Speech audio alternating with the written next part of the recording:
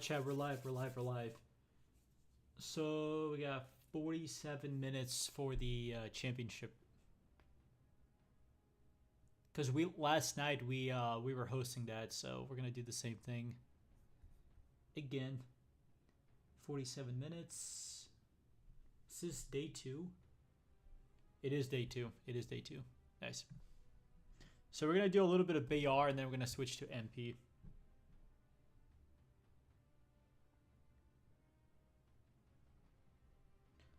I am in streamer mode right now, which is okay.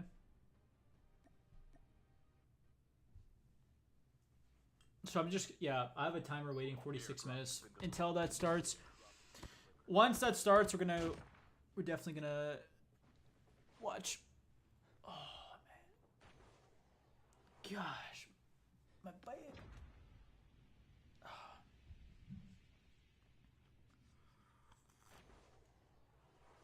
Made some homemade tea. Pretty good, pretty good. Let's. Airdrop incoming.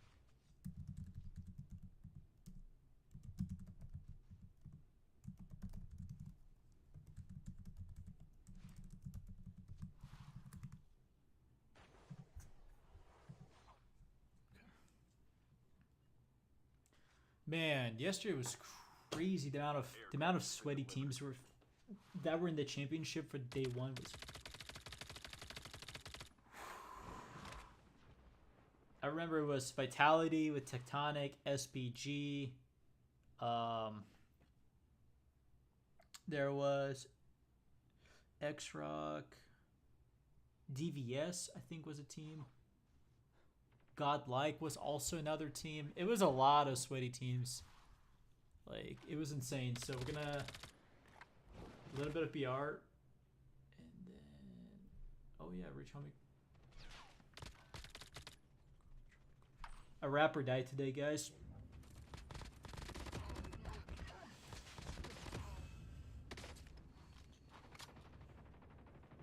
Your teammate has been killed. Get the dog tags and help them return to the battle.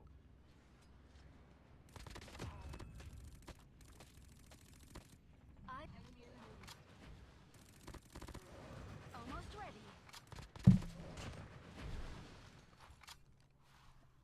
Airdrop incoming.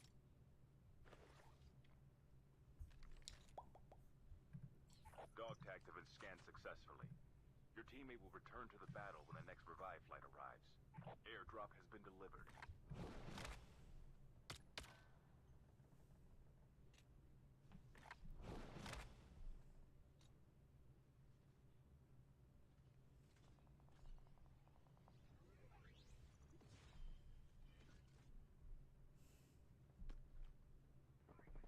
Your teammate has been killed. Get the dog tags and help them return to the battle.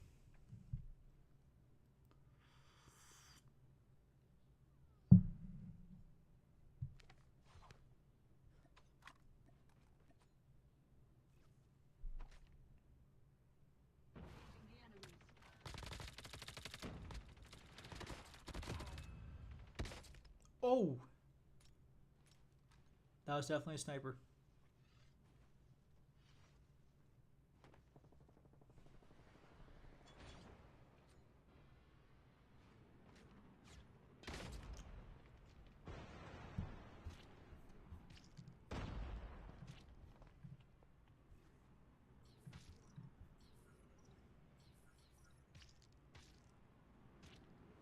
Your teammate has been killed. Get the dog tags and help them return to the battle. Chip terminal is almost ready.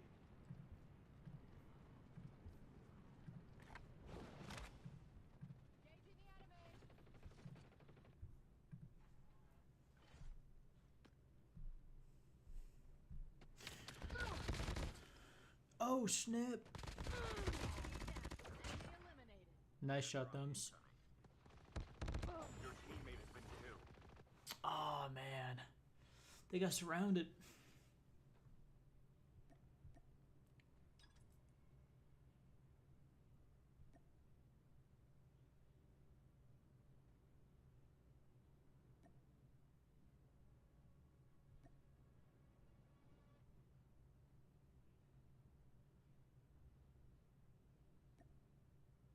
Oh, that's pretty cool.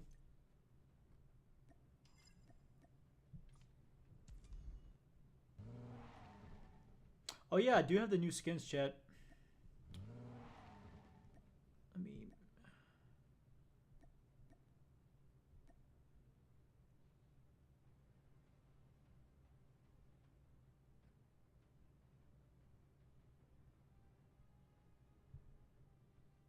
Whoa, whoa, what's happening? Okay, that took a long time to load. Let's go. Gunsmith.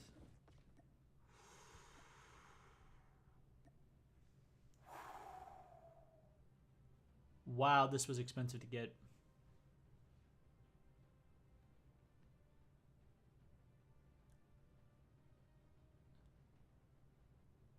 That's a dope skin, and then we also have one for the Craig, which is right here.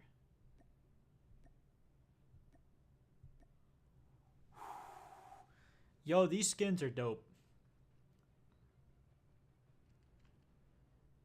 Absolutely stunning.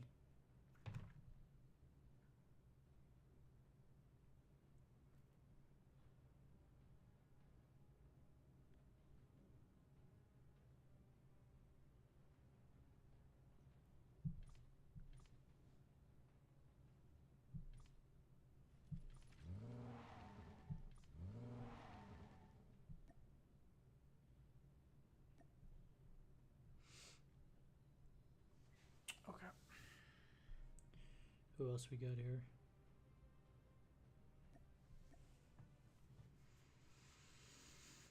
Airdrop has been delivered. Airdrop incoming.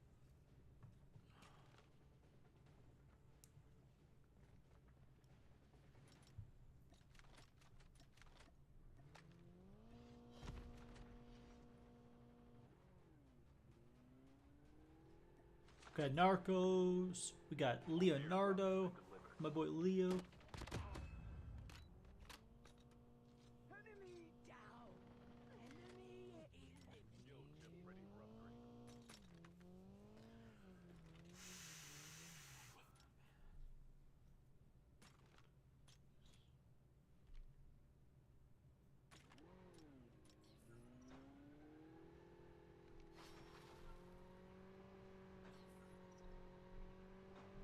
Oh my god.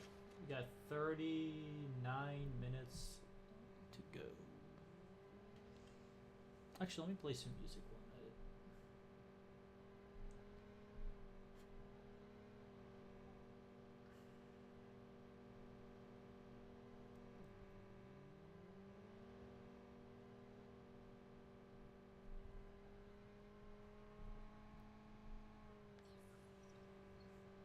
Alright, we'll watch some Battle Royale and then we'll switch to the MP side. Incoming.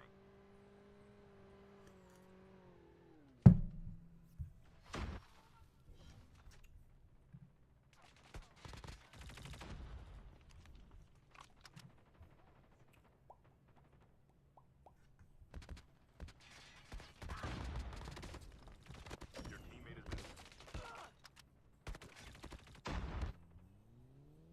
Now, I know a lot of some of the BR guys are probably not gonna like the MP stuff that I'm gonna host here in a little bit, but I don't get to watch the World Championship that often, especially the invitational rounds. So I'm like, last night we had a blast. I'm gonna do it again.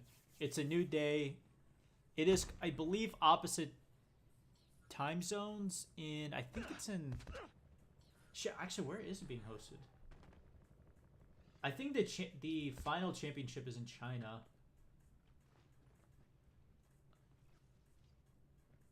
Holographic decoys released.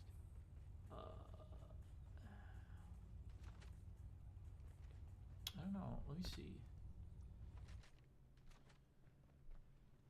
Oops.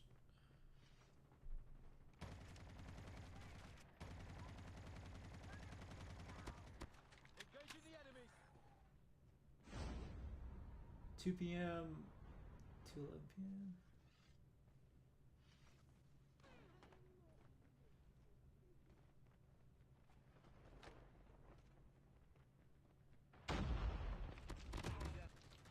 Terminal is almost ready.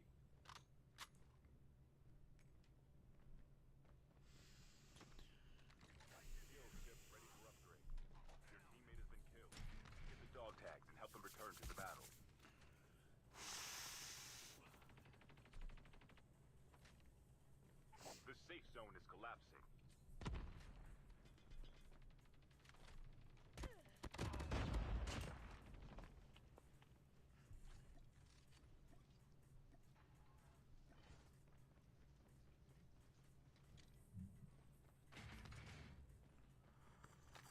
Dog tags have been scanned successfully.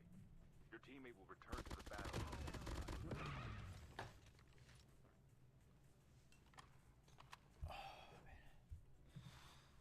Alright, let's buckle in, everybody. Let's go. No coffee today, chat. We're drinking some tea. Airdrop incoming.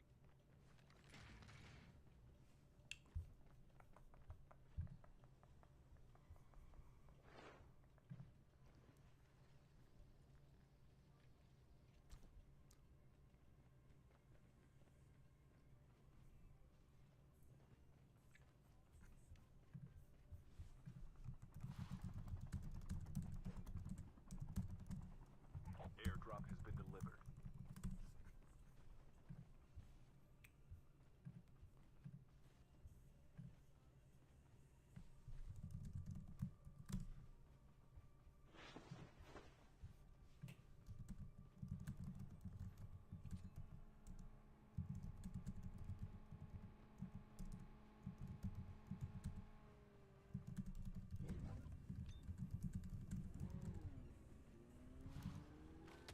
Engaging the enemy.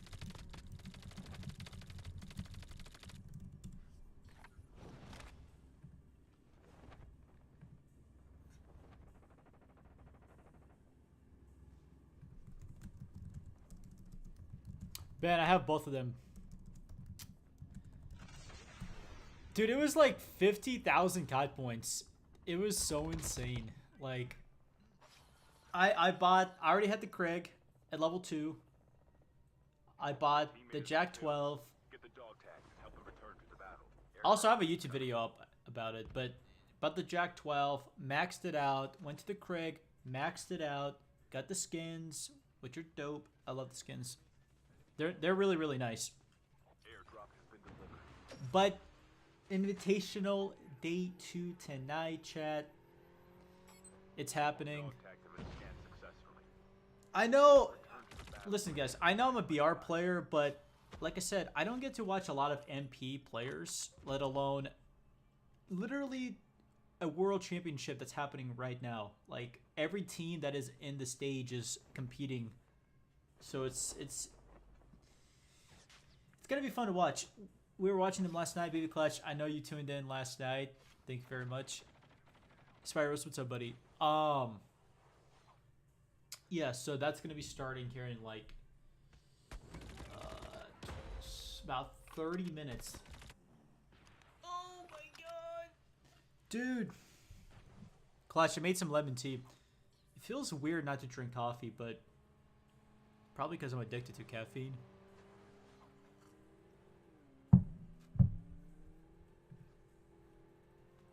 Are you in streamer mode? I am. Yes, Spicy. Spicy, thank you very much. Spicy, I am in streamer mode because I know people are gonna invite me. Terminal is almost ready. No, Clutch, make serious. No, I'm in streamer mode because I want to actually like not have like I don't want to like get invites because I know people won't invite me. I'm gonna watch the day 2 invitational, and once that's done, I'm gonna play BR. Collapsing. Airdrop incoming. Yeah, Spicy like you. Thank you, by the way, for the heart, Spicy. I appreciate you. I will test the new skins, but I also want to watch the, honest to God, watching these guys play out MP, basically the best. Down to the last 5 teams. Bye, Spicy. She said K bye. Wow, she gave me a can of wow. Okay. Just watching the best teams duke it out, entertaining as fuck. Because you just don't know what can happen in MP. It's thrilling, it's fun, action-packed. I said thrilling, yeah. Action-packed. It's just a lot of stuff happens in MP. Spyros, thank you.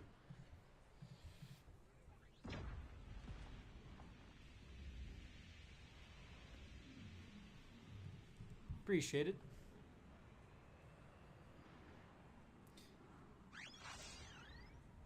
Baby Clutch, you were up super late last night. What? I was up super late as well. So.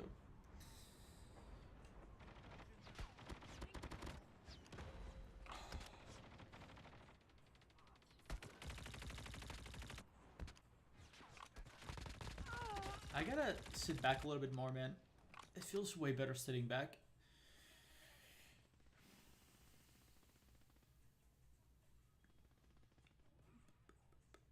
I worked all.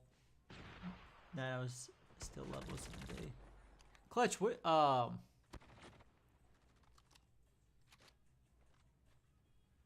don't want to ask. I don't want to ask two questions. You work night shifts, or like a nighttime job? Because that.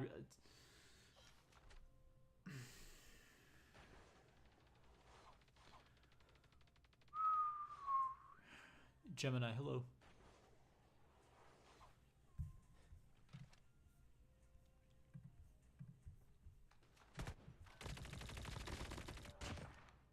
Airdrop incoming.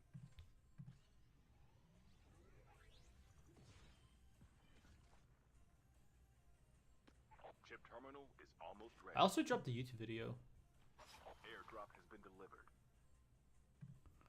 I don't think God likes competing today. I don't even know the teams that are competing at all. It's day 2. The safe zone is collapsing. Yeah, I have no idea.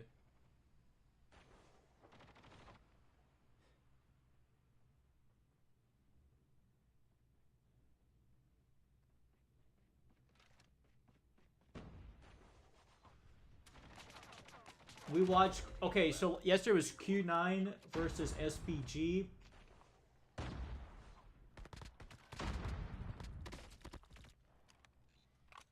SPG versus DBS. X-Rock versus Cage. I don't remember watching ELV versus VIT though. I might have missed that.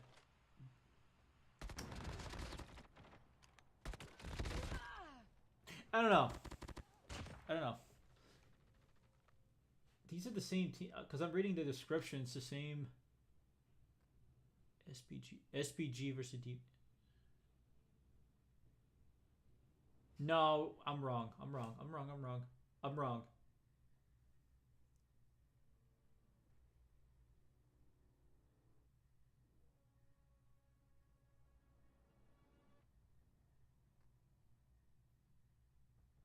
Am I wrong? Fuck, I don't even know. I'm looking at their roster. I don't know. I don't know who's competing against who.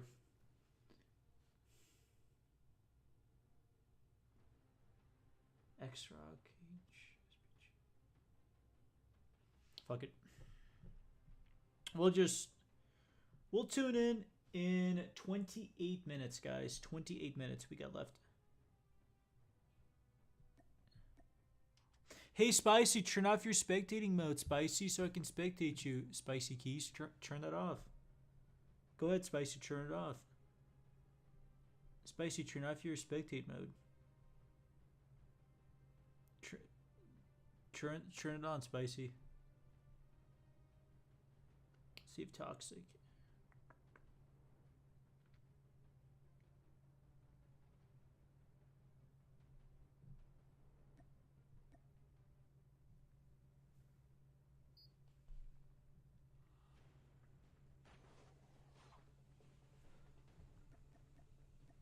Yeah, Clutch, I stayed up too late, by the way, yesterday. I stayed up way too late. Oh my god. Like, literally, I blinked, and it was... Chip terminal is almost ready.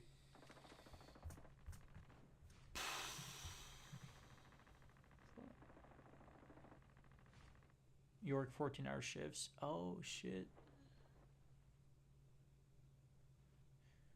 Damn, Spicy. Or damn, Clutch.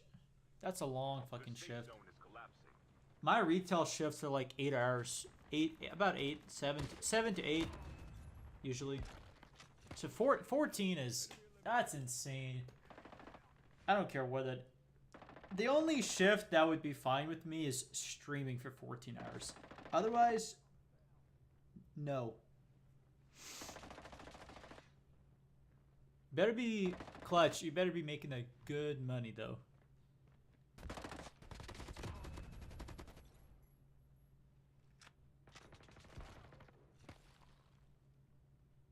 So everybody came to Craig 6 now? What's going on?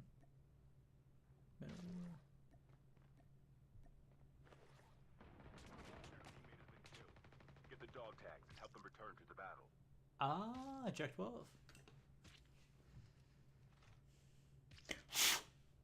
Dog tags have been scanned successfully. Your teammate will return to the battle when the next revive flight arrives. Airdrop incoming.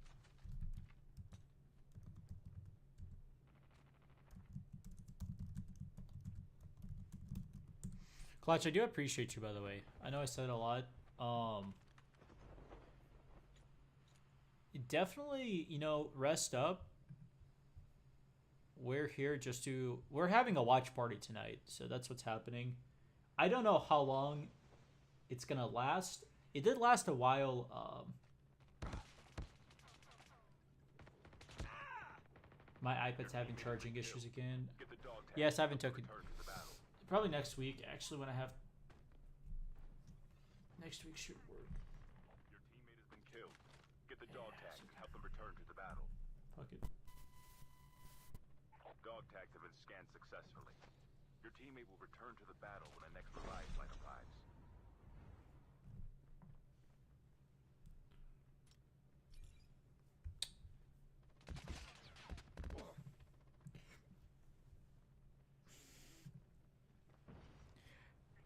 Yes, making a lot of money and no time to spend it.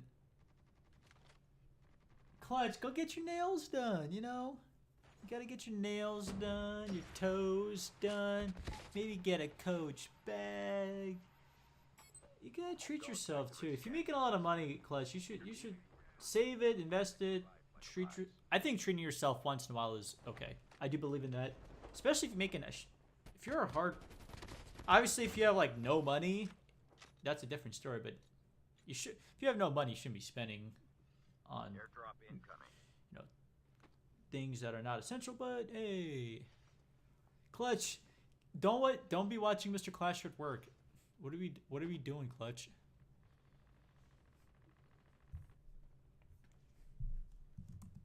That's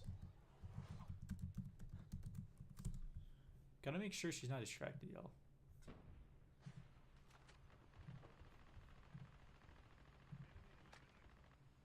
Hey, yo, we actually got points. Thank you, Spyros. Airdrop has been delivered.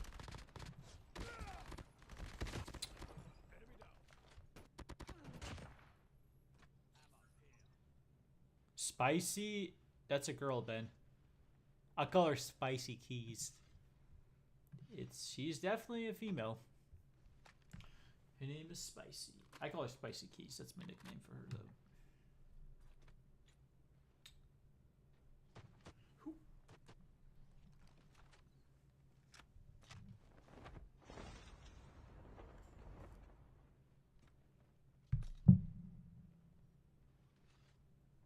Yeah, 14-hour shifts are fucking... That's long. At any job, that's long. Even if you love it.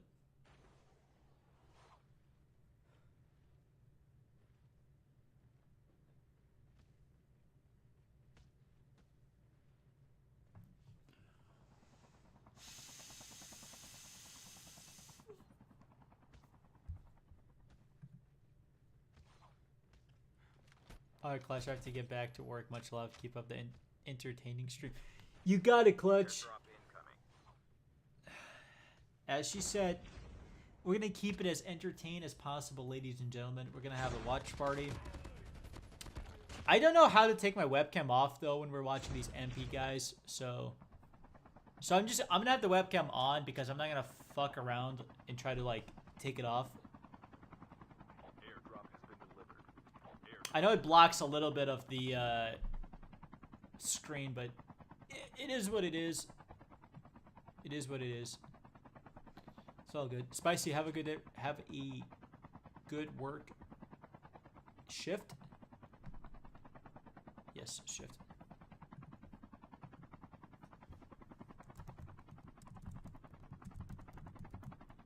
$14-hour shift, yo, that's insane.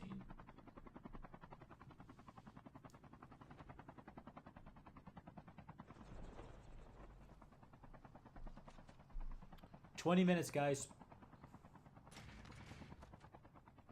The only thing about Watch Party is I can only do it in 480p, so I don't know why it doesn't let me do higher quality through my Elgato, because Elgato can capture 1080p. Like, so I don't know why, but it's all good.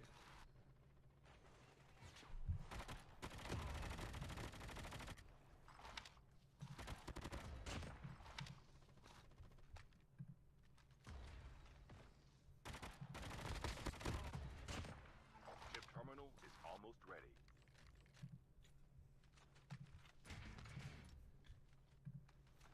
Six people watching on YouTube. What's up, everybody? Welcome. What's good? What's good? Welcome to the live on Kick, on Twitch, wherever you guys are at. Ready Welcome. for upgrade. The safe zone is collapsing.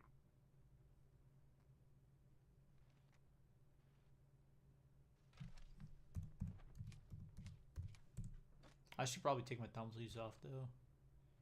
I won't need them.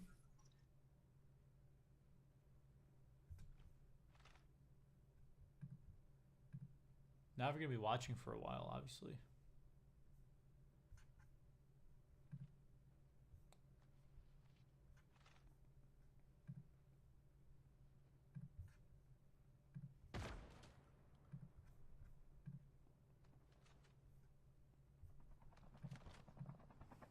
Airdrop incoming.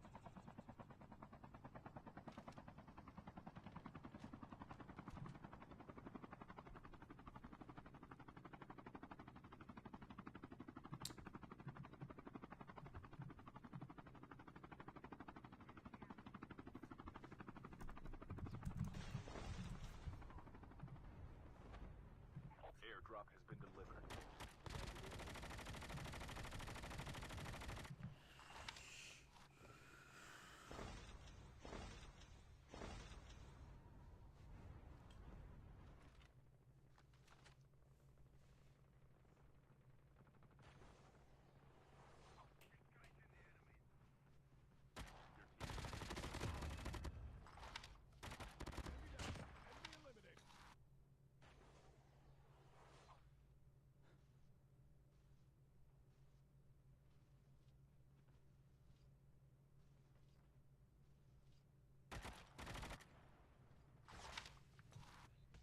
Let's go, Toxic. Toxic's playing with Spicy. Spicy keys. Let's go, Spicy. See, I can spectate Toxic, and then I can watch Spicy.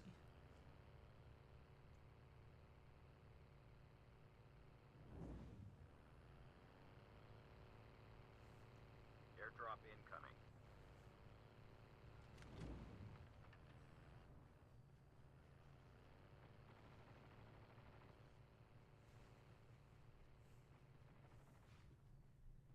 Airdrop has been delivered.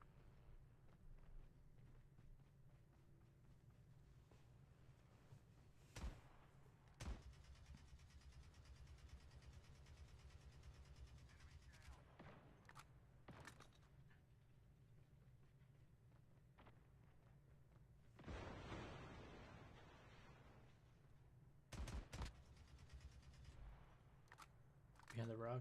Let's go, Spicy.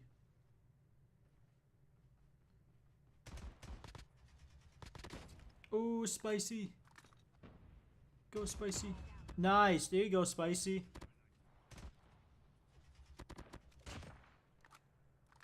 Let's go, Spicy.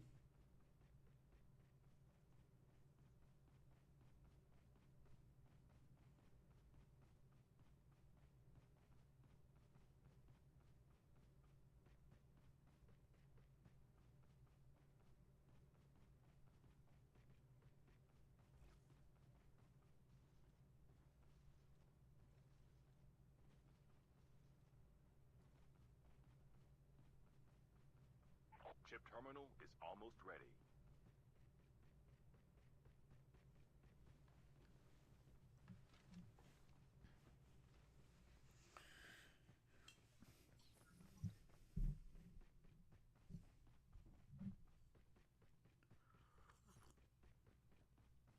The safe zone is collapsing.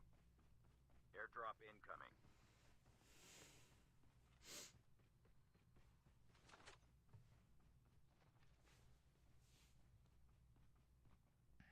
Less than 20 minutes, guys. Engaging the enemy. Airdrop has been delivered.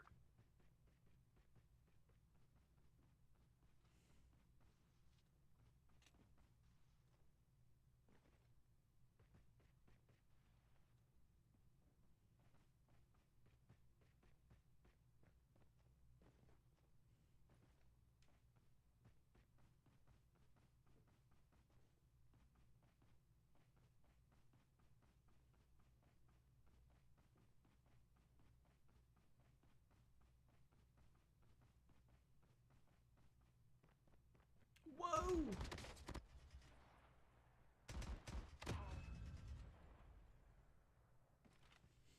Enemy eliminated. What's up, everybody?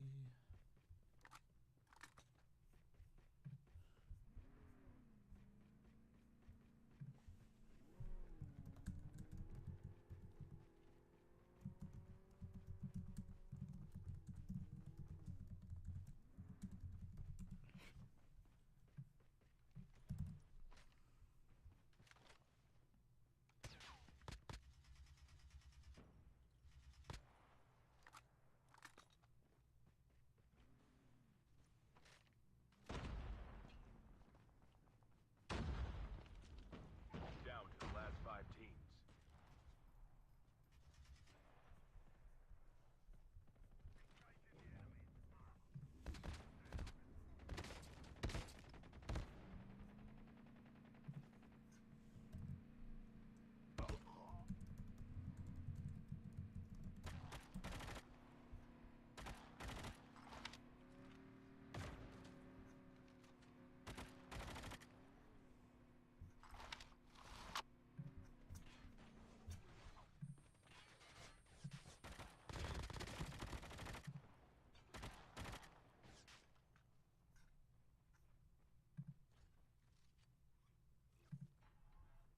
Airdrop incoming.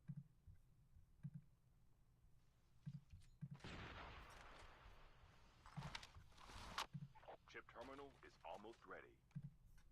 Airdrop has been delivered.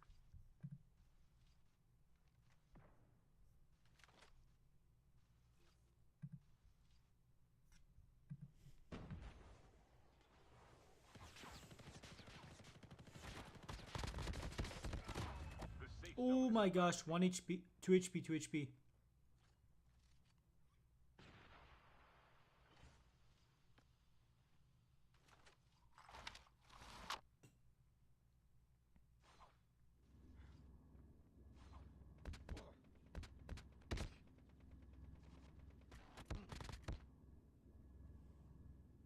Good try, Toxic. Good try, bro.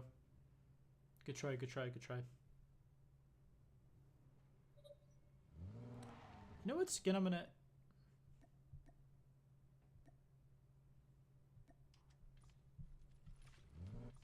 Ooh, hoo, hoo, hoo. My goodness, this is looking nice.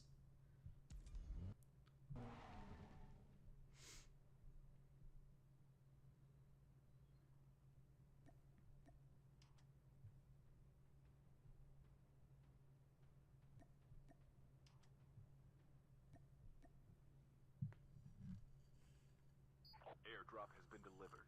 Airdrop has been delivered. Airdrop has been delivered. Your teammate has been killed. Get the dog. Less than Help them return 15 to the minutes battle. until the stage day 2 of the qualifier. Invitational is called.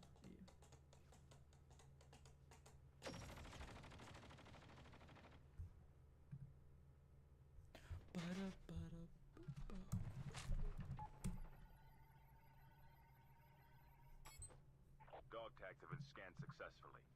Your teammate will return to the battle when the next revive flight arrives.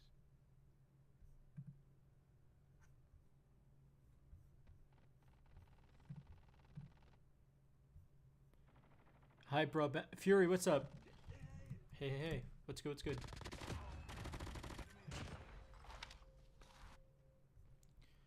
What's crack-a-lackin'? Chip terminal is almost ready.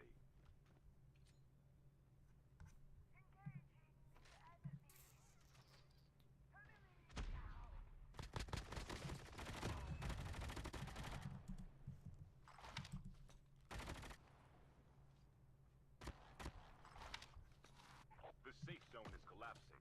Airdrop incoming.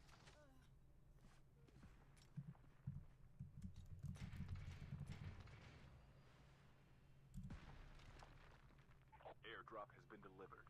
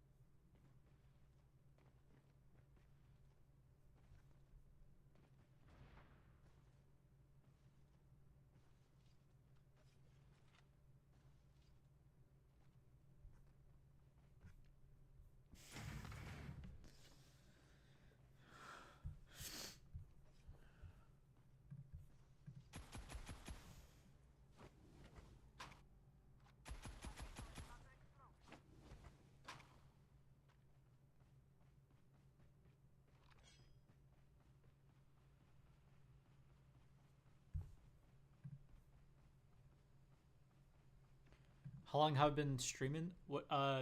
BZ, what do you mean?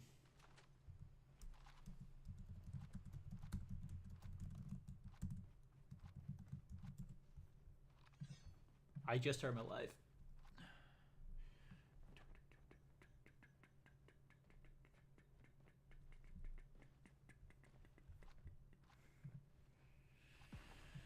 Holy moly!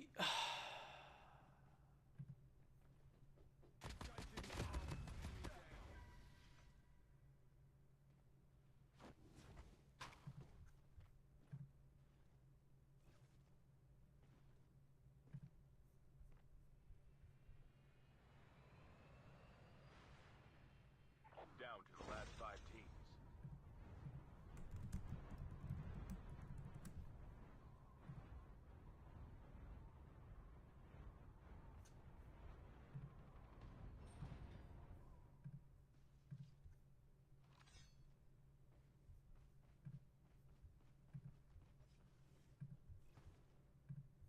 Airdrop incoming.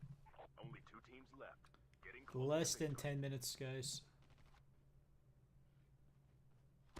The terminal is almost ready. Airdrop has been delivered.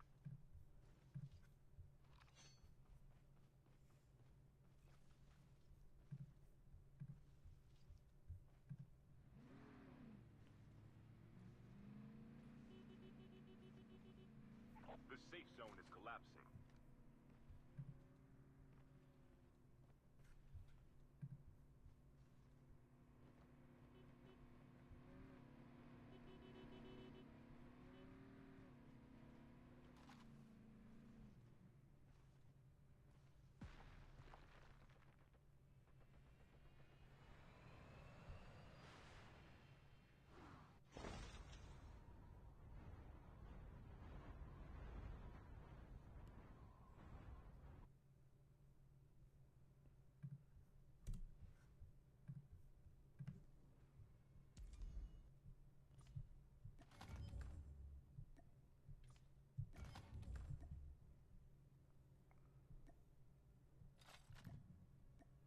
It bothers me when it says you have 1 crate to open.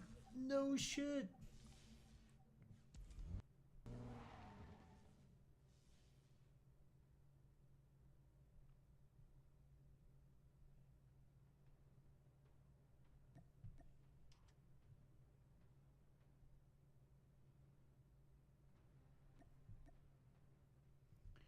Guys. Airdrop incoming. Airdrop has been delivered.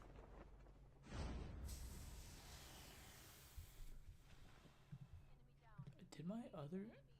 Yo, Ben, appreciate you stopping by. Did we...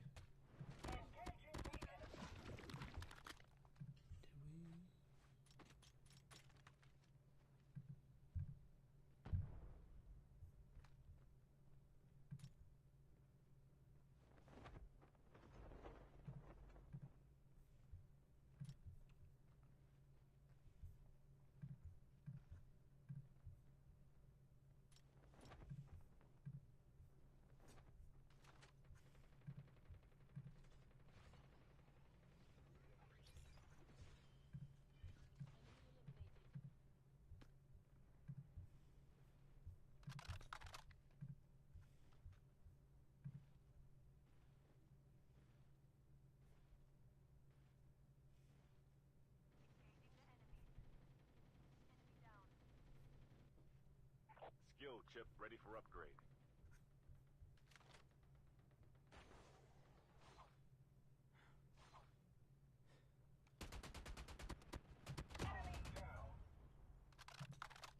Airdrop incoming.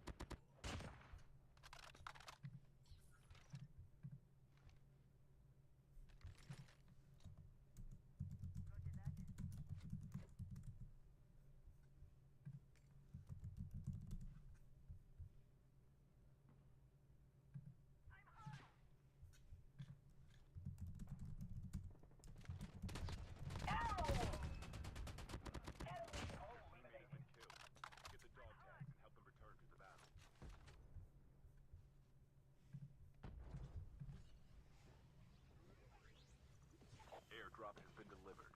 Your teammate has been killed. Get the dog tags and help them return to the battle.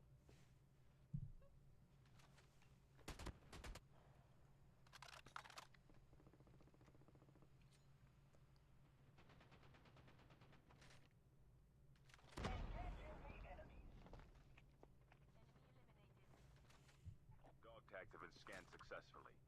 Your teammate will return to the battle when the next revive flight arrives. Dog tags have been scanned successfully. Your teammate will return to the battle when the next revive flight arrives.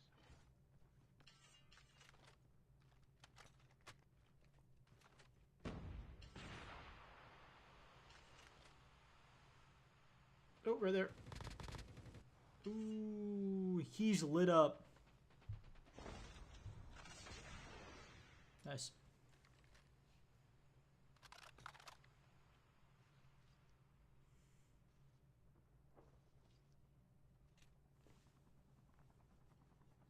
Five minutes. Airdrop incoming.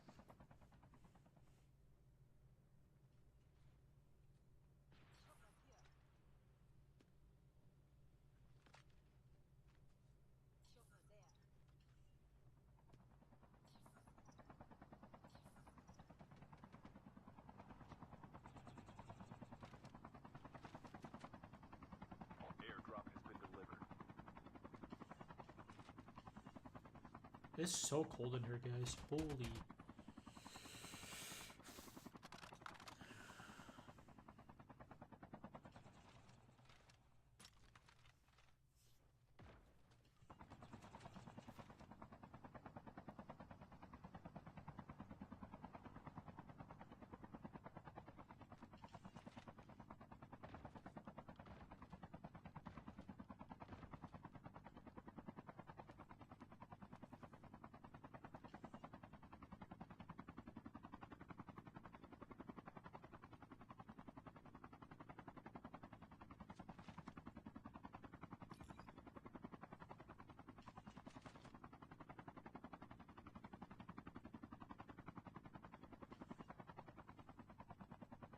A full-fledged tank has been dropped.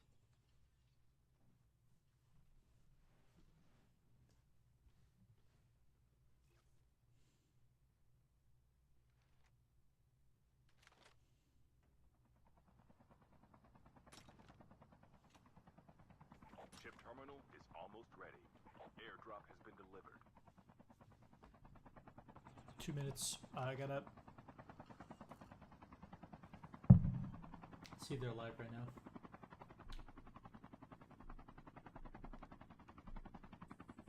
Oh! Oh, oh, oh, oh, oh, oh, oh, oh, oh, oh, oh, oh, oh, oh.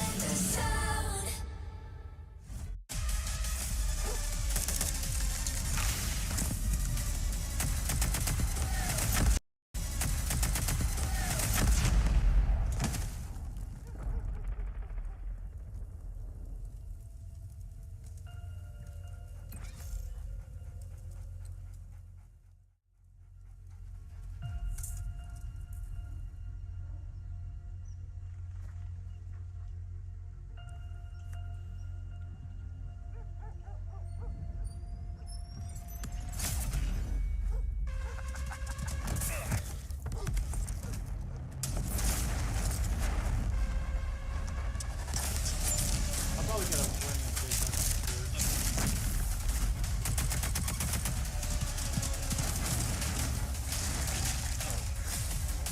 T-Bone, what's up? What's good, what's good?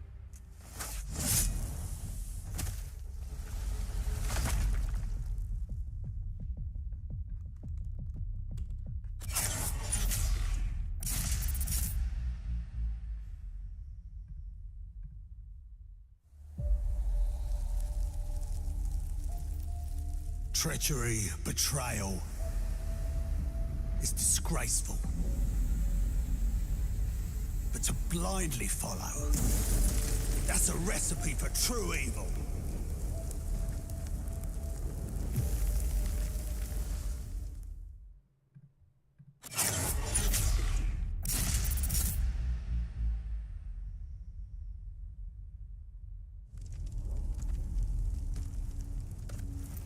In the end, trust only paved the way for betrayal.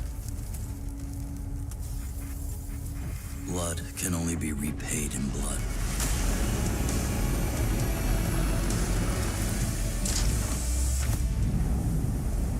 Turn hatred into bullets.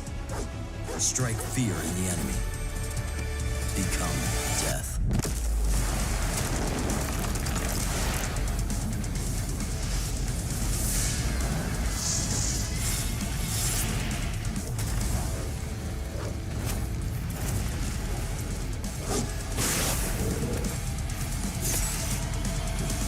This is gonna be good.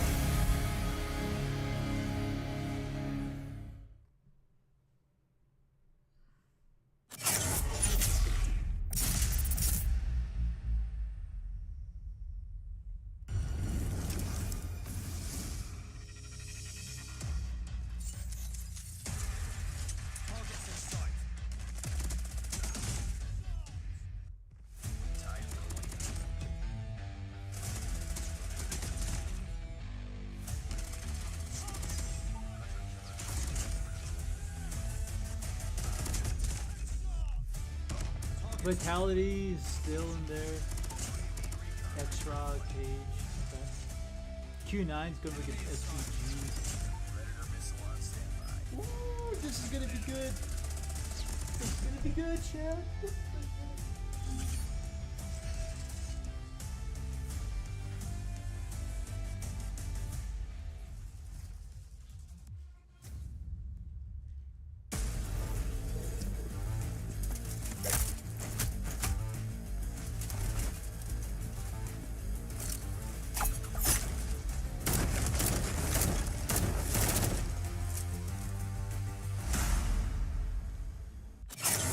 Got a few more of these candies left, Chad. Just a few more left.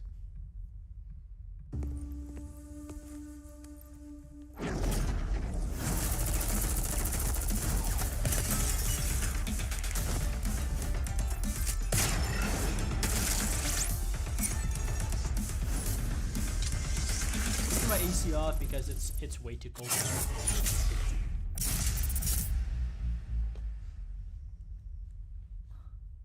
when we start playing later on, I'll turn the AC back on, but right now it's too cold.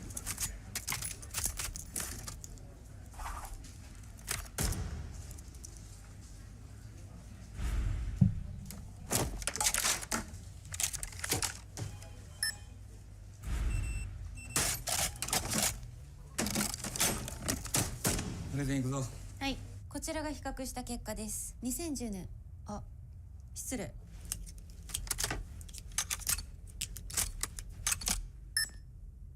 かっけー。癖になる戦い。コールオブデューティーモバイル。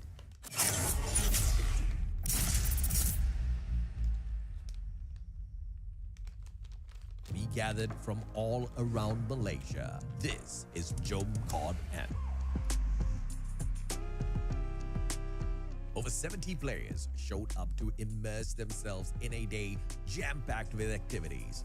Exclusive merchandises and prizes were given out to players throughout the day, and players also had the opportunity to interact with the Garena team.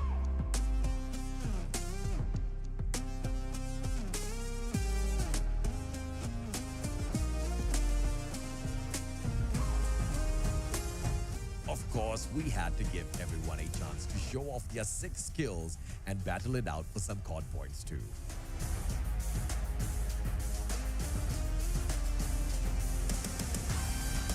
The energy was truly explosive, and we hope you, the COD community, enjoyed your time at Jom COD.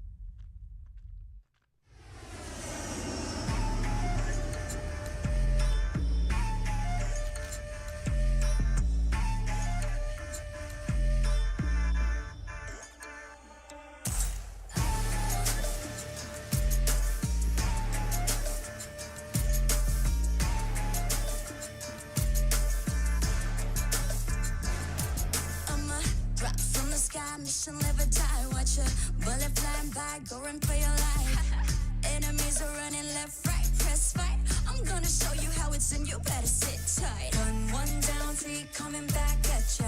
Thinking that we're done, but I'm tougher than an armor. Dealing some damage, we hit it. Out of sight, out of mind. Yeah, you know that I keep winning. We're stealing the show, you're down on the floor. Gaming for action, still wanting some more.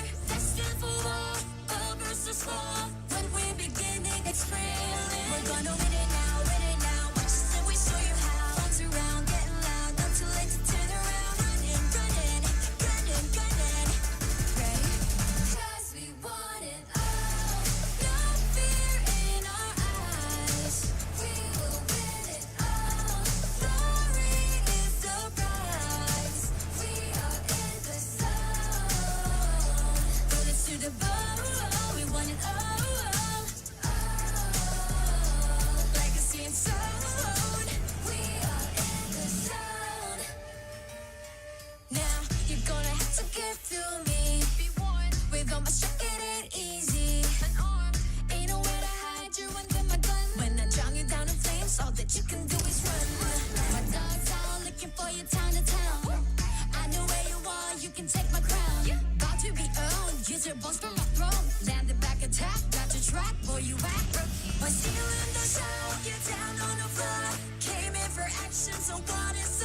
Esports. Welcome to Destined Live. for war, all versus four. When we begin, it gets real. We're gonna win it now. Watch us and we'll show you how. Guns around, getting loud, not too late to turn around. Running, gunning, ready. 'Cause we want it all. No fear in our eyes. We will win it all. Glory is the prize. We are in the zone. Put us to the bone. We want it all. Legacy and soul. We are in the zone.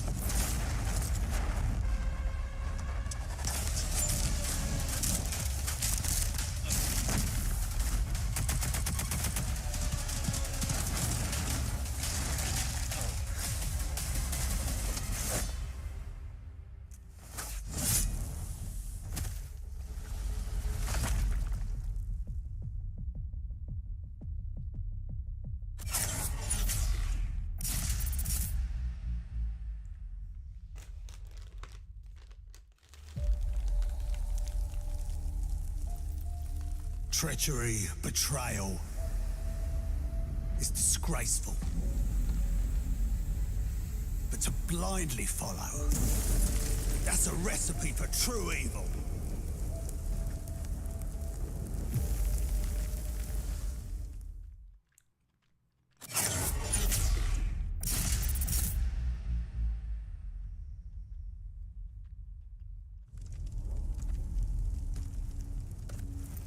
In the end, trust only paved the way for betrayal. Blood can only be repaid in blood.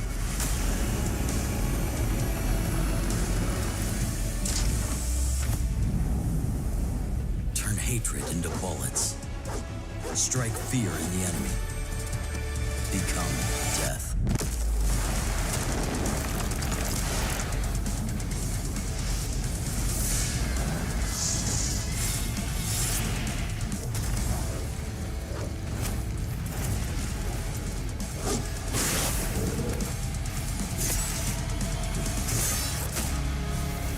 Damn.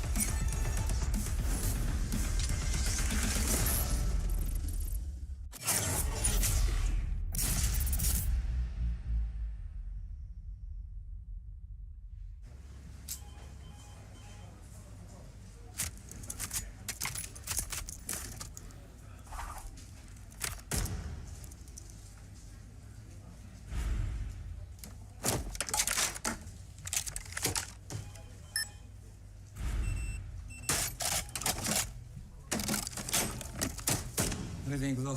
はい、こちらが比較した結果です。2010年。あ、失礼。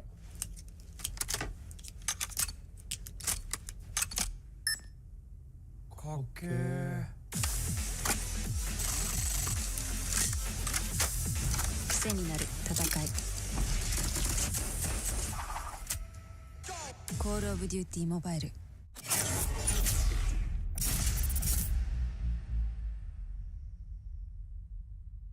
We gathered from all around Malaysia. This is Jom Kod M. Over 70 players showed up to immerse themselves in a day jam-packed with activities.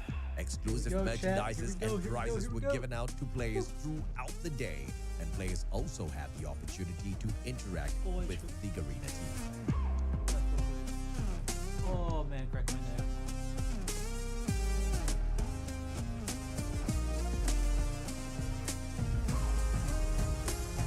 Of course, we had to give everyone a chance to show off their 6 skills and battle it out for some COD points too.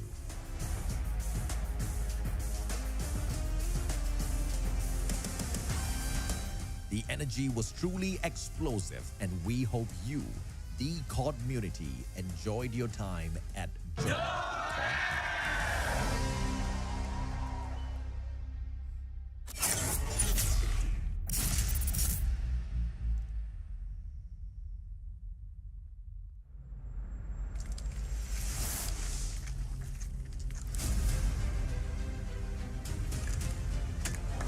Here we go. Ladies and gentlemen, welcome to the Call of Duty Callie's Mobile back. Summer Invitational. I'm Jericho, down here with Callie. This is day number 2 of the group stage Callie's a good after caster. a grueling day number 1. Callie today, he's ready with this business. Sorry, I'm trying to find my camera here. Center. Yes, we're here now, day number 2.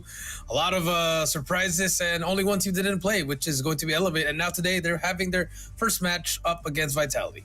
And Elevate, this is our first look up against them, against an Indian team, and of course the Chinese teams this year. And it's going to be nice to see how well are they going to do in the Eastern stage, because once we hop into the world stage, we can gauge how really well are they going to be able to pull it up in the group stage as well as the playoffs, if they do make it there. But you know what? For Elevate, they are one of the best hardpoint teams out there in the world, possibly. So they should be able to give up great matchup up against Vitality later on today. But our first game of the day is going to be SPG, the team that beat Vitality. It's going to be a great matchup against them as they go up against Q9. You already know the Emperor Uling himself was able to finally lift the curse up against the Japanese. It was a 3-0 win coming in for them, and they'll be looking to try to get that 2-0 win in the overall series to maintain that number 1 spot at the end of the day.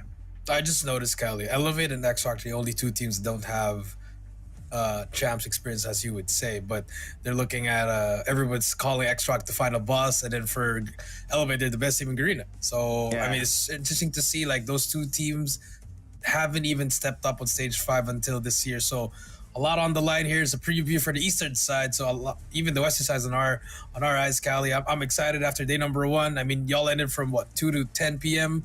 So I mean, expect another one here tonight. It's going to be a pretty long game, especially the Search and Destroy. I feel like the first 2 games that we're going to have here, it's just going to be pretty contested, right? And it's definitely going to have to live up to the hype. Q9, they're currently the number 2 team in the Chinese region, but overall, if you trace it back 6 months ago, they are the Mobile Masters 2024 champions, and they have a new roster here this time around, so they're going to be looking pretty strong. And up against an SPG squad that had so much value coming in from their new players in Nan and Carl, they should have something ready up for them to contest this hardpoint and Search and Destroy, where they look pretty menacing when they went up against Team Vitality yesterday. It was Carl that took the MVP in that hardpoint. Carl lit up Vitality, 23 kills in that Search and Destroy Kurahana Metropolis, and that just speaks a lot on how much this team can really provide with these 2 new players. And we're not even counting the plays from Gushing yet, the prodigy that they have in their roster that might just be the bane for Q9 here today. Yeah, I'm going to go back a bit on history here, Callie. I like what you said there, but remember, 2022, they suffered at the loss of Tribe during the groups. They did not make it to the playoff. 2023, a little bit better, Callie. Top 4, I believe. And then now, they won Mobile Masters, and now look at them, just getting better and better. After that loss in the couple back in the years as well, they're back now. Q9, led by Oling. He's always been there. I've met the person. he's a humble guy that just is just, he's gonna drop 60 on your head. So he's pretty much probably is like the Lucas of Eastern side, I would say. S&D first to 9. Hard points the same, man. For control first to 4. Nothing has changed. Champs rules set up here just with a twist of a CDM style. I mean, Summit has been the most played map that we have in the CTSI 2024. Which is surprising. Surprising. And also for S&D, it's Tunisia with 11, which is not surprising. That is not surprising. But in control, it's Arsenal, which has been played 9 times so most far. Balanced. And okay, most balanced map. Honestly, I feel like Raid is the most balanced though, because you got multiple spawns in their Arsenal. Yes, you do have 1 or 2 spawns inside of the left and the right side of the map, but it's still hard to determine who's gonna play all of those shots, right? But here we have it. Our standings for Group A and Group B. X-Rock and Q9 standing at the very top. I think honestly, this is how we've probably predicted it, Kali. Maybe a little bit of like for Vitality, maybe could have been 2-1, could have been either way there as well for Wolves. But hey, I think this is what we want to see. I think this is what predicted coming through. Kagendra and DBS, they're going to struggle here as well. For Godlike, I thought they're going to get at least 1 map, but they ended up getting 3-0. I thought it was the hard point that they should be able to slay out up against X-Rock, right? And But I nope. feel like Kagendra, they for Kagendra this time, I feel like they really wasn't really ready for the matchup up against Stalwart Esports as well. It's just unfortunate for the team that is the number 4, number 5 in Group A, because any team that you match up there, it's just a group of death, right? But for the side of Group B, we haven't seen Elevate play yet. Today, they'll be going up against Vitality, who lost up against SPG in a shocking 1-2 manner. And man, wow. you just saw it, all right? Very complicated hard point for them, as you said in the agenda. And they should have more trouble in hard point here, knowing that Elevate has got one of the best systems in the world. Non-stop attack in the hail, no matter it is only 5 seconds left in the point. They're gonna get everything. So you gotta be able to withstand that onslaught if you're going up against a team like Elevate. I mean, honestly, Elevate, even if the hill isn't there, they're, oh my God, 0. Okay, on the fan vote. But it doesn't matter. It's fine. They're going to stage 5. But I that's funny, how you talked about Elevate strategy, because that's not how you relatively play Call of Duty in my past experience of playing Call of Duty, but it works. It's just so funny because they make it work. It's just okay. 117, you're welcome back. 117, my friend. Hey. No, that's not. I forgot. He laughed at your joke. Oh, well, okay. Yeah, but anyways, going back to Elevate strats here, Kyle. It's just it's not how you want to play it. You usually you rotate on 20, but it works in combo, but it works for the Alea system, and I think they're gonna bring it out here. Still continue. They're not hiding anything. They're always exposed in every single game that they do. So all you got to do is just try to be better than them. I mean, is that like a weakness or a strength for them? I think it goes both ways, because it's either they play out of their minds or the other team plays out of their minds. It's literally a 50-50. Heads or tails, it's a 50-50 win. And one thing for sure, though, if you're going up against Elevate, you do want to ban out like their best map, Hacienda and Summit. That's going to be one thing. So I feel like that should be sorted out. But here's our today's matchup.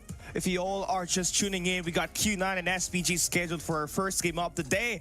Following that one up, it's Elevate versus Vitality, India versus Garena matchup. Then we got Godlike and Wolves right up next. But we're not going to let you guys wait any longer, because we got Q9, the Mobile Masters 2024 champions, Shinan, Sun, Uling, Mao-Chi, and D-Chan.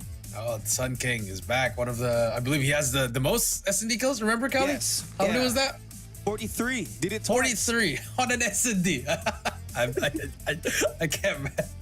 All right, well, I mean, this team, squad, I mean, up and down, honestly, up and down. For the last time we saw them in the CDSI, as well as the CDFI, Cali stepped it up in Champs 23, stepped it up in CDM, stepped it up in the Mobile Master, which they won, and now they're looking prime for probably one more level before they get to that final level in Champs. They go up against SPG, it's Gucci, C1, Nan, Carl Bird, and actually, I just remembered that they lost the Time Lord. They lost a Time Lord, but they added Carl. This guy lit up. Carl! Oh, Carl! It's your fault, Carl. He's the reason why. He's the reason why Vitality lost so much rounds in the Search and Destroy, man. He was clutching up 1v3s everywhere. Then you follow that one up with Nan. who was just holding that B site on the Kurohana Metropolis like he was a security guard. You know, thou shall not pass. You shall not pass. Basically for Nan with that Odin, which I mean, is going to be a big factor here for me, Coach Jay. The Odin Ice in his seems veins. like the ice in his veins, but the Odin has been the best weapon if you try to compare it to a BP50 looking at the first day of the group stage. Hey man, faster TTK will take it. You know, it's just not the fire rate. If you miss a shot, you will lose. So take a look at the bans here.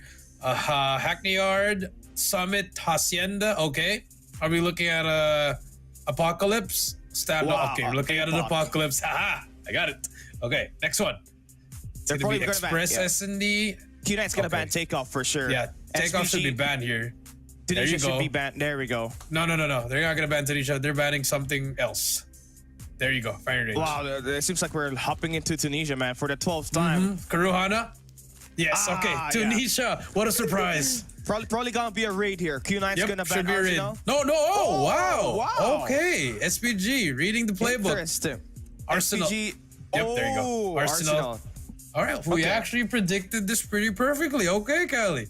Gonna be Yeah. a good day for both of us, but hey, I like the maps here for both of them. Just a counter pick for anything. I think it's just more of a comfort pick. SPG and Q9 just trying to get a split here. I believe it should be a 2-1. It could go either way. I wonder who's going to be the best Apocalypse hardpoint here now, because this is definitely one of the best maps Q-Link can just play.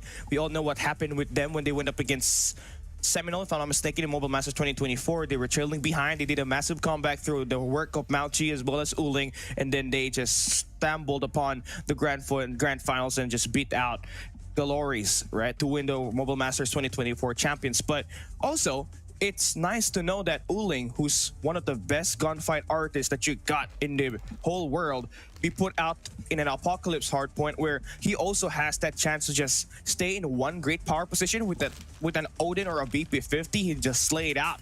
Mauchi's going to do the exact same thing for Q9, but if you're SPG, you're looking at the factors in for Carl and Nan, your new players, plus the help of Gushing. Do we see the fourth best team in CDM, in SPG, go up against Q9 and take a map away? We're just about to find out as we load in into our first map of the group stage, day number 2, CDSI 2024, match number 1. We're ready to go. SPG Q9, APOC hardpoint. Hey, Park Harper, here we go. Surprising thing, Callie, that I was watching yesterday. The Gravity Vortex. It feels like it's the 2022 version, but for some reason, the CDM, they love to use it. But here we go. Start things off. Oling and Carl. You talked about the Odin, you talked about the shots, and there you go.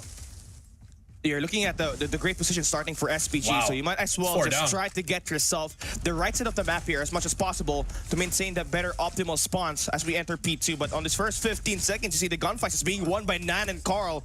Definitely banning it out is one great way to play around this one, but they just want to get in there and just also battle each other out here. It's a best of the best matchup, and on this P1 so far, we see SPG dominate the first 30 seconds, but on the last 30, it's looking like Q9 will take it and they'll play late rotation for P2. Yeah, that's true. Here comes DJ. I'm gonna be inside this hill. It's gonna get some kills, get some time off that. Both 18 at the moment. C1 gonna get taken down. 15 seconds left. You should be thinking about a rotation. That is what SPG is trying to do. They're letting 3 players already at the back. 8 seconds left. Rotation should be key. And there we go. You can see it for Q9. They just don't want to get themselves an early rotation. They just want to focus more on getting a safety net as we enter the next hard point. Now look at the setup here. They want to get one guy to push through the temple while a couple of players go through secret, and there we have it. The brick is about to follow through. SPG Carl needs to win this gunfight, but DJ flipped the spawns, and Q9 now has maintained the optimal position as we enter the next hard point. That was very efficient. Just one break. First break's all they need. Get most of the time here. They're gonna try to soak it in. And Mauchi 5, make it 6 in a row. Can he? He's looking for that heady. Beautiful shots. That's number 6. Serve has a bread. Can he make it 7? Yes, he can. Just snaking, but it will not work. Mauchi 5 gets saved by Carl. But DJ, it's his turn on that head glitch as well. But 30 seconds left, and the gang of SPG decides to use that operator for on what cost? They lose that second break. 25 seconds left, Cali. SPG not looking good. Yeah, the problem here with a map like an APOC, right? P1 obviously going to be back and forth, but once you enter P2, if you win the P1 and you change that into a P2, the lead is just super huge. Yep. And that's what SPG is what's dealing with right now, as Q9 is able to score at least a full 40 seconds and even higher on this second hard point. And there might even be a higher chance that they are able to change that into a P2 rotation, knowing that Shinan has already made himself routing around the back of this P number 3. And look at that. They're just about to enter the hill before it even opens up. SPG maintains the first few positions. They gotta win this wave right here if they do want to get back inside the game. And that's true. And that was a beautiful play from Q9. They were pinching. They sent 3 at the back. Now they have the spawns. They have the hill. And SPG has no answers. 25 to 86. He has D-Chip with the flick on that claw. Runs out of ammo, but his trades are there. More players on the Q9 gonna hop on and gooching. Trying to find something here, but the Pred comes to get some information. We'll shut down the push. And look at that space, Cali. Space has been created, and they are just soaking in the time while winning all the gunfights as well. I mean, it's just being led by Q9, Uling, and Mauchi here. 13 kills for the Emperor, and Mauchi has got himself 17 kills. He has just been frying. And he's got himself a Gravity Vortex here, waiting for activation. But they do all fall down. The last 10 seconds. Seems like it's still going to be contested here by Q9. SPG Suiwon playing inside of the hard point. And I mean, they got a nice position here, right? You play this crap time for P3. You got the early rotation onto next. You got yourself the turtle area on the map where you can just bring out the war machine and just take down all the players from Temple. But you gotta secure and fortify the left side of the map because that's where Q9 is trying to take that hit.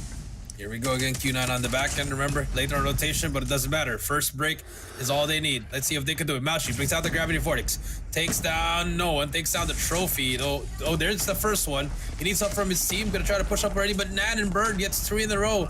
But they still lose the hill, and Q9 breaks it once again. But here comes the spare from C1. Trying to look for more plays, but the trophy is there. Finally gets control of it. And SPG, just 30 seconds left. They're going to be back in this game.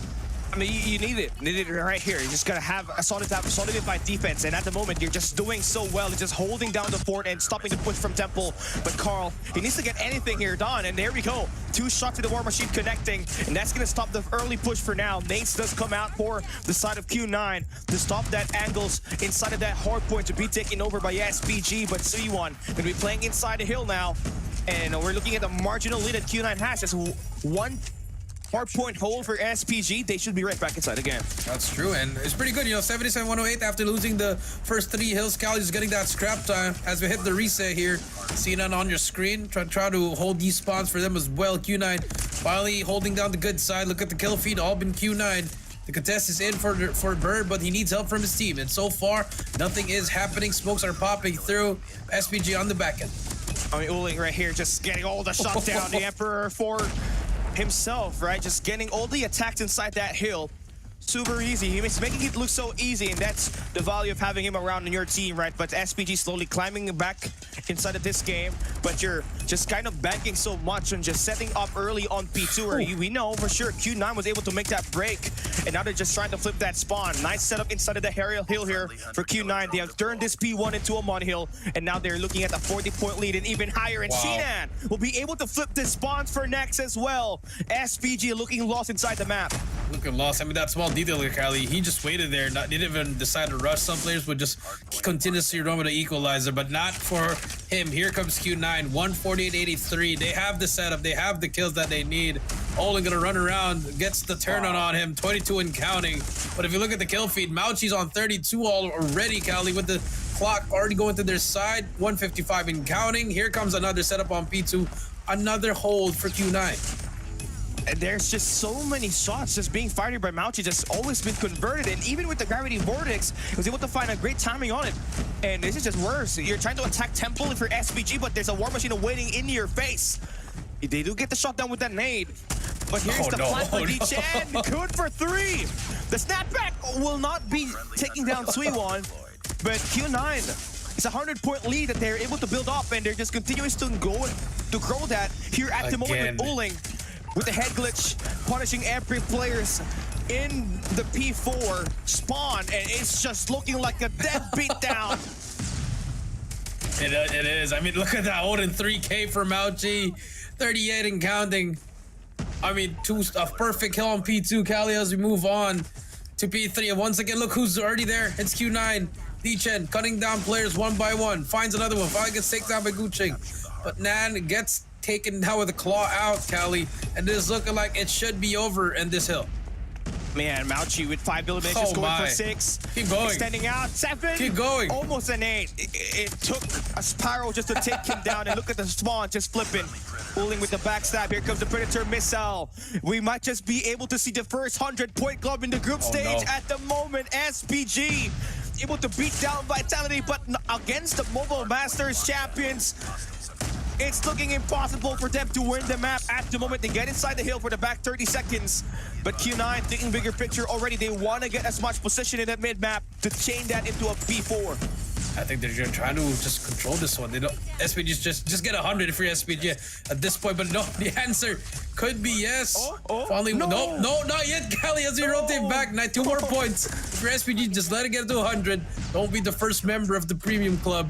Here comes 98 to 239, but look at the rotation. It's giving to the side of Q9. This could be it, Cali. You have a gravity vortex for Mauchi. Looking for the 50 bomb. They're gonna be holding this down. Clock is ticking. 10 more points to go. Sun raining down hell on them. That's gonna be a fire. That's gonna be a Sparrow. War Machine. Everything. Throw the whole house on the other side because we got SPG in the 100-point club.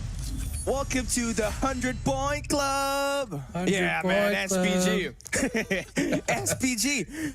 That's not something that you would expect to come from them, but that's the reason why you have to ban Apocalypse up against Q9. They have one of the best AR duos in the world, and you saw it. Mauchi was about to lit this players off with 50 bomb. Uling definitely has got what it takes to just really spearhead all of the players' attacks here. That was a crazy game, but hey, that's what we expect. We talked about Q9, but it's just funny though. The SPG, remember, they went up against Vitality yesterday. Yeah. I mean, you know, if you go up CDM versus CDM, I mean, that's what happened. There's a reason that SPG didn't make it to champs this year. I mean, we were talking about the early, you know, the early maps that they play up against Vitality, right? It seems like Carl and Nan, you know, they tried to be the biggest difference maker, but it wasn't just translating because of how well Q9 was able to set up the early hardpoint attacks. The P1 and P2 was really crucial for them, especially at the get-go. You know, we saw them starting on the bad side of the game, but they did get the last 30 seconds of that P1, then they were able to really break the hardpoint number 2 on the first set of hill and just get a massive lead that really messed up the rhythm as well as the mindset of SPG, because knowing that you have at least 60 seconds as the lead as we enter P3, you're probably gonna have a lot more, you know, bad mental game as you enter the next coming hills. I feel like you're right, especially that reset, Cali. Like once that reset of that P1, they couldn't find anything. They didn't touch the hill. The only time they touched the hill was P3. Yeah. That whole second set, that was only P3. They could not catch a break. The kills were not going their way. And I mean, there's one more point I have to say. The Odin is king. My goodness gracious. If you give it to the players that have the best aim, it's literally going to be a 2-shot machine on your head. So, I mean, I think Odin could be, I mean, it is the meta, but yeah, that just takes a different kind of mechanic. Take a look at the highlights here, Cali. I mean, Q9, again, slow start, but it didn't matter when it came to P2. It was just so easy for them to break that P2, right? You saw it. There was not a lot of smokes. Just like comparing that to Elevate, they just wanted through raw vanilla guns. They had someone set up on secret. They have one guy attacking the hop up. Then the rest, they're just attacking the temple. And it was just a massive break for them to make that a 60-point lead. And you saw it for SPG. They did have a couple of attacks done on that P3, but on P4, it was just kind of a brief moment of hold for them. The rest, it was just Q9. And going back into that P1 reset, you know, you would think that SPG will have at least a contested P1, but no, they gave away at least 35 seconds for Q9 on that P1. And the worst part about this was that SPG was banking on a P2 hold on the last 30 seconds of P1, and it was broken by D-Chen with that equalizer. So it was such massive collapse for them, and it allowed Q9 to get a win and serving a 100-point club today. I think you also have to look at the way they were trying to break it, Cali. The amounts of time they were trying to break it. It's always 1 to 2 times only. It's unlike the other teams where they just bash their head in. These guys actually really work together efficiently to try to minimize the less time that they're gonna lose.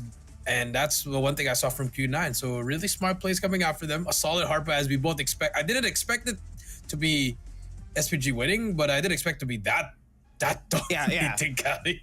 Look at it, man. A 1.46 KD to Look at the KD, bro. 1.69. It's the That's unacceptable. If you can't win your gunfight, especially on a hardpoint APOC where P2 and until P4 it's one-sided, you're not going to be able to push up and score a lot of hill time. Well, Q9 to be was fair, able to do that. Cali, to be fair, SPG did win against Vitality with the whole team negative, I believe. So yeah. I guess this could be a trend, but it's not looking good. Mauchi with 2.42, a 1.36 rating. That is man's on a mission. Early game, first game, 46-19. And I mean, if you're SPG, I think this could be one of the games that you just had to, keep it close, get them tired. But I guess not. Got to try to win it in S&D here. But I mean, nothing to look at on the other side. Just couldn't catch a break. I mean, Carl 0.93, almost barely positive, Cali. But other than that, outslayed, outmaneuvered, outrotated everything. I mean, SPG won up against Vitality, who won the gunfights, but they were not stepping in the hill. Q9 was doing both. And you can see the pressure here for Q9. It was a total team effort, just like what we said. It's always Mauchi scoring so much of that shot. Look at him there with 46 kills and 2.42 KD. But everybody else, they were playing inside of that point, especially for Sun. You would think that he'll just play around the perimeter as an SMG, but he's actually inside of that hill and scoring a lot of hill pressure for Q9 and SPG. We're just kind of panicking when they lose out so much. And here we have it. Q9 Mauchi, the OG Odin player. He's been using it since Mobile Masters 2024. He's got 3 MVP. And it's looking pretty good for Q9 at the moment. Now we're entering Search and Destroy, where it's going to be played on Tunisia. And we all know how much pressure Q9 can pull off here. But the last time that they played it, they lost up against Wolves. So SPG, they have a chance to win it here. They have a chance to win it here, but the gunfights, I mean, if you compare to Hardpoint, not looking good, but at the same time, Search and Destroy, 1 life only, Cali. So if you win their gunfight, then hey, it could be good for you. So we're going to have slow rounds here, a slow burn, Cali. It's like a 10-hour movie. It's going to be like that. So that's how they play, and you're going to learn a lot here. And that's the one thing I love about TDM teams. They take their S&Ds as serious as possible, and I'm excited to see. There are a lot of angles here that you would think are not angles in trying to hold down specific positions in the map, right? But there are a lot of angles that the CDM teams have only put into play and take into consideration just to get themselves that extra bit of micro to maybe able to beat out that extra information up against their opponent. So it will be really nice to have this one around. So now that Tunisia is going to be here, you're looking at specific matchups, right? I mean, so far, Mauchi as well as Nan, these are going to be your 2 players that you have to watch out on that AR department. On the sniper, it's going to have to be Sun that you have to take down early for Q9 because this guy can hit up, right? And King and Fang Nian from Wolves, they did a great job shutting him down early, and that's how they won the game. So see, SPG, this first blood, is going to matter a lot. If you can shut down one of the snipers for Q9, you're in a great spot to win this one. Yep, that's true. Here we go. Game number 2. Search and Destroy Tunisia. I just want to give a quick shout out to one of the NA's top players. It's Rabalo. He's in the chat. And if you're in the chat, who do you think is going to win this? Will SPG tie it up? Will Q9 take the 2-0? Here we go. Uling's going to start it all off with that sniper, the Emperor. We saw him score a lot of eliminations in Tunisia up against Wolves, as well as DVS. Let's see what's going to happen here. Bird. Oh, okay. A couple of some nice angle in there. Yeah. I mean, that's a mobile jump peek, Cal. We can't say the other game, but hey, it works here as well. Holding. I mean, look how they're just using this clock, man. Too much. No one's even close to getting to an engagement. Bird is going to stick there. Here we go. Bird takes out Holding. That's the first one.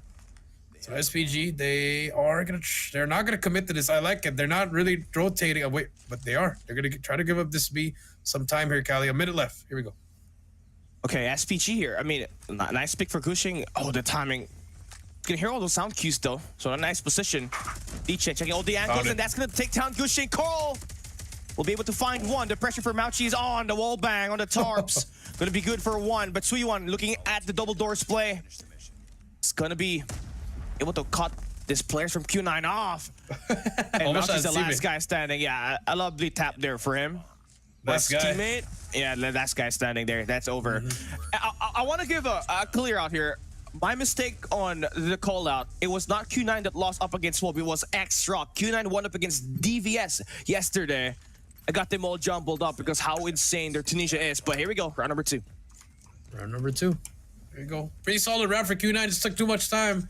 Gave SPG some time to get some information. Nade's gonna fly through it. Nice wallbang from Carl. Takes down Sun. The Sun King. Again, this guy's always just slow. You know, Sun, he's gonna have a slow start, but when he gets it going, he's gonna get some kills. But here comes Machi with a nade spot. Here we go. Time to learn that angle right there. And Nan, definitely the guy you want to hold that area down and He got one. He got one. Yeah, from deep Kobe. 4 versus 4 here, Kyle. Yeah.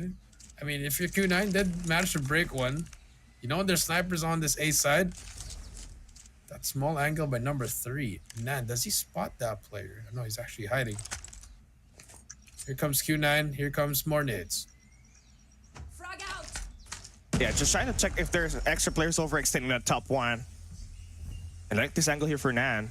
Should be able to get the closeout on D-Chan on the connectors, but here comes Q9 Uling with the first shot of his Tunisia SMD. Headshot is in. D-Chan clears out the shadows, and there we have it.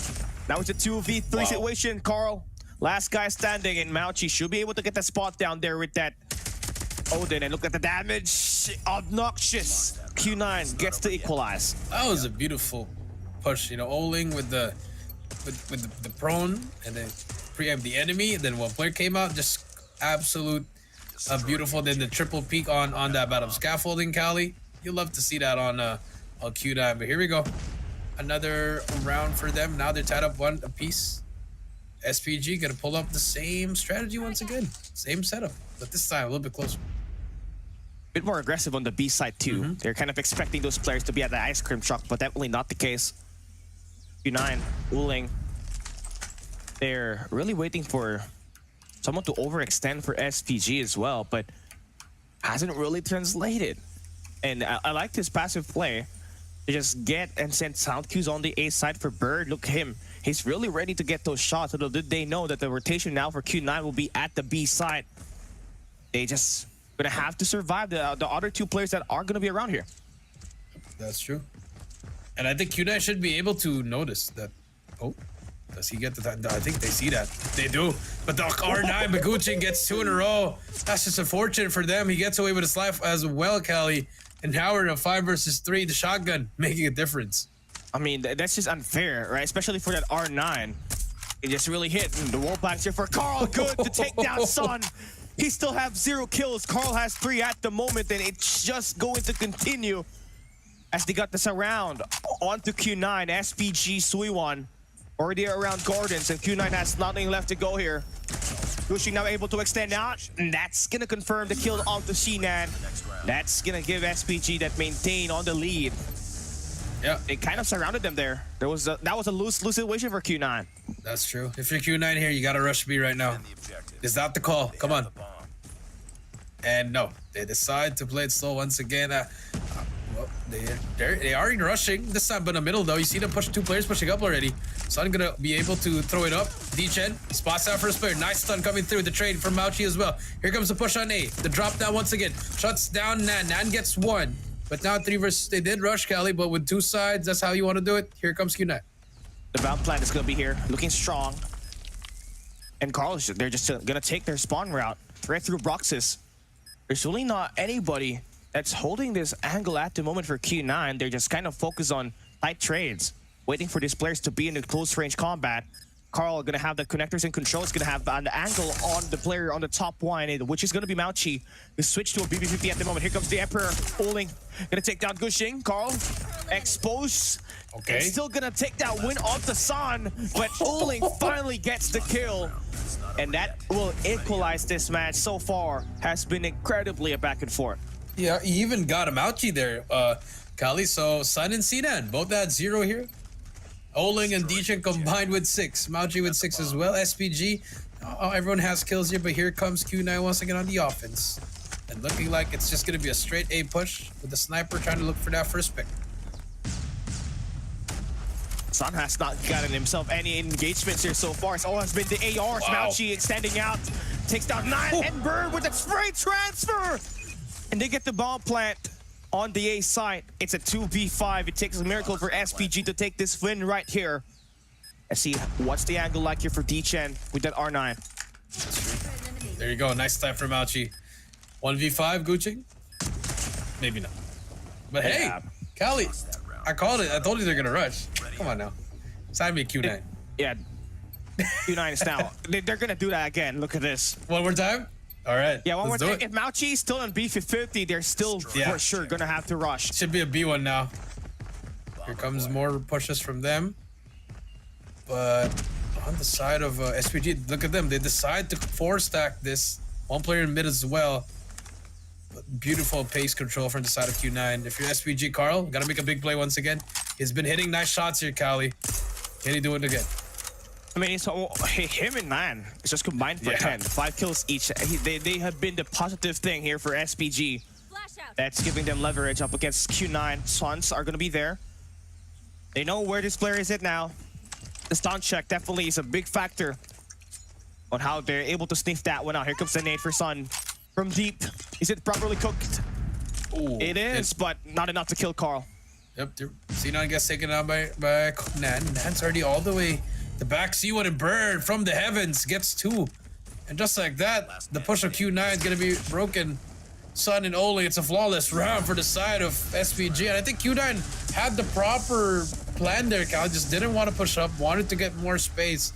SPG with a beautiful counterplay immediately. And now, a tied 3 apiece. I could have stocked that bomb plant first. Then just get in the top red, the top yellow position. Go over at the leaves, just be one with nature, but Q9, a bit of an overplay there. SPG Sweet one with the route, and he takes down Mauchi on this opener. That's an early 4v5 disadvantage for Q9. SPG looking to have a bit more pressure coming into the B side, but Nan in a prime spot here with the Oten, finds one, gets 2! But Shinan finally gets the trade, but at the cost of his teammates falling down. SPG continuing to have the numbers advantage. And if I see Shinan finally getting that first kill, always being part of that 3K. Guching to spot him. Oling does not spot him. No trade whatsoever. No, Shinan does get one. Spots another one, but C1 is there for the trade. SPG 4-3. You love to see what they're doing here. One more. I mean, 2 more rounds before we switch sides here. SPG trying to go for elite. The problem here for Q9 is that they don't really have that extra sniper presence. I mean, Oling has got 3 kills for himself, but Sun is barely with anything. And this is the guy that we said that has the highest kills in an SND by far, with 40 kills and higher so far, scoring an egg. SPG's capitalizing on that. You can see Bird and Carl combining for 8 at the moment. The sniper battle has just been won by SPG, and it's giving them so much advantage on this long-range engage. The pressure's definitely there. Q9 feels it, but here comes the attack on the close-range gunfight. Nan will be able to take down Shinan. Finally, we see some shots on the sniper for Q9 Uli up against Bird. Now it's a 4v3. Mauchi on the route. Gets the kill on the connectors, and D-Chen. Yep, good to go. And now it's a 1v4. 1v4. Carl gonna get sprayed down by Mauchi. Another solid round for Q9. Switch sides now. Sun ending with no kills in the first 8 rounds. But maybe it could be also the sides, Cali. Maybe here this is where we're going to see Sun just get absolutely, get kills, for the team. Here we go. SPG rushing both sides. Middle and B, actually. Look at this. But Sun, there you go. As soon as we switch up the sides, I told you he's gonna get that kill. And that should be a big word for SPG if this guy is able to lock it in, because now that he's alive, he's probably gonna start one of the hottest tricks in the game. But let's see, how are they gonna play this attack? As we have SPG just kind of hesitating, where do they want to plant that bomb? They're going back at their base. Maybe settle in for an A bomb plant, knowing that Q9 has successfully reinforced that P side with 4 players. That's true. Here we go. But they have the space here. Gucci does have the timing here. He spots one, but no, Sinan with the flick of the wrist gets him. But here they come. They know they're pushing A. Suns are out, but Q9 on this 4-man retake. Look at this, Cali. On this driveway, nades are flying through. At the same time, the guns are flying. Sinan and Bird. Go to Nan gets 2 though, but Sinan gets straight to Nan. It's all up to Carl in 1 versus 3 once again. You know Carl with 1v3s. It could happen once again, Callie. Oh, never mind. Uling, the Emperor says no, not today. Not on this round at least. That's going to give Q9 that lead. I mean, there's something really with Q9 starting on the first half. They had a very slow start up against DVS yesterday in the same map. And they really have the tie up here. At least a 4-4 split to end the first half. But they are looking better once the second half enters. And I think with Sun finally able to get himself involved in the fights, at least getting 1 kill on the 9th round, that should be giving them a little bit more slack. Uling defending this B side along with D-Chan. That's true. And no engagement whatsoever. I mean, you have Bird aggressively taking some peeks here, but none of the snipers from I mean, Sun's not even trying to peek that side. I mean, nades should be flying through. SPG just trying to find something, but I mean, their play is Q9's not gonna fall for the extension. They're just gonna hold down at the back here. Now Bird, he is looking, but look how Q9's hiding. Not even close. And if someone does peek out, Callie, the trade is there. They're playing for picks. Honestly, it's just going to be a pretty bit aggressive play here for SVG if they do want to extend out here, because look at this angle for Uling. That's a head glitch spot. Very hard to take down unless you have an accurate sniper. They've cleared out the B side. Yeah? Or unless you know, 3 of you guys just challenge him already.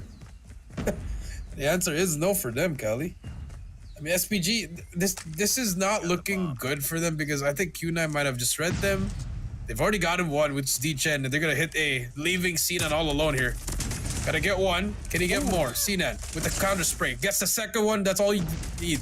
Just like that. Wow. You spot the player at the back, and now it's a full retake for them with a 3 versus 2. Should be around for Q9 here. Unless Nan, the MVP, can do something. But in 3 kills up against Vitality, he's got 13 at the moment. Incredibly consistent with the output on the kills, but San gets the kill onto Carl. 1 more player to take down. They got the angle on the shadows, and that should be Nan going down. Mauchi. A little bit of a spray there, but at least confirms that kill, and Q9 finally has a 2-round lead. That's true. Nice plays coming through from Q9. It's just being used. The times is being used to the advantage of both teams, Callie. But Q9 is now capitalizing on the defensive side. We're in SPG. Still looking for some picks here, but could not capitalize on that round. You're still playing for picks here. I don't think that's the way to go. If you're SPG, just want to get into a bomb and just plant it. Bird gonna get all of these 3 players sent his way. The receive is good because Cushing is able to play for trades at least. Now we get Bird with the takedown. Carl spots Mauchi. Incredible time reaction. And that is going to give them that numbers advantage now. 4v2, you can plant that bomb to the B side and just play for the retake. That will be coming from Q9. You just should be able to get that eliminations. Yep. Sun now. And the gang Sinan will get 1 from the flank. Here comes the flank from both of them. Gonna re-hit mid once again. If you're SPG, just gotta play trades right here. C1's gonna have the first contact in the middle side and double door here. Big kill spots him. That's just a very bad move coming through from C1. You just make it harder for your team now. Now we opt to a 2 versus 2. Sun picks up that snipe. He spots that player. Quick scope is in. Now it's up to number 3, which is gonna be Nan here on this corner. No trades, but it doesn't matter. The Sun King is alive and well. 4 kills to his name, plus the defuse and the round. I mean, I think C1 just threw that round. It's not over yet. Yeah, they have a 4v2 there, man. They could have just stuck in the B zone, the B square, but they had a couple of players just wandering around the perimeter, thinking that they could cut off Q9, but no, it wasn't. You have to give it up for Sinan for making the breaks and the openings for Q9 to win that round. And Sun with a nice ender to get that 1v1 clutch. Now Uling gonna get that first blood on the B side. Top red, he has been red, but he backs away, waiting for his teammates. Reinforce. Here comes the rush. They rushed it. You see Bird gets that trade, but the flash is in, Callie. Gonna try to look for more players. Sun, Mauchi, and Sinan from the bottom. Guchin gets D-Chen. The trades are coming in. Mauchi with that wallbang will not hit anyone. Spots Bird as well, but it's gonna be 1 shot. Who's gonna win that gunfight? Nan. Wow. Gets that trade. It's a 1 versus 2 now. 2 versus 2, I mean. And Carl, Son, Mauchi. Mauchi gets traded out. Son gets the trade. It's a 1v1. Can he clutch once again? Who's the better sniper? Carl answers that. A 5-7. SPG finally getting some life here. That's a much needed win for them because they lost the last 3 rounds. And you really have to give it again for Nan, keeping it consistent. Although he was kind of back against the wall on that B short, was still able to find that extra kill for Carl to make it easier for him to clutch that 1v1 against Son. Now they're attacking very aggressive here. Gushing on the front man. Mauchi gonna fall down. They've opened up the A side and Carl able to extend with the machine pistol. 2-piece, that clears out the A square. Top to holding now in a 1 versus 4. Bomb is down. The Emperor. Can he find something? Spots the first one. That's one. Does he know where they are? Ultra Instinct activated for Oling. Now, here we go. PL1. V3, 20 seconds left. Oling, gonna try to go in now. And if I get spotted by Carl, that's gonna be it for him. And now SPG answers twice. Stop still bleeding for a while. 6-7 we go. If you are an SPG fan, it's looking good for you so far. I mean, Nan trying his best to full steam back. 18 kills to his name. Back we go to another slow round for them. Looking at picks, but the nades are there. See them getting some influence towards B. Lee Chen on a very great heady here. First line of defense for the side of Q9. Trying to bid out the smokes. See Q9 with a 2-1-2. C1, he wants to take care of this. Tries to get some information. But Q9 just not really taking a look at anyone. And this is what you want to do. Just don't show your faces. I mean, Mauchi, he's just getting a lot of attention for Carl. Carl's not really biting into it. But now, snipes are being shot. Still no movement whatsoever. You're gonna start see them to move at any time. Now Cali's back. And there we go. SPG is back, man. They're also back here again at the B side. It's Nan leading the charge with 3-1. They find the first pick on Uling. The sniper is down, as well as the extra AR. I'll run the assault on this B square. Mauchi gonna play the double doors. It's a 3v5 situation. And Q9 just gotta play for a cutout player. And Nan just finds the right position to go in for the shots. And SPG ties it up. Ties it up here. Looking at an overtime here, Cali, or not. Next 2 rounds are huge. Q9 struggling on this map, which is a surprise, Cali, for them. And for SPG, looking like they're back at form. Now look at now with 21. Let's go. Let's see. Oh, but Oli gets that wall back on C1. Gets the first one. The Emperor is mad. Wants violence here this time. But you're gonna have to take down Nan, who's just been incredibly consistent once again for SPG when it comes to winning all of these rounds. Being it very passive at the moment, just waiting for those nades to connect and maybe get some information. Sound cues being done by Son at the A square. Just gonna have that angle on that top point, but no kills so far. Able to go his way. A very incredibly slow round at the moment. It's true. Very, very slow round after that first kill for C1. I mean, getting on C1. Should see them move at any moment now, Cal. You know, they just love to use that clock. 37 seconds, you start seeing them move. Here we go. But here, look at that. The up and down. D-Chen. Does it have to move here? Does Carl read this? He spots him. Oh my. Does he spot him though? I don't think D-Chen may have spotted him. We don't know. But yeah, but what we know, Kali, is they are about to go in. Here comes SPG. Oh, they're thinking that they want to attack A here. Bird is going to have an angle on this one. True connectors, as well as the angle where Son is currently holding. He's stunned, but he still finds the kill onto Bird, and the second continues for Carl. What a monster! Now it's a 1v5. Nan is the last guy standing on a 1v5. You may have 21 kills, but you don't got enough time. The Emperor! With Turn the on! back, he got turned on. Oh no, a guy wanted to execute him. But that's what you get. Give that guy a manual. Where are you going? 7-8 now, Q9. Match point. But here comes the rush from SPG. Straight, a standpoint gaming is about to go straight into the site. Olin gets Gucci. That's the first one. Gonna back up now. It's gonna be a 5 versus 4. Could be in the makings of overtime. Nades are flying. Here comes the plan. Q9, SPG. Man advantage goes to Q9. Here they come. Yeah, there's nobody for Q9 on that B short. So far, seems like SPG, they're just relying so much on that number 3 in blue. That's going to be Nan, who's got 21 kills here. D-Chen now going to be making it all the way to B short. The attack now is about to ensue. Son will have this information, and Shinan able to make the trades work. The bait and switch will favor Q9. It's a 4v3. It's going to be extending out, but Bird is spraying through the smoke. And Suiwon there to confirm that kill. Popping down from heavens. That's Suiwon with the double, and Carl to get the last 2 kills. We got ourselves an overtime. Overtime once again.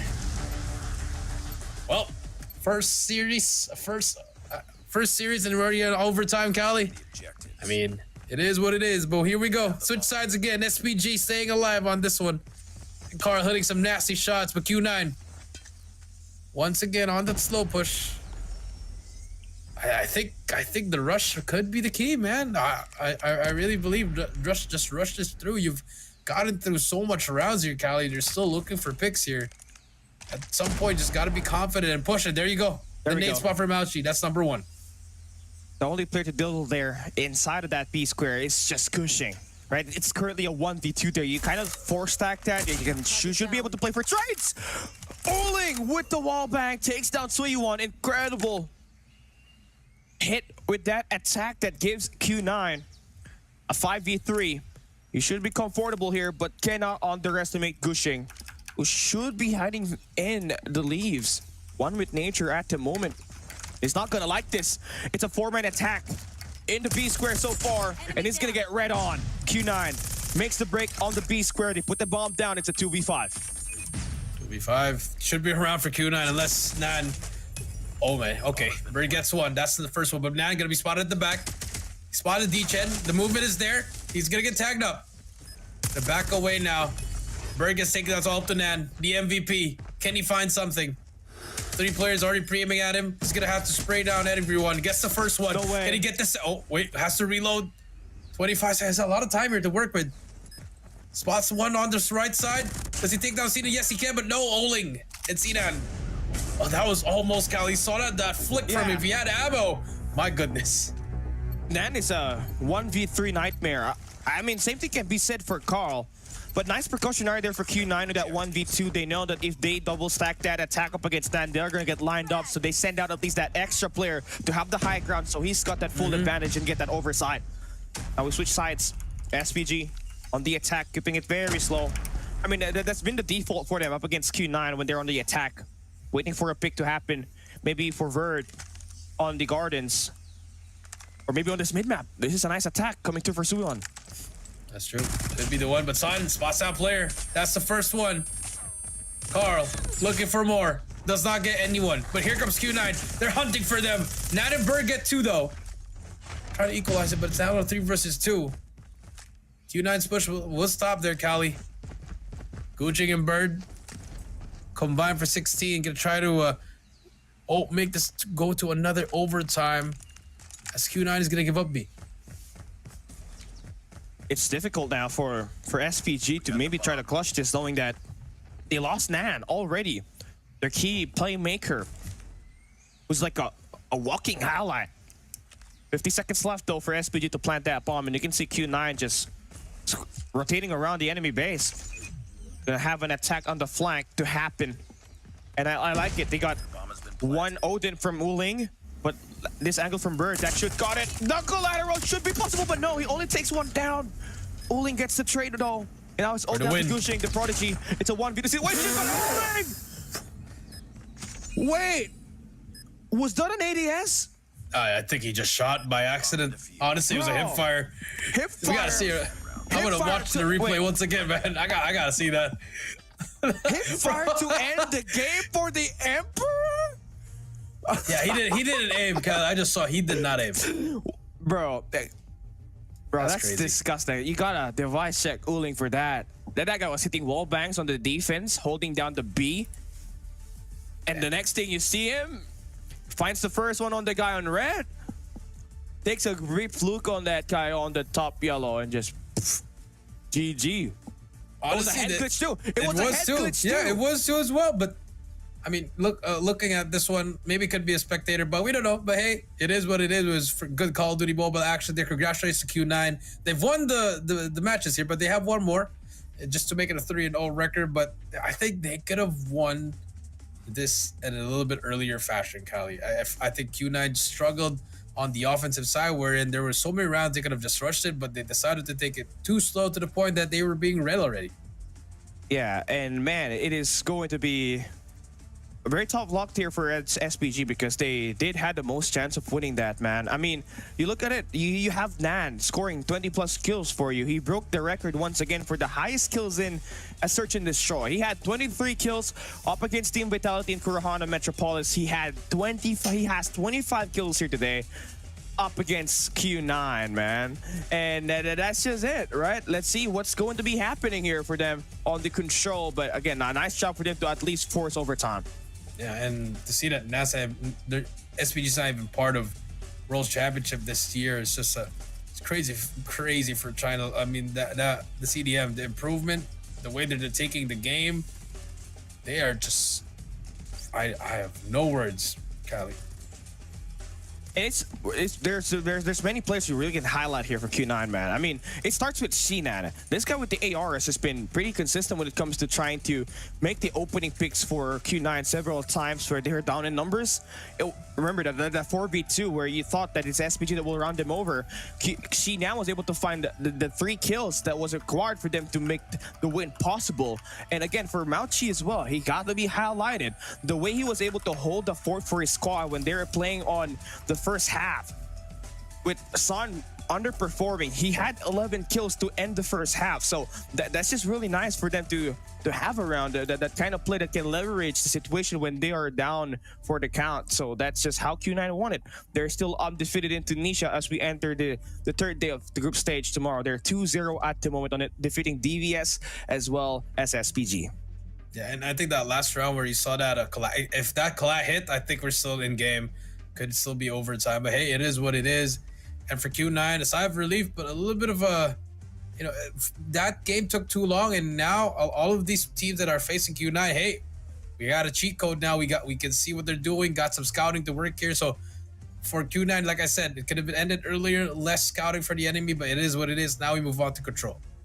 And control is something that I believe a team like Q9 takes pride on.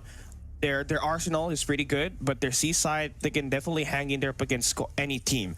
The way they have their close range gunfights just being done, right? And honestly, I feel like Arsenal being played here, it just plays to the advantage of the ARs once again for both of these squads. You're looking at SPG Nan as well as Mauchi for Q9. And then there you have the Emperor Uling himself with the BP50 or the Odin, depending on the day. If he does want to take that onslaught, he'll drop the Odin, right? And he'll just play with the BB-50 and slay it out. So it's just going to be the AR battle plus the sniper. It's Sun up against the enemy's team sniper. So it's going to be long-range attacks that will make those opening picks for you, especially on the B side. Yep, that's true. Literally, those long-range engagements. So maybe some snipers should come out here, especially the play style here. Sun could step it up, but take a look at the stats here. 63 to 62, literally 1 kill apart. I mean... other than that, it's just a clutch gene for Q9. They clutched up towards the end. Oling got those nasty kills, and in the end, that retake worked out for them. It's pretty close for SPG. They were really hanging in there again with the kills. Just a 1 kill difference. 25 for 9. Yeah, 25. 25 is just 25 in 1.92 KD.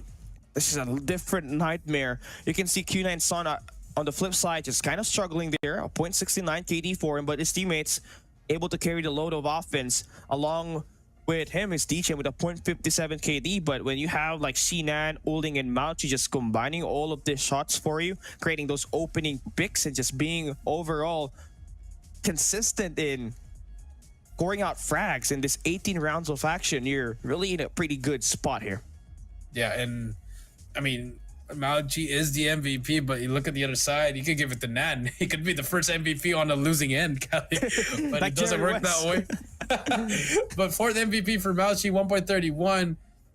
You know, just a wasted effort for the side of Nan. But hey, it is what it is. You move on now to game number 3, Control, where it's not really your best of modes for both sides, Kelly. I mean, yes, Q9 won up against DVS after a long 3 years, Cali. You know, ever since Control came out, it took them a while before they've managed to just hop on the hill. And I think that's what CDM teams have been struggling since last year. But then again, their raw mechanic skill is backing up everything that's not objective wise. It's the craziest part about this, right? Everybody can just really hit it, especially the top 4 teams in CDM. Their players knows just how to aim, and you saw it multiple times on the Search and Destroy. Carl with the last 2 kills on one of those rounds before us overtime, and it's just how they want to play it. And now we're entering Control, where it's going to be played on Arsenal. It is really important to have your snipers to help you just control the lane on this B side. And then if you have an opportunity to strike the A side early, where you can get an early capture, then you got yourself a pretty great start on the attack, and you can just extend out and play for better map control, or just go in for a quick capture to end the round quick. Actually, a good thing that I think we can both agree is, remember how TSM or AZ played Seaside or Arsenal? They would just immediately not even go for the spawn trap. They would just capture A, pivot immediately to B, and by the time the enemy gets there, it's already over. So I want to see the team to do that, because if that's the case, oh my goodness, I think that's the most complete team ever. It's going to be unfair.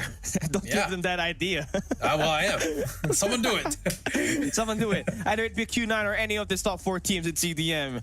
And it's something that is easier said than done, though, because there are I mean, if you get the B capture early on this Arsenal, then you pivot towards A, then that's pretty much an easy capture for you. But on the B side, it gets really tricky, because there could be players on defense that might go in for a flank. They could be at media, or they could be at the stairs to maybe go in for a surround attack, right? So it's just all about, you know, doing whatever you have in the scenario in here. And now, if you're SPG, you're in a situation where you can still maintain a top 3 spot here at the moment, right? You just gotta score a map win. And I believe this is the best chance for them to go up against Q9 at the moment, where they definitely have what it takes with their raw vanilla guns, as well as their gunfights and their strategies. Those tight trades are in there. But if you can have Nan show up, and then you have Gushing play the SMG very well and win that fight up against Sun, you should be able to get yourself this map win, but easier said than done. Yep, that's true. But here we go. Game number 3. It's going to be Arsenal. Control, SPG versus Q9. Q9 looking for the complete 3-0 in this final game. We got Q9 starting on the attack side here. It seems like they're opening. It's going to be a 1-3-1 for in yellow and Mauchi. He's gonna try to play for a window attack. Sun gonna have that first kill done, and Mauchi opens up the 3rd lane. And look at that, a potential double time here. If they win the laboratory attack for Mauchi, he should be able to get the kill here. And look at that pressure. They're listening off the get-go. They're playing for objective. That's the worst part if you're SPG. Hey, he's already gonna be first stick complete, Kali. Just like that, Q9. I mean, SPG already losing up in this 8 point, but they're gonna try to fight him one last time. Here they come. C1, I'm gonna open that door. Takes down C-Nan. But the trade from Nan, beautiful shots from him. And just like that, they stop the bleeding, but 2 ticks already in. But here comes Teach out of the gang. Just gonna trade more kills. And honestly, I think that was a bad idea for SPG. I think they should have just gave it up and just focused on B. Yeah, a strong B would have been a lot better for them. But they still want to be able to maintain at least a little bit of control there. Now that it backfired, Q9 has got the 5 live advantage. They have the full mid-map presence. They can extend out through windows and maybe get the attack on the artilleries, and then they can go for a spawn. But Q9 loving the tick here. They're slowing things down, trying to search for that extra guy playing a spawn trap. SPG loves to do that, exactly up against Vitality. They're able to steal 2 rounds where they're just going in for a lot of spawns attacks. But now that it's cleared up, Q9 should be able to get themselves a little bit more space here. But look at SPG, very consistent with it. Very consistent with it, Kali. And if you're Q9, gonna try to hit a different angle here, Cali. Stop pushing through P4. Look at them. They're gonna stop that spawn trap. Number 3, Nan. Gonna get taken down. C1 takes down D-Chen. And back to the reset we go. Q9 looking for some holes here. Oling gonna be the first one here. Information has been given, Cali, but C1 is there. I mean, SPG, they're manipulating the map perfectly here. But look at Q9 finally pushing up, going for that spawn trap once again. But Gucci takes down 2 and breaks the attack immediately. Very nice adjustment and a nice reaction there for SPG to look over towards the bottom side of the map, knowing that there will be a player that was just going in for a spawn trap. They are able to stabilize the point so far. They got a guy holding down the vents. Number 2 in blue and Suiwon. It'll be nasty if this player just passes through and no one guards the flank. And there we have it. SPG has got that information. Bird with the sniper. Going to be able to make those attacks successful so far. Gushing with the Fennec, as well as Suiwon on the vents. They are going to be able to spawn back those 3 players. Yep, they are going to be able to spawn back. 20 seconds left. SPG with a solid defend. Final push for Q9. 15 seconds left. Look at number 5 on your screen. That's going to be D-Chen. Big player on your screen because it's going to take down more players. But here comes Sun. That's going to be 3 down, Cali. Oh, no. And here comes the hub. Yeah, number 4, players. Bird. You got to watch for Bird on that vents, Cali. I mean, it's just going to be an easy spot. D-Chen's watching over it. Oh, no, no. The War Machine. Don't look over that place. Oh, my God. Let's see D-Chen on your right. And Uling's going to be backing it up. Nice shot there to check the corner. A double is not possible. 9 seconds left here for Q9 to stack. They're down in numbers. They have only 4 players left. 3 players left now. With Sun going down. Shinan brings out the equalizer. Finds a triple. Great operator value. And they're stopping the time. Doing a lot of pressure on the hill. Carl on a 1v3 here. Sees one. The spray transfer. It works. Bird. Last guy standing with D-Chen. Completes the 1v1 fight. Q9 gets the first round win. You saw a War Machine, you saw a Claw, you saw an Equalizer, Cali. What a round for Q9, but SPG, look at that. Look at that 4 operators, Cali. They're all loaded up. Looking like it should be an A push for them. And by the end, by the looks of that push cut, it's a 4-1. Here they come. Oh, I like this attack for SPG. I mean, you can get a quick capture on that A site, but looking at Q9, they're just waiting for a push on spawns. They have some operators available, so they might as well just do that. They're giving away the A site. They will look to try to play for kills. A bit experimental here this time. Not exactly what you see on the default. But SPG, they're doing a double time. That's how you punish the spawn trappers. Yeah, that's true. But at the same time, A side get captured immediately. So this is not looking good for SPG. Look at them. They're going to leave 1 player alone. This could still be a contester on the side of Q9, and that's 3 down. They can give up. You can get A whatever you want. Number 5's already at the back. D-Chen is buying so much time for his team's running away. He stays alive, Cali. And Oli's there to help him as well. He's still alive, Cali. How does he get 2 more there? Q9, 26-19. SPG on the back end. Annihilator time for Oling. That's 6 in a row for him. Make it 7. Can he make it 8? Look at pre-aim. Takes down Bird once again. Oling on a burner with the Annihilator. Oh, he's looking for more. 2 more bullets in. That will be 9. Oh my days! EMP system already online. That's Q9 just going in for a spawn trap. After SPG got the A side, man, they're just stuck here at spawns. The operator's coming off value, and Mauchi able to punish them through the secret Odin in hand to make that 3 in a row. They're just gonna have to save those operators for next, man. They don't have to go through and waste it. They can just win through gunfights right now and just waste SPG's live count. Shinan will now finally be taken down, but Carl is going to still be stuck at spawns, and Mauchi still continues to rain of fire. 21-0. That is unacceptable. That is just a worse attack side strat that you got there for SPG. Nan, 1 versus 19. He got 2 so far. Gets sprayed down. Oh, spots that player. Nice shots from Nan. 1 versus 18. Could be the first time we see this. Q9, I think they're trying to go for the... Yeah, they're going for it. No, they're not. Oling just shuts them down. They're like, no execution today. Just have to go through. 2-0. Here we go. Next round coming through, but my goodness, man. Here comes... This is good. Now, I think now we're going to see the double cap here, Cali, immediately. They got 4. They got 3. Yeah, I mean, Olings has got himself an EMP system. If they have their War Machine ready, they are going to get that early capture on that A side. SPG needs to strengthen their gunfights here. They got the trophy system to back them up. There we go. EMP system is not going to get activated here by Uling. They're going to let this operator just cycle in. And the fight so far is a 2v1 in the laboratories. Mauchi is still alive with a 9 spree. He's got an operator to play around with. Here comes the Predator missile. More information for the hands of Q9. There's 2 players coming through the Diasiler. And SPG now going to try to make the break work inside with the help of this Sparrow. Q9 just punishing them up. Wow. The Emperor gets those 2 kills. 2 segments done at the A side. Here comes the Pred, the curve. Well, not hit. Oh, hit 2 actually. Wow, Mauchi. Nice curve coming through from him there. That's 3. Now that's 3 down for them. A has been captured. Dichen spraying and praying, looking like there's no tomorrow for him as he move over to B and Q9. Remember that first round was very close, but you see the confidence in Q9. They're trying to win this fast. Getting those shots, Cali. SPG on the back end, down by 6. Here we have the equalizer, maybe to just stop the bleeding for SPG, but even that gets cancelled by Uling. Mauchi still is waiting for that clock to be invested. Uling, 5 in a row. Man, he's built up for another Predator missile. That's just how insane this Q9 squad is. SPG falling down like flies. Yeah, one by one they're falling. Uling waiting for his teammates here. Needs help. Nan. He's looking at him as well. I know you're there. I know you're there. Just come out now. Come on. The answer will be no. Look at the map. They're actually on a shot. Oh, it comes a push. So that was a nice push coming through from him. It's gonna take down one more player. The trade's here. Now it's gonna get taken down. Should be an easy cap for Q9.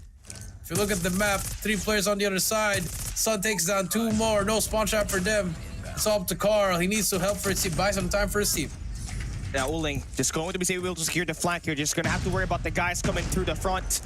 He's got himself the Annihilator, brought that pun. This attacks from SPG. They only got 6 lives remaining. Q9, you got 13. That's a +7 at the moment, making it +8. You should be able to get this punish right here, but you're waiting for a full wave to happen for your squad, who's going to be attacking through that mid-map. There we go. Here comes the attack for Mauchi. The bait and switch is there. Good nice for shots, 2 eliminations. Nice Desperate transfer to go for the kill up against Bird, and Sun completes the last attack up against Suiwon. Q9 up 3-0. Methodical, clinical route for Q9 on this last 3 rounds. Imagine if that was a 4K, Cali, got that last player. I think you would jump out of your seat, but you're already standing up. But it doesn't matter. Final round. Could be the last one for SPG. Carl still with 9. We talked about him clutching up, but right now he needs to look for something. Pray to the Call of Duty mobile gods, because here comes his war machine, and looking like he's not finding anyone at all as he gets shuts down immediately. And here comes more D-Chen. See now, first wave complete, 30-26. Haven't even lost a life. That's gonna be a 5-man down. Q9 looking to end this immediately.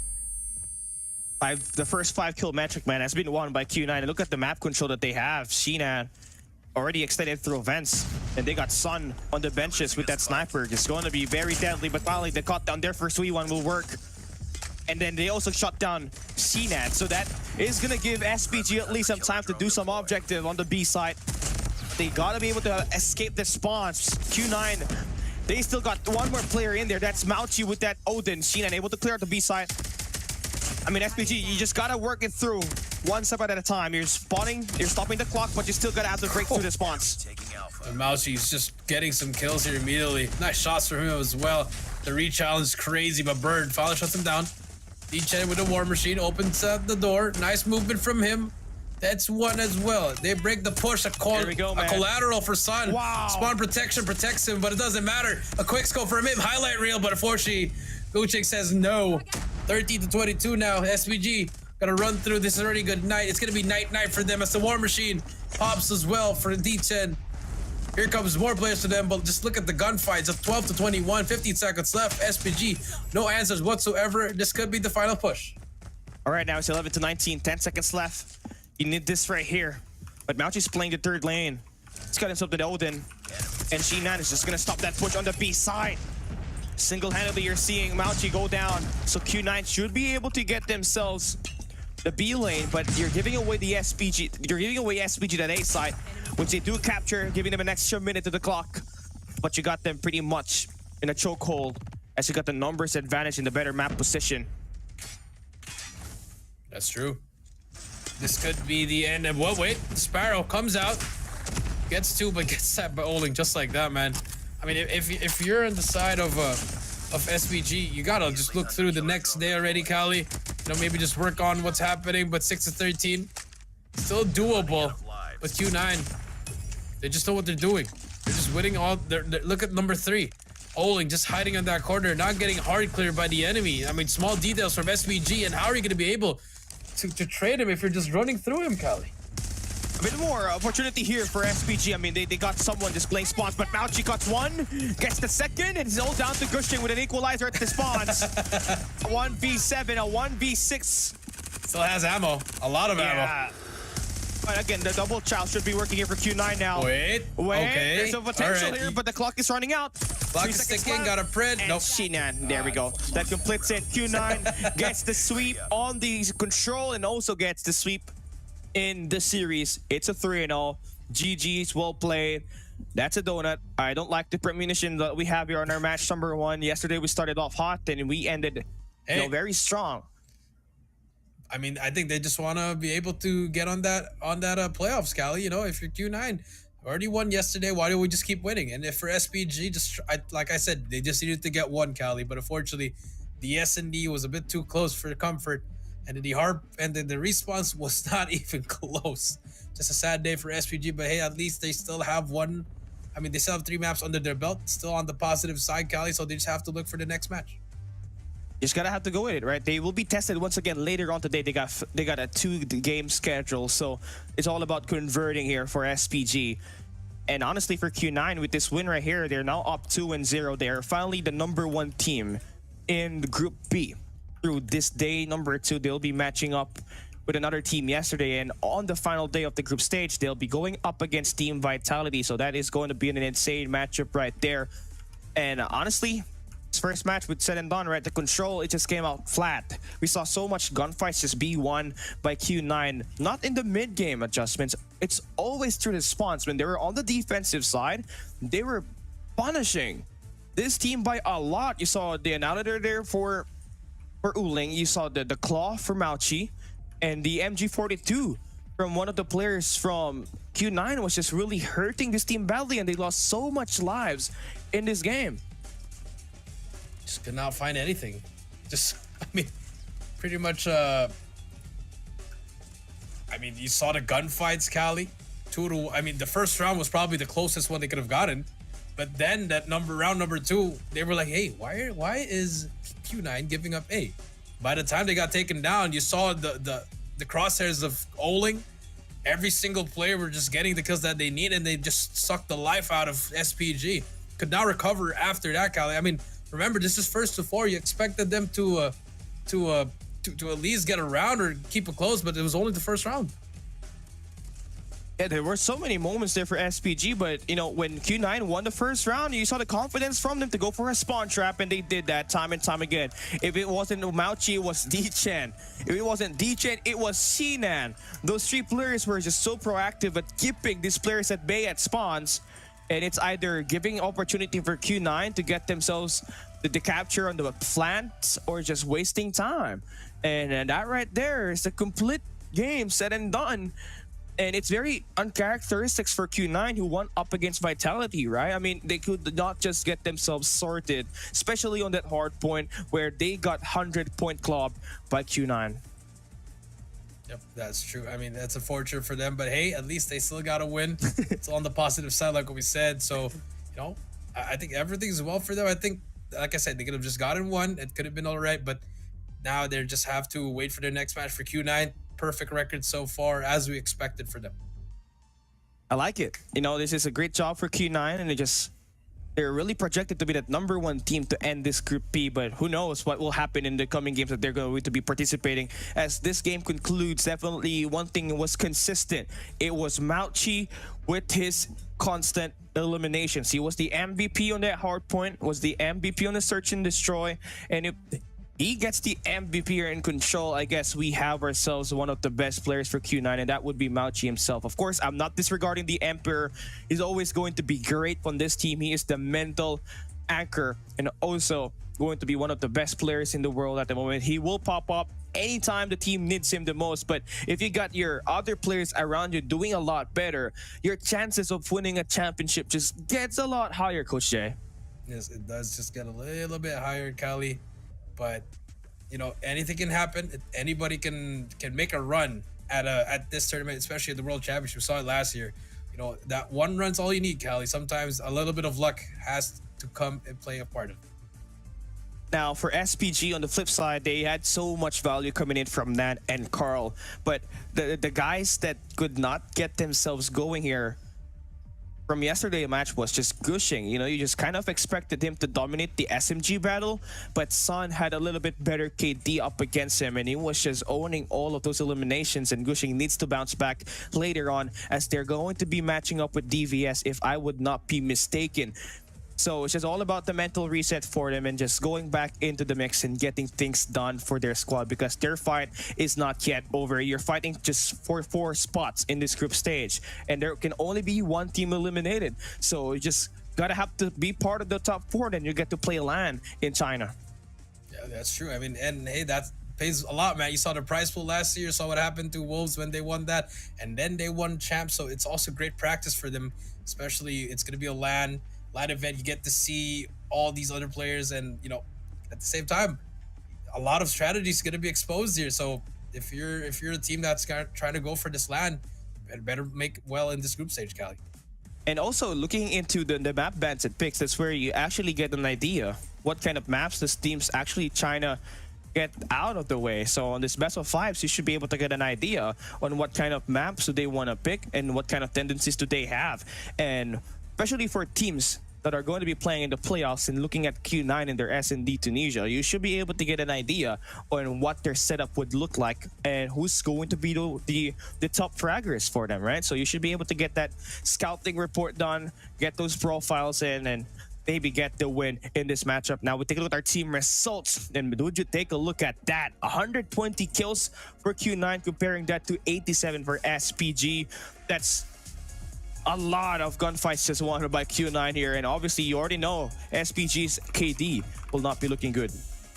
Oh, it's not gonna look good at all, man. I mean, look at the kills, man. What, 33 at least, Cali, and score. I mean, SPG, like I said, they got some kills on some of those rounds, Cali, but those rounds where it was absolutely dominating, just couldn't find a break, couldn't catch a break. Look at that, 0.74, 0.77, 0.57 for Carl. And on the other side, you have Mauchi with 2 once again. Definitely could get his second MVP, and Q9 just looks perfect right now. It's insane. It's just scary if you're looking at it here. Mauchi's been getting most of the MVPs for Q9, but now you see it.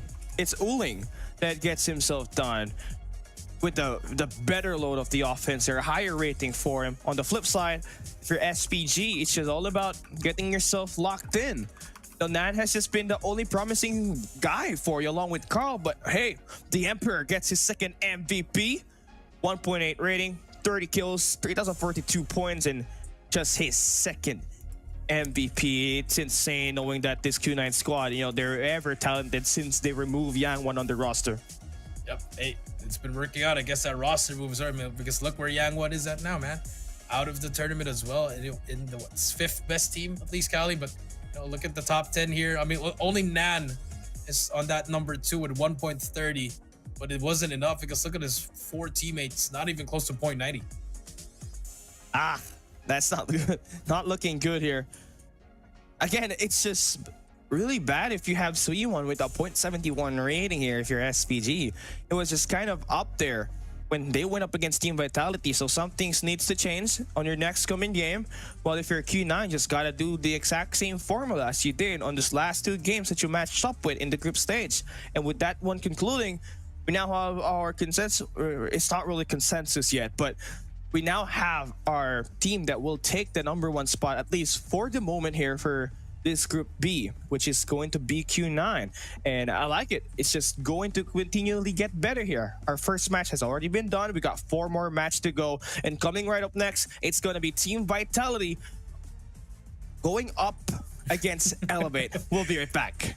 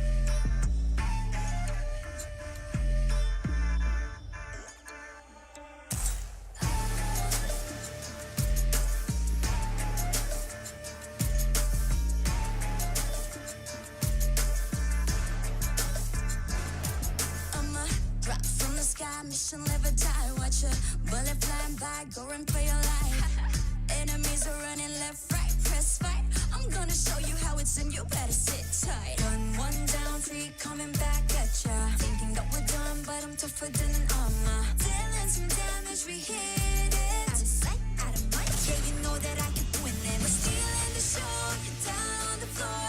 Came in for action, still wanting some more. Destined for war, all versus four. When we beginning, it's thrilling. We're gonna win it now, win it now. Watch us and we show you how. Arms around, getting loud, not too late to turn around. Running, running, gunning, gunning. Ready? 'Cause we want it all. No fear in our eyes. We will win it all. Glory is the prize. We are in the zone. Put us to the bone. We want it all. Legacy and soul. We are in the zone. Now you're gonna have to get through me.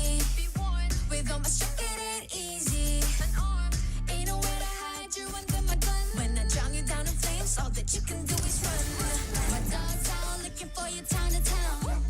I know where you are. You can take my crown. About to be owned. Use your bones from my throne. Landed back attack. Got your track. Boy, you act. We're stealing the show. You're down on the floor. Came in for action, so what is some more? Destined for war, all versus four. When we begin, it gets thrilling. We're gonna win it now, win it now. Watch us in the show. Arms around, getting loud, not too late to turn around. Running, running, gunning, gunning. Ready? 'Cause we want it all. No fear in our eyes. We will win it all. Glory is the prize. We are in the zone. Put us to the bone. We want it all. Legacy and soul. We are in the zone.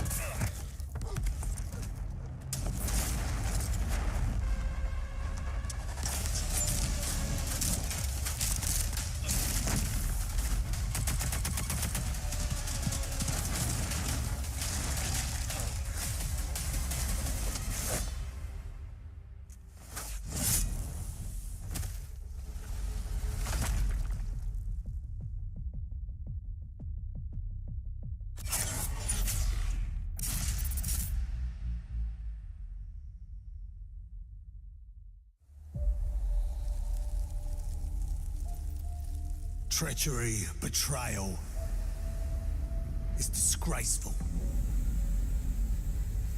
But to blindly follow, that's a recipe for true evil.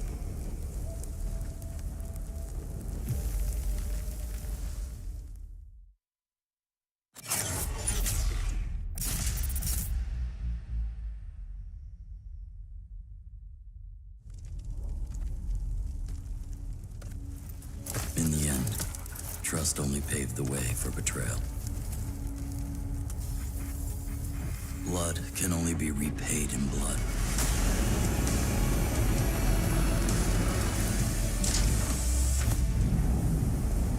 Turn hatred into bullets. Strike fear in the enemy. Become death.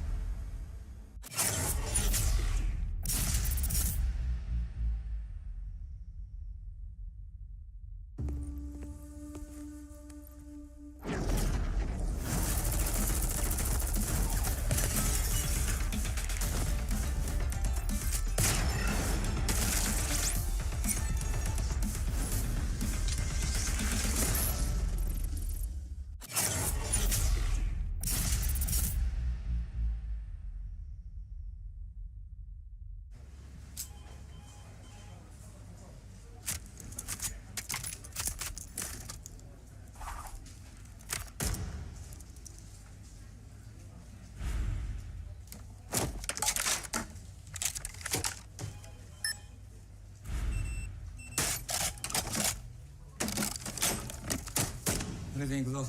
はい、こちらが比較した結果です。2010年。あ、失礼。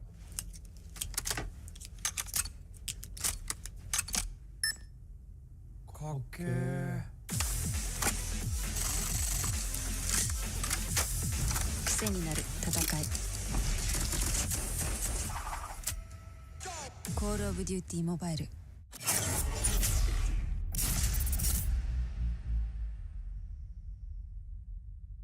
We gathered from all around Malaysia. This is Jom Cod N.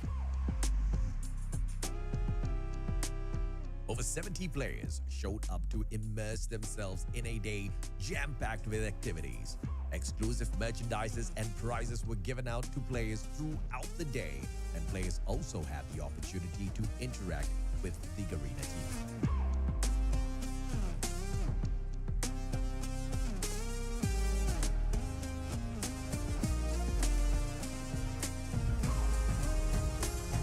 Of course, we had to give everyone a chance to show off their 6 skills and battle it out for some COD points too.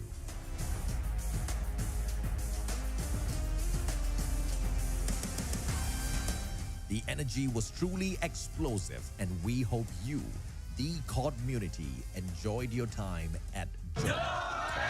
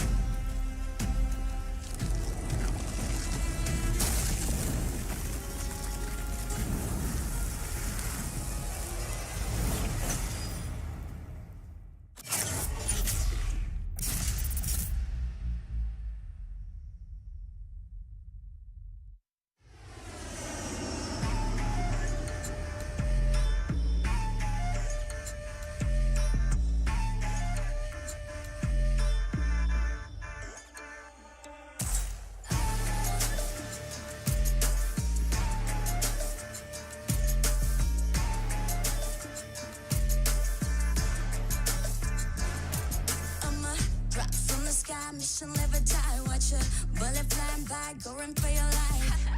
Enemies are running left, right, press fight. I'm gonna show you how it's in, you better sit tight. One down, 3 coming back at ya. Thinking that we're done, but I'm tougher than an armor. Dealing some damage, we hit it. Out of sight, out of mind, yeah, you know that I can win it. We're stealing the show, you're down on the floor. Came in for action, still wanting some more. Destined for war, all versus 4. When we're beginning, it's thrilling. We're gonna win it now, win it now. Watch us and we show you how. Bounce around, getting loud, not too late to turn around. Running, running, gunning, gunning. Ready? 'Cause we won. Ladies and gentlemen, welcome back to the Call of Duty Mobile Summer Invitational 2024. I'm Jericho down here with Callie. 1 match down, 4 to go. It's now for probably one of the main events for today, Callie. Elevate versus Vitality. It's Garena versus India. The 2 of the top 1 teams in both of their respective regions battling out here for the first time in a tournament. it's also going to be a nice spot on how are we going to be able to gauge these two teams together, right? And also, it's nice to have Elevate, one of the best respawn teams to go up against Vitality, who we know for sure was able to outslay. So they're basically going to have a difference in terms of play styles, right? You got one team in Vitality that loves to slay out and not play the point. Not that much compared to Elevate, who just loves to play inside of that hard point and play those tight trades. So the hard point is going to be a clash of style, and I think it's going to be a great one right here. And I just hope that it lives up to the hype. Yeah, we were waiting for this for so long, and it's going to be 3 maps. So I hope that the map bans and picks are going to be prime here for both of these squads, and they play it out to their best of capabilities. Yep, that's true. No excuses whatsoever for both teams. But here we go. Elevate. It's Yopi, PJ, Kendi, Susano, and Kalo. This is that squad from the Philippines, full Filipino lineup. It's their first time in the World Championship for this year, but it's their second time in the CDSI. Remember, they placed second? I think third, Cali? Third. They placed third there with their coach. And now with the full lineup, no issues whatsoever of the Vs if they ever get it through the playoffs. Their journey begins here up against Vitality. Yeah, finally, look at Kendi, man. He's finally have the jersey on, and that's something. That's a great upgrade. But you're looking at Vitality now. Wow. You can see it. They got the same lineup. They don't have Viper in. They got Jokos, Marvel, Tectonic, Solo, and Sams. And the problem with Vitality yesterday, especially that hard point, was that they were able to slay out, but it did not translate into any hill time pressure. So let's see how are they going to be pairing up against the likes of Elevate. And here comes our map bans. And if you're Vitality, man, you just want to get that Hacienda out of the way. And there we go. That's the first ban.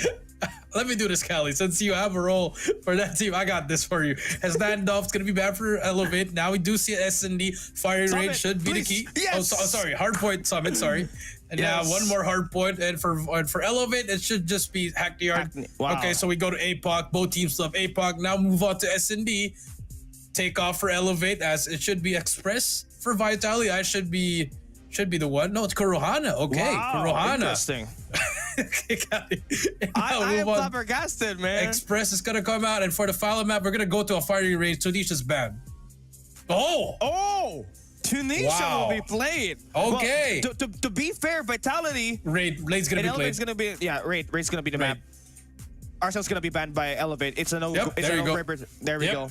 All right, so we're looking at APOC, Tunisia, and a Raid this is pretty hard. It's hard. This is the first time it ever happened on cast, because I also casted when I was coach for Omega, but I never casted their games. And you're actually casting for hey. We'd love to see it, man. It's hard. It's why I hate it to be. That's why I skip. So chat. If Callie loses, it's gonna be a bad day for him.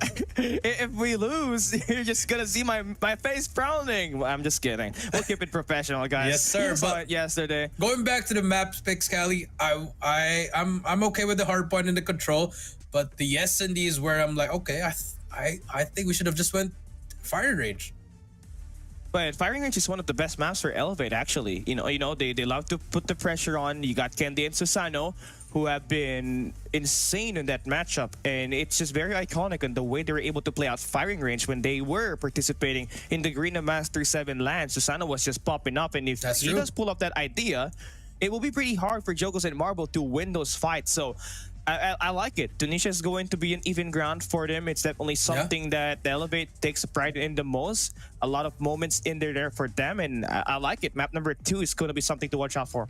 Wasn't Tunisia the map where Vitality 9-0 the AG? No, it was firing range. So we get 9-0. There. I was AG. thinking about that. Like, why didn't they already have a sample size? Why not? But in Tunisia, that's where Elevate lost against Change World, your favorite team. So maybe we see something like that as well.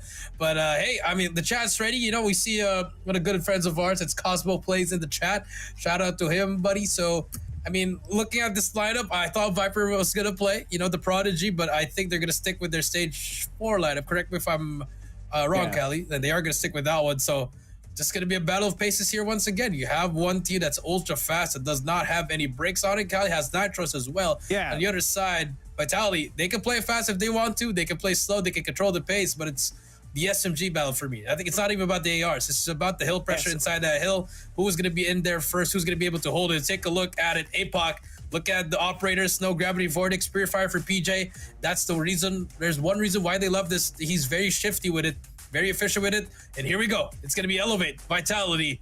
It's going to be game number 1. It's going to be APOC. 100 point. Whew, that was a lot.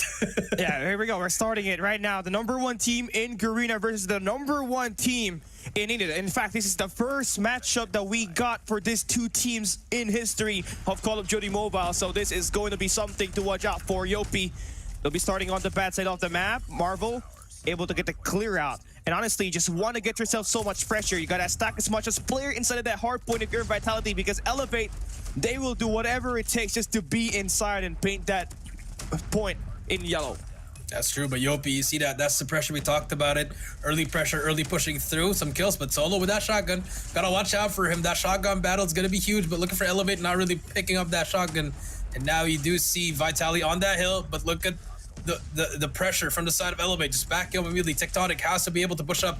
And this is what they needed from yesterday against SPG. Now the adjustment is there, but the time's gonna be on the side of Elevate as we rotate back to P2. 17 seconds left here. No rotations. I mean, everyone's gonna fight for this.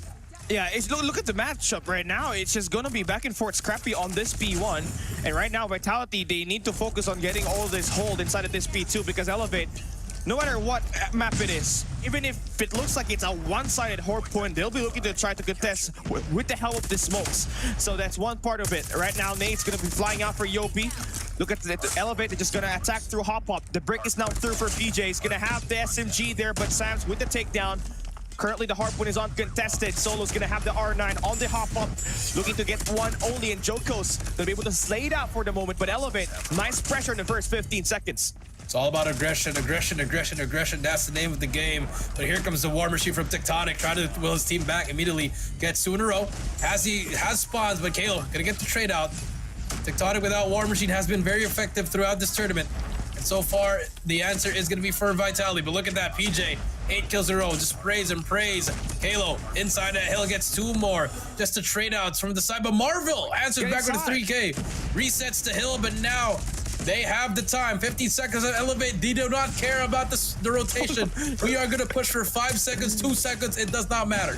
Yeah, see, they want the last 8 seconds. Scalo going to do whatever it takes just to get the contest and just grow that lead even further. P2 is going to end up with Vitality getting at least some points in their Elevate. Great job not giving that P2 and turn it into a money hill for Vitality. Now we're entering P3. It is going to be Elevated Hal of that spawns, but so far the gunfight's going to be won by Vitality so far, as it's going to be painted in blue. But Elevate, you got some operators here. Should be able to bring that one up and finally score some more time. There you go, but the operators from the side of Vitality working well for them, and look at Elevate. They're finally inside the hill once again. Yopi brings out that Sparrow, gets one, can spot another one on his right, takes himself out, but resets everything down. Susato with the claw, could be effective. Spots none, spots one as well. Needs help from his teammate. Trades are in there. Here comes Sam with his claw. Gets more players as well. 50 to 39. Nades are flying through Vitality. Oh no, actually Elevate gets the spawn as well as the time. This last 20 seconds is going to be important for Elevate. Just gotta have to maintain where they are positioned. Nice flank here for that player. I mean, for Kendi right now, just playing inside the objective, that should be good enough for them to have a 30-point lead, even better, as the hard point continues to grow, as they scrap that points on that P3. Hopping into P4, you look at the players that have been performing very well for Elevate. It has been Kalo so far, keeping it consistent with 15 kills. Candy still getting inside of the mix. He's only got 6 kills, but this one is big right here. This War Machine goes down, and he finds a double, and that should stop the first wave of gunfights. That's true, and look at that. 79 to 39. Here comes PJ. First line of defense for him. Look at the mid hut. Susano is ready for it. Sam's gonna be able to try to push up, but get straight out immediately. No one's gonna be on that hill. Joko's on the back. Here comes the push from Vitality. Joko's with a 2K. Trying to push it on his own, but gets straight out. Susano just be a sneaky player. Knows there's a player at the back. Finally gets that spawn, but look at this. Vitality just gotta slow it down. You're pushing ahead as a team, but if you have PJ pushing you out, you gotta try to win that gunfight. Prek comes out. Information is given. No one's gonna be hitting that middle hut. And with all that chaos, look at Candy holding it on this time, just getting so much from this hill with so little resistance from the side of Vitality. PJ is just frying his competition now. He has finally broke loose and just going in for the eliminations. 3 shots converted and successful. And look at the lead that Elevate has been able to build up on this first set of hardpoint. And do note, they started on the bad side. And they still converted a massive lead. Vitality still falling down. PJ on a spree. 6, 7 kills. Predator missile brought in. It's over. That dude's for 8 kills now for PJ. He's got a Purifier available. Spawn Trap now coming in for him. And it is just gunfight nightmares if you're Vitality. Yeah, he's on 8. Make it 9. Stay on him, please. And it's looking like he's going to keep on going. 29 already on the second set. Kali, make that 30 in a row. 9 in a row for him as well. Make it. He's shooting everyone. He's getting cross the map kills with the Vector. I was going to say Fennec. But here comes the Yopi with the Sparrow. Takes himself out once again. But my goodness, 154 to 41 Vitality. What is happening? Yeah, they have lost composure, man. They just want to play for possessions, but that's not how you try to play if you're going up against Elevate, right? You gotta have full control inside all hands on deck, man. Yeah, all hands on deck. You just gotta have to play in the point. You gotta play for perimeter. It doesn't matter if you have the early possession. Elevate is gonna get inside of this hill no matter what. And look at that, they changed P1 to P2. This might just be another 100-point clog. Not even, bro. You're playing in this situation. You should be able to punish these players now. There you go. 50-point club is waving, but Tectonic with the War Machine. This is where they got their points. Here comes Solo with the equalizer. Spots one, gonna push out the team, gonna get some time as well. No 50-point club for them. War Machine is out. And as well as the clock. They invested 3 here, Kali, but Candy is gonna spray down 2, takes down 2 with him. But here comes Elevate, gonna stop that first push. Vitality gonna be on this hill, 60 and 56 and counting, but look at that. The OP just breaks it on his own. But they still have that spawn here for your Vitality. Gotta get all this time here. Yo, Solo, nice shots in there, but here comes Kendi with the War Machine. That's good for 2 eliminations, and look at them. They're just trying to make this break work, and they're going to be able to sustain the battles and win the point. Nice break coming in for Elevate now as they get this P2. Last 12 seconds should go the way for Vitality as they do get the flush out, but you have so much time to erase. If you're Elevate, you just gotta have to take care of it, right? You're in a winning position, you just gotta change this next 2 hard points and you get this win. BJ, 3 in a row, 4 in a row. What the king? What is this guy on? 37 kills. 37 already and more. Game's not even halfway done. Sasato gonna spray down for his teammate, needs help. And Elevate just getting so much time on this P3. The pressure is on. They're winning that gunfight. Kendi spraying down for his teammate, but look at Tectonic. Tectonic trying to will his team back. I mean, if they get this time, they're back on it. But Yopi just gonna milk that time for his team. Yopi now gonna be able to win that first gunfight. Needs help from his team. The spray down comes to Solo with that R9. Spots the first player. Needs help from his team, and now Vitality getting some clock here, getting some kills. The Swans are in their favor. Look at them go. Yeah, but Susano again will be able to make the break inside of the point. Joko's the only player alive here. Should be having an extra player to play around so that you get to play for those trades, and finally you get some stabilization for Vitality. That should give them that next 10 seconds. But look at Elevate. They're trying to go in for another rave to swarm around this P3, and they're going to make it possible. This last 5 seconds should give them a little bit closer to that 200-point mark reach. And here we have it, 100 to 197. Vitality now needs to play perfect. Elevate only needs 53 points to win this game. 53 points, you're right. The first hut's gonna come through. Sparrow comes in. Yopi gets 2. Kendi gets 1. That's 3 now. First wave is done for Vitality. Gotta have a push here. Here comes the War Machine from Tectonic again. Gets 2, gets 3, but Kalo with that spray down with the Purifier is gonna be there. Tectonic takes down PJ. That could be the trade. Tectonic still has that War Machine. Unfortunately, will not happen. Equalizer out for Kalo. Gonna hide in this corner, does not matter. Sprays them down, 220 and counting. Vitality has to push through from the front now, Kali. Time is not gonna be on their side. They just cannot break the point now with this War Machine from Kendi. Good for 2. And that is it, man. Vitality, they're gonna fall down like flies. BJ and Yopi, the combo. Go make it work to hold up a lifetime. They can end it in this P4. Vitality just flying through and they're getting eliminated. No. The decimation for Kalo. Yopi extending out. 4, 5 kills. Vitality falling down, and Elevate should be able to get this win here on this P4. Yes, they do. 250 to 100 points. Another dominant output today. And you see the battle of concepts. You see, no, it's the It's my lighting. It's red right now. Cali, But you see it. But you see it. But you see the concept I see the there. concept. Yes, it Yeah. does, man. It's just the pace. The pacing is crazy for Elevate. You know, people thought it was like a dumb play, but hey, it works out for them, man. You see how they've worked hard for it. Kids are young. The kids are young. They're cracked.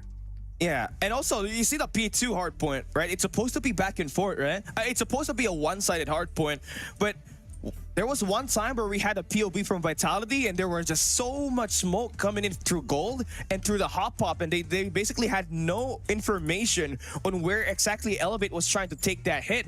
And again, that was the key there. The smokes definitely played a huge factor in stopping those early rotation that was done by Vitality and P2. And you gotta give it up, right? For PJ, he was frying it out. At one point, he had 9 kills in a row. Then you had Yopi and Kalo with 5 spree at least, and they were able to build up so many Predator missiles, and that allowed them to have the 150-point advantage to end this map number 1. I mean, that's crazy for the side of Elevate. And for Vitality, I was expecting a little bit more. I know we could say that the distance could be a thing, but hey, the good thing is the point. Yeah, the good thing is the good thing is stage 5 will be held at LAN. So for all those fans that are getting mad, it's relax now. But yeah, I mean, going back to the game, man, Cali, I like what they did on that first hill, Cali, but during the second and third, you just saw Vitality. I mean, I guess they were trying to do some hero plays on their own. They were trying to pushing together, but there were just some moments where they were getting dropped down one by one because they were just pushing on their own. Every single lane, they were trying to push on their own. I didn't see any teamwork towards the latter part of the game. They were just struggled, and then just the kills. Honestly, the kills were stuff not going through because they were slaying properly, Cali. It's just they could just not translate it to the points. Yeah, I think it's just really one thing here, right? If you're Elevate, I mean, you just gotta have to give it up to them because they came in ready, and you saw it. They started on the bad side once again, which was the more impressive part on this hardpoint apocalypse. If you started on the bad side, it's pretty much hard for you to take control of the P1 and that P2, but they made light work off of it. Just the breaking mentality that this team has arguably should be one of the best in the world, and it's been a proven thing, right? They played in CDSI, in CDFI for like the past 2 years, and they were able to beat the Chinese teams despite who have those insane mechanical gun skills. The way that they play and perform the trade in just inside of that hardpoint and score time is just the best part about this team when it comes to playing hardpoint. I think it's just the hard work, man. Honestly, they came a long way from community tournaments that you were casting before to them losing to Blacklist and to Omega, them not making it to Worlds last year, them getting second in CDFI, them getting third in CDSI. It's a full circle moment for them, and I'm all for these young people, especially for Coach Alea. I mean, honestly, his strategy is there's no strategy. There's no strategy. It's just hey, not saying that he's not a great coach. He is a great coach. Honestly, he's a great coach. He's a great coach. I believe what he's doing with his team is amazing. But you know, him against Zim, this is a great matchup, and it's 1-0 already. As we move on to Search and Destroy here, could be the best time we're in Vitality to get one at least to tie it up, and just maybe could match up in Control as well. So everything can happen here, but then again, for some odd reason, Elevate's S&D is an up and down. It's a roller coaster. Sometimes they're up, sometimes they're down. But the great part about this is that they are capable of winning Tunisia, man. Kendi and Susano, they have a very consistent output here. And the only guy you need to pinpoint exactly is PJ, because outside of the map of Kurhan and Metropolis, all over the maps, he's just kind of underperforming when it comes to slaying out. But you saw his performance on that hard point. He looks pretty ready to dominate. And now, he might just be able to translate that on this S&D Tunisia, but he's gonna have to will it through with that R9 or that SMG that he will be rocking later on. Now, if you're Vitality, right, he just came off of a loss up against the squad from SPG.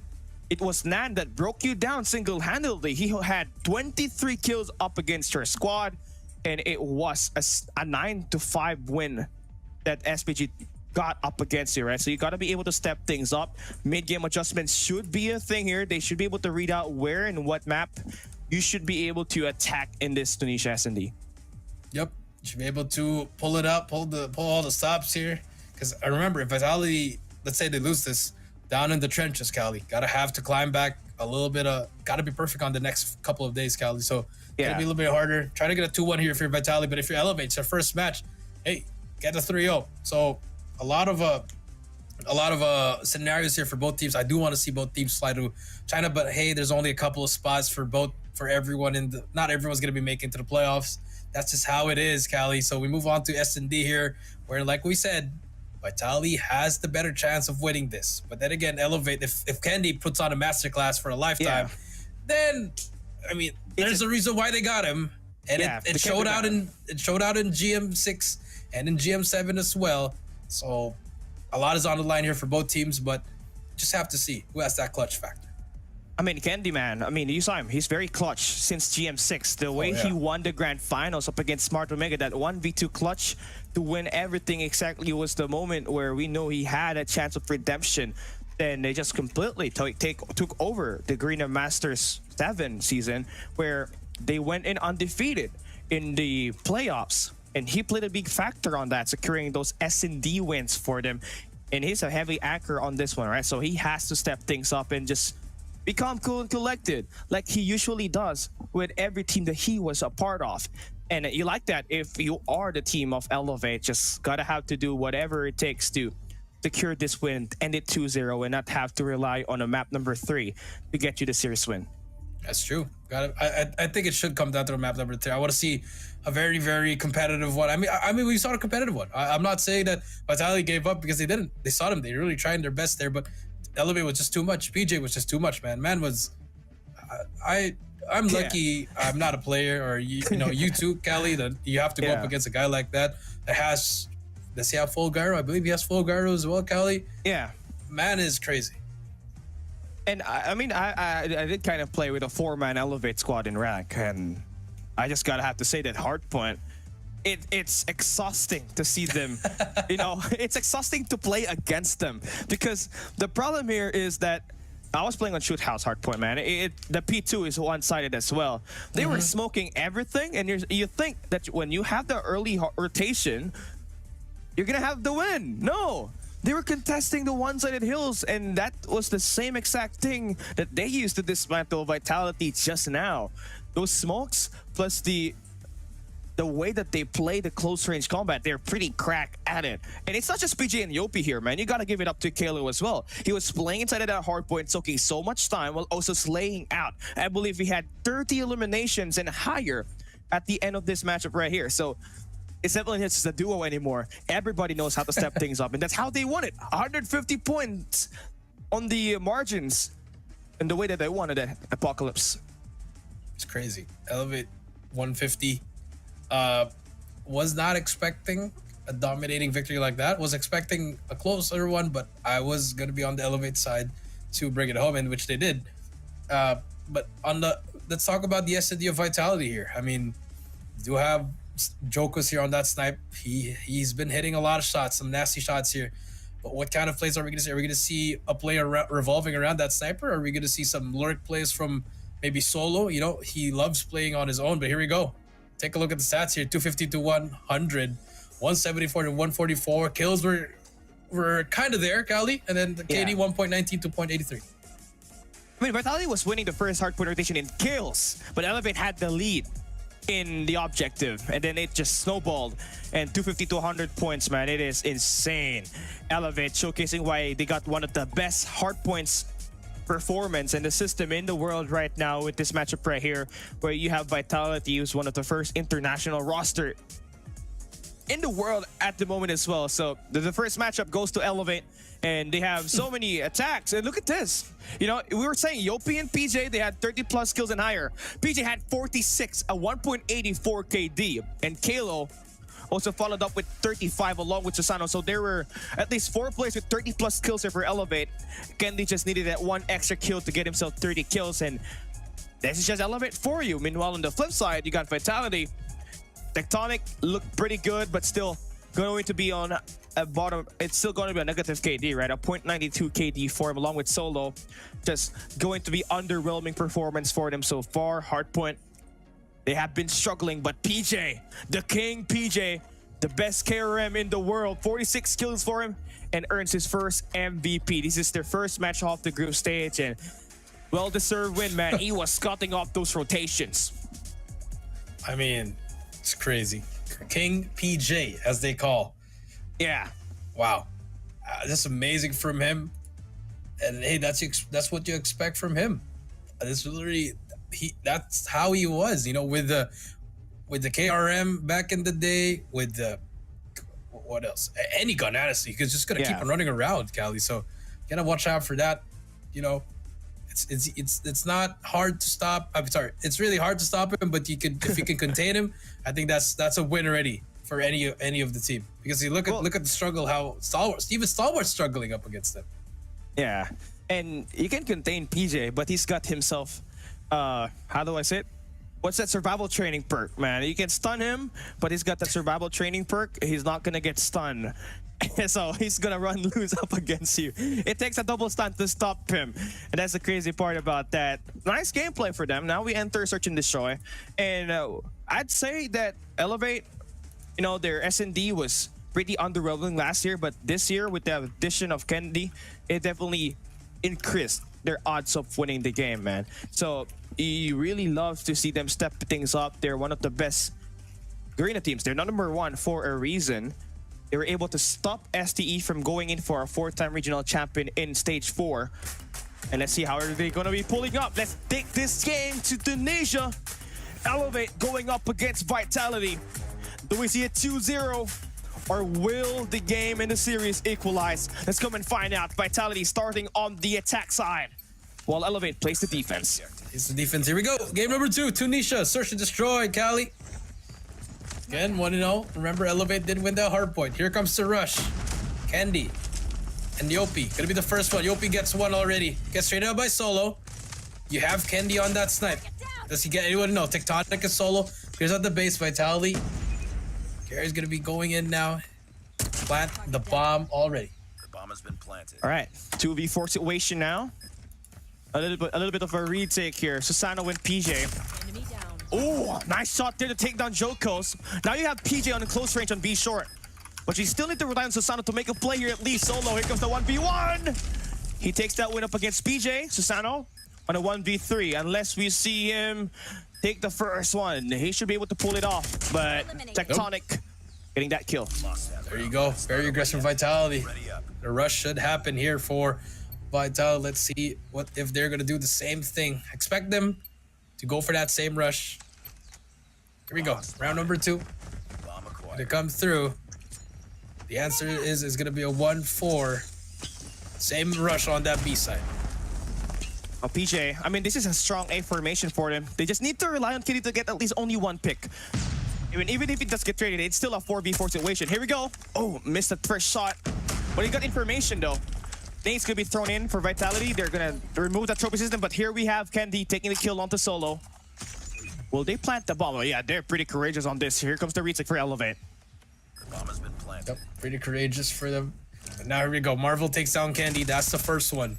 Yopi spots one player. Yes, he can. There's another player above him. Gets the trade. Yes, he can as well. That's a 2K. Wall ban for Tectonic. Susano gets Jokus. Susano gets Tectonic. And that's going to be Elevate ties it up. One apiece.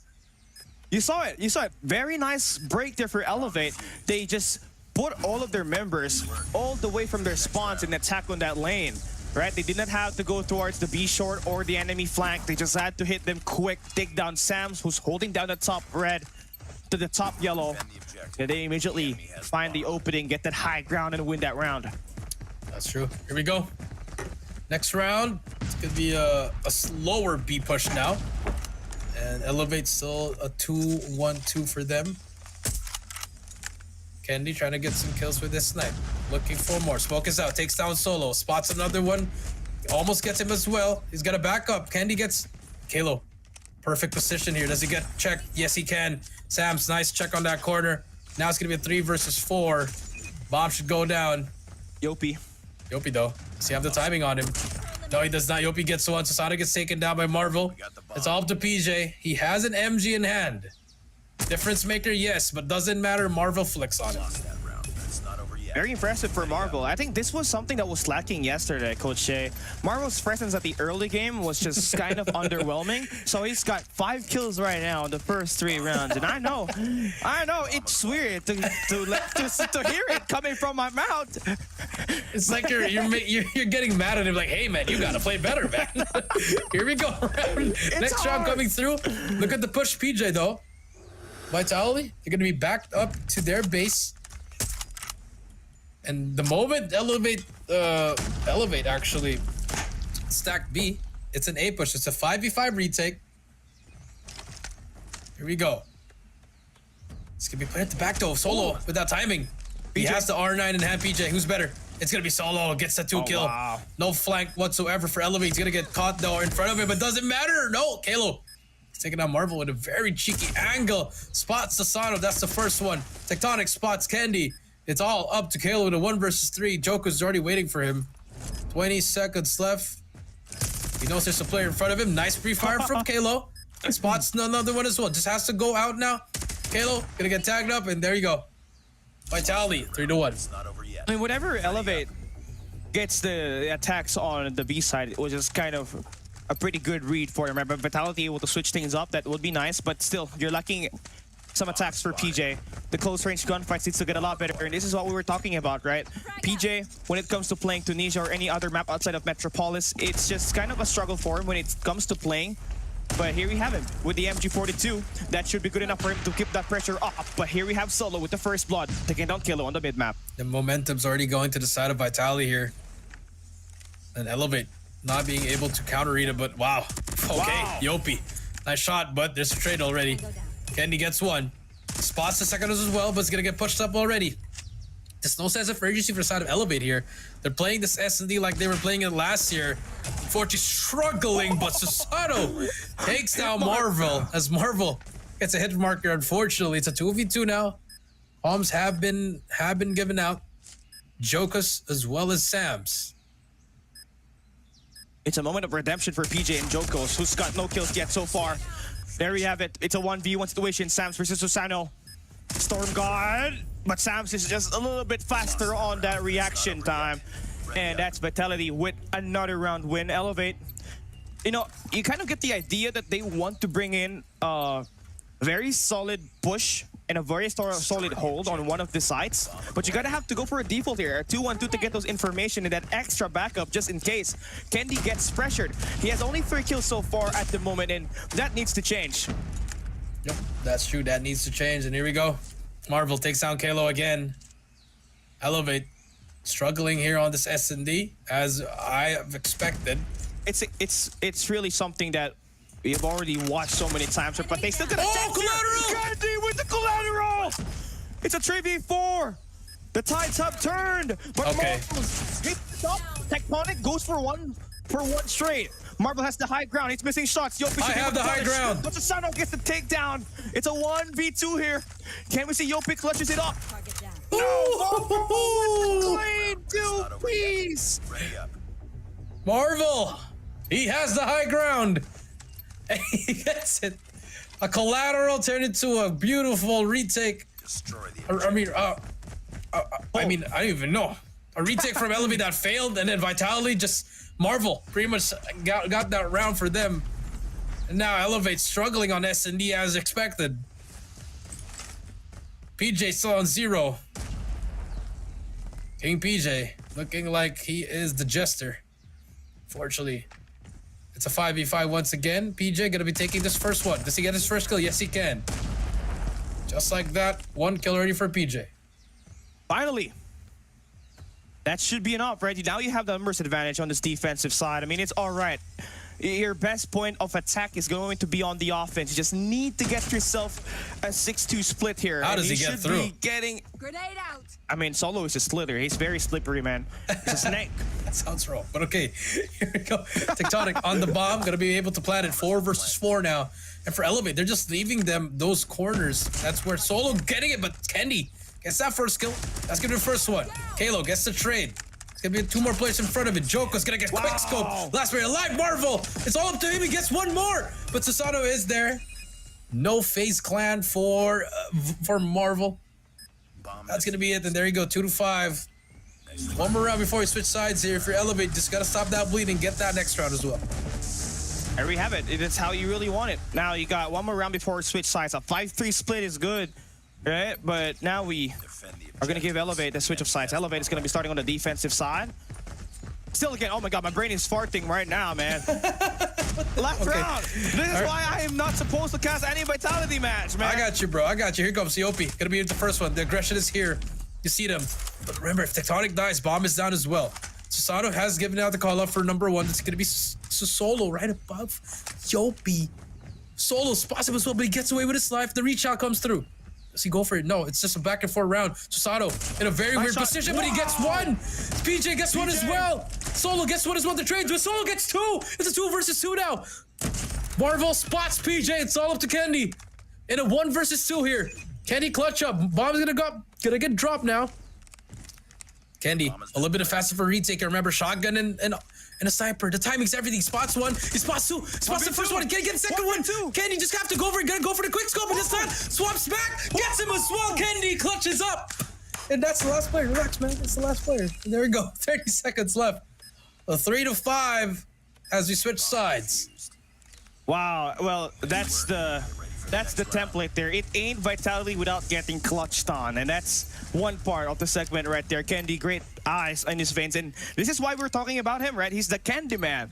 He knows how to ice things up. He's clutch. He is ice. Right now, he's got 9 kills. He had 3 like on the first 4 rounds, but now getting himself activated. Now you're in your better spot. You're able to get the attack side, but unfortunate there.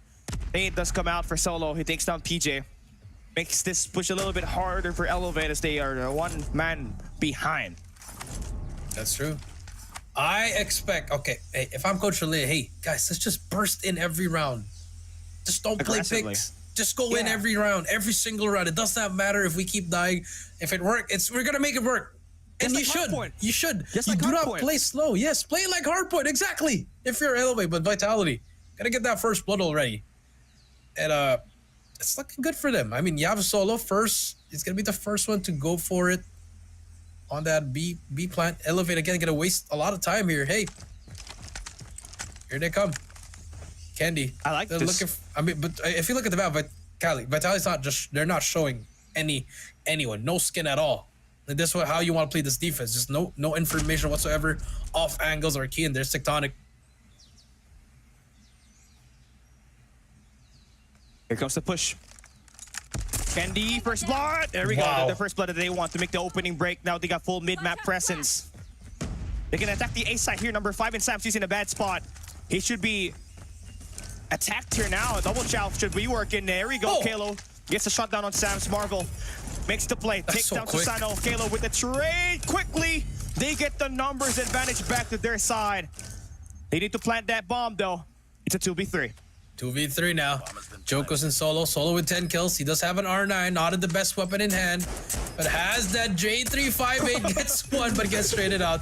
And Kalo gets out Jokos. And now 4-5. Where we thought Vitality would have an easy time on defense. They're struggling. It's only the first round, actually. So I wouldn't even want to call it struggling. So, you know, it's just the first round jitters. But you got to look out for Jokos with 2 kills. PJ with 3.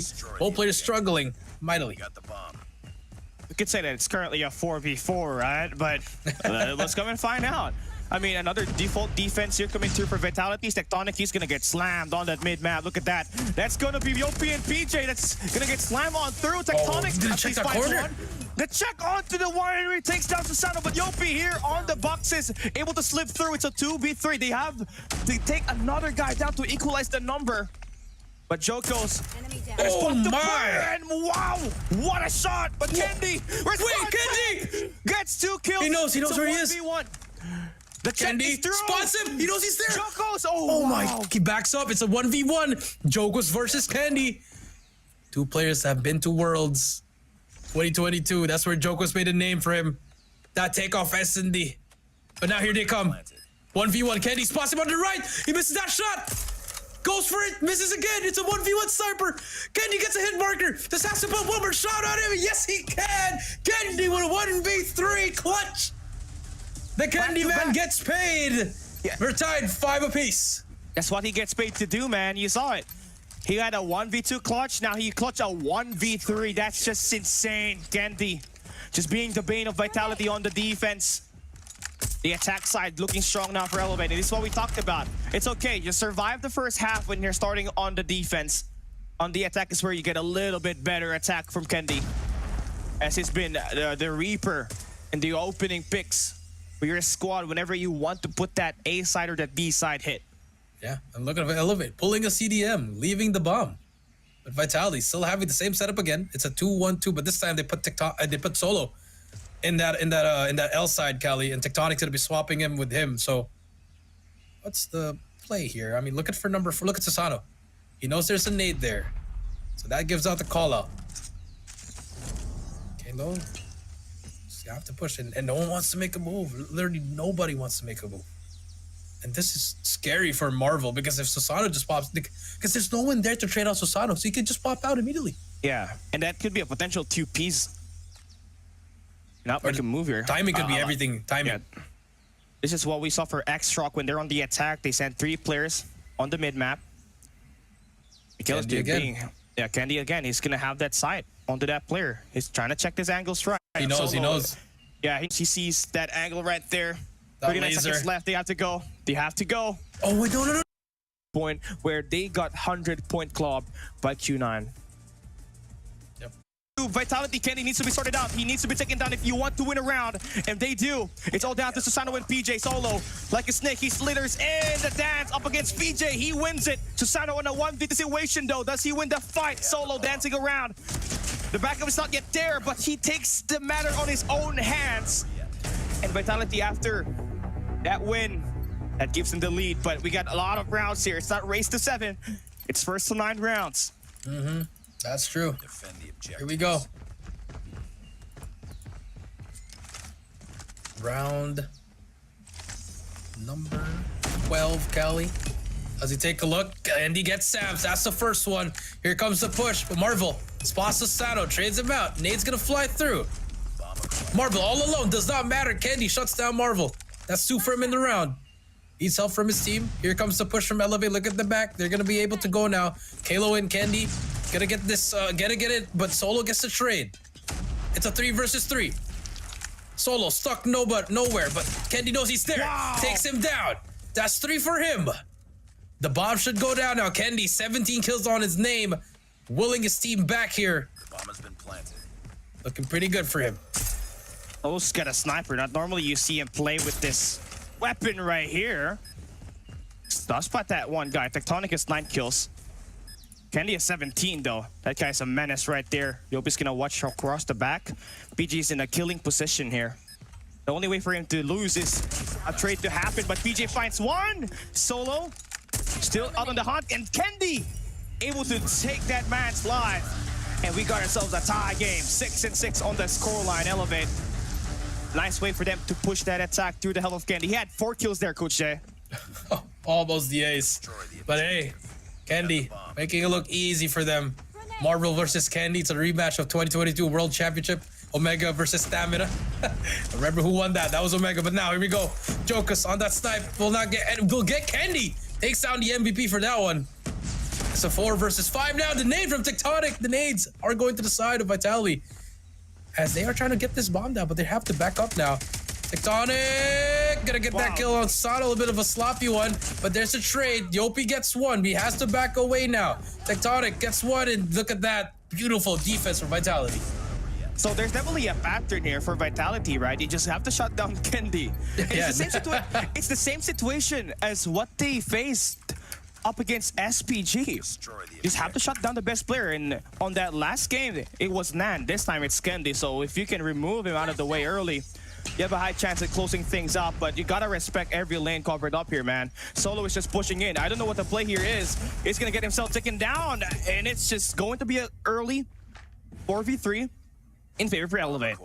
In favor of Elevate, you're right. Now let's see what happens. Shout out to Marshy in the chat. World champion in the chat. Tectonic spots one. Has to back away. Gets traded out by Candy. 19 on his name. One more for 20. Candy's been on a roll, man. He's on a burner. Jokus. He knows there's a person in that box. Spot him. Answer is no. Candy gets hit up by Marvel. That's the flank. It's a 2 versus 2. Jokers has to wait for his teammate here unless Kalo decides to peek out. This is crazy timing right here. Spots him. There you go. It's a 2 versus 1 now. Joko's, I mean, he's really rough right now, but Marvel has got 17 kills. The nade does cut him off. Information is in for Elevate. 25 seconds to hold their fort down, but Marvel takes Susano out. It's a 1v1 situation. Kalo hiding around the yellow tarps. He has already spot him. 70 seconds left. The pistol is brought out, and he wins the gunfight! It's a 1v3 clutch by Marvel.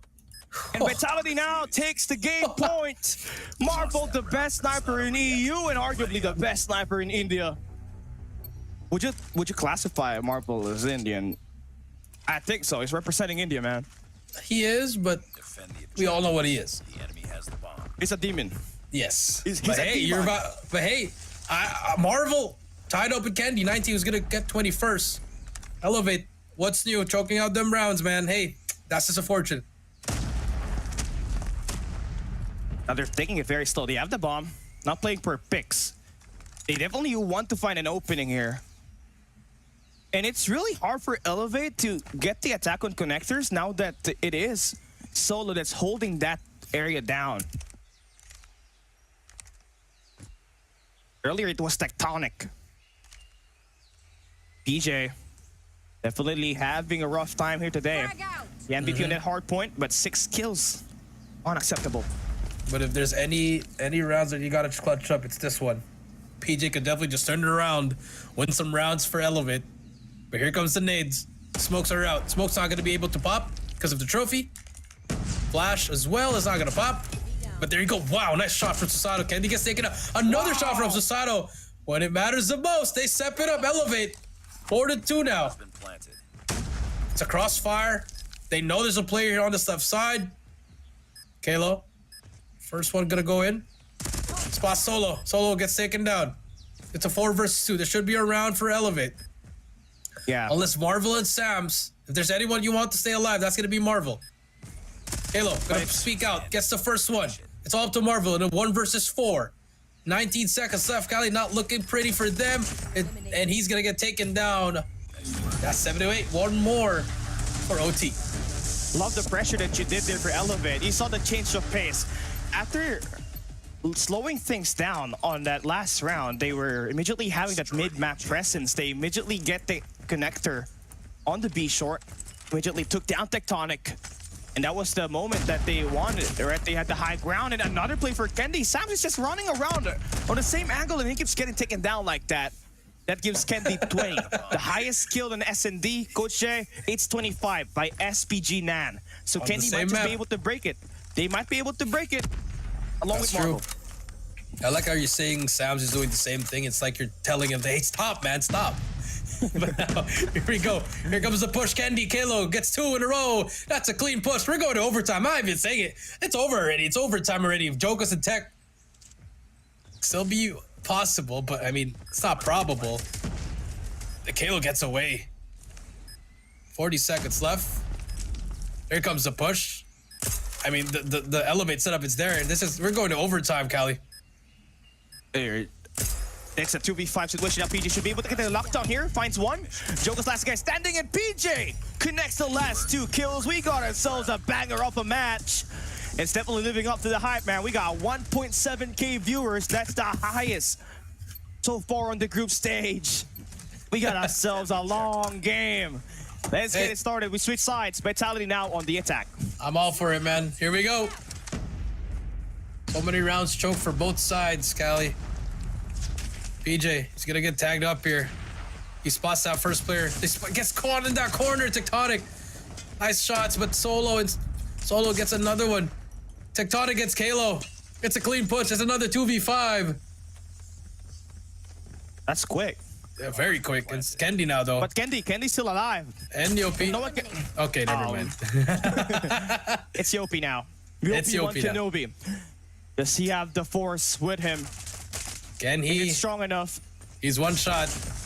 No, does not have the 4. Flawless round and then overtime. As we reset to the other side. Elevate on the attack now, Vitality. Can they close it up? You're on the attack. You're better on the attack if you're Elevate. That's how you're able to force overtime. So this should not be a problem for your squad. Both teams are playing well on the offense. Offense is where they want to be. And look at the attack on the A side. I've seen this.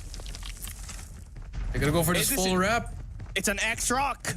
But will they read it? Again, Solo has that shotgun. Not the best weapon to have in these types of situations. Kendi, though, he's gonna be trapped in this corner. He has to back up now. Kendi, does he get spotted in the back? He's pre-aimed already. He's gonna lose that gunfight. Nice move from Solo. It's a 4 versus 5. It's gonna be a pinch happening. But PJ Yopi traded out. Solo gets PJ. Yopi gets one as well through the wall. Spots Marvel, but it's gonna be a 1 versus 2 now. It's all up to Kalo. Solo's here. He gets the first one. He's gonna play time. Marvel. Oh no, he has a weapon here. Kalo has to back up now, but the wall bang machine. 13 seconds, and Kalo just has to back away. Marvel has to chase him. Kalo just have to play time if you're him. But no, Marvel gets it. Does he have enough time? 5 seconds. Yes, he has enough time. And Vitality ties it up. Yes, it did. Bomb has been defused. Kelly just had to run away, my friend. I don't know why you had to challenge it. Yeah, Kelly is really, ladies and gentlemen. Bro, I'm not, bro. That was too close for comfort. That was too close for comfort. I mean, Kalo had the moment to just hear the sound cue from far away. He did not run, man. He did not run like Forrest Gump, and Marvel was able to capitalize on that. He played it perfectly. Like I was like, he killed Solo. He saw Marvel. He saw him twice. He saw him thrice. Why were you waiting for him to get close to you? Like, back away. Yeah. And bomb was planted for long as well, Kelly. If he wrapped around, he would still win it. Yes. Yeah. He had the open plant, right? It was an open plant. You could see it from your from your connectors, and it was just a play. Maybe I'm thinking why Kalo did that, and maybe it's because he was kind of seeing Marvel and going in for a fake defuse, and then he can pounce on it, right? But it did not really happen. Well.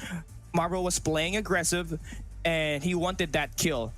And it was surprising because he was trying to bring out the sniper on the first engage, and he brought down an MG42. He got the information, Image just slide in for the chow, and he got that last kill. And Marvel saved Vitality on this matchup right here. He was able to match it up against Skendi, and both players, right, from both teams have 20 kills on the SND. That's the first time that we have it in CDSI 2024. You love to see that one happen. Honestly, if Marvel didn't clutch that 1v3, remember that 1v3 in A, Cali, I think Elevate would have won already. Yeah, it would have been a 2-0. Yeah, but then again, hey, like I said, guys, I'm not a hater or anything. I'm just saying the facts, man. What's new with Elevate choking in SND? Yeah. They have, bro, they lost to Change World on this map. Exactly. 7-4, right? They also did beat Smart Omega on Tunisia. It was 10-8. On the grand finals of Green Master 6. You see the games that they're having, it's all close. Like, when are they gonna have a perfect game of SN? I mean, not even a perfect one, just more on, them dominating it. It's just, they're struggling. They're always resorting to 1v3s, which is great. But at the same time, you want to have team success here. Well, just a little bit more on that awareness together. But it's 8. Honestly, it's okay. But because now we have a series. Now you want to see this game 3. Yeah, now everybody just wants to see who's going to take this win right here. I mean, if you're Elevate, you want to start your group stage bid with a win. But if you're Vitality, if you want to advance to the playoffs, you got to take this win here now because you lost up against SPG where you were favored to win, Coach Jay. So you got to be able to turn things up. And the great part about this, you're playing Raid and not Seaside, which is going to be the territory of Solo and PJ. So here, it's still going to be Marvel and Kendi. The sniper battle on that mid-map as well as that swing pull is going to be one to watch out for. And it's first to 4 rounds. So you got to play 2 defense and 2 attack side. And if it is not enough, right, we can go to a round number 7. And I just hope that it's going to be played at the highest level possible, just like what we saw on that SNT. I'm getting hyped, man. I'm stoked for this matchup. I thought I was going to be 2-0. Like, okay, if it's 2-0, then all right, move on to the next series. But hey, it's not even over, Cali. Hey, I had Elevate winning 2-1, but if Vitality pulls itself 2-1, hey, I'm all for it as well. I had them winning hardpoint, but now I think in this control, Cali, I think it's a toss-up now. It definitely is. I mean, this is going to be the swing game. It's a best of 5, right? But if you're taking a look at the background of these two teams, obviously for Elevate, they do want to play in Raid. That's the most rep maps that they have. If you're Vitality, you want to play Arsenal, but obviously it's banned out of the way, right? So it's now going to be a proxy game for you. You're going up against the better side here for Elevate, so it's all about converting in the execution. It also matters who's starting on the defensive side, Coach Jay, because this defensive side is going to give you advantage on holding down the laundry side, as well as the kitchen and the money control, which are high grounds for long range. That's true. It's all gonna come down to that pace, man. I'm telling you, because that first three waves, that could be key there, because that could set up for the spawn trap. Both teams know how to spawn trap in any of the maps here, and I think that just comes down to that one. But I think what the keys to victory for Elevate is to stick what's going right for them, but don't overdo the spawn trap. That's in my opinion, and you just have to play that objective. If you're Vitality, try to get some kills first, wherein you get the advantage, maybe let's say 20 to 20, then you slow it down. Use that clock to your advantage. Get that first cap, and then make it an S&D. I think that's the keys to victories for both of them. That's just coming from me, but I feel like that's what works. I feel like it's different here. I feel like for a team like Elevate, right, you just want to bring out the same pacing as you did on that hard point, where it's going to be quick, boom, boom, hitting quick, right? And for the other side, it's gonna have to be slow paced, right? Just how you win your search and destroy for Vitality. But anyway, anything will work, right? It's just a matter of how ready you are here, because if you are a respawn team like Elevate, you take pride in this respawn. You should be able to take this win on this control raid. In fact, this is one of your best maps before, and sometimes it's just been in and out of your position, but you got more reps, right? You should be able to contain the chaos that will ensue on this map.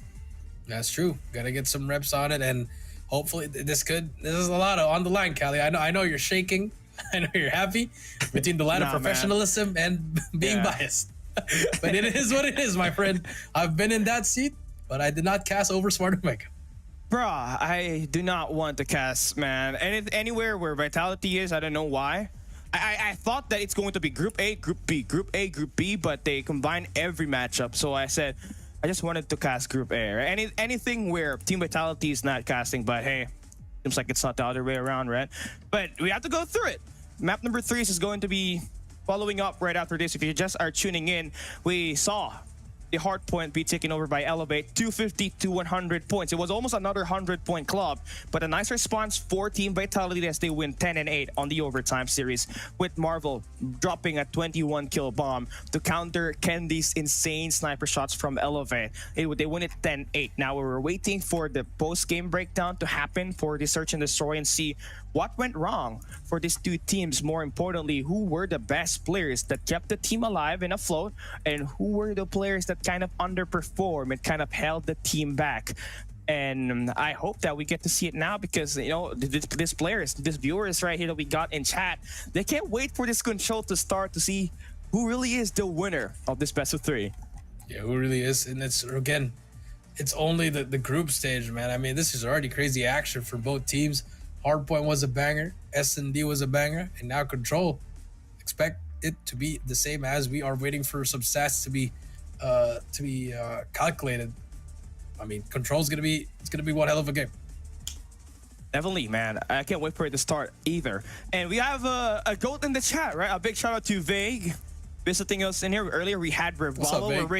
We're waiting for Bobby to chat, and you know, for Bobby, I want to know his predictions on this coming games, because yesterday he said Vitality is gonna win up against SPG, and the Bobby curse activated, and now we got the team results.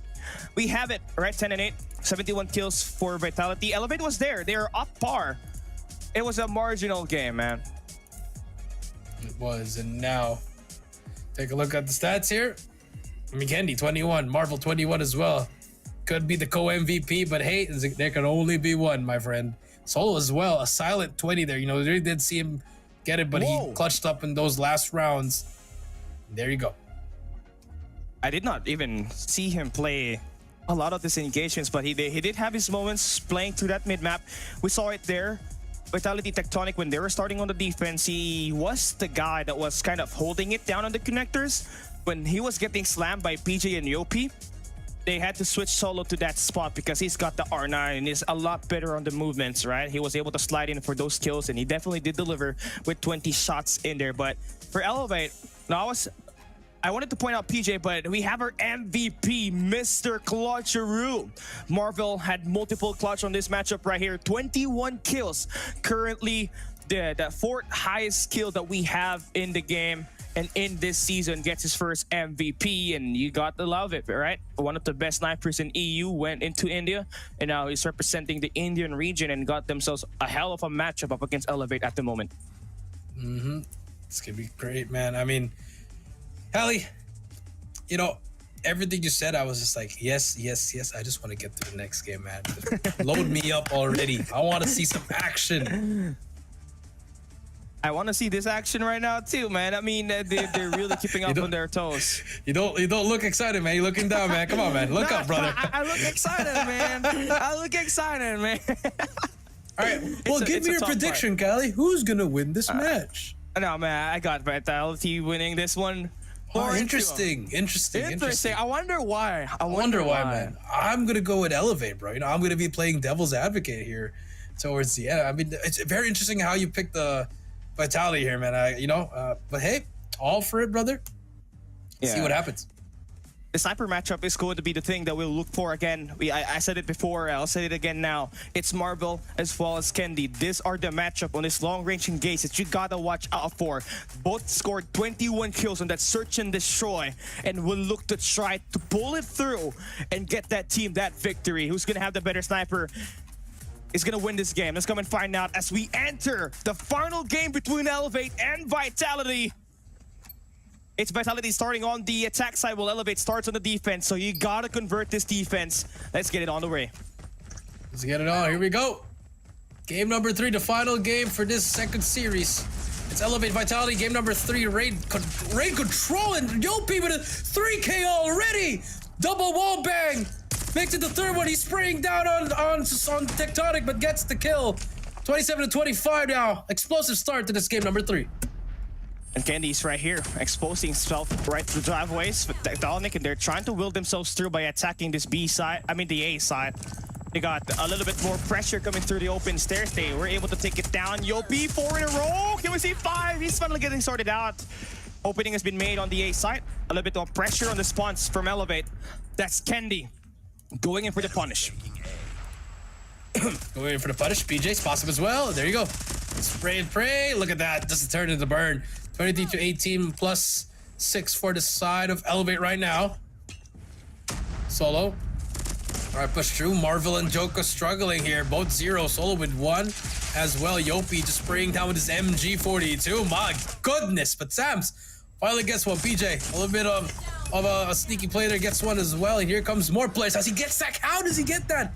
He's gonna be one shot, 20-10 now. First round should be in the books, Callie. All right, this is it, man. 18-10, 28 seconds left. Better map presence for Elevate on the defensive side. And it's just 4 kills for Sams. Sano's gonna be able to get the takedown. And man, the pressure is on, right? You just gotta get this extra time, but you're running out so much on lives. Marvel picks and boost, gets those 2 eliminations. Kendi there, he has his eyes set on Tectonic. The wall bag gonna be successful. But the A side, right, they're gonna scrap it. It's 13v5, it's over. Elevate should be able to convert this round win.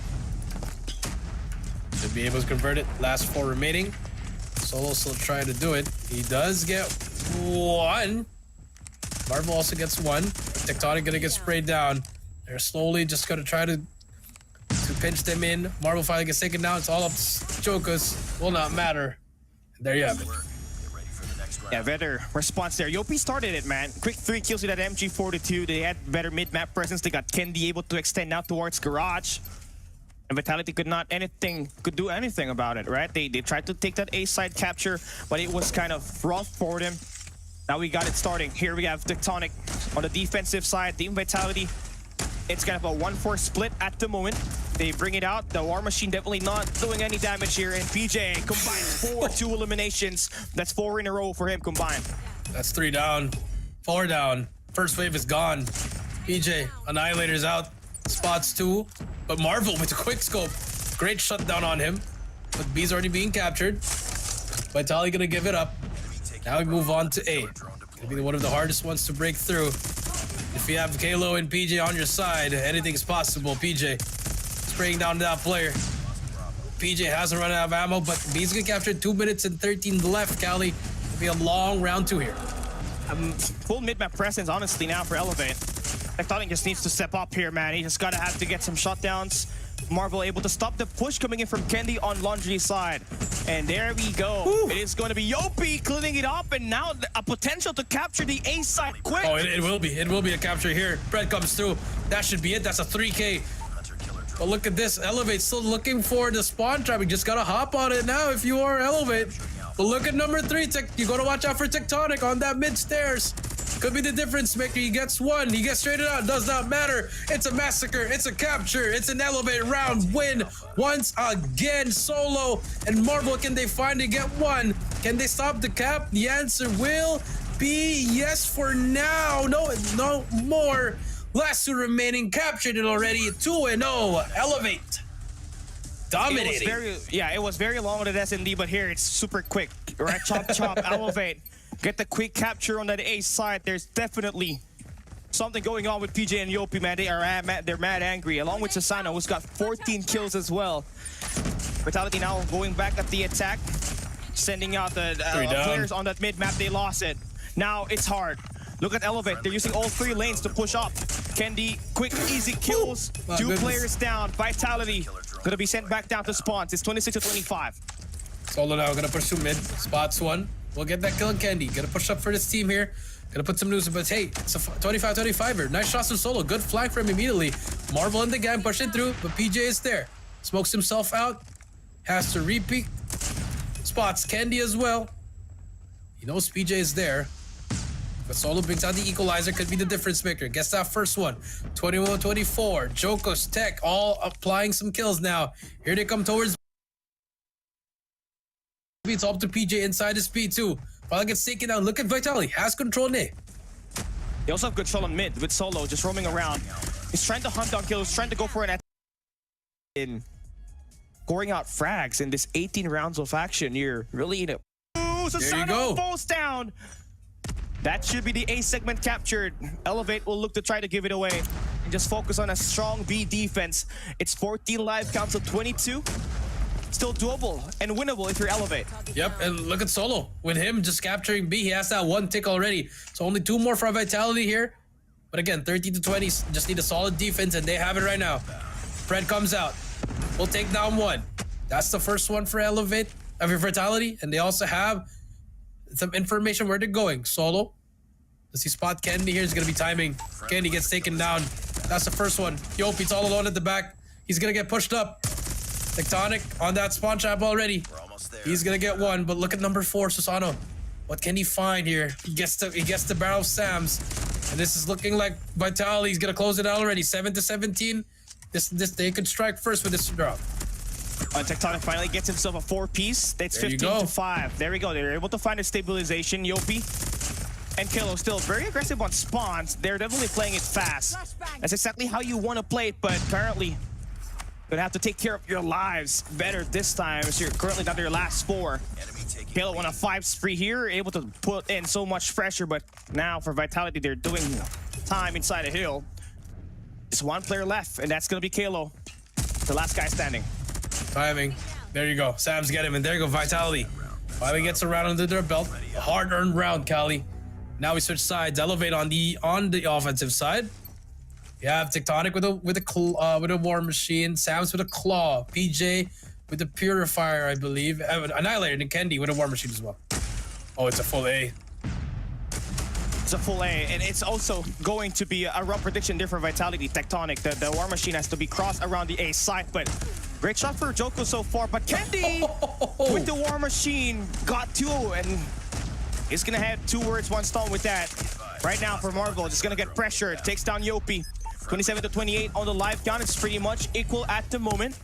Elevate, I mean, right now you got number 2 in blue and PJ waiting for a spawn trap to go through, but he gets taken down with the Annihilator, so no value off of that. The Vitality gonna be able to push up with Jokos with this Sparrow. He's got 12 kills, something that was missing on that hard point. Finally able to lock it down, but Elevate, this is still something that they can win through. That's true. Yopi gets taken out by Tectonic, but PJ gets a trade. Halo spots a player, gives him that spear. 19 to 22 now. Captured, starts on A. But you see number 4, Solo, being a very sneaky player here. Candy will take down the player. Once again for that spawn trap. No more players for that B side. It will be a capture for Elevate as we add another minute on that clock, Callie. A and B both captured already. B already captured. A has one tick. Hey, OP, man. You just gotta get yourself that initial pressure. Just get the pressure. Get that extra minute of the clock. There you go.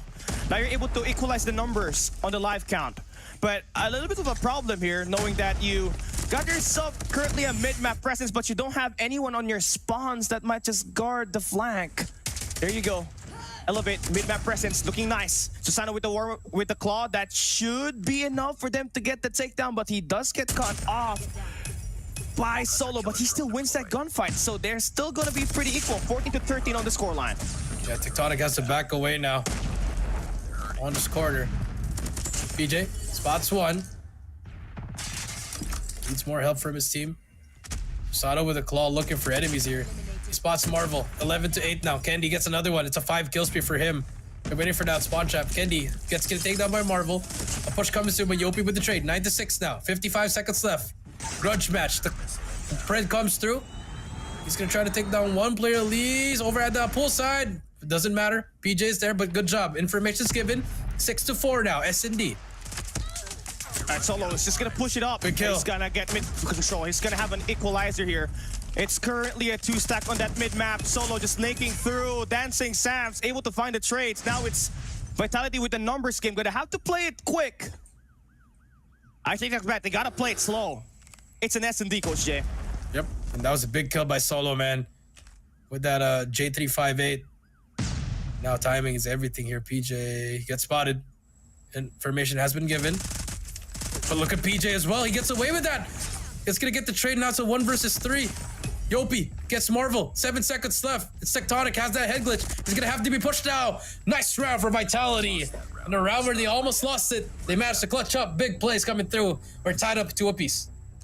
Now you're going back into the attack side where you kind of saw Elevate on that first round where they were pretty good on that defensive side. Vitality gonna have to think bigger picture and have full mid-map presence as they open this one up, because that's where they kind of lost, and Elevate got full presence on the attack and got those eliminations. Yopi starting off strong once again, gets that double, but Tectonic there for a couple of trades. 27 to 27 on the live count. It's pretty equal here. The trades does come out in favor for Kendi as he finds the better out of that War Machine investment. Wallbang through for Kendi, the machine pistol to confirm that kill off against Solo as well. This costing shots, and Vitality sent back down the spawns, and look at the snowball. Elevate looking aggressive. They are looking aggressive. Candy still alive. Spots 2 more. And now that's going to reset the whole lineup of Vitality as they push towards B now. I love it. Really wants to have just A here. They're going to probably give this up unless with one push here, Kali. Marvel takes down Kalo. That's going to be jotting down, but you see Susano. Nice shots from him as well. A minute is going to be added here if they capture, but Yopi has something to say as he shuts down Joko, shuts down Tectonic as well. It's all up to Solo on that backside, but PJ with the Annihilator, 21 to 14. Now look at Vitality pushing through A immediately, and there's going to be 2 players on the side of Elevate. Just going to be Yopi as well as Kayla as they get shut down by Sams immediately. So pressure now towards A. And PJ is still alive here. Oh, runs out of the Annihilator. Marvel should be taken down here, but he gets stunned. So now Marvel knows where the position is at. It's a flank here for Elevate. This is the best spot for them to stop the push on the A side. And another push for Vitality. They're non-stop, going in and out of the A and the B side this time. They're going to get that push on B. Predator Missile going to be locked down.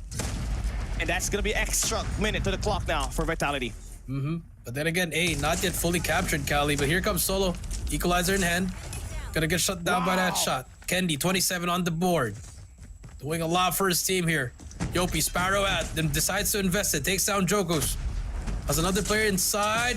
Doesn't need that anymore. PJ shuts him down. Last 5 remaining. Should be match point for the side of Elevate. PJ gets 1. PJ gets 2. How does he get 2 there? Jokos finally trades out PJ. It's a 13 versus 2. Match point for Elevate. And that's good right there. Just got to convert this last 2 players. You still got to waste around the clock. You can cycle your operators here. That will be nice for Elevate. You don't got to push this. wait for those, and on the next round where you are up 3-2, to be able to have extra operator available. But Jokos and Marvel are gonna try to maintain their position in this map. This is 2v10 at the moment, and you know, it's really hard to bounce back from this kind of numbers, especially with Kendi around the map. 29 kills on 4 rounds of action, and isn't gonna get started down by Marvel. What can you do? When you're the last guy standing, you can do time. But look at Elevate, man. They are prepared for that next round in terms of those operators that will be available as the lock-in completes. He's hiding behind that basketball court. No one saw him. They're just trying to they're letting Yopi charge his Annihilator. No, his Sparrow actually. Yopi Sparrow, yeah. There you go. Spots him already, and there you go. Nice shot from Kendi. But at the same time, that tick that he captured, if we go to overtime, could be a difference maker, Callie. We don't know. If it goes to the round 7, it could be. But here we go. 4 operators for the side of Elevate. Vitality has 2. Could be the final round here unless Vitality forces a round number 7. And here they come. Yeah, Marvel is the only guy here, along with Jokos, that will have all of those operators available. War Machine they played it for Kendi. Is spraying it in, keeping all of those pressure. Kilo dancing in through it. That's gonna be good for 2. But Marvel able to stand it up right now. He's gonna be able to find 1 kill. Plus 2 kills, 26 kills for him there. Elevate. Still trying to find the rotation here. Finally gets sorted down there by Jokos. It's gonna be a moment play on top. Kalo knows he's the 1 player in this corner. He spots him, but Jokos gets him. That's a big kill for him as well. Some early kills coming through, but Joko's still alive there. He gets another one. It's being annoying, but here comes Solo with the spray down, 20-24. 50 seconds left. Elevate has no answers whatsoever at the moment. Kendi finally gets him down. 5 lives gone, but it doesn't matter as Kendi pulls the trigger on Jokos. Marvel with the Annihilator. Can he find something? A look of Vitality. They're stacking this A side. I mean, it's B side of me.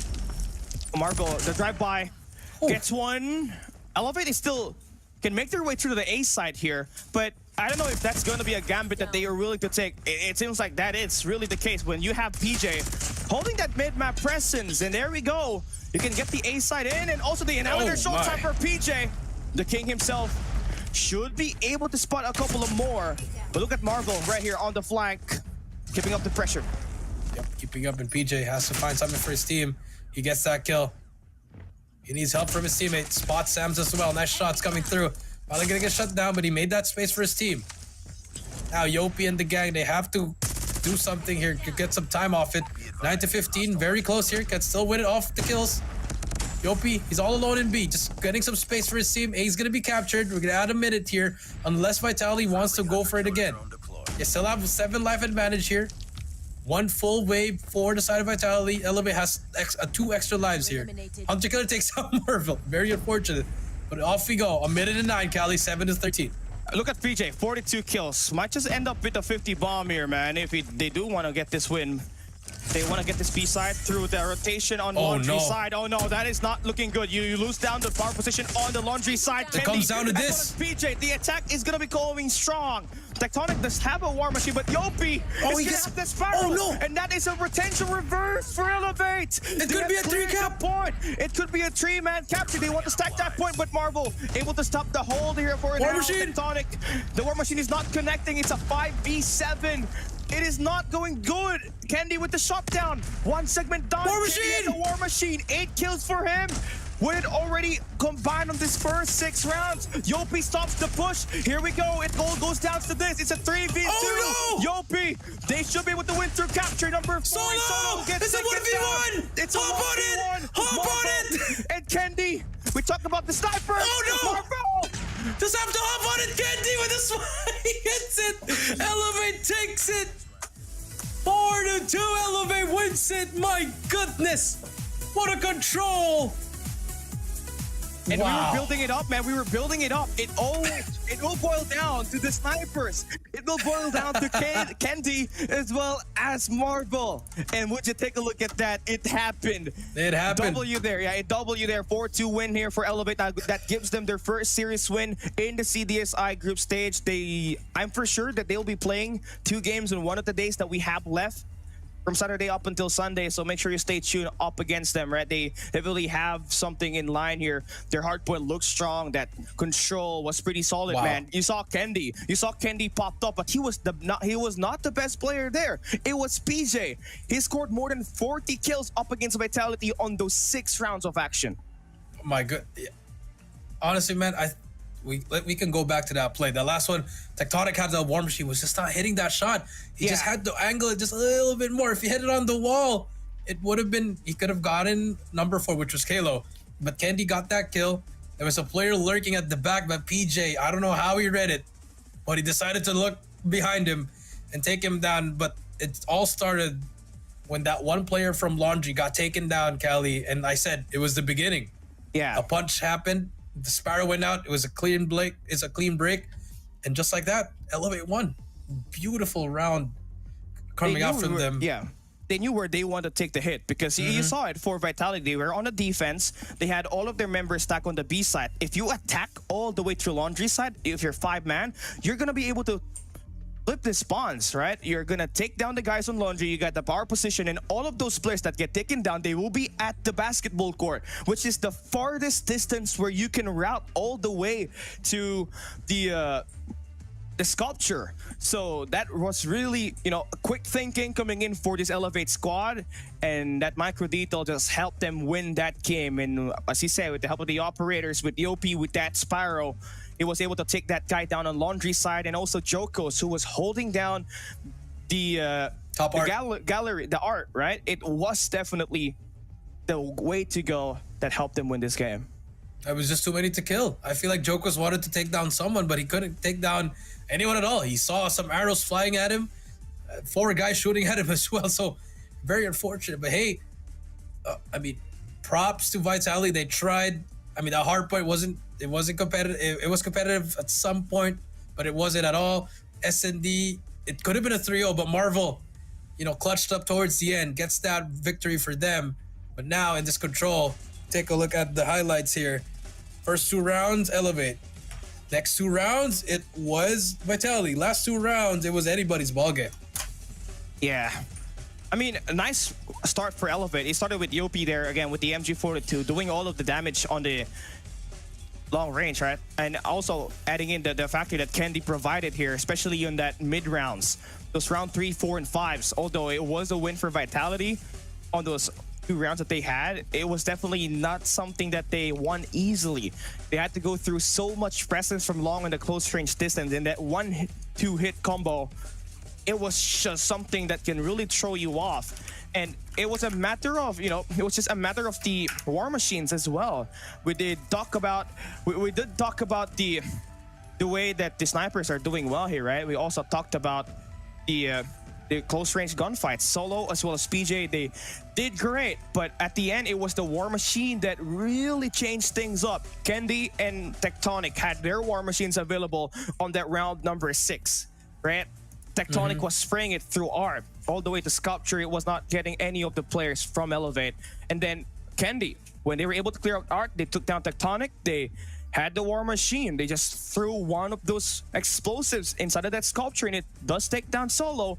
And it became a 1v1 where Marvel had just so much pressure from that sniper, from Kendi, that he had to throw in a lot of their angles. It took him some time to make that attack, and Kendi just hit the smoke, get that capture, and it was a big win for them to win the series. A rock helped Kendi win that game. So yeah, imagine that. But hey, it is what it is, Cali. If you're a fan of Vitality, they tried their best, but I believe they're not yet out of the tournament yet, Cali. So I think hopes are still up, but they just have to be perfect in the next couple of days, I believe, Cali. Yeah, they have to be perfect. DVS, they're going to be fighting Q9 as well. It's definitely a matchup nightmare for them. So a lot more, and Cali's gone, but he'll be back. But yes, going back to it, amazing play coming through from Cali, from Vitality.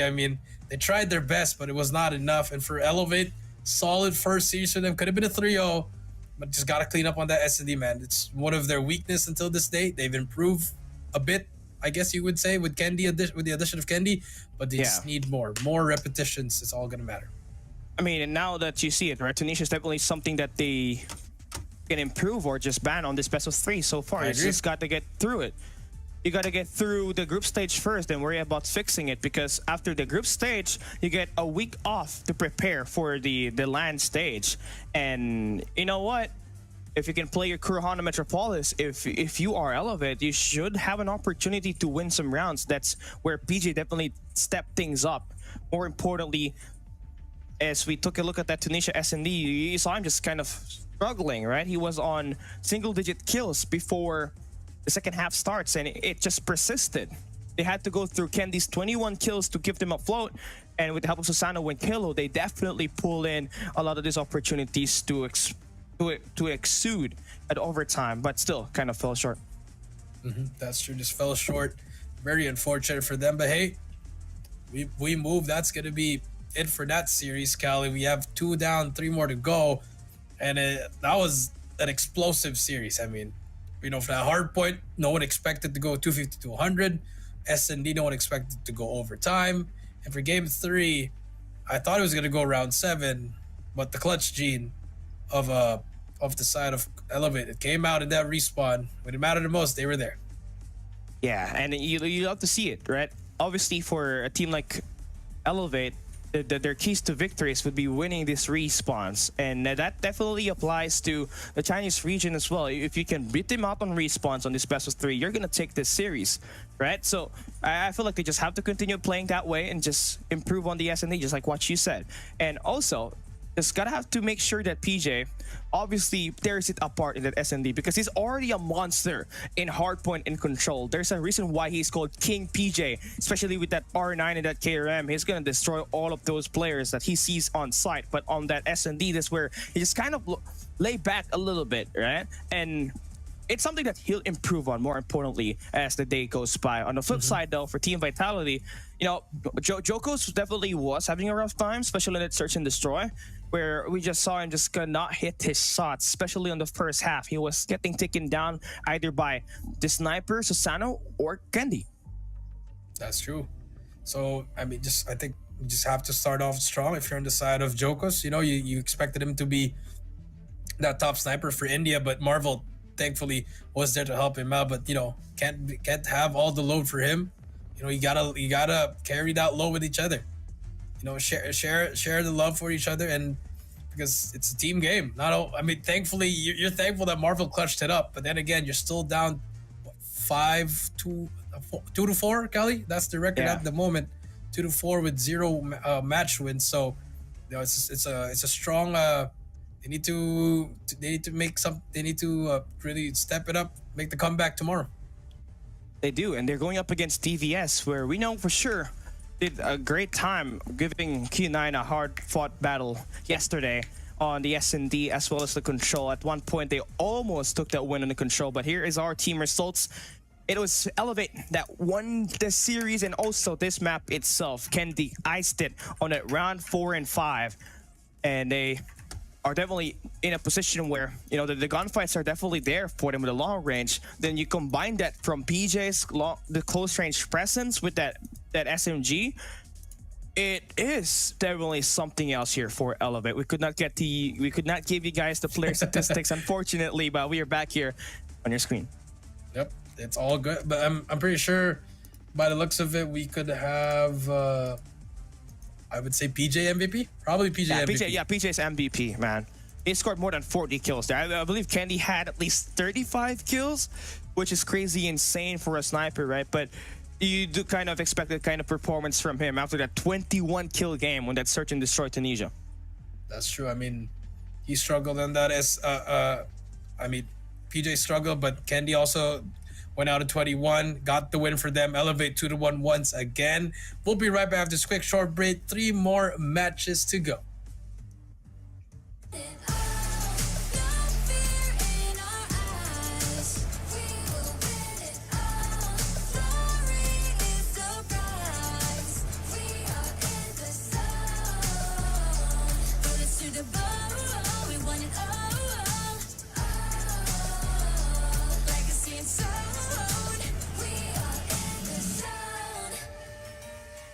Now you're gonna have to get through me.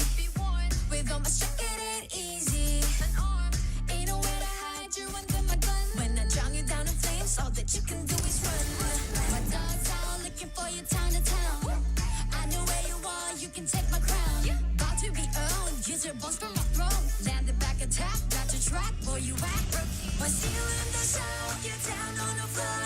Came in for action, so what is some more? Destined for war, all versus four. When we begin, it gets real. We're gonna win it now. Watch us and we'll show you how. Runs around, getting loud, not too late to turn around. Running, gunning, ready. 'Cause we want it all. No fear in our eyes. We will win it all. Glory is the prize. We are in the zone. Put us to the bone. We want it all. Legacy and soul. We are in the zone.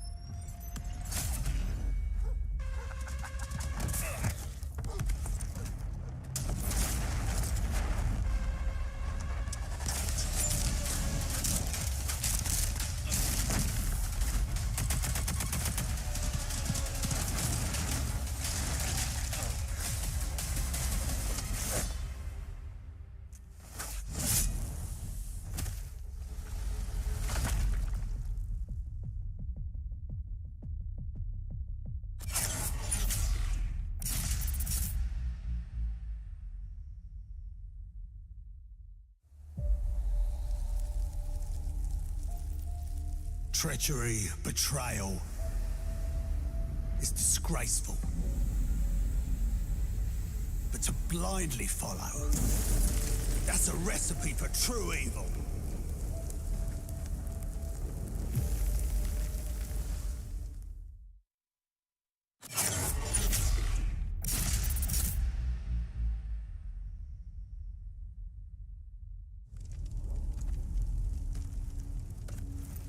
In the end, trust only paved the way for betrayal. Blood can only be repaid in blood.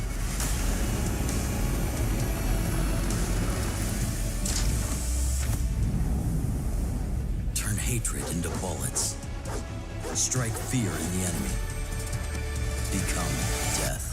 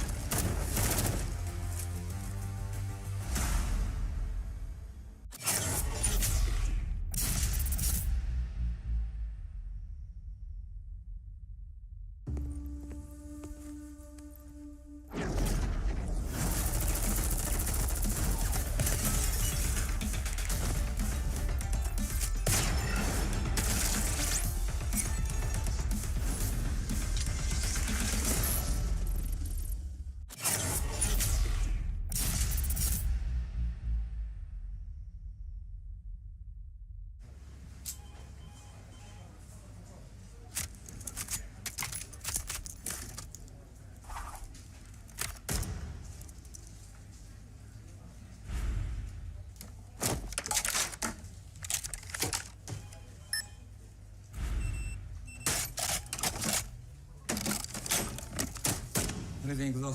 はい、こちらが比較した結果です。2010年、失礼。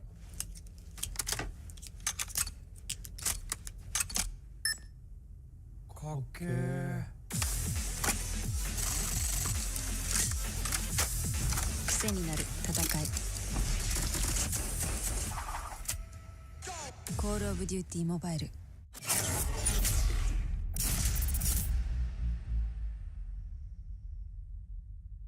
We gathered from all around Malaysia. This is Jom Cod M. Over 70 players showed up to immerse themselves in a day jam-packed with activities. Exclusive merchandises and prizes were given out to players throughout the day, and players also had the opportunity to interact with the Garena team.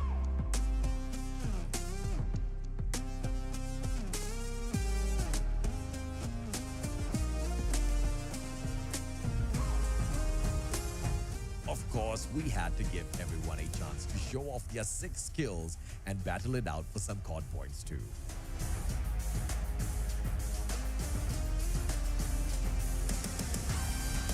The energy was truly explosive, and we hope you, the COD community, enjoyed your time at Jom COD.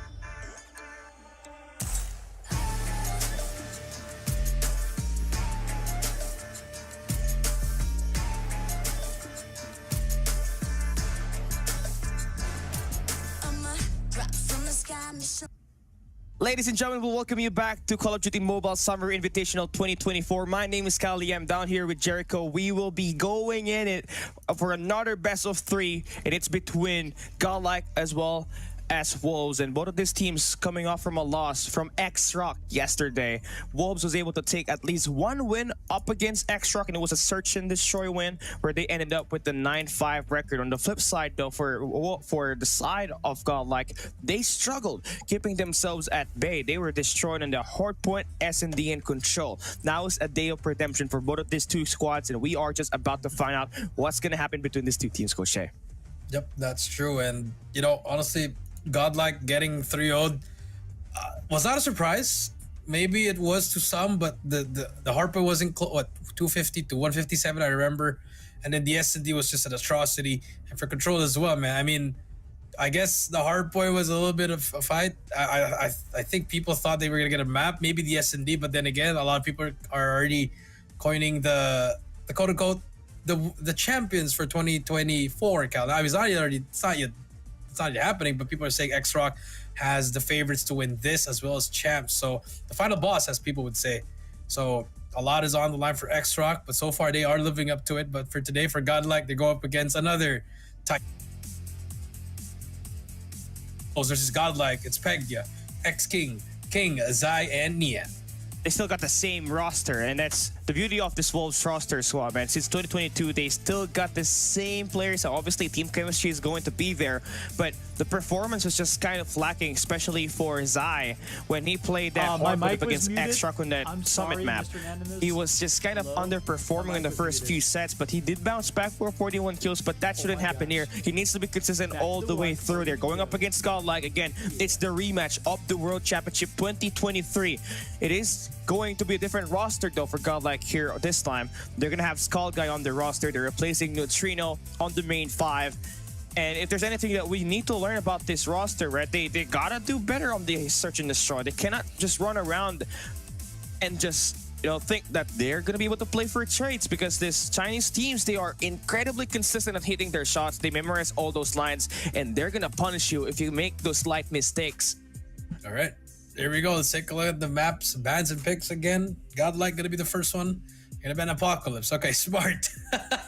Apocalypse ban already. Wolves gonna be banning Hackney Yard. Do we see Hacienda standoff ban here from the side of Godlike? Summit. Okay, don't wanna mess with that shotgun. That's true. Move over to standoff. Should be standoff. There you go. Hacienda hardpoint. Hacienda. It is. Now for S&D, Tunisia should be banned. Okay, Kuruhana for Wolves. Tunisia for Godlike. Should be a Tunisia. There you go. Yeah, there we Tunisia, go. then we go over to a Express. They're banning Takeoff. There you go. And then Takeoff, and then we play on firing range. Godlike needs to ban firing range here. Nope, they're playing firing range. I'm telling you, Kali, I can predict these stuff, my friend. Seaside is going to be the map for control. Oh, no, it's going to be Arsenal. Sorry, they're going to ban Seaside here. There you go. It's going to be Arsenal. W predictions, Coach Jay. So we got ourselves Shenda. We got a firing range, as well as an Arsenal map. So that would really pretty good map pick, honestly. Yeah, for both mid-range sides. maps. Yeah, they want the ARs to do a lot better here this time, and I kind of like that. But I'm kind of nervous on what's gonna happen in the Search and Destroy, because you obviously know firing range. It used to be the special for Godlike. It also is one of the weaker maps for Wolves, to say the least, when they're going up against Chinese teams, right, in the CDM region. But, you know, we're just going to have to focus more on the hard point, I guess, which is going to be Hacienda hard point. Yeah, see what happens on that hard point, because yesterday 250 to 157, they tried their best on that small map, man, but the pressure of X-Rock was just excruciating. As we take a look now at game number 1, equalizer in hand, no gravity vortex for Wolves here, and for Godlike, they're prepared to come here. Gotta use their ARs here. Maybe they can find something. But this is gonna be game number 1. It's Wolves, Godlike. Game number 1, Hacienda. All right, this is going to be a nice rematch once again. The Cotton World Championship 2023 rematch starts now. Godlike starting on the blue side. They're going to have to flip those spawns for later on as we enter that P2. But for the meantime, we got to get those positions on the top floor. We'll also get the contest on this fountain spawns where you got the hard point locked in. Godlike wins the first wave of gunfights, and they're the ones first to claim the time. That's true. And the Beast with that sniper pulls it out. It's going to get taken down immediately. But 10 and counting. They're going to get some time off this. But here comes Wolves on the back end. But look at Learn on that corner. Gets 2, almost gets a 3rd. But Zai is there. Prevail running an R9, actually. A very unconventional weapon for this map here, Cali. But you see Wolves here just struggling on the start, but finally hopping on that point and getting some time. And there we have it, King, man. He played incredibly consistent on that Search and Destroy yesterday up against X-Shock. He was the playmaker, shutting down Ma and the opposing sniper Sunuo on the Tunisia S&D. But here, on this AR, he has been locking it in. Nian just gonna have himself a couple of engagements on the spirals. Strunks with a nice 2 kills, and there we have it. It's a pretty back and forth, but Wolves does get the last 30 seconds of this P1, while Godlike settles in for an early rotation on P2. Early P2. See Wolves here already trying to break it from the waterfall, and Godlike already inside this point. Gonna have a Biz on top already. Zai gonna cut him off. Here comes the push from them. Zai gonna come through, but he's gonna get taken out. Prevail, but Wolves manages to break the hill. 35 and counting. Here comes Godlike. Remember what happened yesterday, Cal? They struggled on their retakes. Let's see if they worked on it. Nades are flying through. They're gonna get flashed immediately. That's 2 down for them. Abyss, what can he find? He finds 2, but Prevail as well. Beautiful break so far. It's gonna be 1v1. Skull G gets this as well. Now we see Godlike getting some time off this P2. Oh, nice shots here for Abyss to go for the 4-piece there. And now it's Wolves just spawning all over the place. This 22 seconds is going to be needed by Godlike to make sure that they are the ones remaining on top at the end of this P2. But Wolves still going to continue to play the scrap time. Now, this is something that was lacking for the region entirely back in the last 2 years, right? For them to play the scrap time and also settle for next. That's something new to begin with. And they're going to be having that 8-point lead, 9-point lead as we enter P3.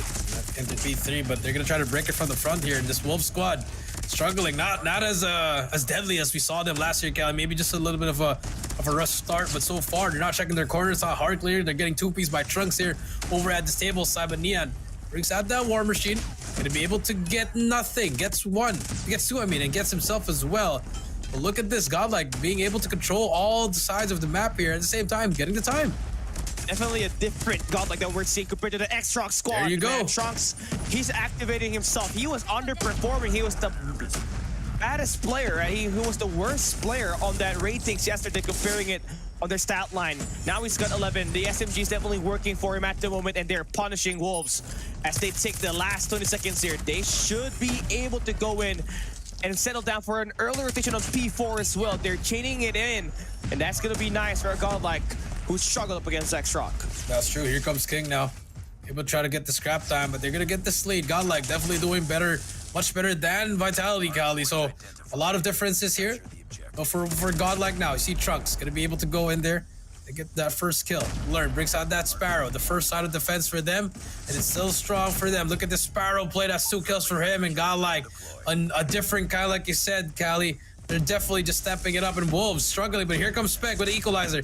Can definitely shake things up. He spots 1, spots 2, almost gets a 3rd, but it doesn't matter. More players are Godlike just stacking on that side.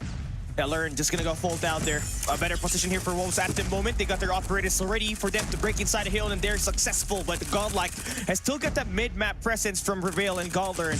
That should give them that multi-angle attack.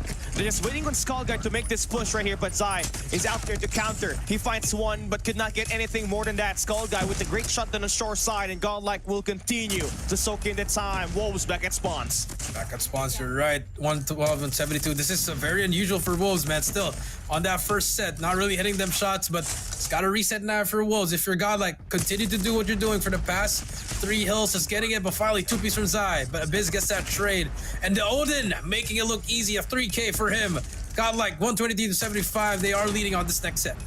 This is definitely a different Godlike squad that we're seeing at the moment. They're hanging in there with their gunfights. Trunks is obviously performing very well on the SMG. That was what's lacking for this squad. Knowing that Neutrino is out, you would need a little bit more firepower for everybody else. Wolves going to be on a 40-point deficit. They are doing some time inside of that hill. Well, Skull Guy and his teammate, man, they're just relentlessly attacking inside of that point. Wolves cannot get anything more than 10 seconds inside of that tower point. Hey, but even if Godlike is dominating this game, Wolves right there, 130 to 89, not a big lead at all, and Wolves could definitely just turn it around, flip the switch. Oh, when we go to that P2, 20 seconds left on this P1, and look at them just soaking in that clock. And Wolves struggling to hop on that point as well. The smoke's getting in their way. Zai gonna be struggling here. Finally gets that kill. Last 10 seconds goes to them, but look at the rotation again. King already in this P2. Gonna be able to have a 1v1 here. Does he win that gunfight? No, he does not.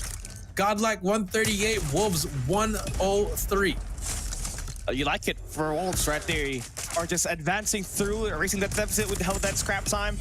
But they are kind of caught into a moment where they are kind of flip spawns, right? You're spawning on checkers. You have 2 angles at this, 1 through source side and 1 through checkers, but you're getting countered by Farewell on the mid-map, and now your players are just gonna get pinched on. Peg does find a kill inside. That's good for 2. Just 1 more player to deal with in the hard point, but Strong stops them with that equalizer. He's out for the hunt for the red October, and he's going in for a bloody mess. Godlike continues to hold down the point, and now is slowly building up the lead.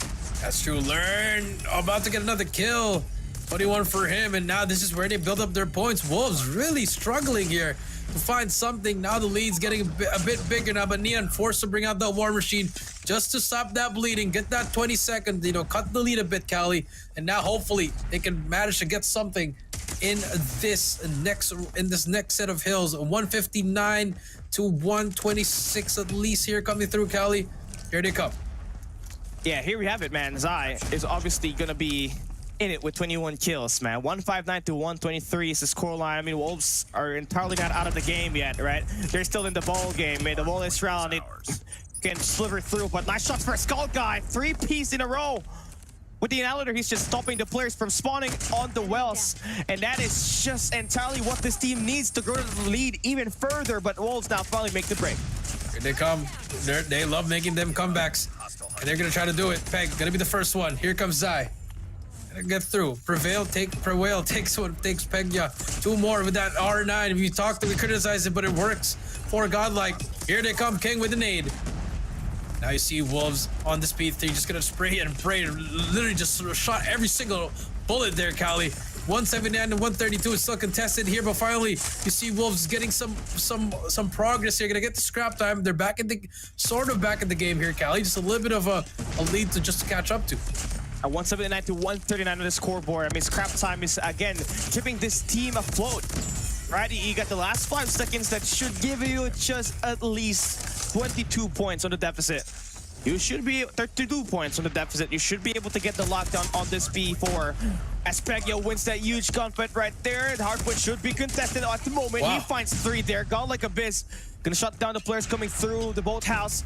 And now Wolf spawns is gonna flip. They're gonna be back at that garage. But King does find the break with that Sparrow. That's gonna give Wolves that safety net to make sure that they're gonna be able to contest inside the hill. Yeah, but Peg now trying his best to will his team back. Gets 1, gets 2, gets that's a 4 down. That's 5 down for the Abyss. Wastes that War Machine as he gets shut down.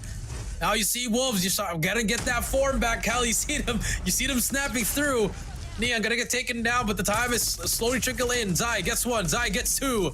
Nice shots from him as well. King gonna get the 3rd one as well, and there you go. Godlike just throwing their lives now, playing a little bit sloppy on this break. It's also just Wolves just getting the better position out of here, man. You got Zai holding down that open. They got King just kind of playing inside of that hard point. He's about 55 seconds in it, and it's just gonna continue to grow as they maintain the dominance in this P4 hard point. Now they're just 5 points? A marginal lead. Yeah, just 5 points away from taking that lead in the hands of Godlike, who's gonna have that timely rotation as the hard point opens up. They'll be inside, but look at King, man. He's gonna have the top side control. Under-ear killer goes out, and he's gonna take down Chunks. That is 2 in a row for him at the moment. And look at Wolves growing time. Now we're about to see the lid switch. Wolves now finally takes the lead. Yeah, Wolves now finally take the lead, and here we go. This could be it. We do see them pushing through 192 to 192. Wolves gonna get this time. Now we see Zai gonna be inside this point. 3 kills for Neon, gonna get some kills as well. The momentum already shifting, but you still see Godlike fighting inside this point. They're gonna hop on it as well. Another kill coming through from Pegya, but Neon, look at the second floor control from the side of Wolves. They're finally getting back into form. King gets another kill on him as well. That's a 2K, but no one's gonna be hopping on that point. You gotta get on that time. Finally, Peg inside that point. 201 to 198 as you rotate back to P2. A big gunfight on your map. That's gonna be number 1. Learn with that Sparrow. He needs to get all these kills right now. But King is just actually stopping the reinforcements to come through from Wells. And now you got Wolves inside of the hardpoint. Abyss needs to win this fight, but King has just been so reliable in finding these shots. But Skull Guy with the 2-piece. That breaks the point. Wolves are gonna get shown out. And Skull Guy continues to go in for a bloody bloodbath. 36 kills for him. And it's just continuing to grow. 206 to 211. We got ourselves a condensed game. Godlike with the first 15 seconds, but here comes Equalizer with the spray down. Equalizer good for 2, but not enough to break the hill. Not enough to break the hill, but here we go. Grudge match. Big place right here. Prevail gets 1. King gets the trade. Here comes the Sparrow from King. Can he get it? The trophy will not be able enough. And now you see King is waiting for his teammates here. Gonna have to make a huge play, but Learn Abyss inside the hill. 25 seconds left. They cannot end the game here, but can definitely get a little bit closer. Hunter Killer out as well. That's a 3K for him. Peg gonna be inside. No trades whatsoever. No contestment. They're throwing everything that they have here. Wolves, are they gonna fight for this? The answer is the final push for them. Yes. Just to try to make it a little bit closer, but Neon gets inside. 5 points to go. 4 more to go as we rotate back to B3. You see Learn again. He's in a pivotal position, Cali. Gonna have to make this work. Yeah, he's got fun. He's got not the second. big kill. It's a big kill right there for Oh the player my! from Wolves. And what a snap back there for Beck. Call him the snapper. 238 to 214 Kings. Here we go. 39 kills for Zai.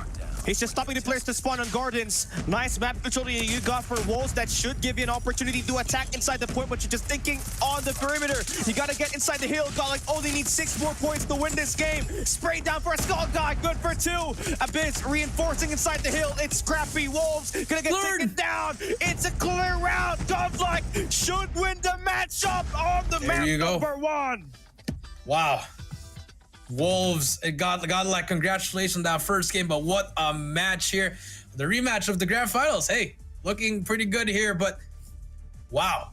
Godlike came to the show, Cali. A solid start. Kept them afloat towards the end here, and Wolves just really a slow start toward the whole game, man. They just turned up towards what, the 3rd set of the hills already? Yeah, and it's just the P4 that looked pretty good for them. All of the lead that you got for God, like they had a massive hold, but for Wolves, they got afloat because of the scrap time that they were building up over time, and it was just rough for them, right? You got Peg playing pretty well. He was scoring kills after kills after kills. You got King securing the route for you along with Nian, but you were playing a little bit more perimeter centric on that last hard point. You saw it for Zai. He was trapping the players from Godlike on the garden. So does he know that when you try to attack that garden spawns, the players will flip. It will go towards the wells. And that's what happened.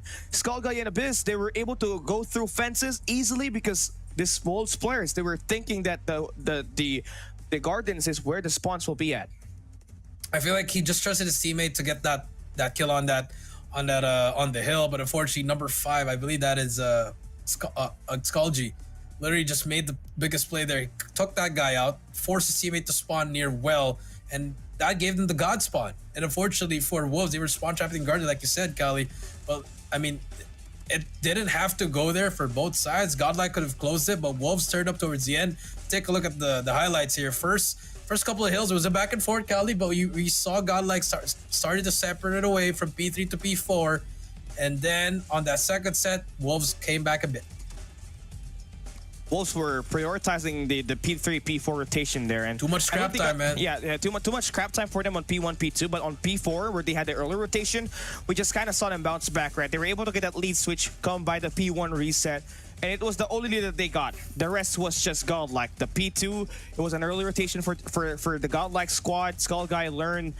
They did lose the gunfights on the early rotation battle, but it was the equalizer from that squad that allowed them to stop all of those players from Wolves remaining from checkers, and it pulled through. It was a snowball. Godlike from P2 to P3, they're able to win it.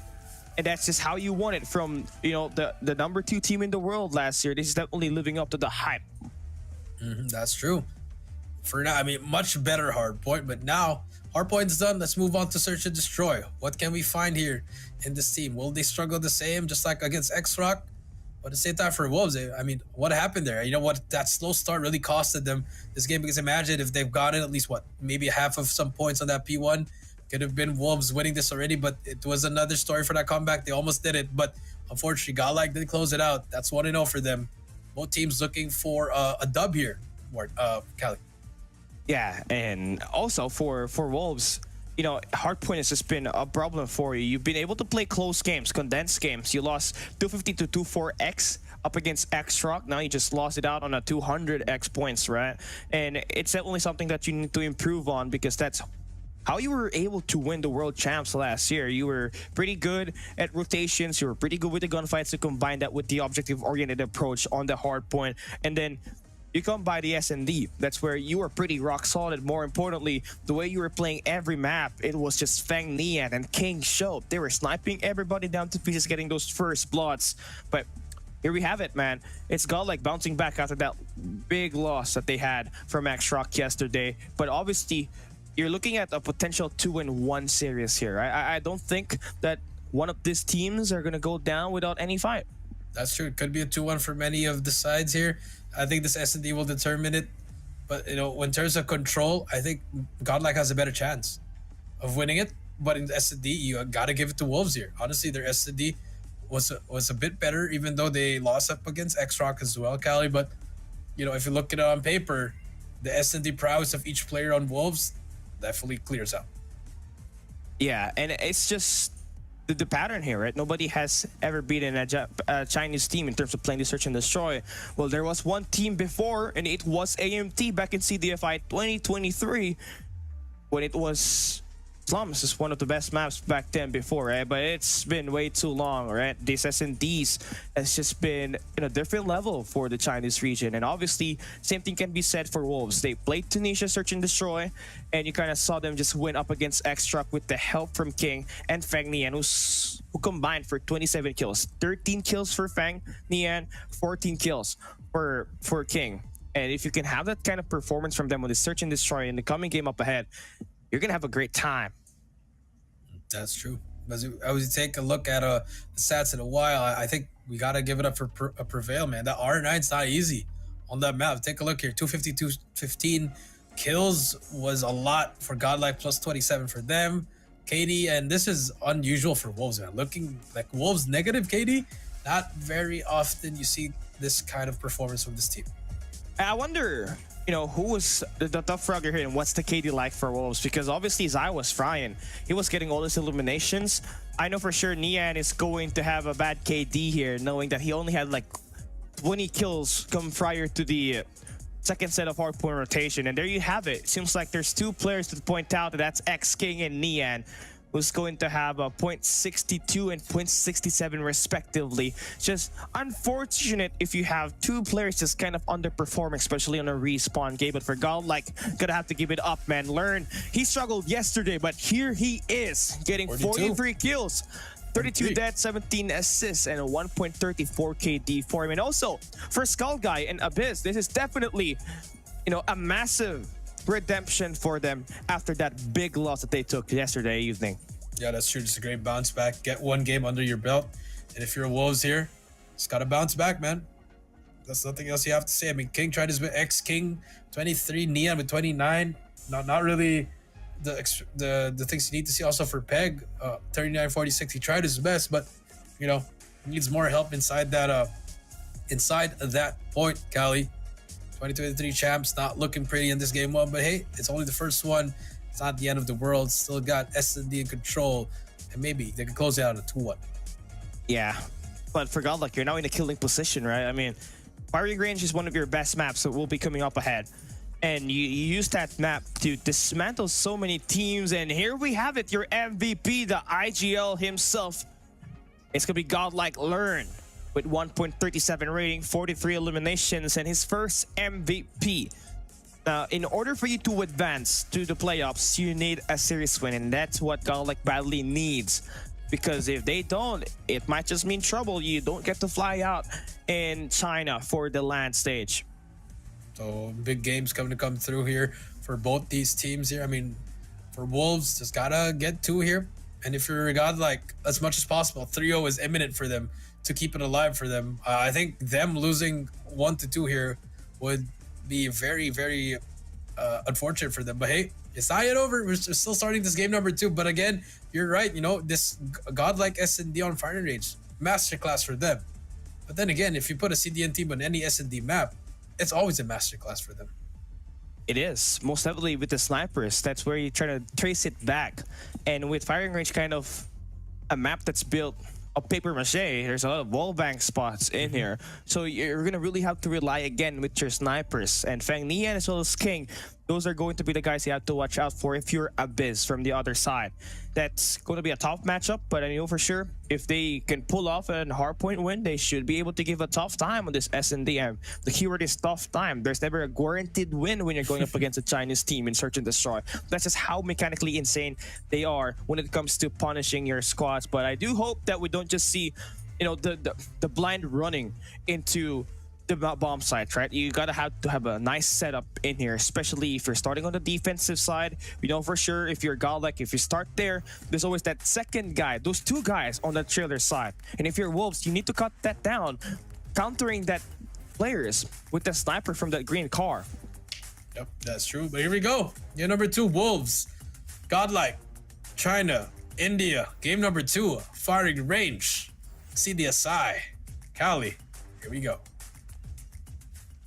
Starting with Wolves start on the attack side. Well, Godlike on the defense. So this is what we're talking about. Godlike likes to put 2 players on that trailer on the A side. So let's see if that's going to be the same exact thing. Seems like the opening would be a bit more mid-map oriented, and it seems like no attack gonna be done. Get some water, brother. Here we go. Some nades gonna come through, Cali. Here we go, Zai. Oh, it's just this. We've seen this so many times from Wolves, man, and they're never gonna change. It's just the weapons that change, Cali. For real, holding down the mid map with that MG42, that should bring in so much pressure for anyone that looks to try to attack that trailer. And the Wolves starting to slowly put the attack at the A side. Nades and the smoke should be able to cover down Abyss' site here. Oh, and still here sees goes the them. push. Shots gonna come through. Nade from Godlike. Will hit Zai, but not take him out. Here comes the plant. Another nade, but there's no trophy on it. Will not hit anyone. It's a 5v5 retake. Peg has that MG42. X-King's gonna be the first one to fight him. Here they come. Abyss on that snipe. Gets Zai. That's the first one. Here comes the push. Pegs get one, but the trade. X-King gets another one on him. There's another one on that trailer, but Abyss gets him as well. It's a 2 versus 3 now. He's King and looking for that Nian. fourth Both snipes, player. though. Yeah, looking for the 4th player right there, Nian. Does he get spotted? King just getting that pressure on that wood house. Takes down Lurn. Wait. 15 seconds left. You're just buying time. Abyss looking for that 4th kill, but it's not hitting. The attack now going through. Nian stops the push and gets the second. Fang Nian, he's back, Cali. You love to see it. Sniper is doing its job. And that was crucial. You take that bomb planter down, you obviously buy your team some time. That was a solid play for Godlike. I feel like they should have just stuck the 3 of them and just, instead of pushing it one by one, push together. Abyss missing that shot on that player after 3 kills in that round, man. That's very unfortunate for him. Here comes some nades. Nades are flying through. Nian looking for more here. Again, the same setup for Wolves. A triple 3-man setup in wood, 1 watching B long and 1 staying at A long. It's just basic, simple setup. Giving up so much map space too. Wolves is just trying to play for a pick on that guy on the thin side, but not really connecting at all. Shots being fired by Godlike, thinking that there would be some guy just holding down the corner of that wood house. Not exactly the case. You can see Godlike, you know, they're very, very patient. Wolves might just be able to do the same exact lineup here. They might just want to get that A side hit. There you But go. first blood goes towards Skull Guy. That's gonna take down the Yan. Yep, and I think he might have just baited for the whole team. Because look at... Oh, okay, never mind. Wolves still want to go for it. They already lost their brother there. They don't care. They're going to get that trade. There you go. That's 1. Did he check this corner? The hard clear has to happen now. Trunks gets spotted. Gets taken down. Here they come. They can still rotate here. 30 seconds left. Smoke. Here comes the push. Prevail in a very weird, in a very good spot, but also Learn on that corner. Do they check this? X-King gonna go in now, but Learn, look at that from the corner. Gets 1. He's gonna get traded out, but Abyss is there. He also gets Zai. It's a 2 versus 1. It's all up to Abyss. He spots the feet, gets him out. All down to him and King. Timing is Have everything. A sniper. 1v1 and Abyss wins it. A 1v2 with 9 seconds left. Wolves had nothing to do but have to take that gunfight straight up. Is that gonna equalize the score on the rounds? Let's see. Great round, but if you're Wolves here, man, just taking too much time here. You gotta clear out the base first before you start to plant. But look at this. Here comes the run. Here comes the push. They're gonna see 2 players inside already. Prevail gonna be inside. Gonna call it out. A quick flank, but Abyss gonna miss those shots. Number 3. Gonna watch out for King on that top wood. He has a huge assignment watching that flank. The bomb has been planted. Learn now. Oh, nice shots. Sticks down to one of the best players on Wolves, and that's Zai. King, though, responds back with that sniper play. Skull Guy on the flank takes down King. Trades after trades, and Wolves are falling down like flies. Godlike. Turning it up. Beautiful retake from them. Just unaware. Wolves struggling to look for that flank, man. No one... It's a miscommunication for both sides. 2-1. Godlike takes the lead. 2-1 now on the scoreline, man. And Godlike, this is why you want to respect that firing range, right? I mean, this is their specialty, their classic on that last year's run. But yeah, as soon as I glazed them, right, Nian responds back with that first blood. I was like, hey, Callie, don't do that. We're the world champions for a reason, man. That's true. That is true. So I gotta give them that respect. You know, it's only 2-1. Nothing crazy that's happening. Let's see what happens here. X-King laying an off angle here, man. Within 25 seconds. I mean, all of these rounds has been incredibly long. Both teams just utilizing those 1 minute marks before they even decide to make that push. And now you can see Wolves is doing the exact same thing for the past few rounds on the A side. Just want to get that bomb planted with the help of that smoke to just cover the rotation and the angle from Abyss. And now it's going to be a retake. It's a 5v4 in favor for Wolves. 5 versus 4. He hadn't spotted that player. But he gets taken down by Abyss. That's the first one. X-King on the same spot once again. They're looking for it. King gets spotted. But there's the trade. X-King needs help from his teammates now. It's a 3 versus 3. Here comes Wolves. Here comes Godlike. Peggyel spots 1. Buzai gets 2. Nice shots from him. And the trade is there. But a sloppy post plant for the side of Wolves. That is just, you know, they had to give Xai a clutch shot, right? Just doing that round right there. Nice free transfer because the guy that was left was holding that head glitch and just made life work off of it. But I think that's what you gotta expect for a guy like Xai. He's an Iceman, he's cold. 2-2 situation on the scoreboard. I mean, another slow play on the attacking, but this time a bit more heavy on the approach for Wolves as they got full mid-map presence. But look at Godlike attacking the back. This is going to be very aggressive. They got to take down King. That's going to be a first blood. 5v4 now for Godlike. 5v4 now for Godlike. Prevail with a shot to R9. More players. Nice shot from Prevail. The retakes could be complete. A 3K for him. Last player now is going to be Nian. What can he find? He finds Skull Guy. The retake is complete for Godlike. And Wolves is just getting cooked at the moment, man. A nice response for Godlike, honestly. They knew that Wolves has just been planting that bomb several times on the A side. So instead of just playing for a retake coming through barrels, they send out those 3 extra players to play that jungle route. And when they were able to earn that, they sent Will to go through wood and attack that trailer side and just dismantle those 2 players standing there for Wolves. Complete clinical retake for Godlike. And that gives them that lead. Isn't that lead? Abyss with a wall bang on King. Again, just getting out sniped here. Godlike playing out of this mind, man. 11 kills already. It's beautiful for the side of Godlike. And if you're Wolves here, I mean, it's still a close game here. They could definitely just tie it up, Callie. I mean, even if Abyss has 11, it doesn't matter. But look at that, the 3-man push from Woods. Take it over, and Godlike, Wolves, are they prepared for this? They're gonna get tagged up. Here comes the push, so Prevail gets 1. Peg gets another trade. It's a 2 versus 3 now. But still, Abyss is alive. He's been the bane for Wolves. And he's been owning the sniper battle. But here comes Xai, spraying it down. Sees 1, takes down the sniper. Peg watching the back. No. And he's gonna take down Strong. Oh, he spotted him. Spam. Oh, Xai let him know what they're about to chase him through, but Skull Guy gets out unscathed. Skull Guy now returns the favor by moving around the woodhouse. Quick reaction from him.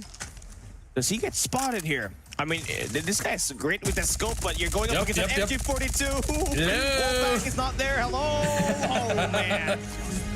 Yeah, I don't know. Tied up. Godlike had a perfect shot there, but I think Trunks shouldn't just have jumped out there, man. A little bit of a very... They kind of threw that round, Callie, to be fair. Because they had the upper hand there, Callie, but now Wolves. 3-3 now. Peg with 8 leading the team. Abyss with 11. Again, here comes the triple nade. Trophy will be denied. Look at that. Peg gonna get some shot on him. Look and learn. The spray, he gets 1. Yes, that's all you have to. That's all you have to do. Once you get that first skill, just gotta have to back away. But here we have Xai, just kind of very wary around the players attacking spawns. Free whale I mean, nice mid-map presence now for your squad, but Peg just kind of waiting for that moment to strike with the MG42. He pops up. Gonna get traded out. Nian getting pressure. My. Another one goes through. Chunks falls down. It's a 2v2 situation. How does he hit Zayas that? got that attack on the trailer. They can get that bomb and plant it as well. Yeah, learning Skull-G backed away immediately. They are running away.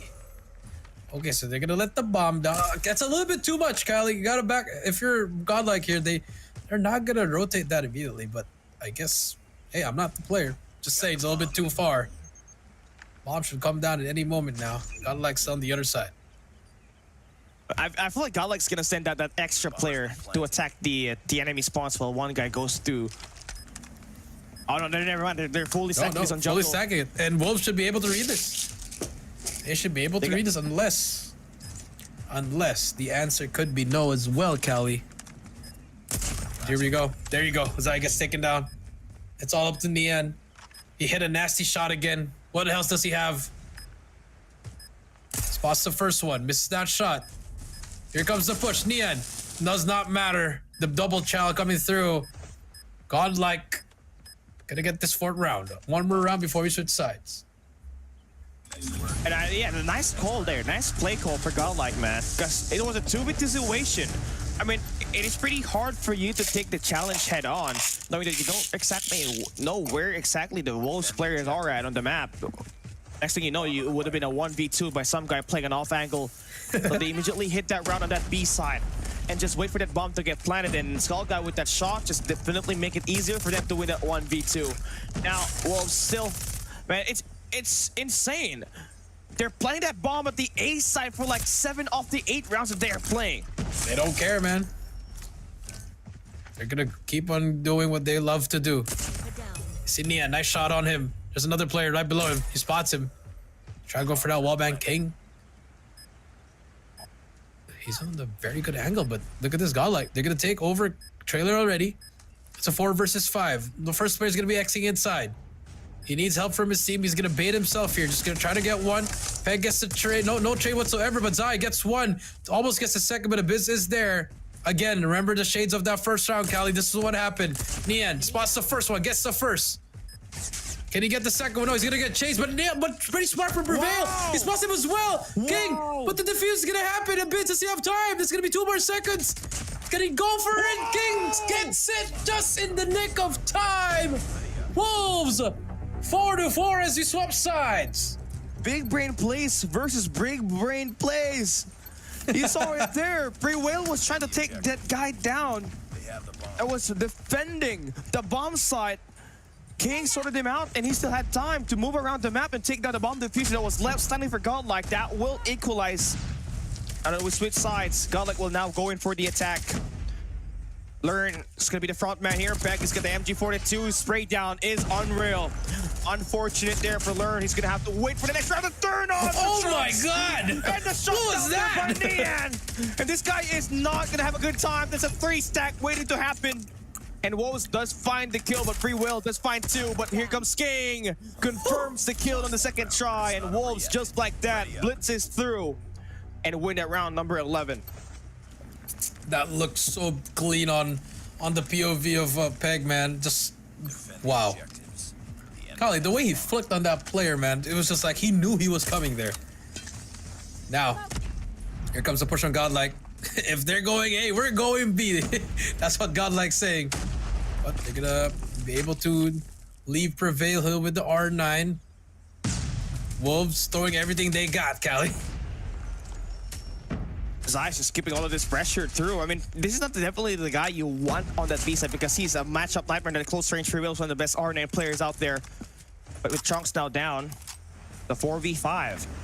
I mean, you still got that. Yeah, I think they know that there's that extra guy on that B side. Let's see, Abyss trying to hit that wall back. Will hit nobody.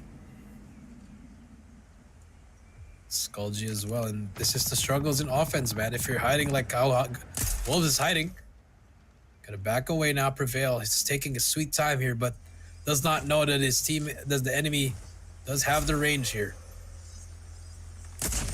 Nia now connects that shot onto Abyss. Wants to go for the double. Beck should be there to help it, and there we go. That's gonna eliminate Earn. Couple of more shots to follow through, maybe for that player that might just be remaining there, but Free Will is on the other side of the map. He's just waiting for an attack to happen. Yep, he does good. I think they should have let Prevail Yeah. do something first. Maybe he should have just baited, let his teammates go to A, but unfortunately he stayed there and did absolutely nothing. I mean, it took too long for him to rotate yeah, out. too long, man. He just didn't do anything. He just chilled there. But now here comes Godlike, gonna do the same thing. Quad nade gonna come through, will not hit anyone, but it's Peg. Number 1 with that MG, Kali. Could make wonders with this gun as he spots the first one. Can he spot the second? Yes, he can, but will get taken down. Zai gets traded out by Skull G, and now it's a 3 versus 4. Nice response for Godlike here, but X-King, another MG42 is going to be sent out on the map. Trunks now spraying it down. It's a map built of paper maches, and X-King. He's gone. Gonna have to, yeah, he's gone. He's running away. He doesn't want any of that smoke. Nian, same thing, just gotta run. Free Will was on the hunt. Nian cannot convert that first shot, and Prevail now looking for the punish, but that's Nian. Able to at least get one. Make this a little bit doable for his last teammate, but X-King just running around in the open, and Abyss connects the shot. Gets him 13.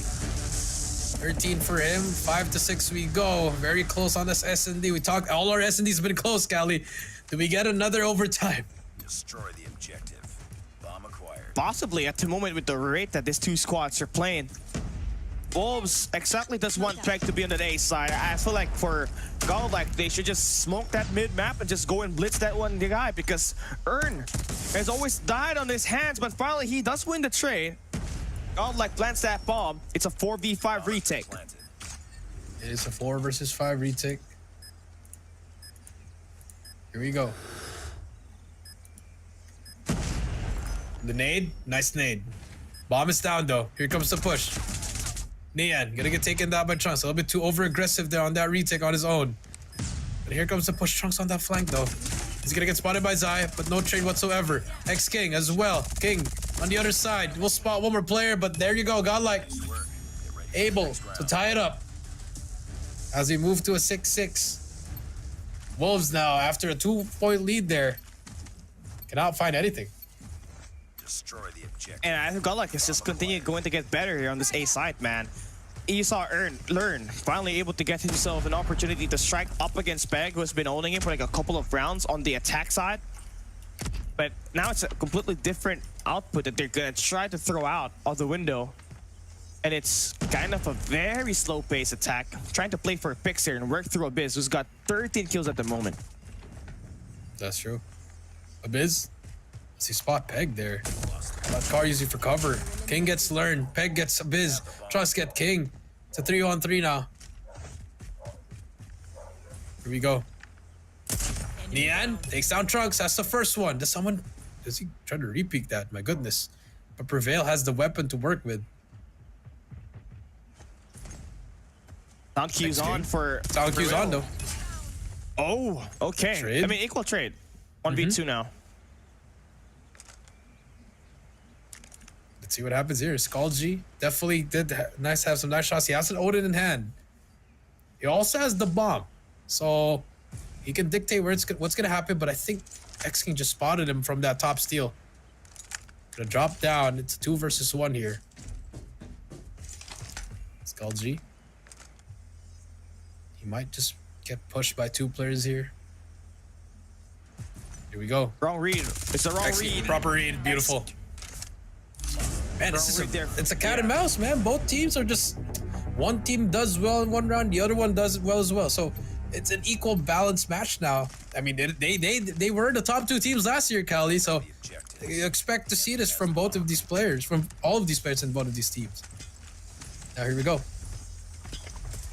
Frag out.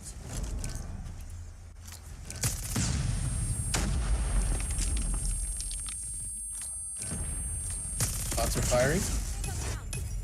Now we do see another one. That's Zai gonna get Trunks and Learn as well. The trades back and forth.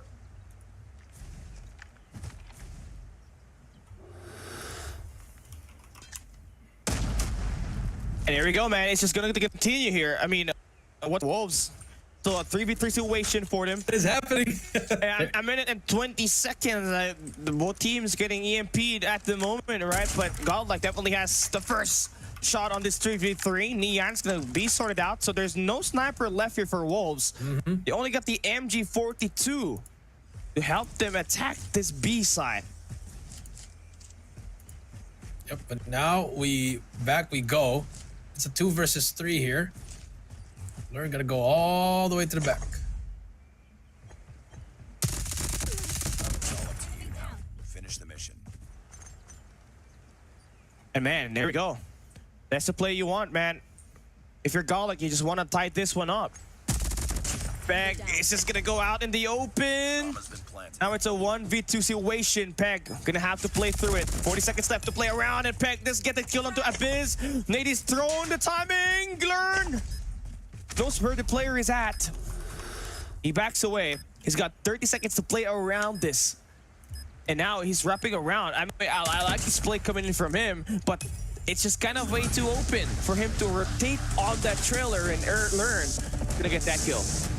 We're gonna get that kill, Cali. So back we go to another tied series. 7-7 we go. Destroy the objective. Will we see the change of lead once again? Yes, we will. But to whose side? Nian gets the kill in the Abyss. That's the first one. 16 for Peg. Nian with 13 as well. You see Trunks gonna take down King and Peg. It's a trade back and forth. Now we're back to a 4 versus 3 once again. Zai and the crew, they're gonna have to play this retake towards A. Can they find something? Trunks and Prevail. Clear out trailer. Trailer will be clear. Zai. They should come out. That's gonna be a hit marker. Information given to them. Yeah. And again, ooh. That could cost him. Can Nian find him though? Does Nian spot him? No, he does not. Timing could be everything here. Does he take this player out? He spots him. X-King and Zai gets 2. Zai gets a big 2-piece. Now it's a back to 1 versus 1. 50 seconds left. Bomb is down. Skull G chasing down Zai. Can he find this kill? Both 11 and 10 here. 40 seconds left. Skull G has to find something here. Bomb is gonna go down now. The bomb has been planted. It's gonna be a 1v1 retake, Kali. Here we go. Monumental for both teams. Zai gets spotted by Skull Guy. Oh, nice turn there for Zai. He gets the information. It's a Giggle got him out, and Zai gets out alive. But the bomb plant is kind of open, and Zai with that sniper. Skull Guy should be able to have his own sniper in here. 20 seconds left. And Zai's gonna stick the plant. Pros don't fake. Pros don't fake. Does he get it? Yes, he can! What a clutch defuse. Wolves maintains the lead. Wolves maintain the lead in match point for them, Kali. Defend the objectives. Here we go. Godlike. They've been playing good. Everybody's really putting the hard work into just trying to sort out Wolves, man. Remember, no team outside of the CDM region has beaten a Chinese team so far. And if Godlike can do it right now, it's definitely going to be a statement. Looking at it at the moment, right, you got Wolves just kind of in a position to really get all of this information. But look at this, number 4 in Zai is gonna get attacked. Quick reinforcements coming through from X-King, who's got that MG42. They should be able to take down the guy holding down Cubby on this B side. On this B side, you're right. I'm gonna learn. Gotta get some. Oh, he gets a hit marker. That's huge. Just gets information. Stops that flank immediately. The setup's on B. King gonna push all the way back here. Try to look for that jump spot here. They're making so much noise here. Chunks, he's tempted to go out there, Kali. Oh, look at that, the wall bang. He spots one, nice flick. Zai strikes first. Nian gets another one. It's a 5 versus 3. Wolves can now finally end this here for real. He needs to make a play. R9, he just has to go huge, but Zai gets a takedown on Skull Guy on the Woodhouse. They're kind of surrounded, and that's gonna be the kill for X-King. And there we go. It's Abyss. Last guy standing. 16 kills for him. Can we see a 1v3 clutch? King has got the angle, and that will complete the game. Wolves will able to tie up this series. Now we're equalized on one map each. But that was very close. Godlike played great on that map. Nice response. You saw a lot of adaptability coming into play, but it's still Wolves that you're going up against with, right? They're one of the top tier teams when it comes to taking an S&D win. That's true, and I think we just have to go back to that Ninja Diffuse, Cali. You know, I forgot, like, you planted it in for open, Cali, but unfortunately, it was also open to a Ninja Diffuse, Cali. So I guess it was a little bit of a mistake there. It was too good. It was too good of a plant that Wolves are like, hey, you know what? Let's just go for a Ninja Diffuse, and they did. Now we're tied at 1 apiece here. Now this control. If Godlike loses this, Cali, I think, what, do they still make it? They can still make it, but they have to be perfect. And they have to be able to win up against Stalwart Esports as well as Kagendra, right? That's your next 2 matches at least. But for now, you are in a moment where you can win the series, right? It's currently 50-50 for both of these 2 teams as we enter the control matchup up ahead later on. And you just going to be the best chance for you to win it. Honestly, for me, if you can win a respawn game against Wolves, you can take the battle head on that control game mode. But here's our highlights. It started with Biz just pulling so much of that fight in this matchup right here, man. And you know for sure he had 11 kills. And he was owning up Wolves at one point. He's got 11 kills. And Wolves had 15 kills in total as a squad. And it was rough for Wolves when they started on the first half. But when they went in on the defense, they did a lot better. Yep, that's true.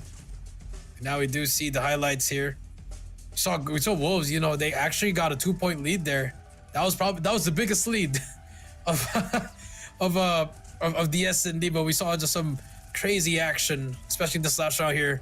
Nice shots from Zai, and just taking the risk there from the side of Wolves. And when Godlike decided to hit A, that's what's they didn't wait. They've only won A when it was on the defensive side, Kelly. Their A pushes were struggling. The moment they planted A, the Ninja Diffuse happened. I think they should have just stuck to that B push. They never tried hitting it, but might as well try to push it through. But unfortunately, it is what it is. They're tied up 1 apiece now. They have to go to control here, the decider. Gonna try to close it out here. Will it be Wolves? Will it be Godlike? But looking at that respawn, I think Godlike may have the upper advantage here. They do, definitely. I mean, you're seeing so much performance for Learn today, right? He scored 43 kills on that hard point. Chances of him bouncing back on this control is definitely possible, right? You also got Prevail, who's got that R9 in his hands. He's definitely going to make a mark here. And to say the least, you do have Abyss who's looking very strong, looking solid in that sniper, and he's been able to counter more often than the opposing enemy's snipes, right? You saw King, you saw Nian getting shot down by Abyss at one point. You're just gonna have to work with your winning ways. On the flip side, if you're Wolves, you know, yes, you have lost your control up against X-Rock, but this is definitely a completely different squad, right? So you should be able to win to your winning ways. Just make sure that you have your guys on a positive KD, because when we saw it on that hard point, Coach Jay, 2 of their players had negative 70 KD. It was rough, but here are our team results. As we finish our search and destroy, the kills are equal. Wolves just had that clutch diffuse and that amazing last round to complete the win up against Godlike. Yep, that's true. Take a look at the KDs here and the ratings here. Peg, King, Zai, and Nian, all positive as well. But on the other side, you had Abyss with 16, Trunks with 14 as well. They were really trying their best to win it out, but unfortunately, small mistakes, it led up to them losing those rounds that they needed to win, Cali. A lot of chokes from both sides, actually, Cali. But hey, I think it was really a setup for this, Cali. No one's gonna get a 3-0 here. It was gonna be a 2-1 at least for either of these sides. And now here we go. Blair definitely did a great job here, man, but it's not enough, right? I mean, Abyss did the same thing. He was shutting down, again, the long-range engagements, but it's just Wolves, those micro details. It's like what you said earlier. It was the clutch diffuse that helped them win this game and turn those back-to-back wins to favor their way and avoid that overtime. Your MVP for this game, it's going to be Wolves Peg with that 1 MVP now. He should be good as we enter that next game. He's been pretty good in terms of finding those close range combat on the respawns, but has got to elevate it a little bit better because this godlike squad, they know how to pack those close range gunfights. When you have Trunks as well as Prevail on your roster, you're going to be able to fry it out. That's true. I think with how they showed in that game number 1, they just have to, build from that as well, Cali. A lot of pressure applied, tactics, a lot of lurking stuff coming through, and then the snipes should be hitting. I think you'll be fine. But I think Wolves now, they're awake now, Cali. I think, after that slow starting game number 1, they're definitely not going to let this off the hook. They're going to get their revenge and respawn. They do. And Wolves is that team that will never go down swinging, right? There's a reason why they are the world champions last year. But again, this godlike squad, they will look to try to improve their current standing in Group A. We all know this is the group of death, and they want that series win badly. And now's the current time. You got the chance to end up with a 2-0 win. Unfortunately, you just could not close out the game up against Wolves on that Search and Destroy firing range. But now you're granted that second opportunity once again. Here in this control that will be up ahead, you got the best chance. You won the last respawn game, so you should feel confident. But this is going to be Wolves that you're talking about, right? They're going to have their own set of strats that will look to try to counter get them this win. That's true. It's all coming down to execution. Do you want to try to go for the capture? Do you want to try to go for the spawn trap? Do you want to use your operators immediately, or do you want to throw your body in? But here we go. Arsenal, game number 3. No Purifier. Just Annihilator for both sides, Cali. Here we go. Godlike, Wolves. Winner of this one will take the series 2-1 and also have a positive record in the standing. Here, you want to look at the sniper battle here, man. It's Godlike Abyss up against Nian and also the AR, right? Lurn and Zai should be the matchup to go here, as well as Godlike Skull Guy. Now, we're going to move it through, right? Well, it's going to be starting on the attack side. The opening would be a 1-4 split with one guy, Nian, holding down the long B. Zai's going to be that eruptor, right? He's gonna make that first play work for Wolves to open things up on the laboratory. Learn, gonna try to make this play work, and he wins the gunfights, but it's still X King that earns it for Wolves. Yep. Now we see X King just putting some pressure on this as he spots one on that on the vent side. He needs help from his teammates. King will get one. 25-25 so far. First wave is there. Another player coming through. King gets Prevail. That's going to be the first player down for them. A minute left with Zai spraying down that vents. They actually have learned that is going to go through here. Going to wait for some enemies here, but he's already getting spotted. You see the fights that's happening in there. Oh, nice shots here for King. At the moment, I mean, just trying to secure this B side. X King there to clear out a little bit more players that you need to watch out for, and they get the beat down on the players inside, but there's still a couple of players from the window as well as the vents, and that's going to be learned. Just getting the team that extra capture, man. Just gotta have to stop that clock, and they have been able to do that at the moment, punishing the Wolves players that just going in for the perimeter attacks. That's true, but Learn finally gonna get shut down by Peg, and now 16-19. Wolves leading by 3 here. They're gonna be able to capture A, so a minute will be added, Cali. You see Nian just jotting them off one by one, picking them with that sniper. But look at Trunks on that flank. Oh, nice shots there for Trunks. I mean, the battle for the third lane is going to be something else. It's just going to be Skull Guy. Going to gain that access through windows, but that's Peg that was able to take that gunfight. But look at this attack for Trunks.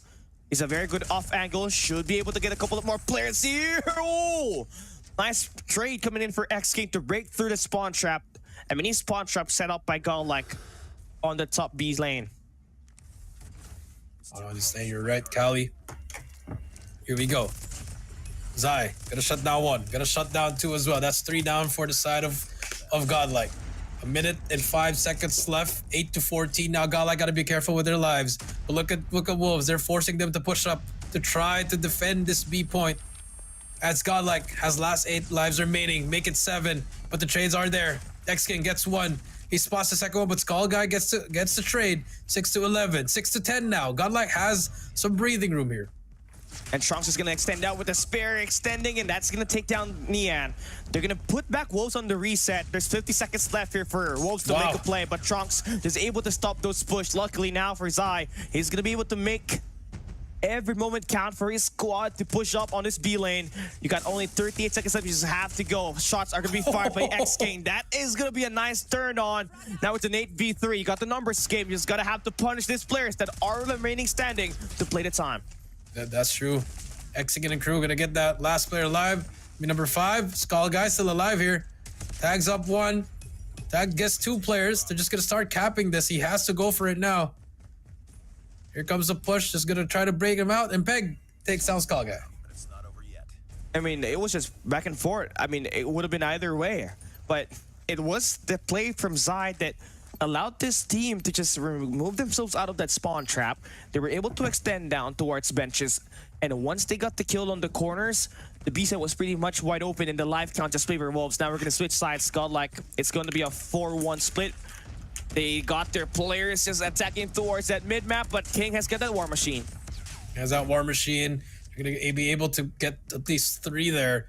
So that's 27-29. You see 2 players with just Trunks and Skull and Prevail. They're going to be able to overextend at that dark area elevator, Cali. But look at this. Wolves is still just jotting down 3. If only 3 is going to spawn up, we'll spawn trap 3. It's now you can use the operator though. You can use that Predator missile as well to maybe get that information, but for Wolves, they don't even care about that, man. They want to get their own attack. They want to take this Godlike squad all the way through spawns, and Skull Guy just needs to break free from it. 2 kills coming in with that Odin. And Godlike, they're searching for those next 2 players. Wolves going to be able to take down the spawn trappers from Godlike. And everybody's going to be coming into a full reset, except for Wolves, who's got King still at spawns. That's true. That's number 3. That's King. He's just trying to try to buy some time for his team here. But Godlike already hopping on that 8 point. The trophy is out. Should happen any moment. 22 seconds left here. They should need to cap this if you're Godlike. The double trophy setup is there. Learn with that Sparrow is not getting anyone at all. So this could be a proper read for Wolves here. Enemy taking Alpha. Second tick complete. Here they come. Oh, yeah, they're just wasting all of those trophy systems there. They have information, and they got this A side. That's they 1 gave it minute up. added to the clock. Yeah, they're giving it up. They just want to pursue something better here. But look at number 5 in blue, Skull Guy. He's got an operator, so every player that goes down, he should be able to trap them at spawns. Okay. Sidel responds back with 2 eliminations, but at least you're going to be able to distract this player in Peg. But Skull Guy loses that, and now your Godlike is just back at spawns. Wolves, here comes the Predator Missile. They got information, and the Predator Missile is good for 1. Good for 1. 55 seconds left. Zai brings out that claw. Wants to end it immediately. Spots 1. Nice shots from him. Can he get the second with the help of his teammate? Yes, he can. Got Wolves back on that form, Cali, that we talked about. They're looking pretty good here in the second round. Yeah, 8 live count to 18. Wolves just a little bit better on the defensive side. The pressure is on that benches. I mean, you do have opened mid-map presence there for Prevail as well as Strong's, but that's not enough when your players are just stuck at spawns. It takes 5 players to make a full wave, and if you're just missing out on this, you're just gonna get punished completely. Skull Guy, one of the only 4 players are live on this round number 2. It is going to be a masterclass for Wolves on this defensive side. Simon's running out. Prevail going to be the last guy standing with an R9. It's not the optimal weapon in this long-range engagement. Will be taken by Wolves. And now it's a 2-0 lead that you got here. Here we go. Wolves really stepping it up. I mean, look at Peg, 21, XQ with 12, Zai 13, Neon and King. Oh, just gotta chill out here, man. They have their operators. This could be a quick cap towards A. Or towards B, I mean. And now we got it, man. Skull Guy a little bit more aggressive on that attack on the A side, but Nian is gonna get that early punish. Skull Guy could not see where the guy was hitting him, but they do flush down the wave that will be coming from the top side of the map. Wolves thinking the bigger picture here. If we cannot get that attack on the B side, let's go somewhere else. Let's go at the A side, and you got Zai able to stop that equalizer, but Skull Guy has been a menace so far. Wants to deny this push in the laboratories, but he's gonna get taken down by the Sparrow coming through from X King. And that is gonna equalize the numbers, right? And also will give an opportunity for Wolves to do time inside the A side. That A side, you're right. 25 King gets 1 Peg with that 100 killer drone, but look at this. Prevail gonna try to spawn trap, but look at Wolves. Added a minute already, 2 minutes in the game clock. 2-life lead for the side of Godlike. There's just so many times for Wolves to make a play here, man. I mean, you can go around and play for a spawn trap. You got 3 operators available. But for Bag, I mean, you like this attack through vents. That's a nice counter for the players holding down the top B. And Peg now has an equalizer. He can use it here. Prevail swings, and he's going to get taken down. Wow. Nice shots for Peg. Here comes the Hunter Killer drone. That will be sent out. Nice pressure that you got on Vidia. Then you got Nia with an annihilator, able to pop off with 1 kill. Looking for that second. He's going to fall down in the hands of Shark. But you still got this War Machine play for King. Good for 2 eliminations. It's a 3 stack. The capture is faster. Godlike needs to go. But there's just so many delays in front of their faces. And Wolves about to win through capture in just a mere seconds. And that's 3-0. Wow. I am surprised that Wolves is capturing Cali. It's a different kind of Wolves that we're seeing today. I mean, I expected Godlike to win rounds and maps here, man, knowing that they were the better respawn team than Ascenda, but Wolves, this is what you were talking about earlier, right? If you can win your gunfights and play objective, that's a tough matchup right there. And that's Wolves at the moment. Winning gunfights, winning the first 5-kill metrics, as well as the capture on the objective. Now, as we switch the sides one more time, Godlike gonna be sent back to the attack side. They got a double time moment at the moment. It's called guy just playing the capture, but here comes Wolves in the spawns. Oh man, this is gonna look pretty bad, man. See spot 2, they're gonna give up that time. You can get that time. First spawn trapping 3 players at the back here. The claw, but there you go. Prevail finally gets 1. That stops the bleeding for now. They have an additional minute to go, but look at King. Nice shots from him. Only 15, but it doesn't matter. If you're hitting them shots, it's gonna be pretty nasty. Oh man, learn. Oh, okay. Now this is opportunity for you to strike, man. If you can get this mid-map presence and extend out, you should be able to get that B-side capture. You don't have to play through eliminations and win this. Just gotta have to play what's needed for you to win the attack, and that's to win by getting the 2 flags in your side. But that opportunity was just kind of dismantled there by King, who finds the double. And now he's back defending the B-side. Yep. And now Peg gets a 2-piece. Now we do see Skullg gonna get 1 more. Gonna get Zai. Look at this. 16-21 now. Peg gets trucks as well. Nice shots from him. That Odin really nasty. Gets a second one as well. Does a reach out for the 3rd. Unfortunately, he's gonna get help from X King. And look at the kill feed. This is all Wolves in the kill feed. 12-21, 12-20. 8 life advantage. Okay, man. It's definitely gonna be Godlike that will lose kind of moments in the mid and the top side of the map, but you still have that bottom lane open for you to utilize, and that's going to be a nice trade for Godlike, as they do have Skull Guy as well as Trunks trying to get themselves into the mix here. King still gonna maintain that pressure in that mid map, but if you're Godlike, you're banking so much on this spawn trap right here, you just cannot let your other 3 players get taken down here quickly. That's true. But there you go, 1 by 1 they're getting jot down. Cali, it is looking like it's all going to be Wolves here. A sweep could be on the horizon on this control matchup. The War Machine is there. Trunks trying his best to do the spawn trap, but look at the time, Cali. It's not going to be enough. The equalizer's out for Peg. 3 lives remaining. This is all going to be Wolves as they take this best of 3, this 3-game matchup. That's a 4-0. Wolves 2-1. Insane plays, and it's still going to be Wolves that will win the World Championship 2023 rematch. Same roster and same kind of gunfights. Zai there with the shutdown. You got Peg as well as X-King with the workload. And you also got to give it up, man, for Nian to just hold himself out there. But it's still a nice try for Godlike. They really came so close at winning a series, but SNDs, they came so close. I think that was the moment for them, right? That was the moment for them to win the series. Could have been a 2-0 there for them because this control did not look good whatsoever. And I feel like... Not at all. Yeah, control looks like is their main weakness if you take a look at it, because they lose so bad up against X-Truck. It was a beatdown. And Wolves just gave them a beatdown on this again. So they're currently 0% in win rate. They got to do better on their coming games, because if you do not qualify, if you do not win a series, you don't qualify at the playoffs. So you got to do whatever it takes in your next 2 games if you're Godlike. I mean, didn't they win a round yesterday against X-Rock? Yeah, They at did least a but- round, yeah. At least a But round. this one was even 4-0. That's yeah, tougher. it's worse.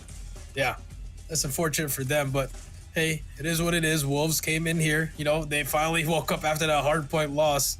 Winning that S&D, very close S&D. You got to give props to Godlike there. But that control, man, you saw it's just a different kind of Wolves, man. If this was the Wolves last year, you'd just see them fighting for the spawn trap, and you would have extended rounds, Cali, and Godlike would have gotten a better chance at winning. But they decided to play objectively, Cali.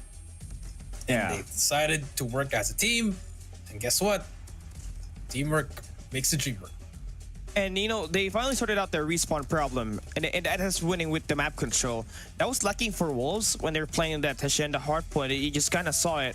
They were just kind of breaking down, and the only good part was the P4 where they were playing as a team, right? And I guess that's something that they need to replicate more on. Currently, Wolves, despite being a 2023 World Champions, their hardpoint looking at the CDSI 2024, it has not looked good whatsoever, Coach Jay. So they gotta do whatever it takes to make sure that they don't have to go down to an S&D and a control win to be able to decide who's gonna win that series on their next coming games ahead. That's true. I think they just struggled on that hard point. Maybe just a slow start. Maybe of the map as well, Cali. We haven't seen them in a if they put it on a summit, then we might just see the real Wolves there. Just couldn't have any pressure on that hard point. But hey, they managed to get that S&D. But at the same time, their S&D was a bit sloppy there. Getting exposed in those plays. Godlike was able to get 7 rounds there. Very it's not likely that Wolves were going to be able to lose the S&D again. I think they'll be back in that next match again. They do, and it's just a matter of bouncing back once again. You just need to win one series, just one series to advance to the playoffs. There's going to be 5 teams per group. If you guys are just watching right now, there's 5 teams per group. Only one team gets eliminated. 4 of the teams per group will be flying out to China for the LAN event itself, and that would be, the Eastern Finals. It's like a replay of the Eastern Finals, right, where you got most of the best teams from each region just playing it out. And I like that kind of opportunity for them to get more LAN experience, because that's going to give you the advantage once you play in the World Championship at the Atlanta, Georgia World Congress Center. But that will not over, though. Still day 2 of the group stage. Just still got a couple of more matches for these 2 squads, and it's just going to be a major bounce back once again for both of these squads, right? Godlike, they said they were terrible yesterday. They improved. At least they took a map win up against Wolves. They got 1 map, but they got to do better on the next time that you play, which will be tomorrow. Yep. So now they're at 1-5 at the record, I believe, Cali. So I think if they go 1-2 tomorrow, I think that could be the end of their run there. So a lot is on the line for them, especially tomorrow. Gotta go flawless at this time. I mean, flawless is the best. 2-1 could still work, but if you gotta go flawless, that is the best option for Godlike. If you're Wolves, you're now at 3-3, so pretty good.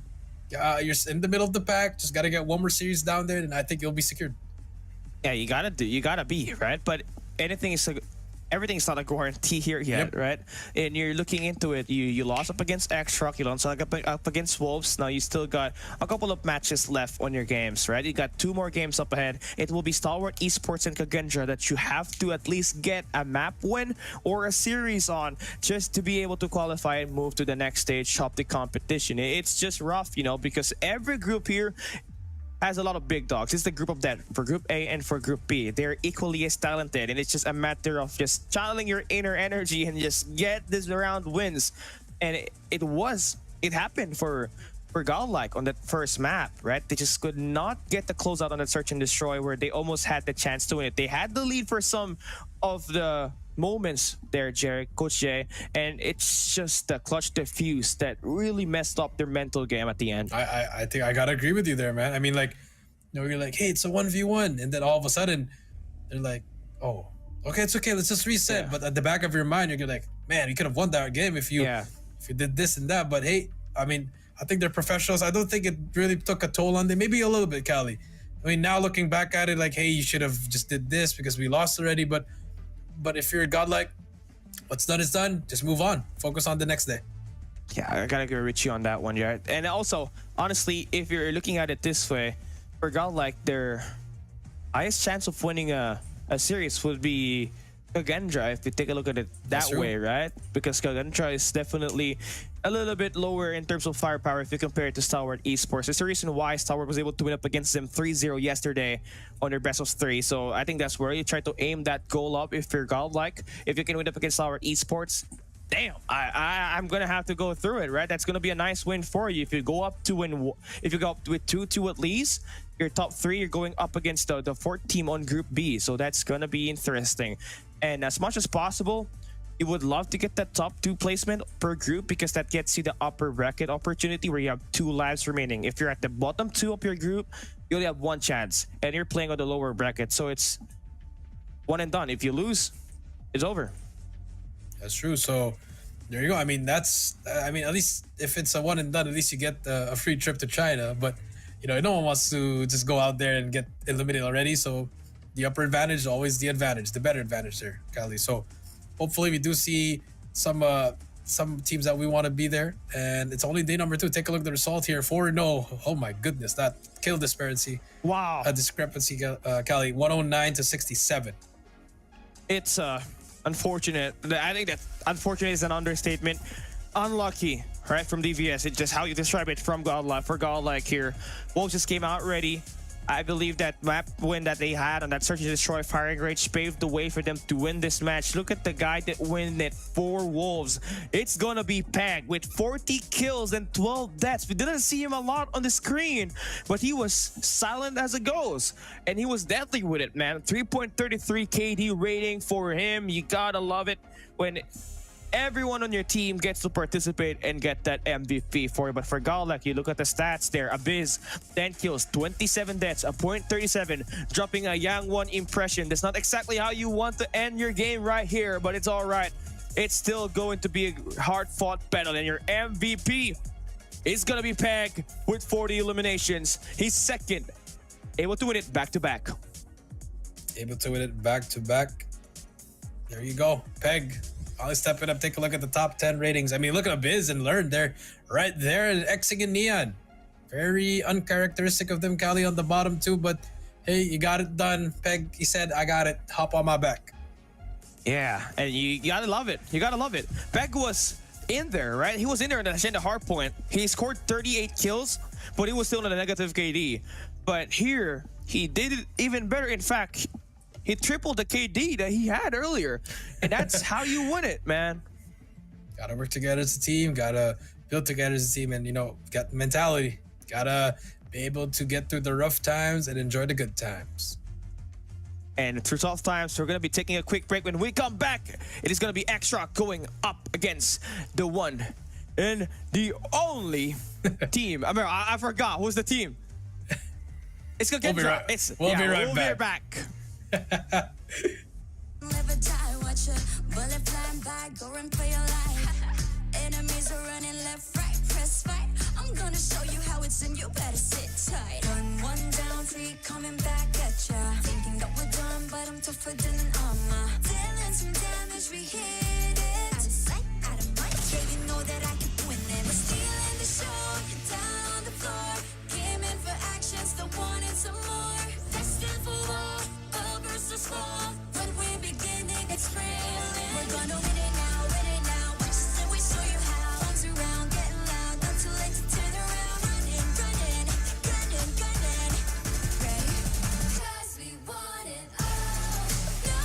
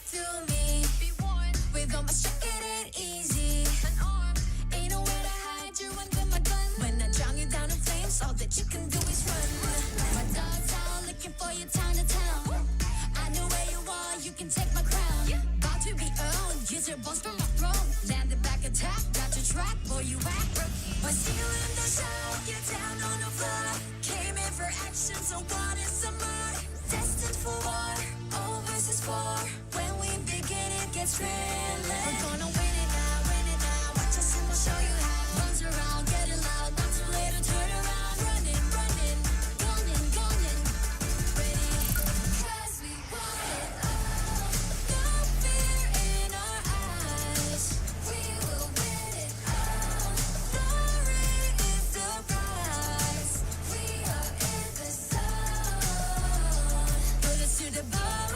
We want it all. Legacy and soul.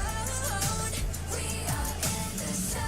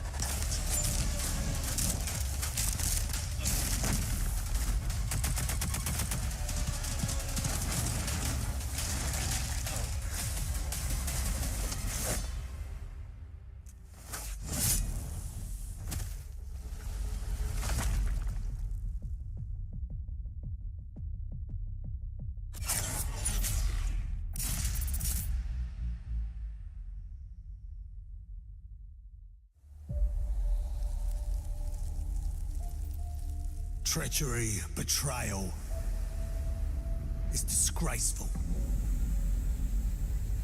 But to blindly follow, that's a recipe for true evil.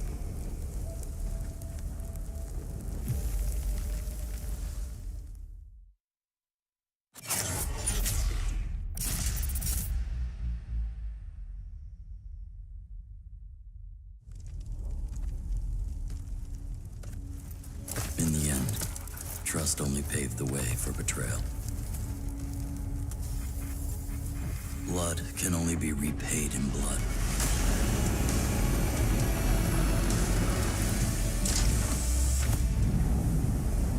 Turn hatred into bullets. Strike fear in the enemy. Become death.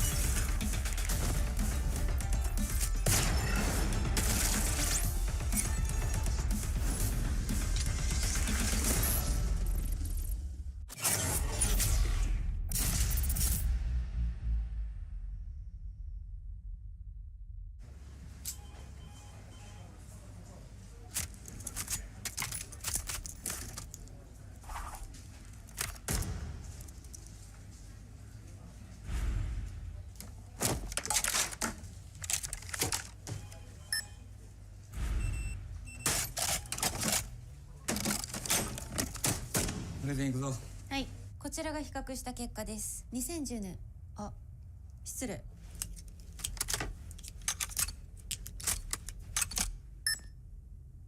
갈게. 癖になる戦い。コールオブデューティーモバイル。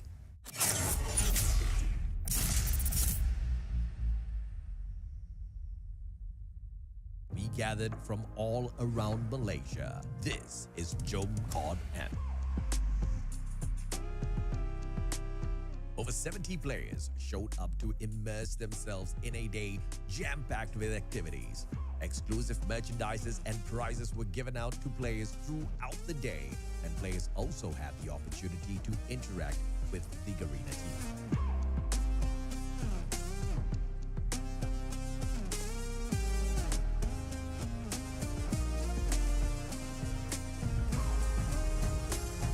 Of course, we had to give everyone a chance to show off their 6 skills and battle it out for some COD points too.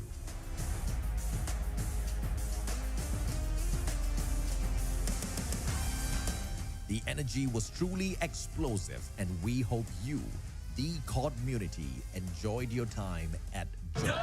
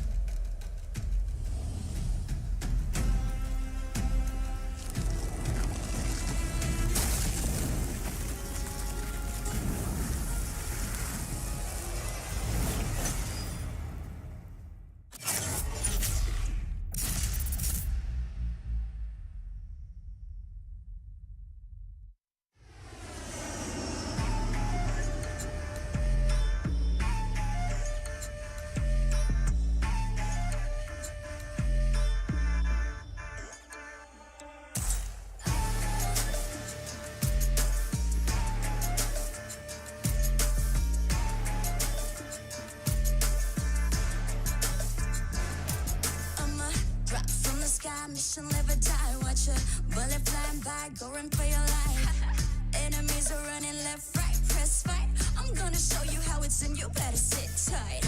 One down, 3 coming back at ya. Thinking that we're done, but I'm tougher than an armor. Dealing some damage, we hit it. Out of sight, out of mind, yeah, you know that I keep winning. We're stealing the show, you're down on the floor.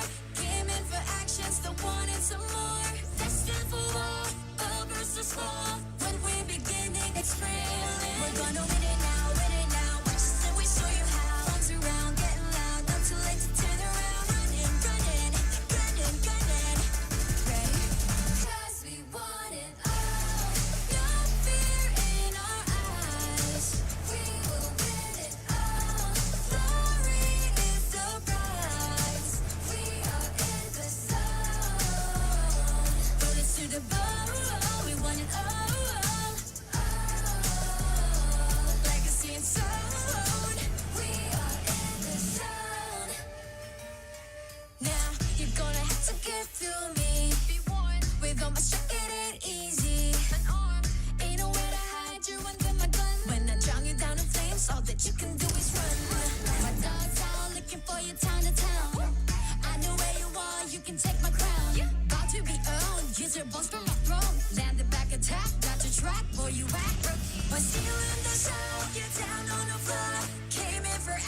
so what is summer? Destined for war, all versus four. When we begin, it gets real. We're gonna win it now. Watch us and we'll show you how. Runs around, getting loud, not too late to turn around. Running, gunning, ready. 'Cause we want it all. No fear in our eyes. We will win it all. Glory is the prize. We are in the zone. Put us to the bone. We want it all. Legacy and soul. We are in the zone. And we are back for more action here in Call of Duty Mobile Summer Invitational 2024. It's Kelly down here with Coach Jericho, and we are down to our final 2 games. And coming right up next, it's going to be X-Rock going up against Kagendra, and it's going to be the #1 team in China up against the #3 team in the Greener region, and also the #1 team in Indonesia. So a lot of numbers. And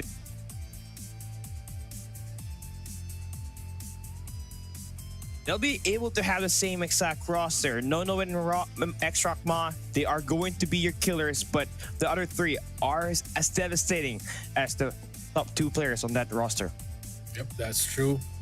Alfram, Me6 Tricksters, Reef 4 the side of Kagendra. Not looking too good for them after that 3-0 yesterday against Flower Esports. Could definitely try to bounce back, but a team like X-Rock, the #1 team in CDM, it is not going to be easy for them.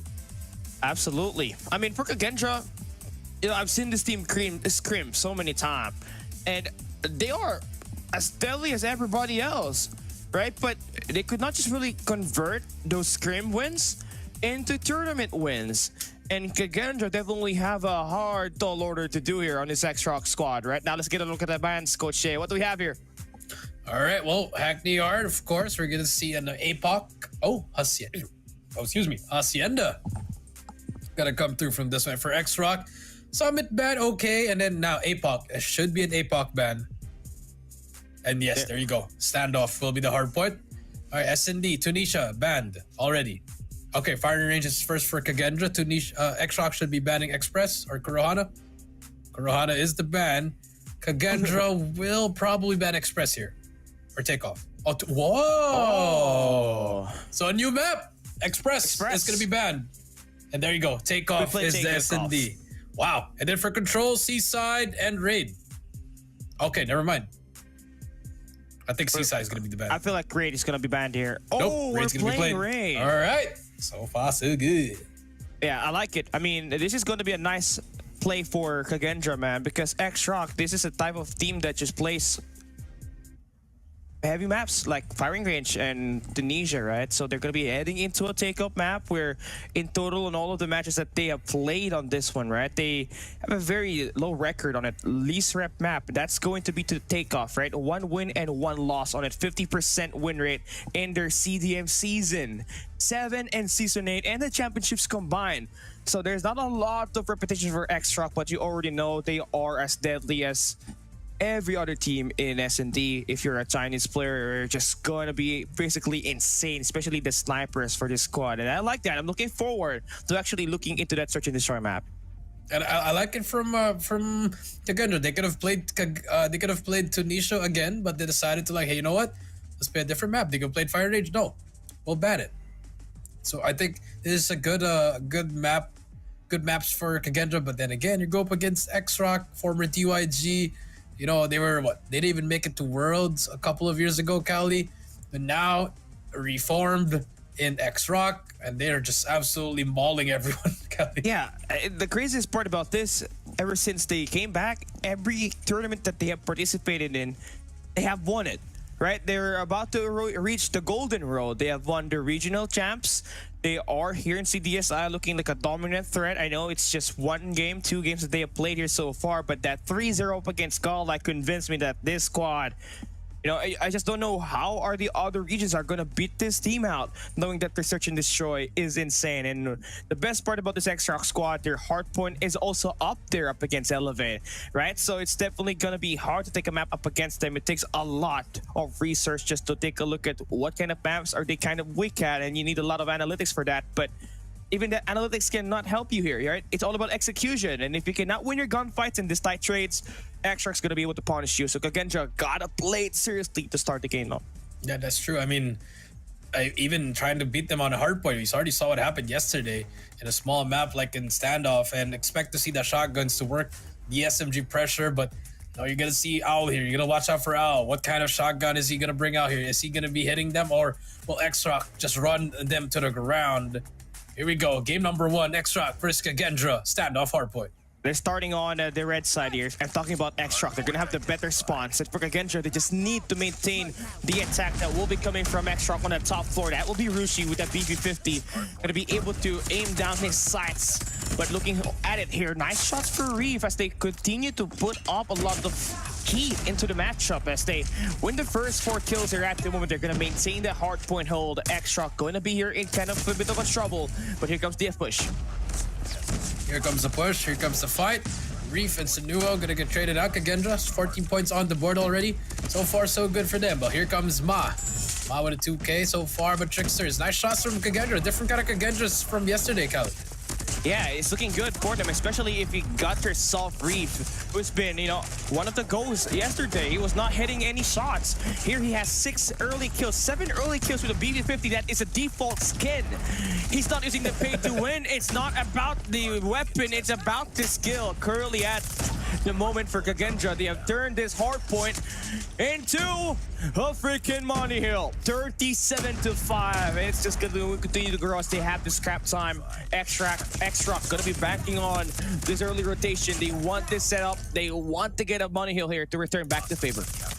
Let's see if they can try to get it now. X-Rock. You see Nono and the gang already inside. They're going to be able to get some points at the start. Be able to stop the first one, but Me6 in the crew. They're able to go in. Reef just going to go in inside already, taking one player down. And I like what's seen from Kagendra. The fight is there. They're not scared. The confidence is there. But look at that. Second wave is controlled. And now, here we go.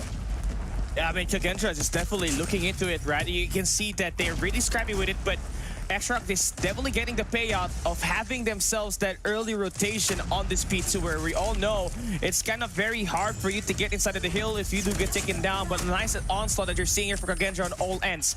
But a nice top floor setup that X-Rock has here.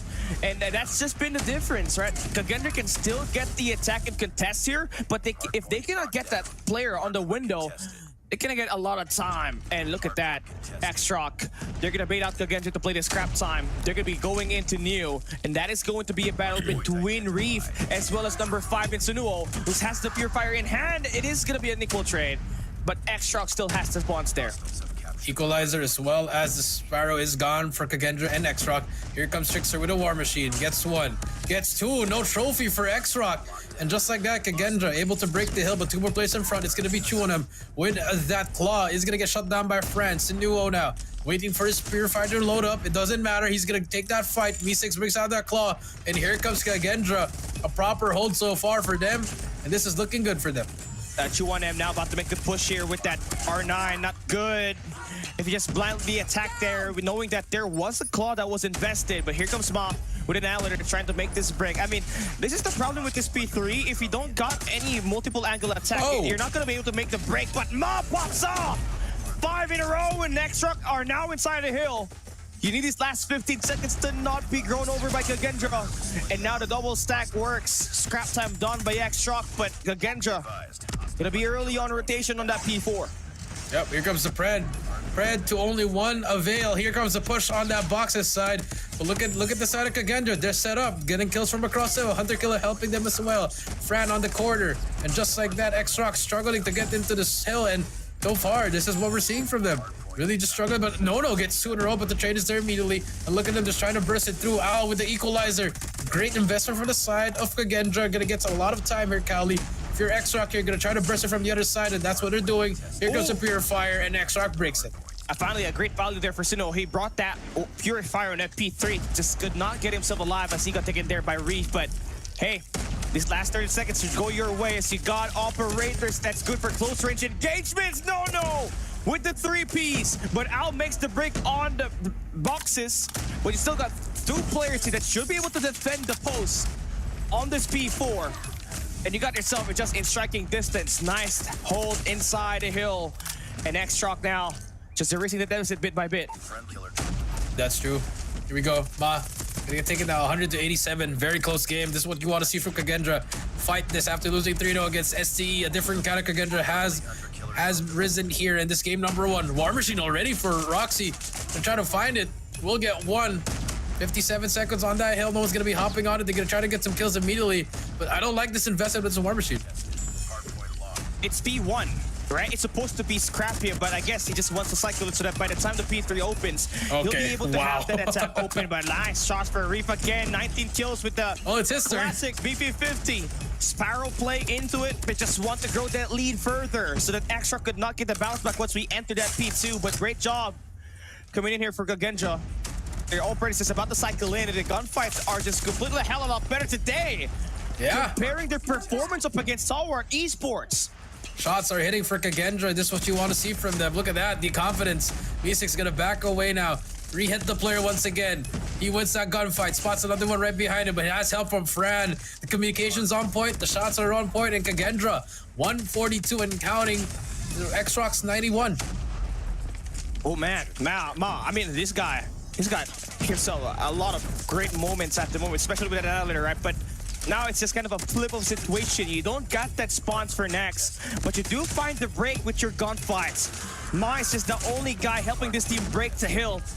But look at the scrappiness coming through for Kagendra, man. Number 2 and number 1 in blue. They're able to hold it down inside the hill. But here comes the push for Mystics off the secret. Claw invested. That's good for 2. One more player hiding at the window. And the swing by is successful for Mystics. Kagendra able to hold down the first move of attack and the second. X-Shock needs this next 30 seconds. They need it. Here they come. Roxy gonna try to make this help for more, but look at that. All kill feed finally goes to the side of X-Shock. 20 seconds left. Kagendra gonna try to break this hill, just contest it. They have 56-point lead right here, but look at them still fighting for this Cali. Only 10 more seconds to go, but remember the scrap time is gonna be huge. Hey, you need everything here, man. This 8 seconds. You just gotta be able to pull yourself together and just get that mental reset. And here's the thing, right? You were asking why that War Machine was invested on that P1. They wanted to cycle that on that P3. So if ever there's a case that they have that late rotation, they'll be able to bring it out and just pressure the windows. And there we have it. That's going to be extra late in the rotation. They want to be able to win their gunfights first. If not, just brute force everything with their operators. And here comes No-No with that equalizer. Ma again with the Annihilator. You make it more. Finds a third, but he's gonna get taken down. Here comes the War Machine from Roxy. Gonna get that first player down, but here comes more players on the side of that hay bale. But look at Roxy. The War Machine coming out. The purifiers where Sanuo. Gonna get more. And finally, some momentum from the side of Extra. And that's right. That's how you try to break it, right? With the help of that War Machine. But here comes Frank with his own War Machine. 2 kills for him. And the spawns, he knows where he's hit. He's gonna try to take those hits and just skip those pressure. And Kagendra is back inside of the hard point. Scrappy plays for Kagendra. The Garudas shocking the world at the moment. They're changing the world. But it's not over, man. P4 opening up. That's X-Rock in there. Changing the world, Cali. 2 players inside this P4. First one is down. Owl and Reef inside needs help, but look at No just holding it down with the 2K. Big kill at the back. Reef gonna get taken down to reset. Aroshi with 29 kills, man. You just gotta have to love it. No, just playing the perimeter here. Mystics, here comes the break for Kagendra. It's gonna be a multi-angle here. Number 1, that's Al, along with Fran. They're gonna attack through farm. And now X-Shock, they're gonna get combined inside, and they get pinched on. Kagendra is in the hill, but here comes X-Shock again. A multi-angle attack. Meng Chuan with the claw invested. He's gonna clear the point. Here's the part. You're right, Cali with the claw. Gonna hold it down. Look at X-Shock. They're gonna be able to hold both of the angles here, Cali, so none of the players of Kagendra are gonna be able to contest it. They're gonna be able to get this back in the game. 183 and counting. 20 seconds left. They're back in the game. Nice shots. This next 30 seconds, you need it just to be back in this one, right? Now it is going to be Fran trying to spray it down. He's got a purifier available. It is going to be Fran still going alive. Going strong is Reef. Now sliding in for the Chow. 1-for-1 trade. X-Shock continues to build up and erase that deficit. 183 to 177 as we go back into that P1 reset. Fran is going to have to maintain the full mid-map presence as he's got the top 4, but Rushi there for the shot down. And there we have it, man. The War Machine, they're going to invest it once again. War Machine is out for Rushi. Gonna able, even Trickster gets 3. He's gonna get traded out by the War Machine. No as well in front. The Purifier comes through from Fran. Gonna be able to push it for now. It takes out Ma as well. That's a great investment coming through. P1 galore is gonna be the operators galore. You see Rushi just trying to get some kills here. Meesex as well. The trades back and forth. 195 to 184. 30 seconds left. Kagendra has time. It's looking like the SPG versus Vitality where X-Shock just wins all of the gunfights while Kagendra takes most of these points inside the hard point. As we take a look at it, nobody even up by 40 kills here for Kagendra. Rushi has almost 38, right? He's got 40 about it all. Everybody has 30 kills each. That's just insane. The kill department is just being owned by X-Shock. They should take that lead change now as we have this last 10 seconds just be favoring their array. Kagendra, they got a couple of players early on rotation, but X-Shock has slowly adjusted to the pace, and here they go with their early rotation as well. Yep, big fights right here. 201 to 210. X-Shock on the front now, but look at Senuo. He has the Purifier. First line of defense is there. But look at the players of Kagendra. Senuo reads it perfectly. He needs to hold this down for his team. I'm gonna be able to kill more players. Has a fight as well at the back. But look at Kagendra. They bring out 3 operators. Claw, Equalizer, War Machine's out. Look at that. Here comes more grenades following through, but none will happen in X-Rock. They have complete control. They can end it right here if they want to. Perfect hold so far for X-Rock. 2.5, 5 kill spree. Can he make it 6? No, he cannot. Here comes Kagendra on the back end, but Ma with the Annihilator. Going to spawn trap, Cali. 235 to 206. Kagendra has to push. I mean, Rushi has got that operator inside of the hard point. It's hard to get this attack, and there we have it. That's gonna clear it out. X-Shock, they had a scare, but they are able to complete the win. Wow. And take this win head on. Kagendra falls down 206 to 250. And the thing with that X-Shock squad, right? You were talking about it, the War Machine, and he was able to cycle it on that P2. A lot of times. A lot of times, right? He had an overclock perk, and that was it. He was able to cycle his operator faster, and that's how do you want it? I feel like that chain, right? That War Machine at a P1 to P3 was a great combo, and it was a huge bonus for them on that P2. I feel like you're right. You know what? I forgot to look at that, and I saw it. Then you're like, oh yeah, he has overclock. The amount of engagers he's getting is a lot. So I'm not surprised now that he's gotten so much War Machines there. But for the side of Kagendra, man, everything was perfect until that last hill, man. That was the nail in the coffin. You know, once you saw Senuo with that Purifier, and then you see Chuanam just killing them left and right. Pred comes out. It was over. But hey, for Kagendra, this is the Kagendra I want to see. But we know that went to Worlds last year as well, Callie, and to CDFI. This is like a team that you don't really overlook, right? They're a team that cannot be underestimated. Yes, they lost Clove, but you can see they're still top 3 in Garena right now, #1 team in the Indonesian region. But X-Shock, you just kind of saw it when they were piling up those kills. You already know the engagements is going to get a lot better for them over time, and it really paid out huge. Butcher. Yeah, it paid out huge for them. That first match, I mean, look at that, Kali. That first set of hills, Ma, but was so effective with that Annihilator, man. And you see it working out for them. 100 to 78 into speed 4. We saw, I think Kagendra just struggled with that P4, Kali. Couldn't get enough time, but for X-Shock, struggled in P3. But when they managed to lock it down properly, that's when they started turning it up. I'm interested in what the difference is on the kills, because yes, it's 250 to 205, but there's really such a huge difference on the kills here. And you would think that if you have more kills, you're gonna be able to dominate the other team, but that wasn't the case here on this matchup. More importantly, because Kagendra at some point had the lead, it was just a massive comeback at the end that allowed these operators for X-Shock to be coming off value on that P2. Started with Sunuo, they had the claw from Mang Chuan Chuan, the Annihilator from Ma, and to top it all off, it was the War Machine that was the nail in the coffin for them. Those 4 operators, it was invested in that P2. That last hard point where we saw Kagendra could not really make the break inside the hill, and that's just gonna end it, right? 250 to 206 on the scoreline. That will be our first map of the day. But you're gonna be back scratching how a team like Kagendra, who is not gonna be participating in the world stage, get this closer up against this team. If Godlike could not even get close on this hard point, well, I can answer that question. Standoff. This is a map that has a lot of reps here for Kagendra, so obviously they're going to be able to control all of the chaos at some point. Yeah, that's true. And then when we were doing the drafts, remember, Callie, we were like, "Oh wow, standoff." It's a great draft by Kagendro, honestly. And honestly, it could have gone either way. I think it was gonna come down to this kind of close game, but in the end, the clutch gene came out for X-Rock. But I mean, for Kagenda, shouldn't be you shouldn't be down here. It's fine. You just have to relax and just focus on game number 2. It's all gonna be part of the plan. If they go 2-1 here, then that could be the best option. But then again, it's S&D now. This is their specialty for X-Rock. You saw what happened yesterday against Godlike, where they won. It wasn't good, man. We were out of our minds because of how Godlike was just running around, and it was just easy shots coming through for X-Rock. But they did lose up against Wolves on that first match that they had for yesterday's gameplay. So I feel like entering here, it's still going to be a 50-54 X-Rock. I feel like this Kagendra squad, right? I feel like they have a lot of things to offer. You have a great sniper in Mystics. He has been able to remain positive for your squad all the way through yesterday's matchup up against Stalwart Esports. But this is X-Rock, the final boss that we were talking about, right? So hopefully they do stand their ground, because Kagendra is one of those teams in the region itself that looks pretty solid. Pretty consistent when they're playing the Search and Destroy, Coach Shay.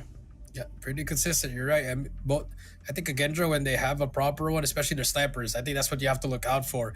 I think this is a pretty good matchup for Kagendra and Xrock. But then again, if Xrock decides to, like, you know what, let's not use a snipe, let's just focus on pushing together as a team, then that's when you start to see, like, okay, maybe it's not really going to be a good day for the snipers of Kagendra. But then again, it's a different map. We're going to be in takeoff, so you're gonna see the snipers here. You are gonna see them, especially at the start of the rounds.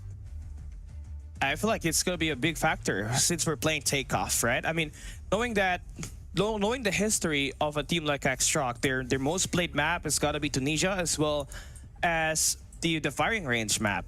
But on the flip side, the map that you want to avoid the most, it's obviously gonna be takeoff. You only played it 2 times in the CDM region championships in season 7 and season 8. So there's a lot of things that says a lot on that data right there. It seems like it's a map that they just want to avoid because of the consistency of moments where everything is clutchable because of the angles that you have provided on the takeoff map. But we'll see though, because we haven't seen our post-match results for the players and the teams itself here for this hard point. But I got my eyes on that Search and Destroy. Yep, that's true. And actually, we do have a legend in the chat. Lucas in the chat here. Shout out to Lucas from Galleries in the LATAM region. Hope you're doing a great one and enjoying the stream here. But Cal, yes, going back to the S&D here. It's just gonna come down to the execution once again, man. Really have to work on that. If you're Kagendra, they struggle in the S&D, especially up against Stalwart during stage 4. That's why they didn't qualify for stage 5. Just a lot of ups and downs for them, but nevertheless, third best team in Garena, number 1 in Indonesia, definitely could put up a fight. I'm looking forward to it, man. I mean, it's just going to require a bit more consistency from Al.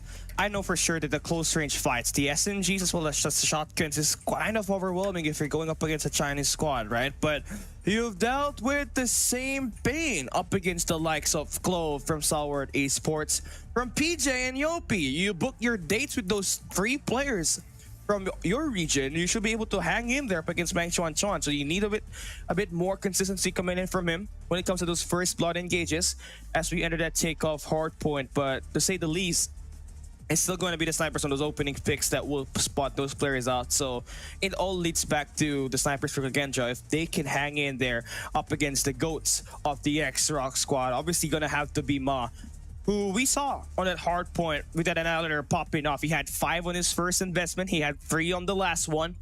And he was the guy that's helping X-Rock, who had a slow start, break the hard point time and time again. And he was the early bane. And when he got his teammate up to speed, they just completely run it over and won the match here in this hard point map. So Ma, definitely going to be someone that you have to iron out for as we have on that Search and Destroy. Yep, that's true. You gotta watch out for. I mean, honestly, anyone there. Remember them back in DYG? They were pretty good in the SD, but the respawns had a question mark. All of a sudden, a year and 2, the turnaround, the break that they took last year, maybe it was the one that they needed, Kelly. And now they're back better than ever. I think this is the most perfect team at the moment, most complete, I would say, looking at on paper. It does. And X Rock, they left the tournament, right? I mean, DYG before they left their full roster after the CDSI 2023, where they won the championship. Everything was going good for them. They were pretty successful, and perhaps if they did not really, if they didn't really take a long break, it would have been other way around. But here we have it. It's X Rock Cruciate with the MVP. His third one for this group stage. He's got himself, but that's not definitely for 173 kills. That is just going to be a 47, probably. Yeah, 47 kills for him. I feel like that's a bit more acceptable. That's some firing. That's some training range kills, Kelly. While you're warming up. 473. Hey, man, 473. 473. But I mean, congrats to him. We saw him. The amount of cycles he had with that war machine was just astronomical for the side of X Rock, and he's ready for this SND. I think everyone is. I'm excited for Ma. I want to see him try to just burst in there. At the same time, you gotta watch out for Reef. These guys are very sneaky with their plays. It does. And also, Reef is one of the best frontman that you can have on your squad. I feel like he's really great at it. So you just gotta watch out for him if you're X Rock. But you already know if Takeoff is going to be the map, there's only a few spots where a guy like him could sneak around with, either to that P2 or in that P4 area on the map. It's just going to be riddled with a lot of close range fights and snipers. So you gotta pick and choose your battles there if you're going to be Reef. But yeah, for X Rock, I've seen a lot of Tunisia. I've seen a lot of firing range for this squad, but not a lot of Takeoff. Again, I'm going to have to bring it back. Only played it 2 times. 2 times it was just pretty quick matchup. One, they were able to win it dominantly. The other one, they lost it badly. So I'm not exactly sure what the tendencies are, because 2 maps is not a great sample size, Coach Shea. It's not. It really isn't, man. But hey, you know what? Maybe it's just good for them. Maybe it's bad for the others because they don't have anything to look at.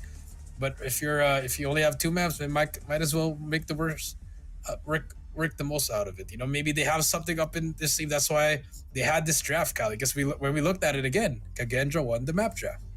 And also, this could be a statement for them, right? Yes, it may look like that they don't have enough repetitions here. I'm talking about X-Rock, but if they win this dominantly, teams will not look into opening Takeoff anymore. So it could be a statement call here for X-Rock, but could also be the same. Could also be the other way around, where it could be a big fumble for them for leaving it wide open, and that would live them into banning it once we enter the playoffs on the best of 5 and on the best of 7. But yeah, I mean, we're waiting for this game to start.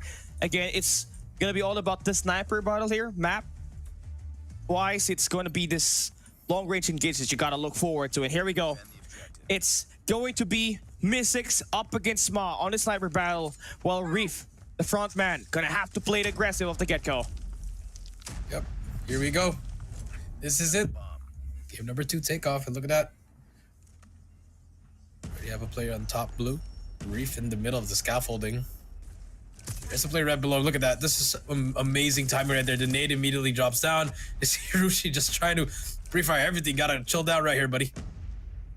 That definitely draws out the attention there for Me6. Here comes Freeze though, attacking, doing the same exact thing that the other player from X-Rock did. But he's gonna get himself sorted out. There we go. 3v4 X-Rock on the attack. It does look like Agendra was more of the attacker there in the early half. You're right, Kelly. But Reef, I mean, was that necessary for Reef to jump? I mean, like there. Why would Chixer just get out there immediately? The call is there. Sanuo takes down Me6. And again, Kagendra. It was looking good at that start, man, but they're making their own mistakes. Why are they pushing out when they know that they just have... Look, the bomb's not even picked up. Yeah, they played aggressive. They thought that X-Rock would love to take the challenge head on and feel pretty confident, but you can see the actual respect there coming in for Chuan-M. Yes, he did find the first kill and extended out towards the generators, but aside from that, he didn't overextend, just like Reef, who spots a player and just jumped down, and he costed his team that extra life, and it was a 3v5 off the start. That's true. Here comes Me6. Nade in hand. Try to look for more players, but look at X-Rock. Wow, what a spot coming through from Sanuo. Shots him down, but Reef on the flank immediately spots 1, spots 2. That's a nice skills from Reef now. They have the life advantage here. And if you're X-Rock, Try to back up here once again. A minute, 20 seconds. Fran on this left corner. Spots Rushi, takes him down. And there you go. Kagendra answering back. It's a 2 versus 4 now. Okay, Reef. I mean, I like it the way that Reef responded to that first flood. You know, Mi6 already got taken down. He knows Suno was gonna be on the P2, but hey, he picks it another time. Suno was there for the punish. The numbers came in favor for Kagendra. Nice swing by for Fran to take down Nono. That leaves Suno as the last guy standing. With a 1v3 situation, he's gonna get stunned, but still takes the guy down. Ow! Loses that fight, but the trade there works for Kagendra. And man, these Chinese snipers, man, they are crack. Imagine if he didn't get stunned there, Kali. Would have been a different story. But hey, if you're Kagendra, got that one run down. The discipline is there for them. See if they can keep it up.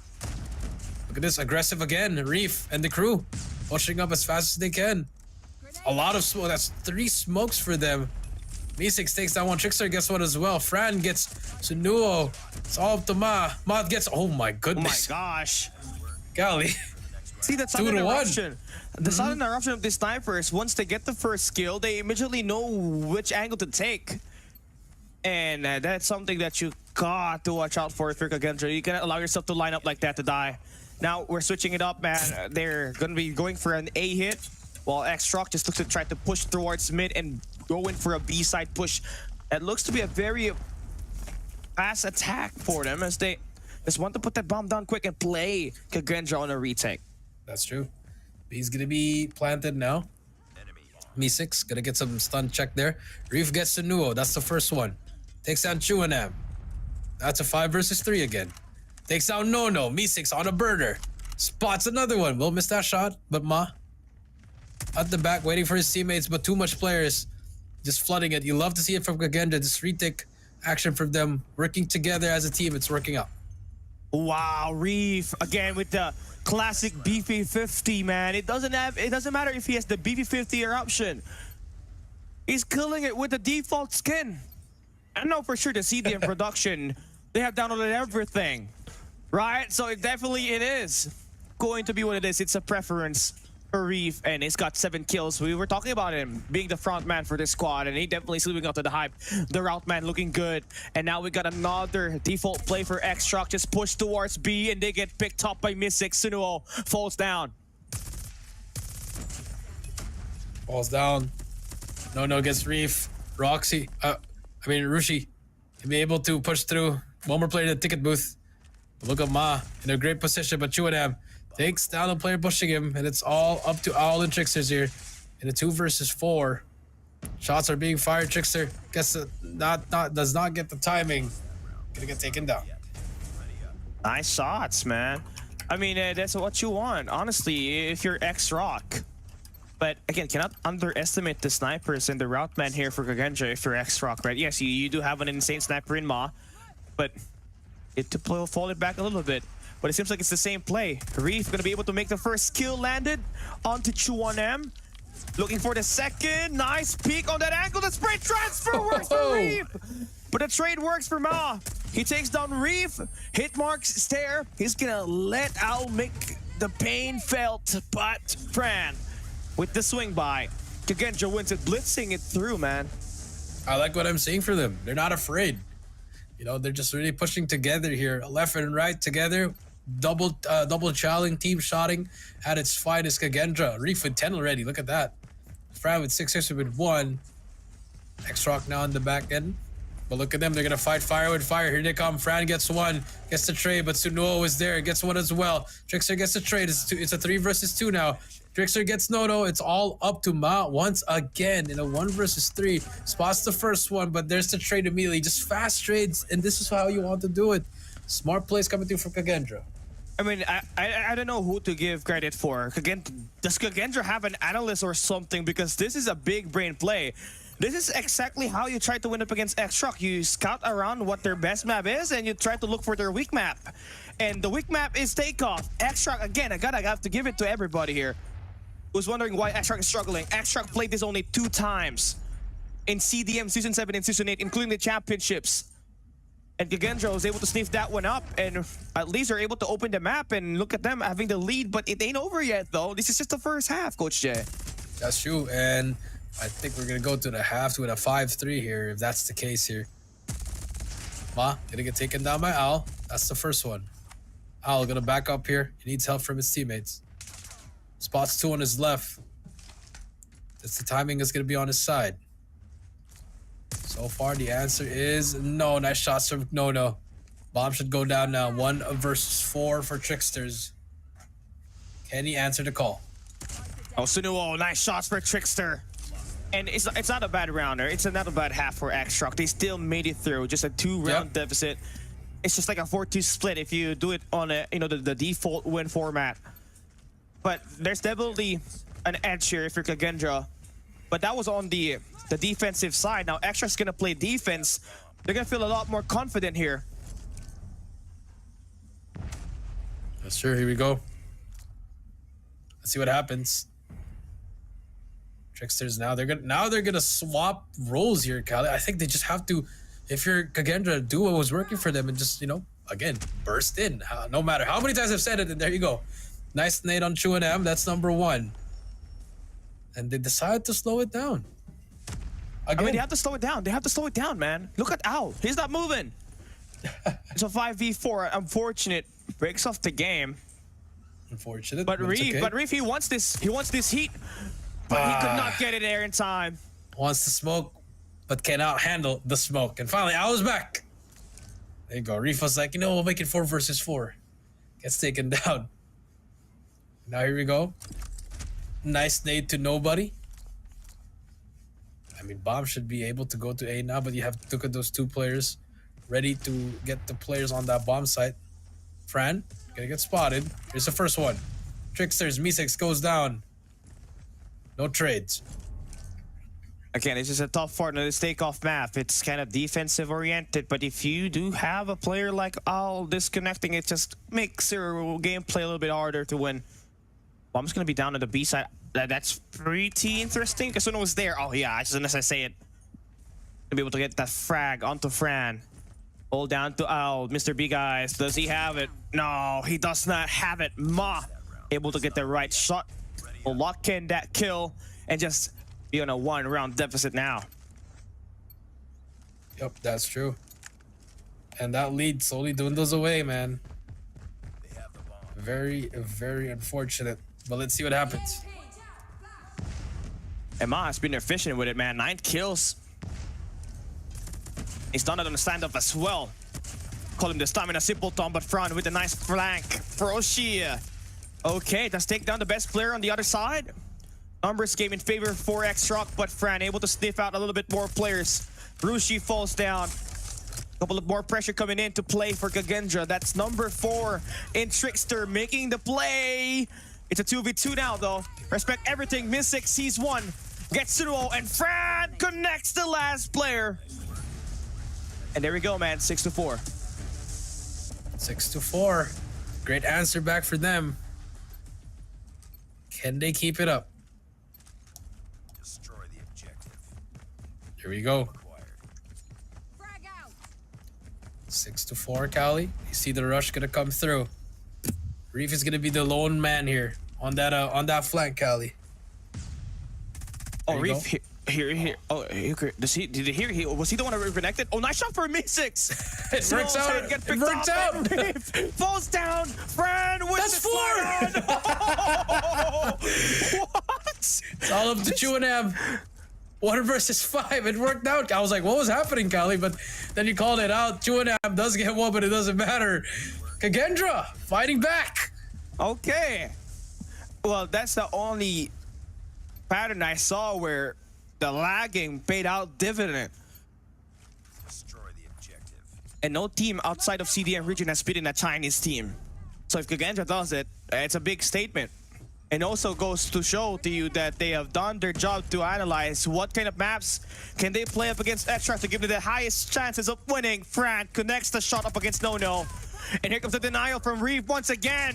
Mr. Default VV50 plus Mid-6 with the shot down with that scope, but it ain't over yet. Fran sniffs him out. Rushi falls down. Kagendra in a position to secure game point, but Ma is the last left standing. The boss fight.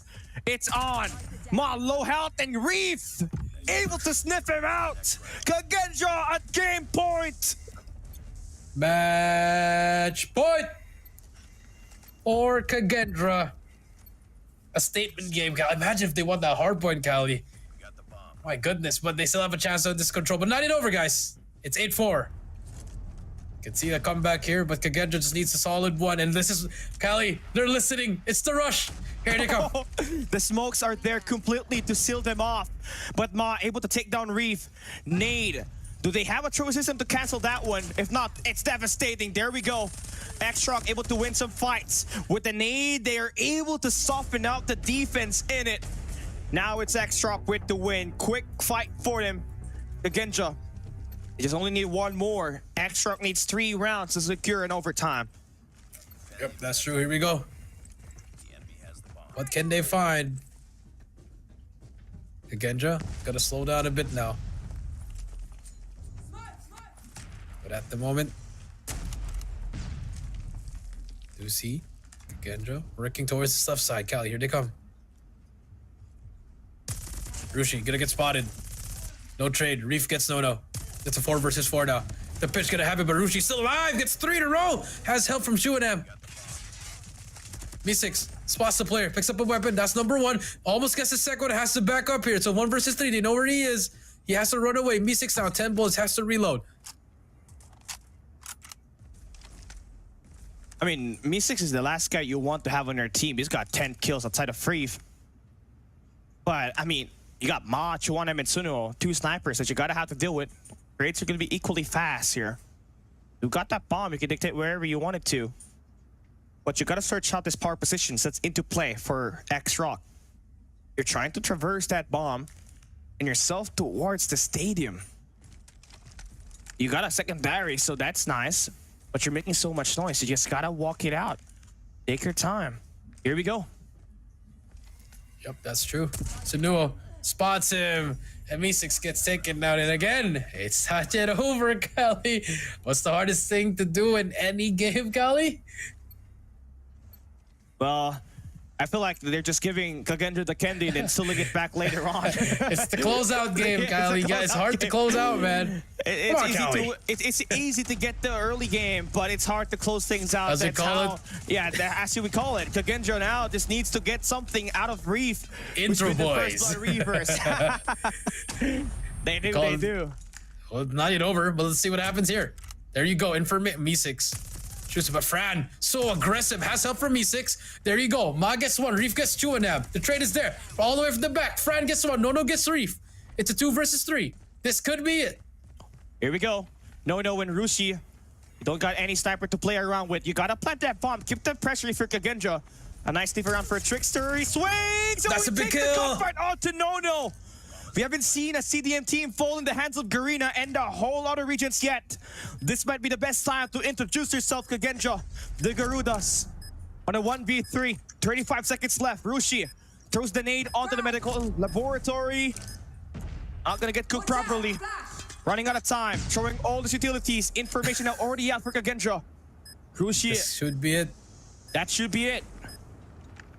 Rushi gets spotted. Fran shuts him down. 17, and Kagendra ties the series at 1 apiece and finally has won an S&D against a CDM team, a Garena team. Cali, is that it? Yeah, they have done it, and now it's starting to make a huge, it's starting to make a huge statement here.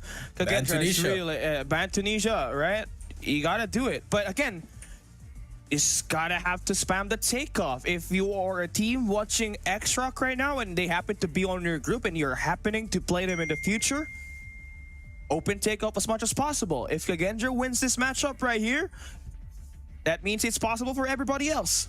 That's true. It's possible for anybody. You're right, Cali. I mean, look at how they played that defensive side. They were just aggressively putting 3 players on tower, on the scaffolding, as well as Fountain, Cali. They were just aggressively pushing. If one dies, the trade is there. If they don't die, they just push together. And then if they want to go through, Al's already ready, posted up on that backside with that MG42, ready to spray and pray, Cali. It's a foolproof plan. And on the offensive side, it's a trial and error for them. I love what they're doing. It doesn't work on B, let's go to A. It doesn't work in A, go to mid. It doesn't work to mid, go back to B. It's just a mix and match. Yeah, and they don't overthink it. That's the best part about it, right? Simplicity, and my friend. Simplicity is the way to go up against a Chinese squad. and X-Rock, they're the #1 team, man. But for some odd reasons, that S&D seems to be a big bane for them so far. They're currently 2-1. I mean, they're currently 1 wins and 2 losses on it. They lost up against they lost up against Wolves in Tunisia. They lost up against Kagenja right now. The only win that they got was up against Godlike at the moment. That's true. I mean, that was just beautiful for the side of Kagendra. But now, you know, they can celebrate now, but it's not yet over, man. They got to win that next game, Cali, to make it really feel good for them. If Control. Yeah, in Control. What was the map? It was Seaside, isn't it? Seaside's going to be that map, Cali, and then I mean, remember they lost. Remember the last time up against in stage 4. It was stage 4. They lost to TSM by just capturing. So if X-Rock decide, I mean, I know X-Rock is pissed off. They're probably pissed off. So Cali, they can play for capture. They can play for kills. So, but if you're Kagendra, just focus on that goal, man. Just use what you've learned and how they play, because you can fight them in the gunfight department, Cali. I think it's just working together as a team. That's what you have to work on now on this control. It's also the stamina, right? I mean, you're gonna have to survive countless of waves here. X-Truck does play a little bit more like Elevate when it comes to playing maps, right? You saw it on that standoff. It doesn't matter if it's last 40 or last 5 seconds, they were contesting everything. So same thing would be applied on this control game up ahead. And Seaside, if it really is the map, this was a map that they washed Godlike. It was just a dominant win coming in from them. They did lose 1 map up against them, but the 4 maps that they won was through captures, which is insane. They are very objective oriented, so this is a team that you cannot really underestimate. So you gotta make sure that you have a very balanced structure when you're starting on the defensive side, because they're gonna be going aggressive to capture all of the flags that are gonna be available on this map. Yep, that's true, and that's the important one for Kagendra. Gotta win this one right here, because X-Rock, they're 4-1 right now, Cali. Even if they lose this one, they're still pretty good in that standing. But obviously, for Kagendra, it's a must-win for them. They don't want to go down 1-5 in the next series. They gotta at least 2-4. Could, you know, just make them a little bit better. Yeah, but if you are a Godlike fan, you don't want Kagendra to win this. Oh yeah, you do not. Because if they can win up against X-Rock, for sure they can win up against Godlike, right? That's going to be a measure of strength right there. And there might be a chance that we might see a tiebreaker, maybe, perhaps, in these next 2 days of action that we got in group stage. But the game is not yet over, right? This game's not yet over. We're overcomplicating. I am overcomplicating things. But yeah, I'm just thinking of all the possibilities that we might have on the top 4 in this Group A, because this is definitely the group of death that we have. But before we even talk about that, let's go and take a look at our team results. Kagendra. Lovely 69 that we got here on the scoreline. 53 kills for them. You can see the gunfights. It's definitely up there. It's just the strats that gave Kagendra an opportunity to get everything in their way. Yep, that's true. And I mean, let's take a look at this one. It's just, I mean, look at the kills. They're 51 to 53. It's all equal. All those rounds are very close. It always came down to 1v3, 1v2, 1v1, 2v3, and take a look at it. I mean, Kyle struggled with 2, but if you have Fran and Reef both tied with 17, but Fran has a higher rating, I mean, that's what you need. And for the other side, Ma tried his best. He tried his best, but this was a 4v5 because Al was disconnecting and reconnecting every time, right? I mean, yes, it is a Yang 1 impression, but there's a big difference between a guy that's trying hard and who's just disconnecting, right? Frando gets the MVP. One of the most experienced initiative player that you can have on your squad. And I like that he was not afraid to cut off rotations when they were playing on the first half. You saw him, he was extending at generators, going through fountains, maybe checking if there would be extra players that are trying to take some angles on the other side of the map. And he was able to successfully get those things done. And now the game is equal. It's gonna get decided on this control. I was not expecting this kind of games to happen prior to this map bans and picks, but looking at it, when you said it, they won the map drafts, and that means we got ourselves a game that is definitely in stack for X-Rock, but there's a high fighting chance for Kagendra. A high fighting chance. I agree with you, Callie. They're not going. They've been here before, Callie, in the lower bracket. I mean, technically, this is kind of like the lower bracket mentality you need to have now. Yeah. If you lost that, you just gotta put yourself in a situation where your back's against the walls every single time, and that's what Kagenja's doing. You saw them fighting for everything that they can in that hard point. You saw them winning that SND, and now for this control. Same kind of momentum, same kind of energy. I think they will be fine. Now, I'm going to give the edge to X-Rock when it comes to investing operator skills. I feel like they're a bit more advanced and in the knowledge of when to throw it away, because they know when to cycle it, right? So if you are Kagenja, you need to find a good value off of your operators as well. Maybe just to cancel out the War Machine and all of those core lines that we're going to be able to provide here. And now here we go. It's not going to be Seaside. It's going to be Raid. X-Rock versus Kagenja. We have our operators. It is going to be a mirror matchup. Who's going to have the better annihilator? Who's going to have everything in line to win this matchup right here? A series is going to be up for grabs between these two teams. The number one team in China in X-Truck versus Kagenja. The third best team in Garena about to duke it out. Raid control. Let's get it underway. Let's get it on. First best in China, third best in Garena. Mi6 with a snipe through the smoke. Takes down Ma. And there you go, Chuanam. Getting some tips from that elevate with that spray down. But Alus, good defense so far. Gonna be able to take down that first wave immediately, so Kagenja survives. But here comes Ma, man. He's been the gatekeeper. If you cannot shut him down, you're gonna struggle up against X-Rock. But here comes the pick onto Al. With a .20 KD earlier, he's got himself 4 kills at the moment. Definitely not gonna pull up anything, something like that. But I'm liking the aggression that you're seeing for Kagenja, as they do have a couple of players just trying to anticipate the spawn trap in there, and also just winning the gunfights. That's something that was lacking a couple of days ago in that hardpoint standoff. Hardpoint standoff, you're right. 20-16 now. You see Fran gonna be able to spray it down. But 19-15 here, you see Kagenja, they have that life advantage. Kind of looking good for them so far. But look at the two players. Fran, does he spot him? He spots the first one, but does not spot the one close to him. Nice punch from Nono. 17-13 now, and look at X-Rock on the back end. They're getting some kills first before they start capping, but 30 seconds left, Kali. It's all right. It doesn't matter. You're going to have an access to the A side. For sure, Kagenja's going to try to drop that, as they want a slightly stronger position. Once they play the B side, they're trying to take care of their life count, but they expose themselves. And X-Rock finds 4 on the feed. Kagenja now back at spawns. Ow, sliding in. Oh, he wins the gunfight onto Nono. Nothing much to do here. If you're Kagenja, you gotta give that A-ups. You're gonna have to focus on the B side. Yep. Focus on the B side. You're right. 10-11 now. Looking at more. X-Rock trying to work their way back here. Remember the last time that we saw this back play, Kylie? That's where Elevate won. Ma takes down Mi6. That's the first one. Could be the beginning of the end for Kagenja. But then again, there you go. Fran takes that Chuanam. So the chains are there, but look at that. Nice kills from them. That's gonna be 3K. And look at that. From a 10 versus 10 to a 5 versus 10. Mi6 does get a trade. Other killer looking for more, but Sanua with a quick scope. Oh, nice slide here coming in for Al. He takes down Nono once again. It's a 4v8. Numbers-wise, X-Track just gotta pull it through. They can win through elimination. And they just did. They did it in a way where they're just spamming, abusing the Tiki.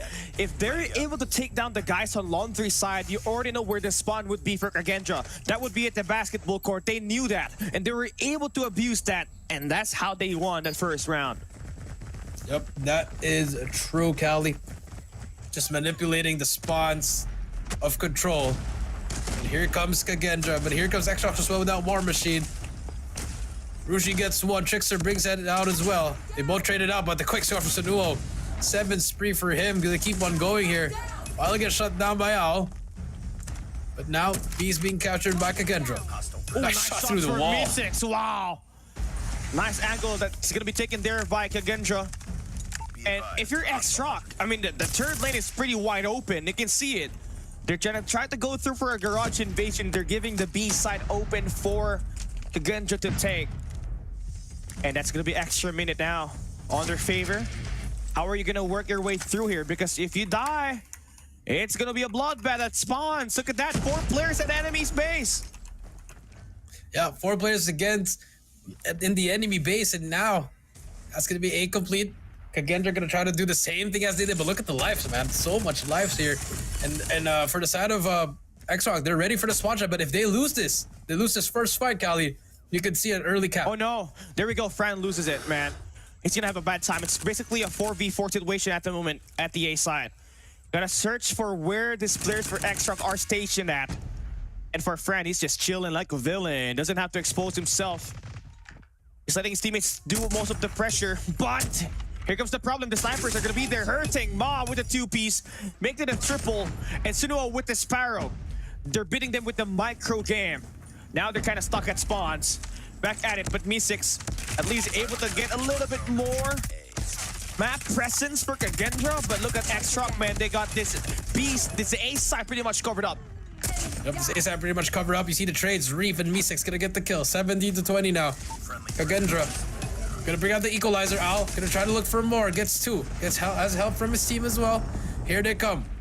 17-15 now. Al spots 1. Needs help from his team. No. On the back end. Gonna get traded out. And now Fran spots another one. Rushi's gonna be able to go as well. 14-12. There's gonna be a little bit more seconds. But look at that. There's one player just capping it, but the contest is in there, Cali. 12-10. They're gonna cap it as well. Kagendra, can they get it? But the contest is in. It's a big 1v1. They're gonna get it. 1v1 takes him out, but Rushi decides to help his teammate out. 9-8 now. A minute left. Yeah, 60 seconds. Can slow it down. Gotta respect the snipers here, coming from X-Rock. No with the mid-map attack out there for the trade. You need some mid-map presence if you're Kagendra. Flashbang. Here comes the stun check. Oh, he's gonna feel the pain of that bullets flying through his face. Fran, oh, nice shot up against 2-1M. Now it's a 5v5 situation. It's a search and destroy. Search and destroy. Annihilator in hand. Ma, you know how deadly he is with this, Cali. Does he spot that player? No. Only has a half time here, Cali. He has this. Will he push this out? Answer is no. The timing is unreal for him. Mi6 takes down Ma. Hunter Killer saves them. 2 more to go. So no, it's all up to Rushi. Who brings out the war machine. Does not matter. Kagendra gets it. That's just... I am speechless in how the way they route that, man. They knew that the map awareness was there for Kagendra. They knew that if they continue to push down poolside, they're not going to win anything. So they sent out those players to move around the kitchens. But now we're back at the reset, man. X-Rock's going to be back at the attack. They've been looking solid with it. Seems like they're going to only be able to put the punish here as they clear out the B side. Kagendra left nothing to do but give it up. 2-1M even making the route, making the 2-piece.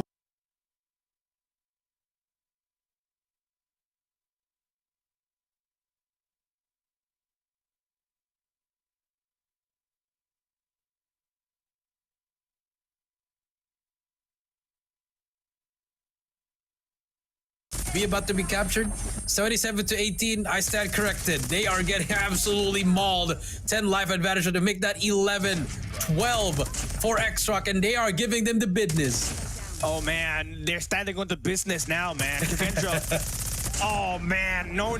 7 not spree. looking good. Yeah, building up for an EMP system. It's got 18 eliminations, 11-25. You got 2 minutes. It's a win-win situation for you. You got total map prep.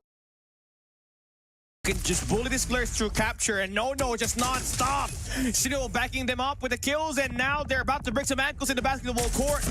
No, he is unstoppable. 11 spree. Finally gets sorted down by Reef. 5v21, clearly a better defensive performance coming in for Kagendra, but hell nah, bro. X-Rock, they're about to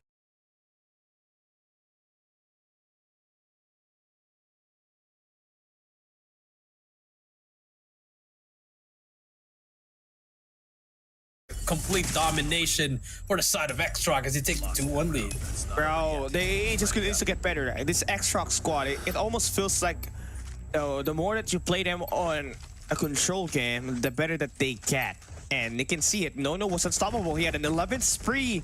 Now he has an EMP system. If Kagendra wants to attack and X-Rock just lose control, click the EMP system and your war machine and it's over. Right now, Nono continuing up the deadly beatdown. 3 kills in the mid-map. Unstoppable. Cannot be contained. He's a devil waiting for more blood to be shed. X-Rock, first 5 kills. No. Oh, he wants more! He wants more! He wants more. He's gonna go for it. No. Brings it out once again. Sparrow in hand. Sunuo gonna get 3 more. Here comes the equalizer. Sprays 1, but unfortunately gets taken down. But 8 live advantage for X-Shock. 45 seconds left. Kagendra nowhere to be seen, nowhere to be found. Everyone's bodies are being flown around.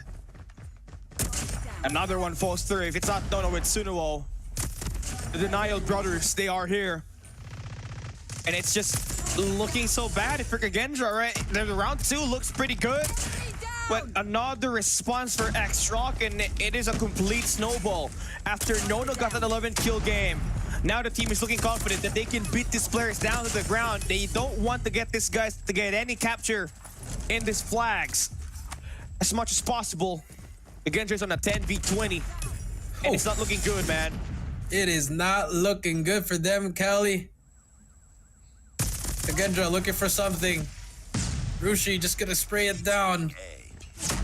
They're trying to extend it here, but look at they're turtling inside now. X-Rock right inside that point, not letting them try to capture it. Last 6 lives remaining. Oh, shots for Mystics. Gonna be fired down, Reeve. Nice extension. You're able to clear out the bottom lane, and another falls through for the double. But now that he falls down, you do get the A capture. It's a 4v12. And this is going to be a bit of a tall order for your squad, but Elevate earlier won a 7v14 up against Vitality to ice the round, so anything is possible if you want it. But this is X-Rock. Gotta be perfect. Gotta be perfect. Last 3 remaining. Chuanam spots him as well. Fran does get 1. It's a 2 versus 8. Make that 1 versus 8. Fran, what can he find? He can find the next round. 3-1 match point for X-Rock. It's just like what happened to Godlike, Cali, in that control. You take one, we'll take everything. It's the candy that they stole, and Kagendra is not good. Yeah, their mental game is definitely bad right now, but they still got a couple of more chances to maybe win a map and maybe win a round. But you gotta look strong. You gotta act strong. You gotta pretend to be strong. Because once a blood has been smelled by this X-Rock squad, they're gonna go and hunt for it. But a bit more of a stabilized play coming for Kagendra at the moment. They win the first 5-kill metric. They do get the trades as much as possible on the A side. They got some mid-map presence, but all that to be shut down by Sunuo. Yep, gonna be shut down. Fran spots him again. Can he get more? That's a nice shot by Fran there. 24-20 now. 45 seconds left. Look at Rushi. He's gonna spray down. No fear. Shakespeare sprays him down. No spear, Shakespeare, and now Suno with the bullets. Gonna be able to take down the players going in for the cut-off play for Kagendra. But Trickster there just getting the full mid-map presence, but with the kill here for Ma, going in for the double. Does he win it? He does fall down, but he still got a chance to win this, but you're running out of time. Say that I care for you, but you're out of time. 17 seconds. You gotta have to push through now. You got to go. Yep, gotta push now. 8 seconds to go. But here they come. No. Gets one, Sunuo gets out. But Reef gonna try to stop them. Gets a 3K. No one's gonna be near this last one player. Kagendra, do they stay alive? Yes, they do. Wow. And that's a perfect way for you to win a round. You can see it, Kagendra, they have a backup for that loss, right? They may have lost their player on that A side, but they kind of baited a couple of players from X-Shock to move around that map, and they have thrown in an explosive, the Sparrow, to just riff them off and remove their chances of capturing a round. Now we're going to be switching sides. X-Shock, this is your best time to win. You're on the defensive side, and Kagendra, you cannot allow them to get any more opportunities to smell victory and get this one over with. Yep, that's true. Here we go. What can they find? No. Al. Kagendra, is that the momentum boost that they need, Cali? By the looks of it, it is working out at the start, but look at that. The Sparrow just shuts down everything that they can do. No as well. Nice shots from him. 22-25, a minute left on the clock here, Cali. Gotta put all your chips down for Kagendra. You still have a lot of lives here, but stop throwing it. You're getting owned by the sniper at the moment. That has to stop. You gotta get all of those smoke just to help you win this matchup. Reef just trying to do whatever it takes to win this. Oh, he wins one up against an equalizer, but that's only be good for one. You're bringing out the equalizer from Al. He's gonna make that flank work. You're gonna be able to clear out the B side, but you're giving X-Rock that third lane. Someone has to watch out for it. You gotta have sent some of your snipers to look over towards that red car on the driveway, just for you to have a safety net whenever this team goes in for a spawn trap. Yep, that's true. Here we go. Sinuo looking for it. Spawn trap could be useful, Cali, but look at the... They're gonna bank on Sinuo to find something here with the sniper. He is deadly with it, Cali. It's all about the timing.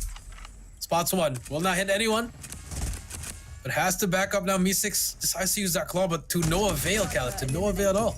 Gets one. That's it. You can take down the guy over the other place, but here comes X-Rock. They're spawning back. Both their players go down. And you can see the bully is about to ensue here for X-Rock. They're going to make the wall bangs and the garage invasion, the classic X-Rock play and raid work. But nice skill there for Trickster to get out for the moment at the gym side. You're doing time on the A side. You got to have to enter capture here. It's not through eliminations, but you're just kind of caught into a bit of a pinch as X-Rock does have that apartment in control and Sinuo coming from Heavens. All the way through money, he wins that gunfight. It's 10v14. Oh no, that was Trickster's War Machine, 8-13 now. Rushi takes down one more, Chuanan takes Reef. One by one, they're falling apart, Kali. But the trade is there, no, still in this corner. The pre-fire is there for him, spots another one. 5 versus 12. Not looking good for Kagendra now. Kagendra. Yeah, you can still win this one through, though. You can still win by just capping it. Yeah, you just have to go through, but X-Rock now finally gains ground, and that's it. That might just be that's over. It's 3v11. You got no more lives left, and this is going to be Kagendra down at the death's door. Rushi just sitting, chilling at the bed, watching Netflix, and it's just going to be them winning this round, and that is going to complete the series. X-Rock will take the map. No, Chuanem, Rushi, Suno, and Ma going to completely maintain the #1 spot in Group A, but that was a close one. Kagendra gave them a tough time. In all 3 games, Cali, and if you're a Godlike fan, brace. You have another chance to go through the next round, Cali. You know, but now if you're Kagendra, yes, you didn't get 3-0. At least you got 1 round. That's what matters.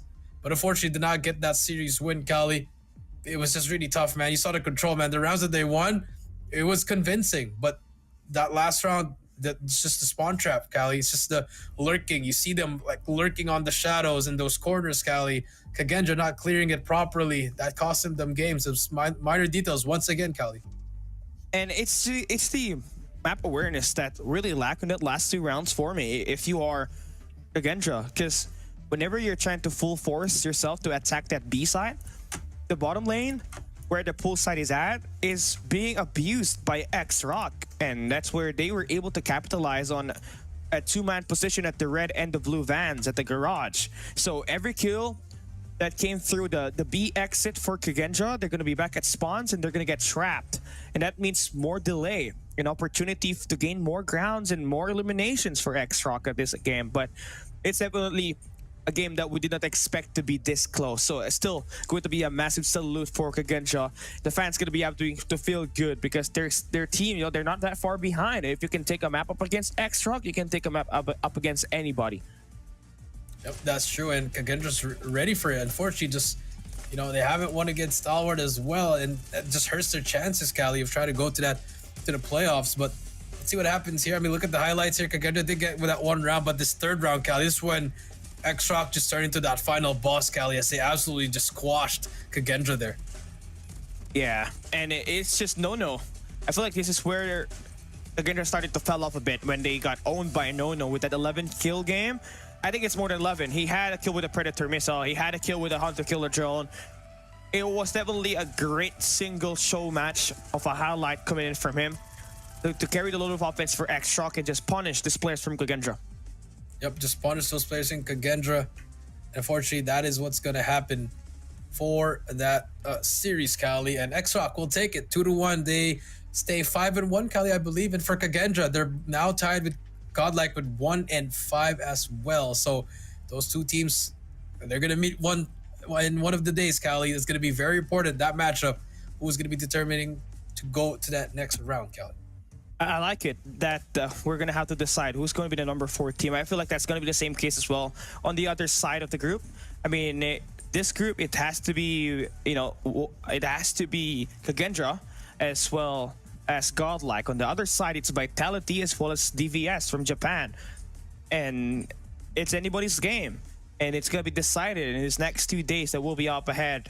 And again, what's at stake here is the 70,000 prize pool. The better the performance that you have, a lot of money, the better performance that you can get, the more money you can bag, and you get to fly out to China to play the LAN stage and earn your team more repetitions. And a free trip to China, man. I'll take it any day. I'll take it as well, man. But hey, you know what? With that being said, X-Rock, they're looking pretty good. But hey, look at that S&D, Cali, that takeoff. A lot of people are going to do some digging there, especially when they go up against X-Rock. Expect that map to be banned immediately if you're X-Rock. Yeah, that's true. I feel like it's something that is going to be tricky to deal with. Even if you try to open it up, if you play raid, there's multiple opportunities for this extra squad to beat you down. And one of which would be, if you're holding that strong B, they're going to attack that A lane. They're going to send out Rushi to hold on to that top bedroom. Then 2 of their players will go in for a spawn trap. And the rest will just have to play around the kitchen as well as the swimming pool. So that's one of the key performance from them. It's just tricky. There's a lot of bag. There's a lot of bag that Extra can provide here, right? But if you can open Seaside and Arsenal, that would be better for your squad, honestly. If it's going to be, spawn traps, I feel like Kagendra has cut what it takes there. Yep, I definitely agree. I think it was just, if this was, let's say, them against SPG, maybe Kagendra could have a better match. Them against Wolves, maybe. But then again, it is what it is for Kagendra. They tried their best, man. That I think it's just the map picks now. It's now if you're a different team, if you're Vitality, Godlike, or even any of the Garena teams that go up against a CDM team, got to open up those random maps, guy, that you don't really see a lot on when you do your research on CDM. Yeah, and there's a lot, right? There's a lot of games that they play in CDM region. And obviously, you're going to have to track all of those possibilities where they have been playing. And obviously, for Kagendra, either it was by pure luck or that they really did their research, because that's something that you only will pull up. Those random maps, it's something that you pull up only if you do get yourself an opportunity to read the profile of a team like X-Rock. And that's something I would do if we were to match up for X-Rock, right? So that's really something that's a great point up. But again, the series is still won by the X-Rock squad. It's just one win that we were able to see Kagendra win. The hard point could have been theirs, Coach Jay, but the operators just came in huge for the side of X-Rock at that final hail that we had seen today. It's just unfortunate for them, Cali. And it is what it is for them. You have to move on from this. Another day tomorrow for Kagendra, but for X-Rock, again, 5-1 as we're waiting for the final stats here, Cali. I know we haven't seen the hard point. We just saw the MVP. Could be the same reason, but we'll just have to wait. Yeah, for sure. And if you guys have been wondering what's our last game for today, it's going to be SPG up against DVS. And DVS, this is a team that, Vitality would be praying to not win the series up against SPG, because if they do, it will mean trouble in terms of the tiebreaker on that Group B itself. I know there's still a lot of games to play around, but for SPG, they did really shock the world by beating Vitality. They did lose up against Q9 earlier, but you saw how well they play on the Search and Destroy. Nan was something else. But for DVS, they got to find something that's enough for them to win a map itself. They did came close up against Q9, but it was just close. It was never a win. Yeah, and I think this is gonna be I think I'm gonna go on the side of SPG after that they defeated Vitality. I think they'll handle DVS not easily, but more on the convincing side. Maybe a little bit of a closer side, but SPG is gonna pull it up. Yeah, for sure. And that SPG squad definitely looked locked in and reloaded. I mean, they did lose the Time Lord, but obviously the way that they added in Carl and Nan, it was just something else, right? So that's going to be the storyline for later on, but for now, we look into what happened in this control game, right? Let's talk about the breakdown and what happened here. The Genja really responded back very well in that round number 2 when they were on the attack side. They're able to win through capture, but when that round 3 opened up, you saw No on that mid map was just frying with the competition. He wanted so much of the heat. He got motion and he definitely delivered 11 kills before he got taken down. And by the time that he was taken down, the life count already was lost to Kagendra for Kagendra. And it messed up their mental game for a little bit, because when you saw the following round, it was No that still created the opening pick towards mid-map. That 3-piece definitely shattered the positionings for Kagendra and allowed them to give them that 3-1 lead off the get-go. Yep, that's true. 3-1 lead on the get-go. I mean, that's what they needed. That slaying power once again, Callie. That's a lot. I don't know why you looked behind you. I just started laughing. Callie looking for someone. Someone hook Callie. I'm scared for I'm scared because this X-Rock squad. Yes, they kind of look like they have a bad search and destroy, but man, they're hardpoint in control. How do you beat it, right? I mean, you got Ma ever consistent in all of the matches that we've seen him play. And he's going to be a consistent factor if you're going up against X-Rock. So if you do not shut him down, he'll continuously break you to pieces. And that's what happened in that hardpoint standoff. He was the only guy top fragging, breaking every angle where Kagendra was kind of folding. But now we take a look at our team results. 4-2 on our scoreline, 159 to 130 on the kills. It's definitely not a lot of margins. But that extra 29, that's obviously one extra round to win. And X-Rock definitely did a lot of damage here. Yep, a lot of damage, 159 to 130. I mean, 20k score for them. Now let's take a look at what's going to happen. Who's going to take that MVP? Could be Ma, could be Sanu, could be anyone, honestly. Definitely. I feel like it's got to be No. No had so much kills there. He had 39 eliminations on this one and 1.39 KD. Everybody did their job. Look at all the other 4 players, 3 of which had 30 plus kills. On the flip side, there's only one guy that has so much elimination. That's Reef with 30 kills. Al barely passing that 30 kill mark. And everybody went full negative. X-Rock, definitely a bad team to be around when you're playing raid control. That's true. So, No, gonna take this home. 1.58, 39 kills for him. A lot of kills, and there you go, second MVP. Definitely. And at the moment, right, it is going to be No that had 11 kill spree. It was crazy. It was intense. They wanted to put a lot of moments into him, and the production just really get a great eye because that 11 kills was something else. That full mid-map presence, there's like 360 degrees, right? You got 4 angles where you might just be able to get taken down, but he look all over those plays and made sure that his team gets the best out of it. Looking at our ratings, X-Shock has 3 of their players on the top 5. Reef and Fran came in positive. But if you take a look at it for Kage Al, number 10, 0.67 rating, it did not look good. The scoreline that he had on that SND where he went 2-10 with a 0.20 record, it dragged his rating down by a lot. Yep, it dragged him a lot, and it's just unfortunate for him because they needed him. They needed him to step it up, which he did on that first game, Callie. But second and third game, it was just not it for him. He just struggled for it. And you see his teammates there, Tricksters was Me6, just couldn't find the rock. It's rough. I mean, Me6 was the ever consistent guy up against Stalwart Esports. I came in today thinking that he's going to be that guy for the squad, but it seems like it did not pull through. It was just Reef and Fran. But you still gotta have to give it to this squad right here. They put up a great fight. They are the first team outside of the CDM region that was able to take down a Chinese S&D team. Now we're gonna be taking a quick break. When we come back, it's Standpoint Gaming up against DVS.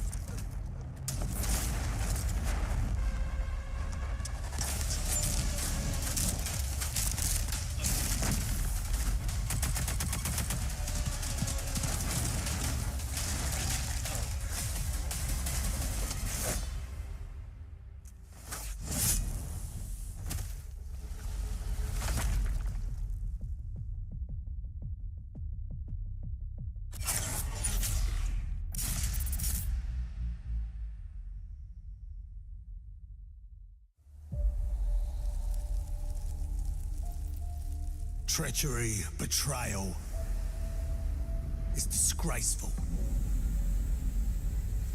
But to blindly follow, that's a recipe for true evil.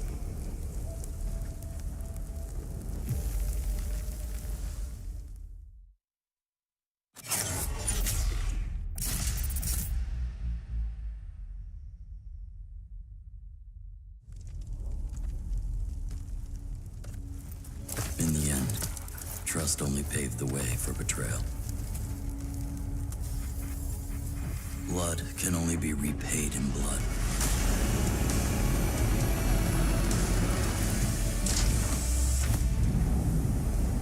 Turn hatred into bullets. Strike fear in the enemy.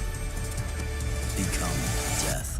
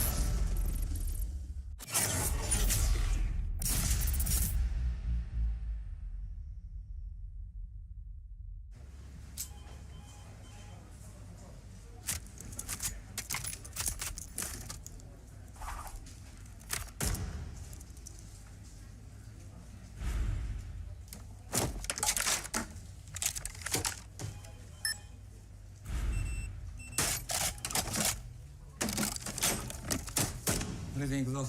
はい、こちらが比較した結果です。2010年、あ、失礼。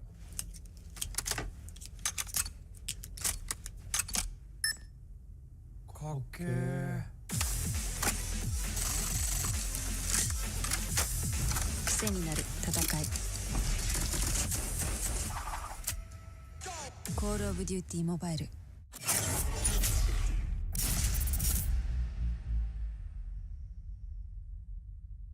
We gathered from all around Malaysia. This is Jom Cod M. Over 70 players showed up to immerse themselves in a day jam-packed with activities. Exclusive merchandises and prizes were given out to players throughout the day, and players also had the opportunity to interact with the Garena team.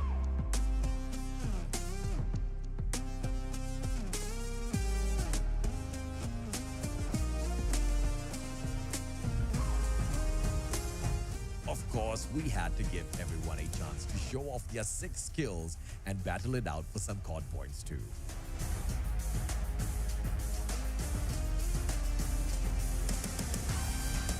The energy was truly explosive, and we hope you, the COD community, enjoyed your time at Jom COD.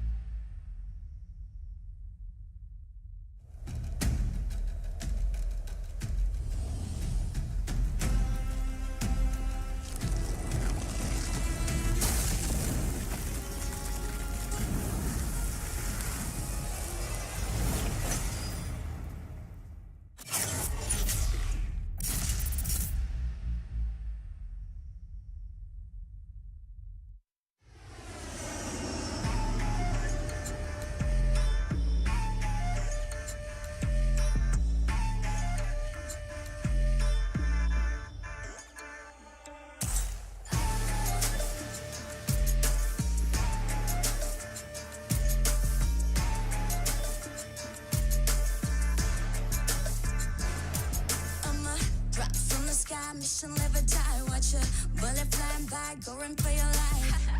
Enemies are running left, right, press fight. I'm gonna show you how it's in, you better sit tight. One down, three coming back at ya. Thinking that we're done, but I'm tougher than an armor. Dealing some damage, we hit it. Out of sight, out of mind, yeah, you know that I keep winning. We're stealing the show, you're down on the floor. Came in for action, still wanting some more. Destined for war, all versus four. When we're beginning, it's thrilling. We're gonna win it now, win it now. Watch us and we show you how. Arms around, getting loud, not too late to turn around. Running, running, gunning, gunning. Ready? 'Cause we want it all. No fear in our eyes. We will win it all. Glory is the prize. We are in the zone.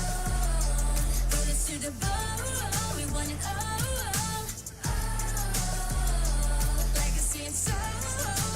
We are in the zone. Now you're gonna have to get through me. Be warned, with all my strength it ain't easy. An arm, ain't nowhere to hide. You're under my gun. When I drown you down in flames, all that you can do is run. My dogs out looking for you town to town. I know where you are, you can take my crown. About to be owned, use your bones from my throne. Landed back attack, got your track, boy you act rookie. When stealing the show, you're down on the floor. Came in for action, so wanted some more. Destined for war, all versus four. When we begin, it gets thrilling. We're gonna win it now, win it now. Watch us and we'll show you how. Runs around, getting loud, not too late to turn around. Running, running, gunning, gunning. Ready? 'Cause we want it all. No fear in our eyes. We will win it all. Glory is the prize. We are in the zone. Bullets to the bone. We want it all. Legacy and soul. We are in the zone.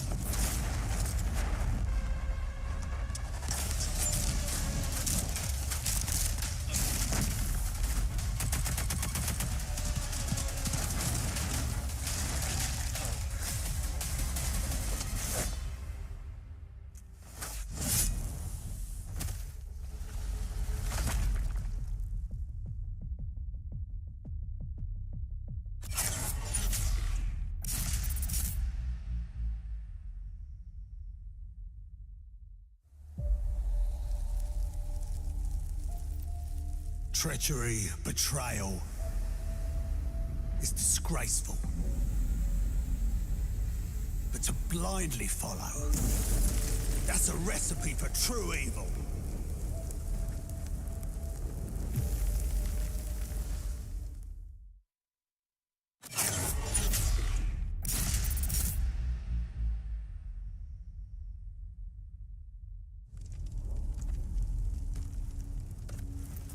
In the end, trust only paved the way for betrayal. Blood can only be repaid in blood.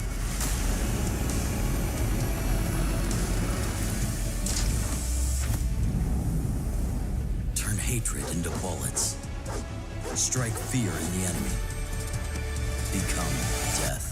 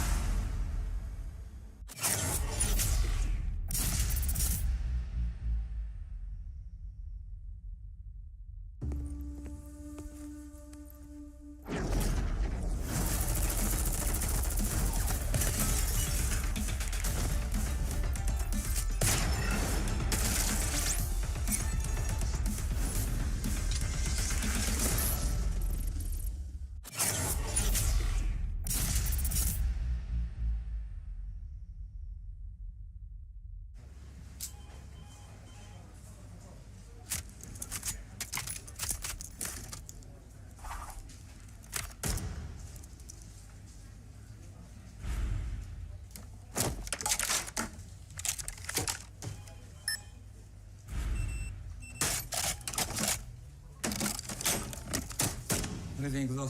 はい、こちらが比較した結果です。2010年。あ、失礼。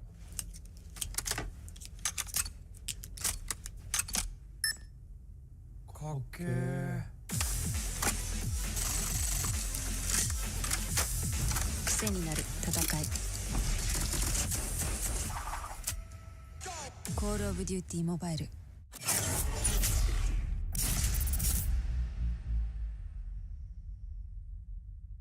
We gathered from all around Malaysia. This is Jomcod M.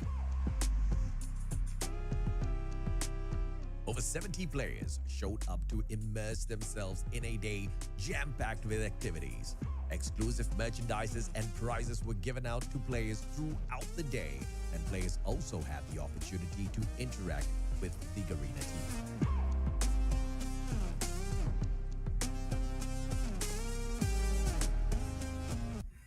Ladies and gentlemen, we welcome you back to Call of Duty Mobile Summer Invitational 2024.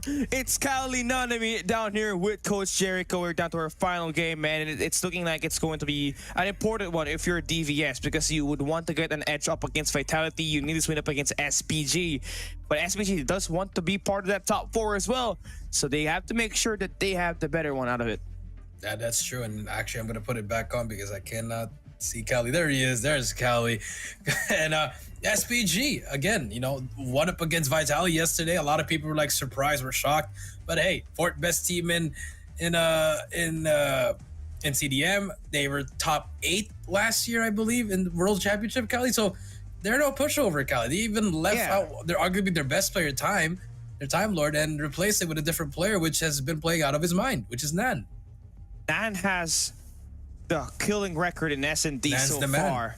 Nan's the man. 23 kills up against Vitality, 25 kills up against Q9. And that guy's not a person to be trifled with. But one thing for sure, though, their respawns look really awful when it's compared to Q.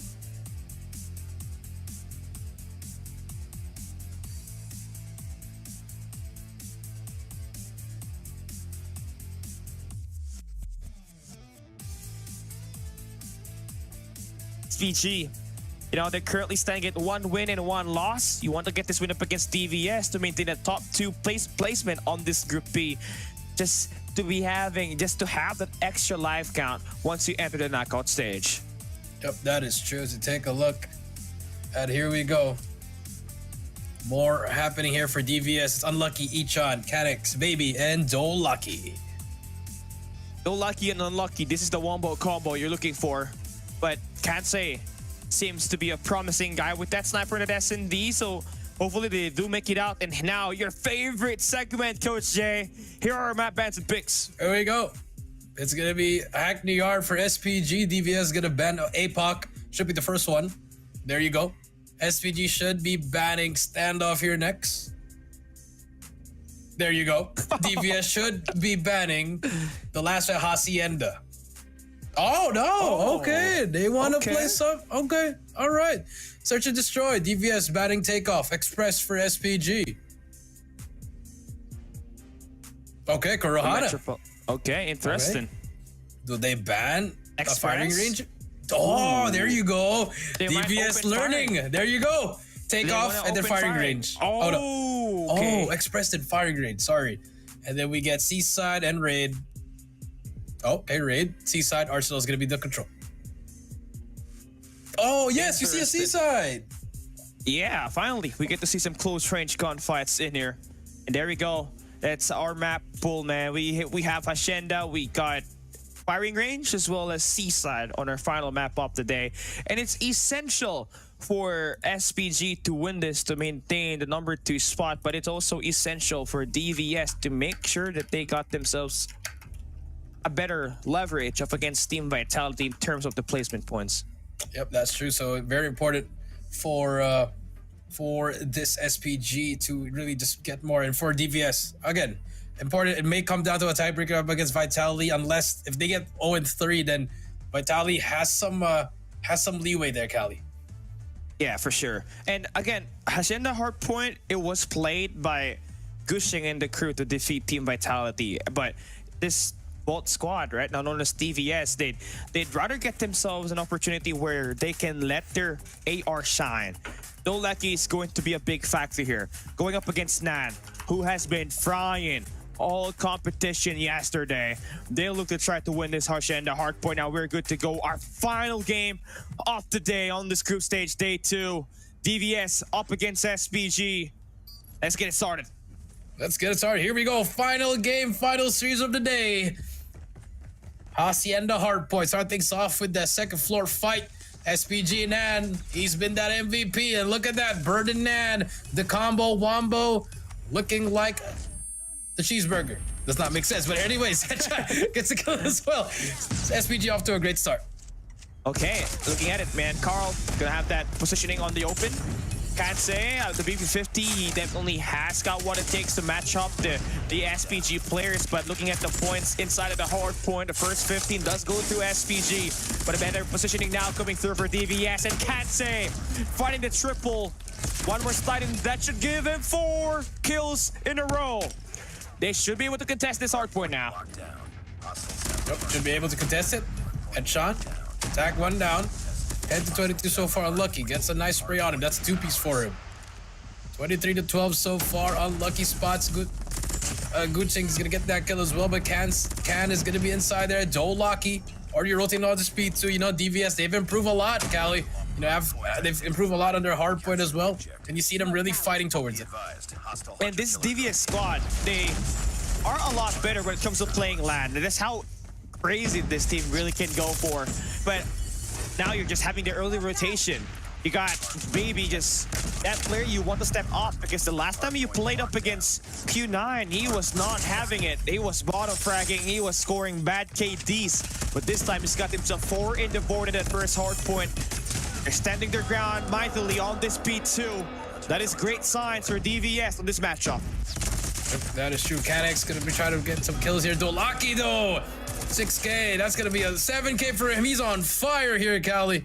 Looking for more damage here. Spots another one. The spray and the prey. Car bomb will not take him down as well. The prey comes too. He looks to find more players, but the trophy is there. The pre-fire is gonna go back here. 7 spree for Dolaki. Make that 8 in a row. Can he make it 9? The spray and the spray. The transfers are here. Can he keep on going? Yes, he can. 9 in a row. 6 in a row for him, I mean. Gonna make more kills here, Kaz. You rotate back to P4. Kansei has just been that guy at the moment, man. 14 kills. Yeah, dude. Yeah, he had like a 6 spree before that spree that he currently has at the moment. Suiwon and SPG forced to play the early rotation, but they're not inside of the point. Unlucky brings out the equalizer. Timely rotation that gives him 2 eliminations. At the moment, it is DVS taking control of the hard point. SPG finally gets that patio in control, and the fences should be theirs, but it's terribly not. Ichan gonna be holding things up for DVS, and they'll be able to hold down the point. Hold down the point, you're right, 82 and counting. Look at SPG. They're struggling here. This is, we don't see this often for this team because they won up against Vitality, remember, by not really outsaying, but just hopping on the hill. But so far, the DVS has been stepping it up properly for them. DVS gets a 2K as well, 10 seconds to go. Here they come on that rotation. SPG gonna get that scrap time. 91 to 33. I mean, this is exactly how you want to play it. We're moving on to P4. Early rotation still in there for DVS that has remained solid on this Bonnie Hill rotations. Can't say he has been leading the team and also the lobby in total kills. Then you got a guy like Dolaki and Baby that knows how to get the job done in this perimeter gameplay. SPG finally get the break inside of the hard point.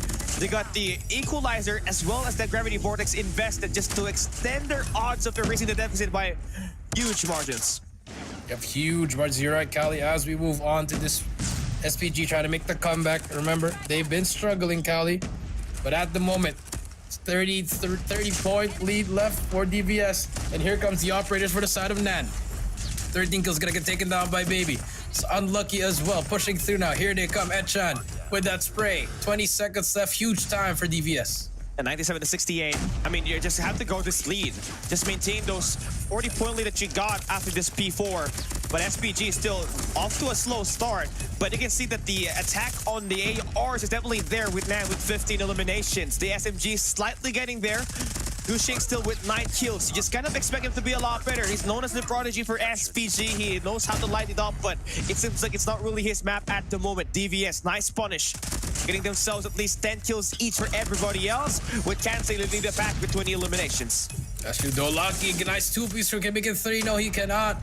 Bird gonna be able to trade him out. Nan as well. Here comes the ARs of SPG.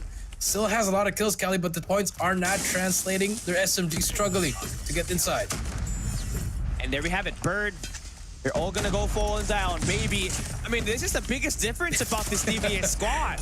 Baby was terrible up against Q9, but here he is helping this team. He's got 19, the second highest on this current roster that they got.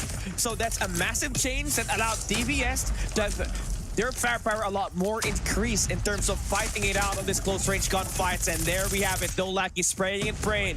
130 to 80 on the points. Last 14 seconds. If you're SPG, just get that early rotation. Yeah, get that early rotation right, Bird. Gonna be on that head glitch.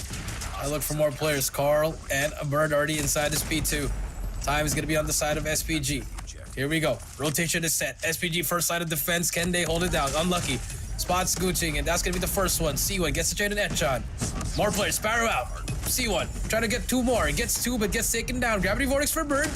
We'll find some players there, Cali, so some space has been created for them, but look at DVS. Pinch, there's still a player on that side as he cleared out Baby, and Unlucky. All get it down. DVS gets control. Wow, 40 seconds here to fight for. That's a lot. SPG coming back from checkers. They're gonna attack through short side. Nan is gonna have the VV50 locked in. They're able to successfully make the break with the help of Carl, who finds the double on the white Ichan. They're gonna be breaking through now. That's a 2-stack coming in.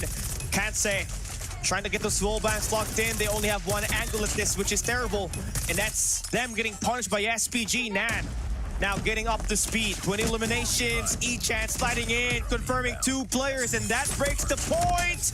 Yes, they do, but Sweet1 responds back with a swift kill. DVS, last 10 seconds. They're going to be able to maintain it, but SPG containing and attacking. They're going to get a scrap time. They are going to get that scrap time as we move on. Here we go. Etchan cutting them off one by one, but Bird is there for the trade. We see the players of SPG. They're trying to make the break from the top as well as from the middle. But look at already the setup on DVS. Already a 3-man setup inside. Here comes Gucci. Here comes Dan. They get the kills. They get the trades. But Etchan from the flank will spawn close. The Claw will not take him down. Nice shots from him. 153 and counting. DVS gets control. And that's 156 to 116 now on the scoreline. You just have to make sure that you just have the high ground for DVS. SPG is going to be coming through fences. You should be able to shoot them down with the ARs on this high ground. And Unlucky in the crew, I mean, it's just all about splurging in and also just being consistent in terms of the onslaught inside of the hard point. Nice hill pressure that you got for SPG, but definitely not enough. DVS Baby has locked in. He's got 30 eliminations, the highest on the lobby. Highest in the lobby. Here we go. 168 to 127. Last 10 seconds to go. It's a foot race to the next side. P4 will be the name of the game. Cali, look at the map. It's SPG already set up on the new one. All right, DVS Baby. Again, he has just been the highlight maker for DVS. This is just a night-and-day performance from him from that Q9 to the SPG matchup, and that's the reason why this team has gotten that lead. No offense, but he's gotta have to be the best player at this game at the moment. Unlucky. Nice shot down Ichan with the Purifier. Stops the push. It's 184 to 130. Yeah. That's gonna be Nan falling down. Unlucky in the crew. They're gonna get this shots in, and they're gonna be staying inside the hard point. Inside the hard point, you are right. 30 seconds to go. Here comes Nan. Try to break it. But look at the side of DVS, just what is happening to them. They are playing on a whole different level, just like how Kagenja played it last time, Cali. 200 to 131, but no chokes here. Look at the stack, everything's going on. That War Machine was not working out for them, and the trades are just going back and forth. DVS looking to break it. But it's not really something that you just want to get if you're SPG now. You're just gonna have to give that one to DVS, who just loves to play for those scrap time. They're gonna be the first team to reach a 200-point mark. And there's just definitely a high chance for them to make this game a round win for their side, knowing that SPG has just been slow to play the objective. And DVS has been frying out in his ARs. There has been no answer thus far. But SPG on this P1 reset a little bit better now. As they find the first 3 kills, they're gonna send back DVS back at spawns.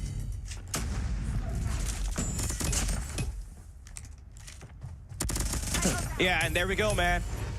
Takes down as well. Yeah. I'm right here. Sorry, my bad. On the mute. 215 to 143, Cali. 36 seconds to go. Baby here with that Sparrow. Well, unable to get that kill. But SPG back on it, Cali. They're trying to make this comeback, but again, DVS applying so much pressure. They have a big lead here, Cali. But look at that. Bird gets a 3K. I mean, somehow, for some reason, SPG is now slowly starting to win this gunfight. It's Bird with 37 eliminations, and they have remaining inside of the hard point. It's B1 turned into a monohill. I mean, DVS, that's all right. He has a safety net, a huge safety net. He just gotta get into the next hard point. This That's P2 true. is going to be a big cash. You can end it here. You gotta watch out for this equalizer. It's when they're gonna decide to use it because SPG, they just broke it immediately, but though Lucky, nice shots coming through from him. You see have Nan here, nice shot taking out Edchan, and just like the SPG gets control. The comeback could happen right here, Cali, but the nade from Baby as well as the kill. That's gonna be 2 kills, but look at Nan just spraying and praying. Brings out the claw, has to back up and help his teammate. Unfortunately, not gonna be effective, but his teammates are there. He has made that space for his team. See one now on your screen. Equalizer is out. They'll not get anyone, but Edchan, Baby trades 219 and 193. SPG back in the game. And it's nothing. The comeback is starting to ensue in. And again, a slow start for SPG, but their ARs has gotten a lot better on this fight right here. 290 to 204. Last 20 seconds for DVS. You want this contest. You want this crap time. You want to maintain this lead. But Carl brings out the War Machine. The pressure is there, but not enough to get the eliminations. The break is in for Gushing, but Echan will be able to back them up, and they'll be able to secure the last 10 seconds. Should be able to. SPG left nothing but the contest. The scrap time will also setting up for next. A reset of what happened with Wolves as well as Godlike. Scrap time. Name of the game, Cali. 235, 207. The foot race. You see number 4, number 2, number 5. All players of SPG unlucky. First side of defense. Headshot cuts them out. Just some big kills. Getting so much space for them. Could be the end. Here comes the Purifier to seal the deal. Finds one. Finds the second one as well. DVS could be winning this game already. Finds more. Etchan spraying it down, but the spawns, look at the spawns, Kelly, and they spawn close, and this could be it. The contest is in for SPG. Oh, Bird just gets a cut down on the patio. Garden's in position for DVS. It's a pinch play. Carl needs to shut this guy down. He does fight it. Be successful, but his teammates are down for the count. He needs to get inside. Hunter, killer drone won't be dropped. Will not be good for anything at the moment. DVS Echan playing the tight corner, winning the gunfight. SPG brings out the claw. Is it good enough for them to stand inside and the reinforcements to arrive? No, DVS with the shutdown. They win the map number 1. They did not stand, Cali. They fell.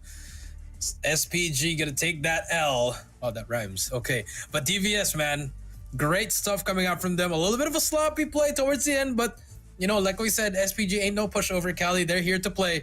And that's what they showed at that hard point. Congratulations to DVS for winning that first game. And again, you just kind of expect this to happen if you're DVS, because you're able to get a lot more tighter matchup up against Q9 on your first day, right? It may have ended up like they lost it badly. It was a 3-0, but at some point, at hard point, they were pretty much opting for a great comeback. On that map number 2, they had a 5-3 split before they lost everything. At the control round, it was a 4-3 win for Q9. It was pretty close games, and they definitely are very scrappy, worthy enough to try to secure themselves a great position in this group stage.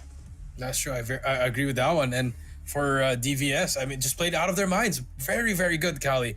But a little bit of a, like we said, sloppiness. I think towards the end, Cali, they're lucky that Etchan made that cut, and that was a smart play from them. But for SPG, so close, man. Really so close, man. I think it was just over. I think they were just, what's the word I was looking for, Cali? Just, I think this too frantic, Cali. Just you saw Nan, he had that claw. He pulled it out on P2. I'm like, hey, just got to slow down a bit, man. Your teammates are inside the hill, but I guess you just have to learn, just have to slow it down a bit towards the end. But then again, it's at the heat of the moment. You don't know what's... Thirsting storyline that we got here for today. It may look like it's going to be a non-bearing matchup. Well, I'm afraid you got it all wrong. This is going to be a heavy matchup. Vitality wants to see this DVS squad lose this series and SPG to win, but it's easier said than done. This DVS squad is a different level of biz when it comes to playing right now. Yeah, if you're DVS, you're one step away from making it a harder road for the side of Vitality.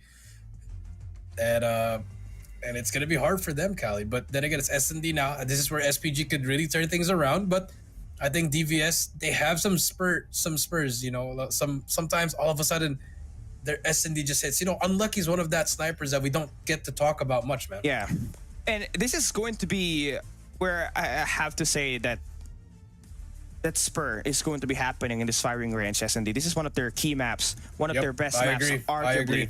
So SBG is kind of in a deep problem here. If they cannot sort out the sniper in Unlucky, they are going to be having a big problem in here. Knowing that Baby has already got himself a great impact on this hard point, he's going to be one of that extra player in this DVS squad that knows how to win this matchup. So you have to be very wary on how you try to play it. Now we take a look at our team results here.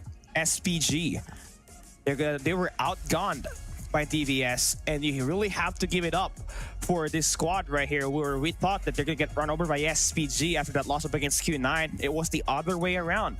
There was a guy on this DVS roster that had a night and day performance after this 250 to 218 point victory, and at 206 and at 189 kill difference in favor for DVS, and 1.09 KD. It was just marginal, I know, but Baby for DVS, 47 with 38 deaths, a 1.24 KD. He is the best player on this game, a 1.43 rating. He gives it its whole, and this team won the game itself. Yeah, that's true. That's just the pressure. I mean, look at it the other side. Like I said, the SMGs. I mean, C1 was trying his best, but Gusing could not catch a break. Cali, 29 and 44. But the other side, Etchan, as well as Baby, just really stepping it up, 90 combined. And Baby, you are gonna get the first one, Baby. We got Baby, we got Mama from X Rock. I mean, we got No. We got Time. We got Bird. Yeah, Baby Bird. Yeah, that's how you it. Baby Bird is a chick. Baby Time. I mean, who else? Baby Time. We got Baby Time. Yeah, I want Baby Time. Yo. What? I'm just playing with you. I'm playing with what you're saying. Is single. Baby Time is needed. No. No. But anyways, back to it. I mean, cool names overall, Cali. But for this one, I think coming up to this S&D, Cali, I think you're right. DVS has the advantage here. But then again, SPG did beat Vitality S&D. We saw how they played. They're a CDM team, but going up in a map and firing range here, it could prove useful for SPG. It could just be on their laps now. I believe it's gonna have to be a 50-50 here for me, because the Kurohana Metropolis win that SPG won up against Vitality was not the sniper that helped them got the win. Yes, you can add Carl's 1v3s, but majority of the fights was won by the Odin, which was held down by Nan. 23 kills for him on that one. And honestly, it does feel like Nan's overall distribution on this firing range is going to get cut down by a little bit. There's no way he'll be able to score 20 plus kills there unless he is Himothy today. But DVS Baby has been him. Let's go, baby. So let's see. Let's go, baby. Let's get this game started. DVS SVG. Man, what are these names they're getting? I mean, I like it, but it just, throws us off sometimes. But here comes game number 2. You see the rush from SPG already, and Unlucky gets the kill on Gusing. That's gonna be the first one. And this is just him. For his name to be Unlucky, he's quite lucky with his shots, Cali. So you want, they're gonna plant that bomb. A 3-man stack on the Woodhouse. Number 4 in Bird needs to score some shots, but now here comes the backstab for Unlucky. Yeah, that guy's unlucky. He's gonna get himself eliminated. So you extends out. Desperation to find some positioning.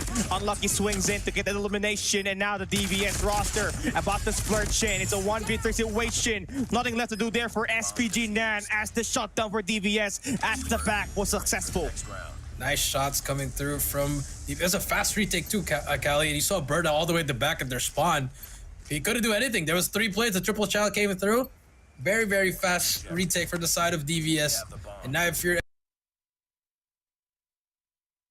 do it once again. You see the nades flying through. Oh my goodness, they threw everything.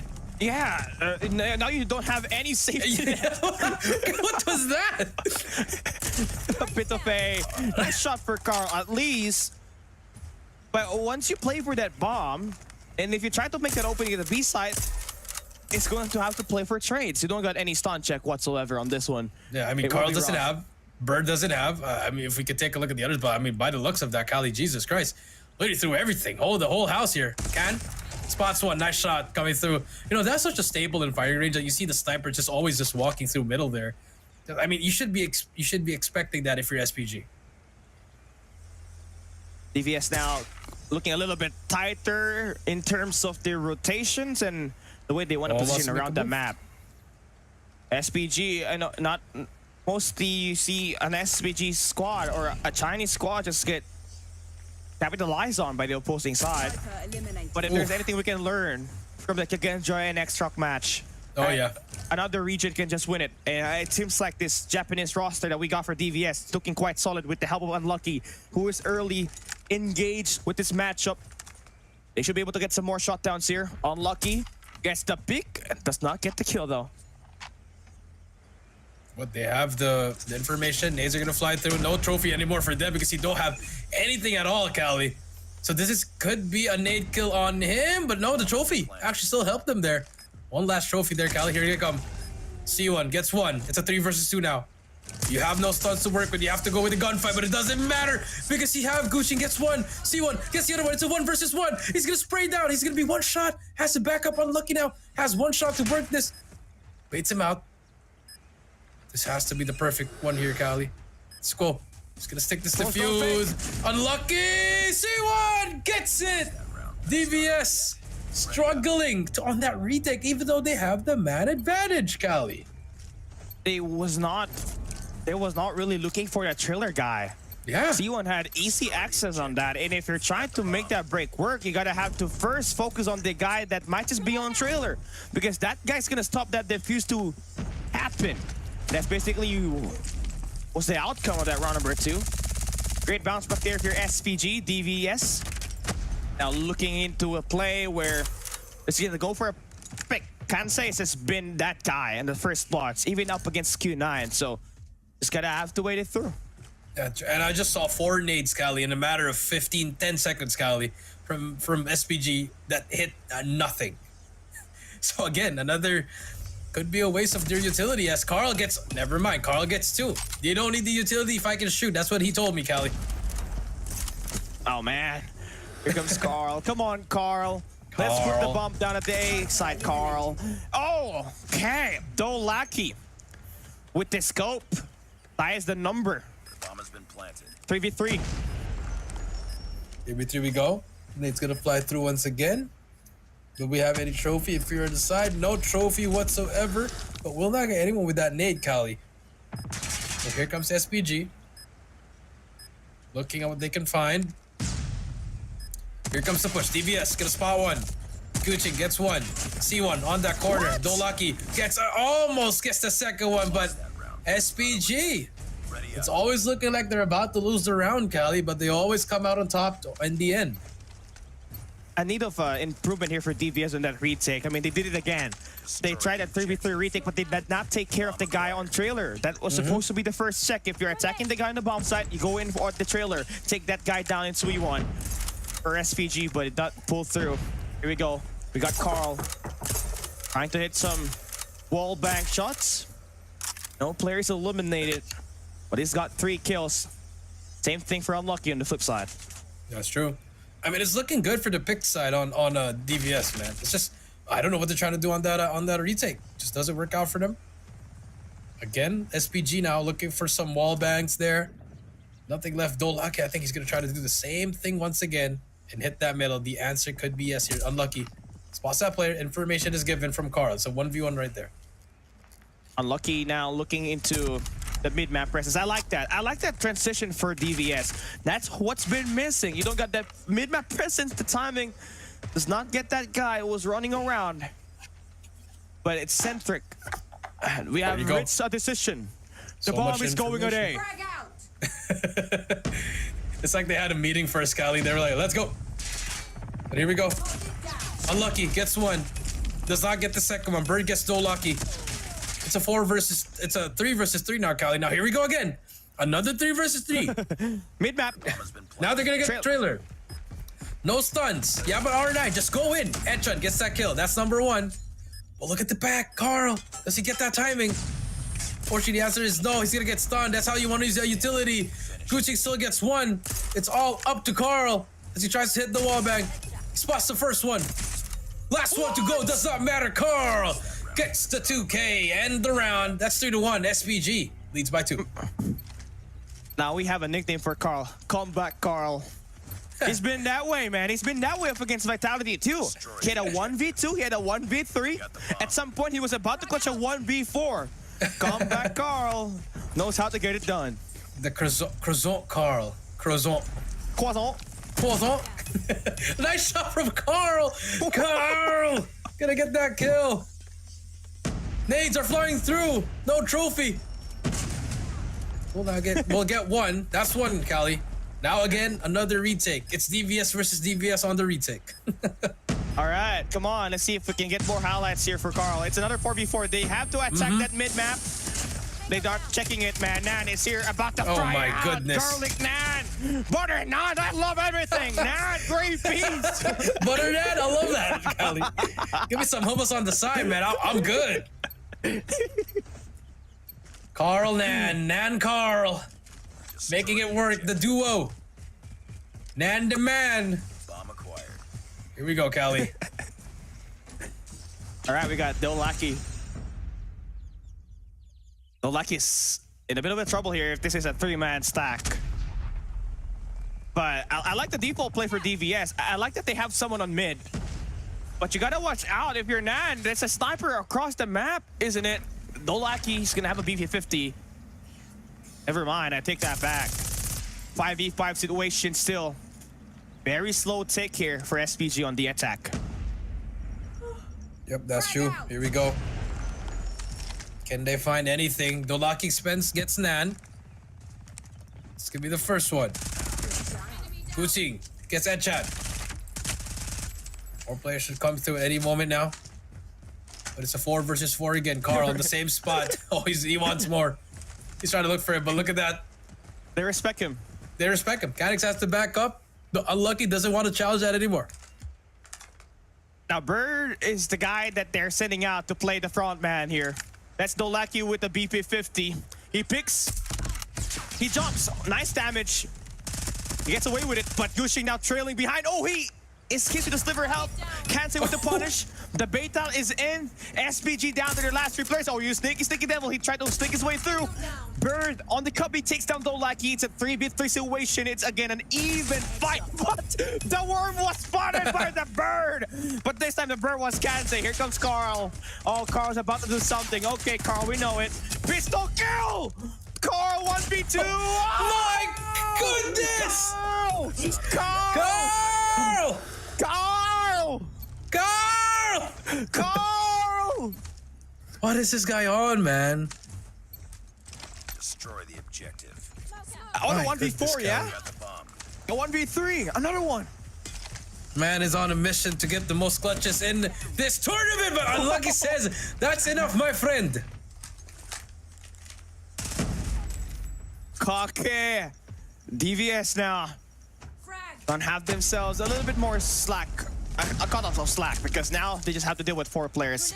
They remove Carl, that clutch king, right? I mean, Irfan may stop playing anymore. We could give the title to somebody Sorry, else. Irfan. Yeah, I agree. I mean, who else is gonna clutch it up but him? So here we go. No plant whatsoever yet. They did lose Carl, but you know what? Now it's like, I got it. Bert, I got it. Let me show you what we got. Here comes the push, the double sniper. We'll back up. Nah, trying to look for something here. A minute left, Callie, but they're so close to A. Gonna put some shots already. Let's see, though. Can Bird do something about this play right here? This is the first time we see DVS with an advantage on the retake. Let's see. I mean, this is the second time. Let's see if they can capitalize on this one. Nan, just butter with it. Unlucky falls with one guy taking down. That's going to be Gushing. It's a 2v2 situation. Kansei takes down the flightless Bird. Turns out it was a chicken. Suiwon, it's a 1v2 for him. Does he have enough time to win this matchup? Oh! Give him that kill! Kansei! Suiwon cannot get elimination. He can't say anything about it because he's dead. DVS finally takes a round on the defense. Wow. I have lost for words, man. DVS finally gets a kill that they need, Cali. Much needed break there, Cali. As we get one more round before he swaps sides here, Cali. Could see DVS gets the 5-3 or the 6-2 here. Here we go. Shot it through, shoot through the smoke. A redirection play. A delay push. The nades are flying. Look at DVS. They're getting mid-map control, but you see SPG about to hop on that point. Okay, Nate's gonna be flying through. Nate's gonna get canceled by the trophy system. Don't like he sneaks his way through. Trades there for Gushing. Carl, does he have what it takes? Yes, he does. Take down, baby. Get sent back to mama. It's a 4v2. Kansai and Unlucky. Last two guys standing here. I mean, Kansai is nice. Unlucky is nice. It's a double wombo sniper combo. Unlucky takes down Carl, but sweet one with the trade. Gushing extending out. Oh, he wants the heat. He wants the motion. Gives him He wants that smoke, Cali. That's what he wants, Cali. The smoke. My goodness. 6-2. SPG, they are not playing around, Cali. Defend the objective. 2-6. It's a night and day performance from them at the hard point, Ashenda. Now, again, the worry here for DVS is that you give a little bit more rounds for SPG. They're completely running away with it. Now you get some information. Now you know that Nan is going to be holding that B side. There's one guy holding it down. Nades for Don't Lucky hits a Gushing. No trope assistance whatsoever. And now it's a 4v5 in favor for DVS. That's true. Here we go. Looking for more. Carl, gonna push through the Edchan. Slowly working their way. It's a 5 versus 4. Look at the call. Bird, are you about on this rotation? You love to see it. Does he go for that wall bang? Answer is no, Nan. Does he get checked?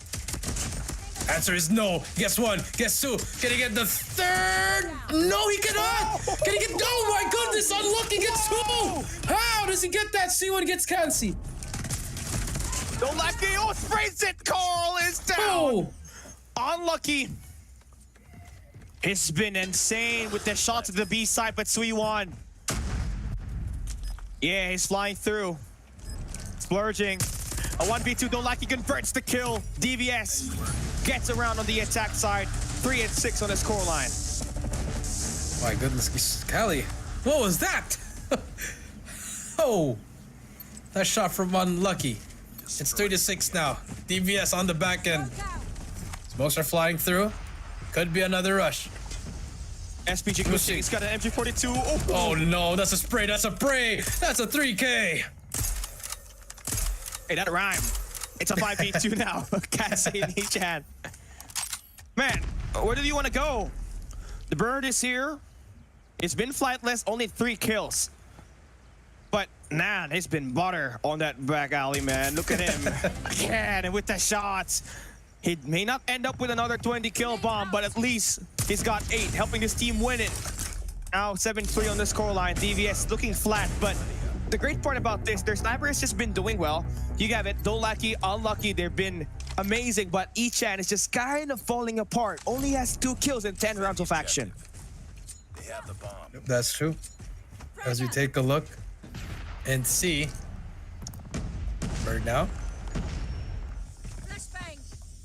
Looking for something. There you go, C1 gets the first kill on. Needs help from him. Nan does not, only gets 1, but baby gets 2 right there. Bird in that corner gets snaked out of there. It's a 2 versus 3 now. Guching and Carl, the last 2 players you want to be alive, Cali. This is a very winnable situation if you're an SPG fan. Agree, but there's also Don't Lucky on the other side who's got an MG42 and a BP50. You got Baby in there as well. But you got Carl on the other side. Clutch King, probably. Now a 3v2, man. DVS, they still got that bomb in them. They can either play for a bomb plan or just go rotate around A. But it seems like they're still hesitating. Still hesitating, that is right. And now, Dolaki spots Carl. That's the first one. It's off the Gucci. Gucci trying to find something. Has the gun to work with too as well, Kelly. Well, let's see if this 1v3 is going to be cashed in by Gaching. It's a 1v3, 40 seconds left. The peak is there. Oh, he knows that the guy is there. They're showing the nade. I hate this angle. I hate this angle for Red Gushing. I mean, this DVS squad already knows, and Katsei gets that elimination. There you go. That's going to be the first round again for DVS. Remember, for SPG, just has to close it out. 2 more to go. And now, you see another round coming through. Nades are flying. Smokes are out. Can see. Spots that player. Nice shot on Carl. You take down the sniper. We got the bomb. E-Chan, man, all he has to do is to wake up, and that's it. DVS is gonna win this right here. But Dolaki, you know, Dolaki's been keeping this team afloat in terms of the round attacks. Unlucky. Oh, gets himself taken down by a nade. Unlucky, bro. The full epitome of his name. Unlucky. Oh, Etchan, does he spot that player? I think he did, Cali. Could be the game changer that they need. Here we go. Can see. Still nothing. It's a minute left. DVS loses a player because of his own nade. Wait, that's better off. Here comes Nan. Okay. Easy is it. I mean, just too aggressive with it. I mean, I get the idea. You want to get the attack, you go back, but you're in a spot where the snipers is just going to completely obliterate you. But here comes the attack on the B side. Bird. Yeah, he's injured here. It's a 1v3. It's not good. Nice angle to take care of, but the stun is connecting. DVS, here's the shots. Here's the fight here for Bird. He's going to get traded out. 2v2 situation now. 2v2 now. Gucci gets 1. It's a 1 versus 2. Etchan, if there's a time you need to wake up, it's now, Cali. Fix the plan. Not the best idea there, Cali. Unfortunately, Etchan is about to go to sleep once again. Match point for SPG. I get it. Fake defuse is all right, but fake the plan. That's you just gave the opponent an idea where you are. But that's all right. Nice try, though. DVS is still within the game. They just gotta need to win this next 4 rounds. They should be able to force overtime. But so far, the attack set has been underwhelming for them. Here we go. DVS now. Just nothing is happening for them right now. Has to back up. Here they come. Can't see. Looking for a position here. The nades are flying through. You see them pushing. Here they come. Carl, he's waiting. Whoever peeks that. Oh, missed that shot. That prone helped him. Carl has to reload. Spots wants to the collateral. Gets him as well. He's going for it. Has to take him down. That's the third one. Gucci gets the fourth. Edson finally wakes up. Gets the third. Gets the fourth. Can he spot more plays? Yes, he can. Edson stays alive here. This is still winnable for him. Whoa! Etan still alive. 2v5 situation. Now it's doable. Just gotta have to pick up that bomb. But you're just kind of in a very tough spot if you put yourself in the open. But this is right. The timing is insane. But SPG know where the bomb is at. So you just gotta be completely aware where you want to rotate. Can E-Chan, Et-Chan clutch this up? We told him to wake up, Cali. He got 3 that round. 25 seconds left. Do not fake the plant. If you're E-Chan. Here they come. Timing could be everything. If I were, I would push stop steal right now. Steal is the way to. Yes, this is the perfect play. Oh no, just have to relax, my friend. You don't have to go for it. E-Chan gets cornered, and that's it. SPG gets it. That's just so unfortunate. I thought he was gonna go stop steal Cali. It would have been perfect, but it is the end. SPG ties it up at 1 apiece. So it does look like it does look like that SPG, the keys to winning here now, will have to rely on the control. Now I'm saying I feel confident that DVS is the better control team here. I mean, you saw it when you can go. Yeah, if you can go up to 7 rounds up against Q9, you should be able to dominate SPG. Because SPG, they played Vitality. They got 4-1. They got 4-0 by Q9 earlier today. So I think that is going to be a nice comparison. I think I agree with you, you know? All right, chat. I know they got one more game left, but I gotta get some sleep, guys. I'm tired. Yo, I'm tired.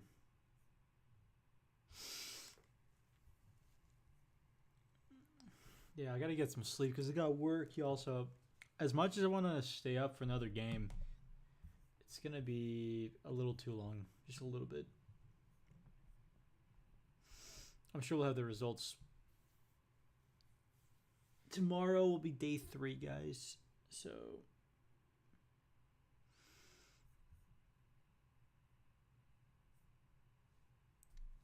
this is what PSG versus DVS is what. Let me make sure.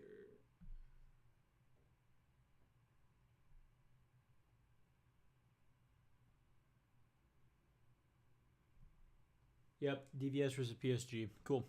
That's what I thought. There's a lot of teams competing, but anyway, chat. I'm gonna rate somebody and head to bed, y'all. Let me. Your boy's tired. Very, very tired.